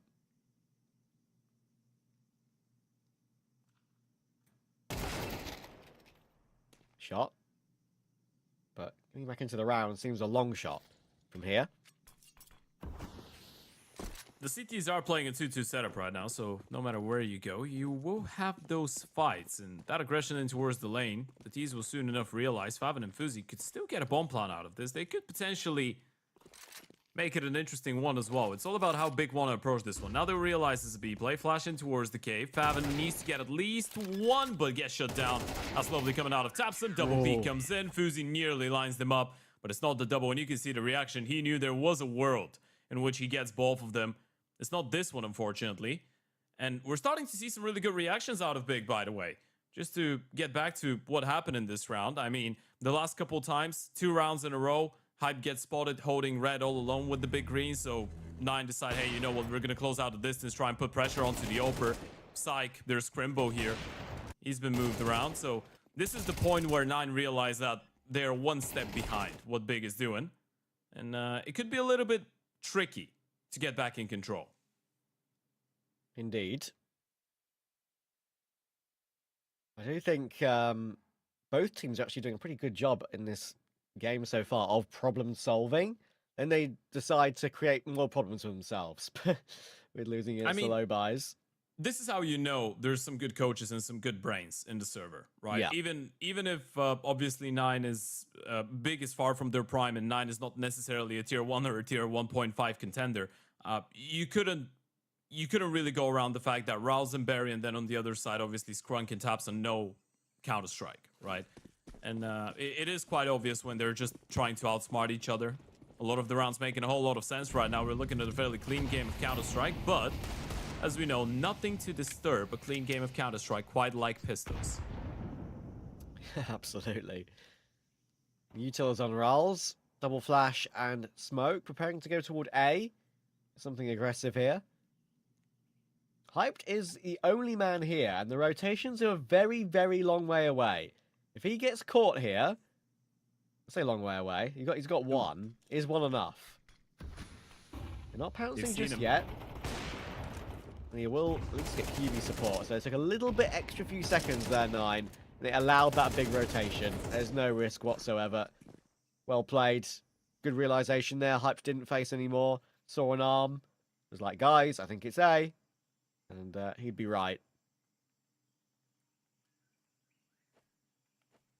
Looks like we're going to get level once again. The first couple of maps of Counter-Strike, the first series in the close qualifier were incredibly one-sided, even when there was map pick exchanges. But this series has been nothing short of a 50-50 game. And this is how Big want to keep it, sorry. Down bad, now back up. 4 in a row from a 6-1 to a 6-5. And they could be heading over to the break or the halftime switch at a leveled game. This is what they're after right now. That would be a lovely recovery coming out of Big. Yeah, we're really no closer at finding who's going to win this one. 9 could have run away with this half, without a doubt. They were pushing Big further and further back, defeating them on these mid pressures over and over, just like earlier. Bigger found an answer on the response. They're fighting. And JDC is doing what JDC does best on Ancient. Couple of really sharp headshots there. Hyped for support. And Fuzi and Faven are left 2v5. Big are going to recover a 6-6 half, and I am very impressed at that recovery. Yeah, this is the way to go. Big showing that they still have a little bit of fight left in them. And for both those teams, the longer this game goes, we're going to start asking the questions, who's got more energy left? And it's not because of the series only, it's because of the entire day. This is their second series, and it's been such a long one as well. As Devilwalk mentioned in the panel right before the start of this map, it's been more than 11 or 12 hours for some of those guys in front of the PCs, and it might start showing in the second half. It's going to be a leveled up score, a 6-2 lead for 9. That leads to a 6-6 half on Ancient. We're all leveled up heading into the final half of today's action here at the close qualifier. One of those two teams is going to make their way into the play-ins. One of those two teams will be one best of 3 away from a spot in Budapest in September. Yeah, massive opportunity. Of course, it was covered on the desk at the beginning of the broadcast, but all these teams participating in a big LAN like that would be huge for their VRS points. It's even the qualifier matches are all very important for all those points. But the main event appearance would be insane for them. Even the fact that you get to travel potentially to a LAN, get a couple you know, get some dollars from the prize money there. We know that the VRS points from a LAN tournament are doubled, so for those guys, considering there's no MRQs, there's no RMRs anymore, you just get invited to the major or you don't. It is a must. All of those events are the major qualifiers. Exactly, which is what this is kind of leading up to. Every single event counts, every single match counts. And Nine would know all about that, as we spoke about earlier, missing out on one of the major qualifiers by 1 point. In That's the recent bomb. times. What? That is a huge push for Faven. He's managed to remove Kyubi. Fuzi's spamming away with those dualies and to God. find 2 kills on the, I guess you could say, spray control with those dualies was pretty impressive. And Crimbo may have found 2 kills, and he can pick up the bomb. That's a 1v5. Unfortunately, he's about to get a rude awakening. Bop! That's a pistol round for 9.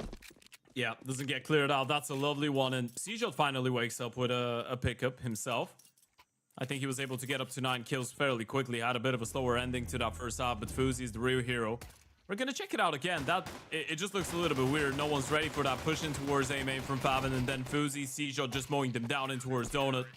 Valiant effort coming out of Crimbo, but 9 finally pick up their first round in quite a while. That's, again, one of the 2 halves starting with a little bit of an advantageous situation here for 9. This should be another clean one on the board. Faven will push forward alongside Rolls, and they will munch up the eco. Now is where the serious business begins for Big.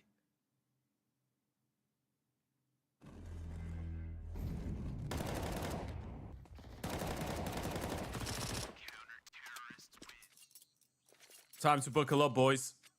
Now we're reaching the point where 1 round could have the entire map in itself. Every single round becoming more and more impactful as time goes on. First buy round for Big, gonna be interesting to see how they want to approach this one. Obviously, we do know that 9 love establishing mid control on both the T and the CT side. And we're seeing that early Uto. Big deciding to answer back with a rapid reaction out the A bomb side. Kraken's already hearing the steps. Issue is he's not going to receive any support for a while. Got a gap with this smoke that he's put down, but he's going to choose to play behind the default box instead. He's got Sejot's support trying to break gaps in that smoke, and he does a great job to find Tabson. Kraken tagged down very low though when he took his duel. Hyped. Wanted to try and get control in Temple maybe. But I think Big are just going to pause for a little second to see if 9 overextend. You pause. Only issue is there's no further smokes on the side of Big, so the moment that those defensive smokes fade, he needs to fight for something. Flash is absolutely perfect. No one could see a thing. But there was just simply too many of them in towards Tempo, and they mowed him down. 9 get their first buy round on that CT side. It's a 3rd in a row. It's a 9-6, and Big don't even get close to a bomb plant. Yeah, that's the issue with pausing, right? When you lose a couple of kills, just allows the other CTs to get into position. Add insurance policy upon insurance policy. Sejot doing another great job there, by the way, with another multi-kill to add to his list on the incredible day he's having. 13th of August might be his best day of professional Counter-Strike ever, who knows? When you look at consistency anyway, you might remember that almost record-breaking Dust 2 he played on LAN. Something like 37 in reg or something crazy. But this is incredible for him so far across the course of all the games he's played today. He's doing the right thing here as well. Pistol's coming his way. Flash is really good though. You ain't avoiding that flash. Oh no. Kraken's going to get run down by Tabson. Suddenly, they've overrun A. Yeah, you're just second guessing yourself right now, and you need to make a decision. Do you want to give this retake a go? You know this is just pistols, but they've picked up a couple rifles at this point. Might be better off by just calling it off. And this is definitely overcomplicating stuff now. Seajot caught in a bit of a weird predicament. Felt like he didn't really know whether he wanted to challenge, fight those pistols, or fall back. Didn't want to give them too much space, but didn't want to risk it too much either. Felt like he was stuck between 2 mines, and the flash was great.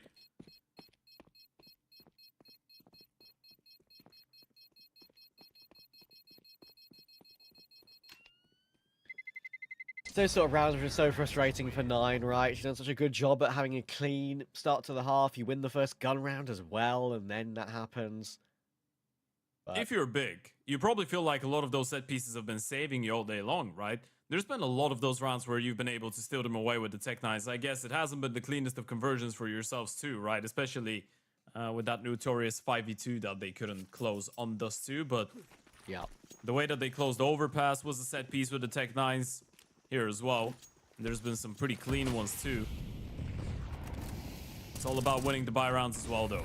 Getting the pistols is good. Here we go. You need to find a way to be competitive with the guns too. And C shot. Oh no! first whiff of the day. First whiff of the day. That's a shame.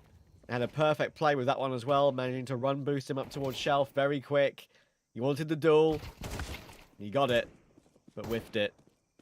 Kragan will at least respond on toward JDC. He did lurk on toward A, and Big have made no, despite losing the opening pick there, made no progress across the map with any control really at all.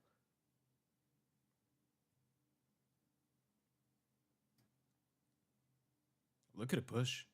Kragan's gone looking right now.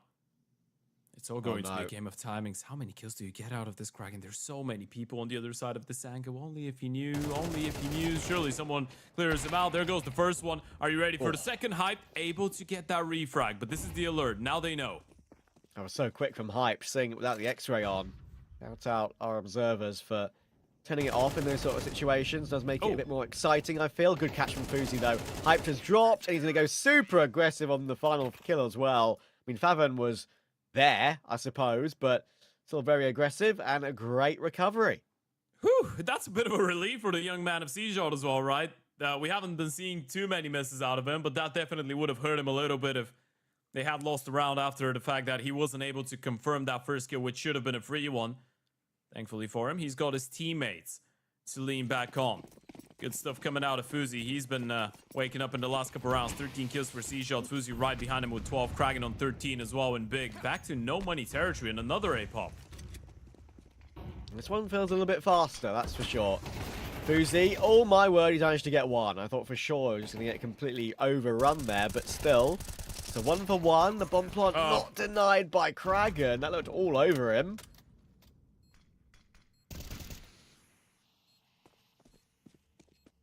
So difficult for 9. You've got, again, the util you'd want to retake here. Tapson's been tagged down low to 5 HP. Kit's available, you don't need to rush it. The first kill will come through for QB. Reswing's coming through. Favon does well to find 2. And that's when Kragan comes in. Hyped, P250, gone through the smoke. They're not checking him. There is one, picks up the AWP, misses the quick scope though. What a great attempt. Kragan, does he have it? I think he does. It's all good. Yeah. Smile on his face. Kragan saves the day. That was such a close one. Going down to the wire there. Hype nearly making it work with the cheeky play inside of the smoke. And now Kragan's going to start laughing slowly. 9. They know they've got Big in a really sticky situation right now. Money's there for the German side. Don't get me wrong. But they know 9 is just 2 rounds away from closing this one out. And there's so many things that were absolutely crazy about this round as well. First, the fact that Fuzi just refuses to give away the bomb site without getting a kill. Risks going down without a single heal. He's a lucky man that he even got the first one. Should have been dead to rights after deciding to challenge that smoke. Especially against the pistols. We're seeing some nerves, maybe some signs of the players feeling the brunt of exhaustion. Again, they've been playing for such a long time. This is their second best of 3 of the day. Big were the ones to open up Group A. That was at midday. And now it's almost 10 p.m. They've been sat here for a little bit over 10 hours. QB, good catch on Favon. Going aggressive R9 down toward B ramp, and I like that. A little bit of a change. I actually haven't seen that really before in this particular half. Fuzi in position, arm spotted, arm taken. JDC ripped out of the round, and they're peeking in 1 by 1 here. Pistol drawn, and he's got Riles' support. 9 are on 12. What a day it has been for them so far. Can they close? They were so ready for this. And you can tell by the reaction, so many times Big have tried to respond with those A plays later on. So many times have they just thrown some caution into the wind elsewhere on the map. Look at that blue line of rounds. Only 1 have Big been able to pick up on that T side. We were singing their praises after the recovery in the first half. They were down 2-6. They were able to level things up, but this T side is just not clicked for Tapson and co.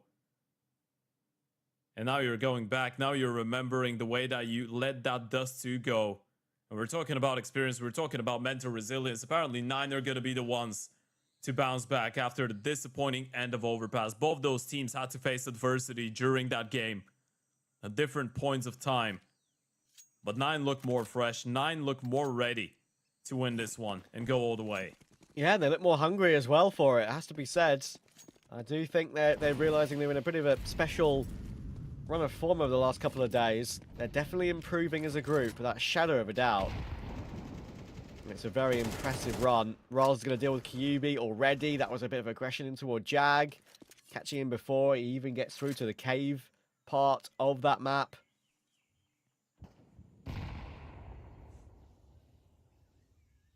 Five v 4. JDC might have mid control. I'm going to push up toward red. There is actually quite a big gap in red right now. They are going to go back to check it with Sejot. But he's got Rals there here to help once again. Big don't realize that they're just walking into a meat grinder right now. Oh my word. 4 players. Donut. Red. In we go. Sejot will react. Incredible headshot. And there is Rals as well. They have just red big like a book here.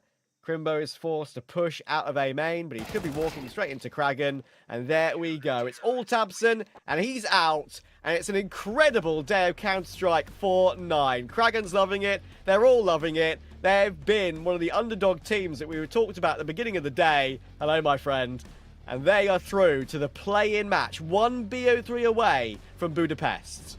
Yeah, one of the underdogs in online Counter-Strike over the last couple of weeks and months. One of the teams that has been struggling so much, but they go into the group stage and say, well, underdogs, what do you think about that? NIP go down, Big go down, 9 into the play-ins, ladies and gentlemen. One of the best days of Counter-Strike probably of this iteration of 9. And one of the best days of Counter-Strike for this organization since the start of the year. Definitely one to be proud of, but job not done quite yet.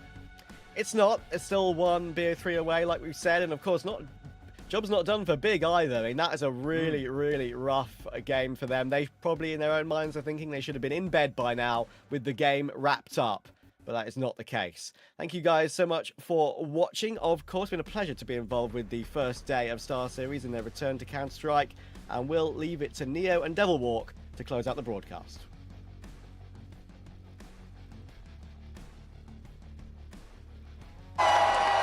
Fueled by the same passion as esports athletes, Zowie continuously develops tailored products, empowering gamers to bring their best out. Today, we are launching the all-new XL2566X Plus, which uses the newly developed Fast TN panel and upgraded Diac 2 technology. The new monitor series continue to evolve, refining details to ensure players can perform their best consistently in games. This December in Budapest, Star Ladder is back with the audience at all group stages, with an incredible arena for 20,000 spectators and a sensational Counter-Strike 2 action. He needs to move.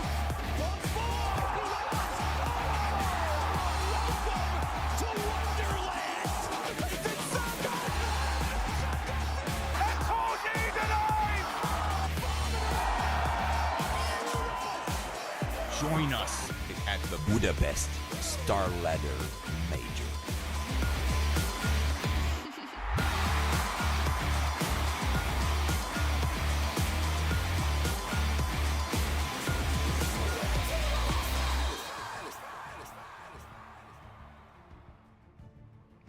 Well, not the day that I think Big were expecting, or, if we're being frank, Devilwalk, us, mate. 9 were the underdogs in this group. They were meant to be, of all the 4, the least likely to be #1 walking away. We thought Nit first, surely. Passion Away will put them below. Big, then 9. And look where we are now. 9, what a series for them. And not even that, just that, what a day.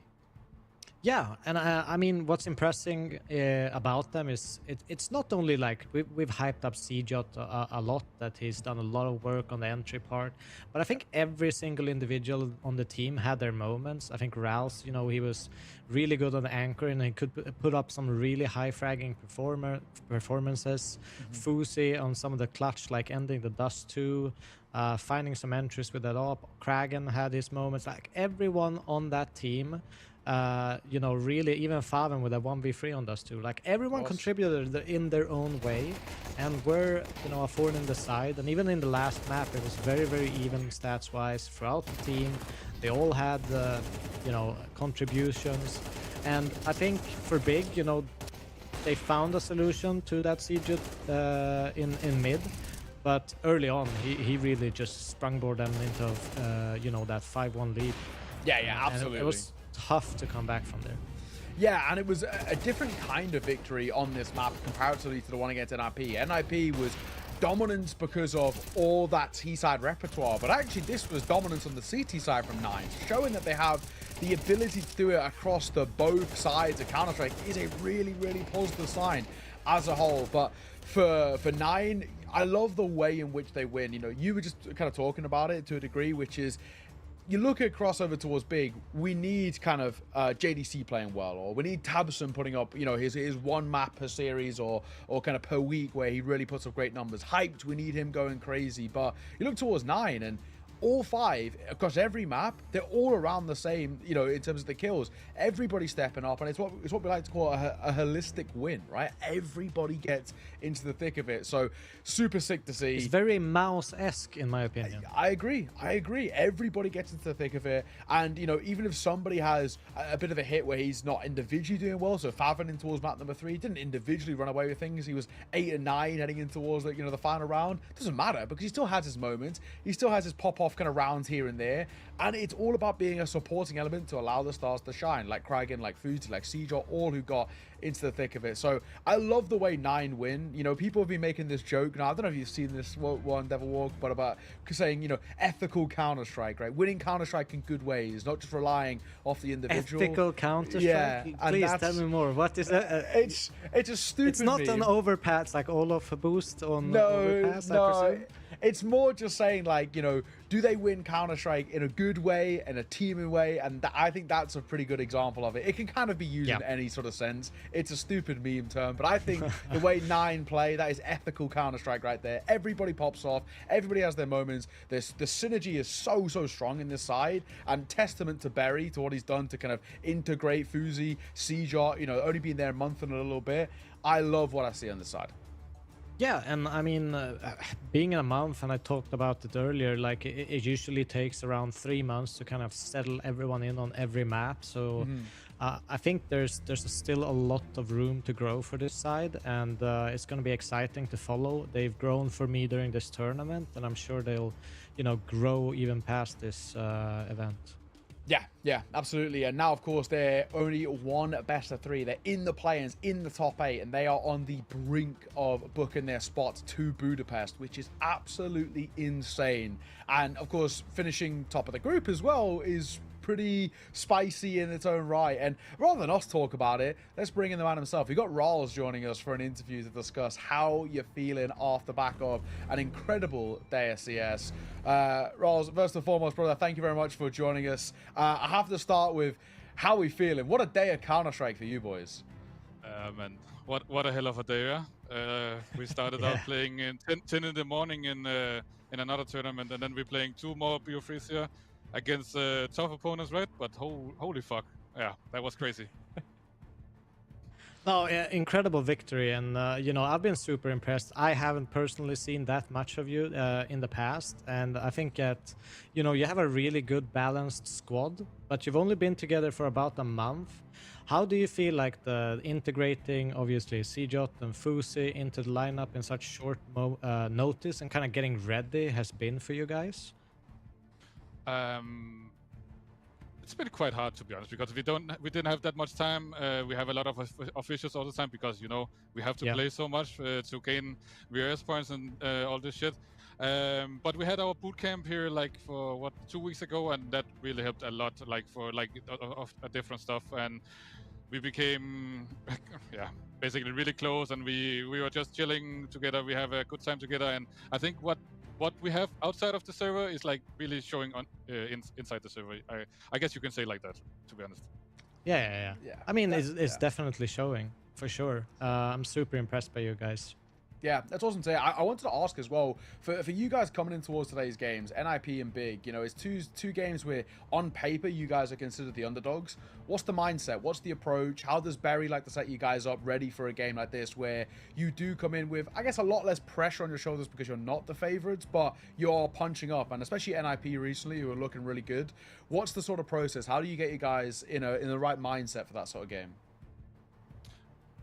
When we're going into games like this, our mindset is always that we want to win. Like there's not all this underdog shit, because we know we can beat these teams, and we know we can be as good as these teams also. We just need to fucking prove it, right? So yeah, I mean, we're going into the games like every other game, and for me personally, like I feel like the energy was insane, and we're getting the momentum also that we know we can actually beat teams like this, because you say they are high up there, they have been good also. So yeah, overall it's just been a great feeling, and let's take it all the way now. Yeah, I mean, I wish you the best of luck. I'll be rooting for you. You guys have impressed me, especially, you know, you've been quite a high fragging in-game leader as well during the day, so massive props to you. First map was not that good, bro. First map was not that good. No, but we'll remove that one. We can look at the highlights okay. here. Yeah. That's good. All right. Well, brother, thank you very much for joining us. Congratulations on today. A insane day. Go and get your rest. The world of Tier 2 Counter-Strike is busy always, but enjoy the rest of the evening off, man. And good luck to the rest again. of the tournament. Thank you, guys. Thank you for having me. Bye-bye. Bye-bye. Yeah, man, 3 best of 3s today as well. Playing 1 this morning at 10 a.m. and then going 2 back-to-back, NIP into Big. I mean, that is a crazy day, and do you know what? Not a bad day at the end of it. That's one of the days you're going to go to sleep tired, but pretty happy. Yeah, I'm pretty sure they're like in this mode where they're exhausted enough to go to bed, but they can't fall asleep because there's so much adrenaline in them still. So they'll probably have to wait another 3 hours before they can actually fall asleep. Yeah, I remember those days. I just checked as well. But they won their earlier game 2-0. So they won their first game. It's a 3 best of 3s, 3 wins. What a day. What a day of Counter-Strike. Yeah, that's a good day.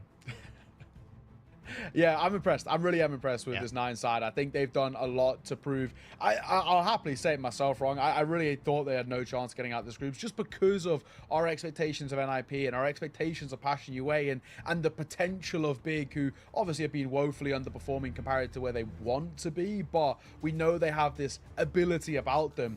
But we did not see that, today. It's also about, they've only been a team for about a month. I mean, how much can you expect? Even if we know the individuals, even if we know they are good individuals, they have it in them to be able to, synergize as well as they've done throughout this day. Is a hard task to kind of do in just a month. So super impressive. Yeah, exactly that. Of course, these are our results for today. Big, it was a pretty easy start today for them. 2-0 over Passion UA, but unfortunately 9 were their match. And 9, of course, were also the match for NIP, who have knocked them in towards the lower bracket. And what an elimination game we've got to kickstart it down there. Passion UA versus NIP in an elimination matchup.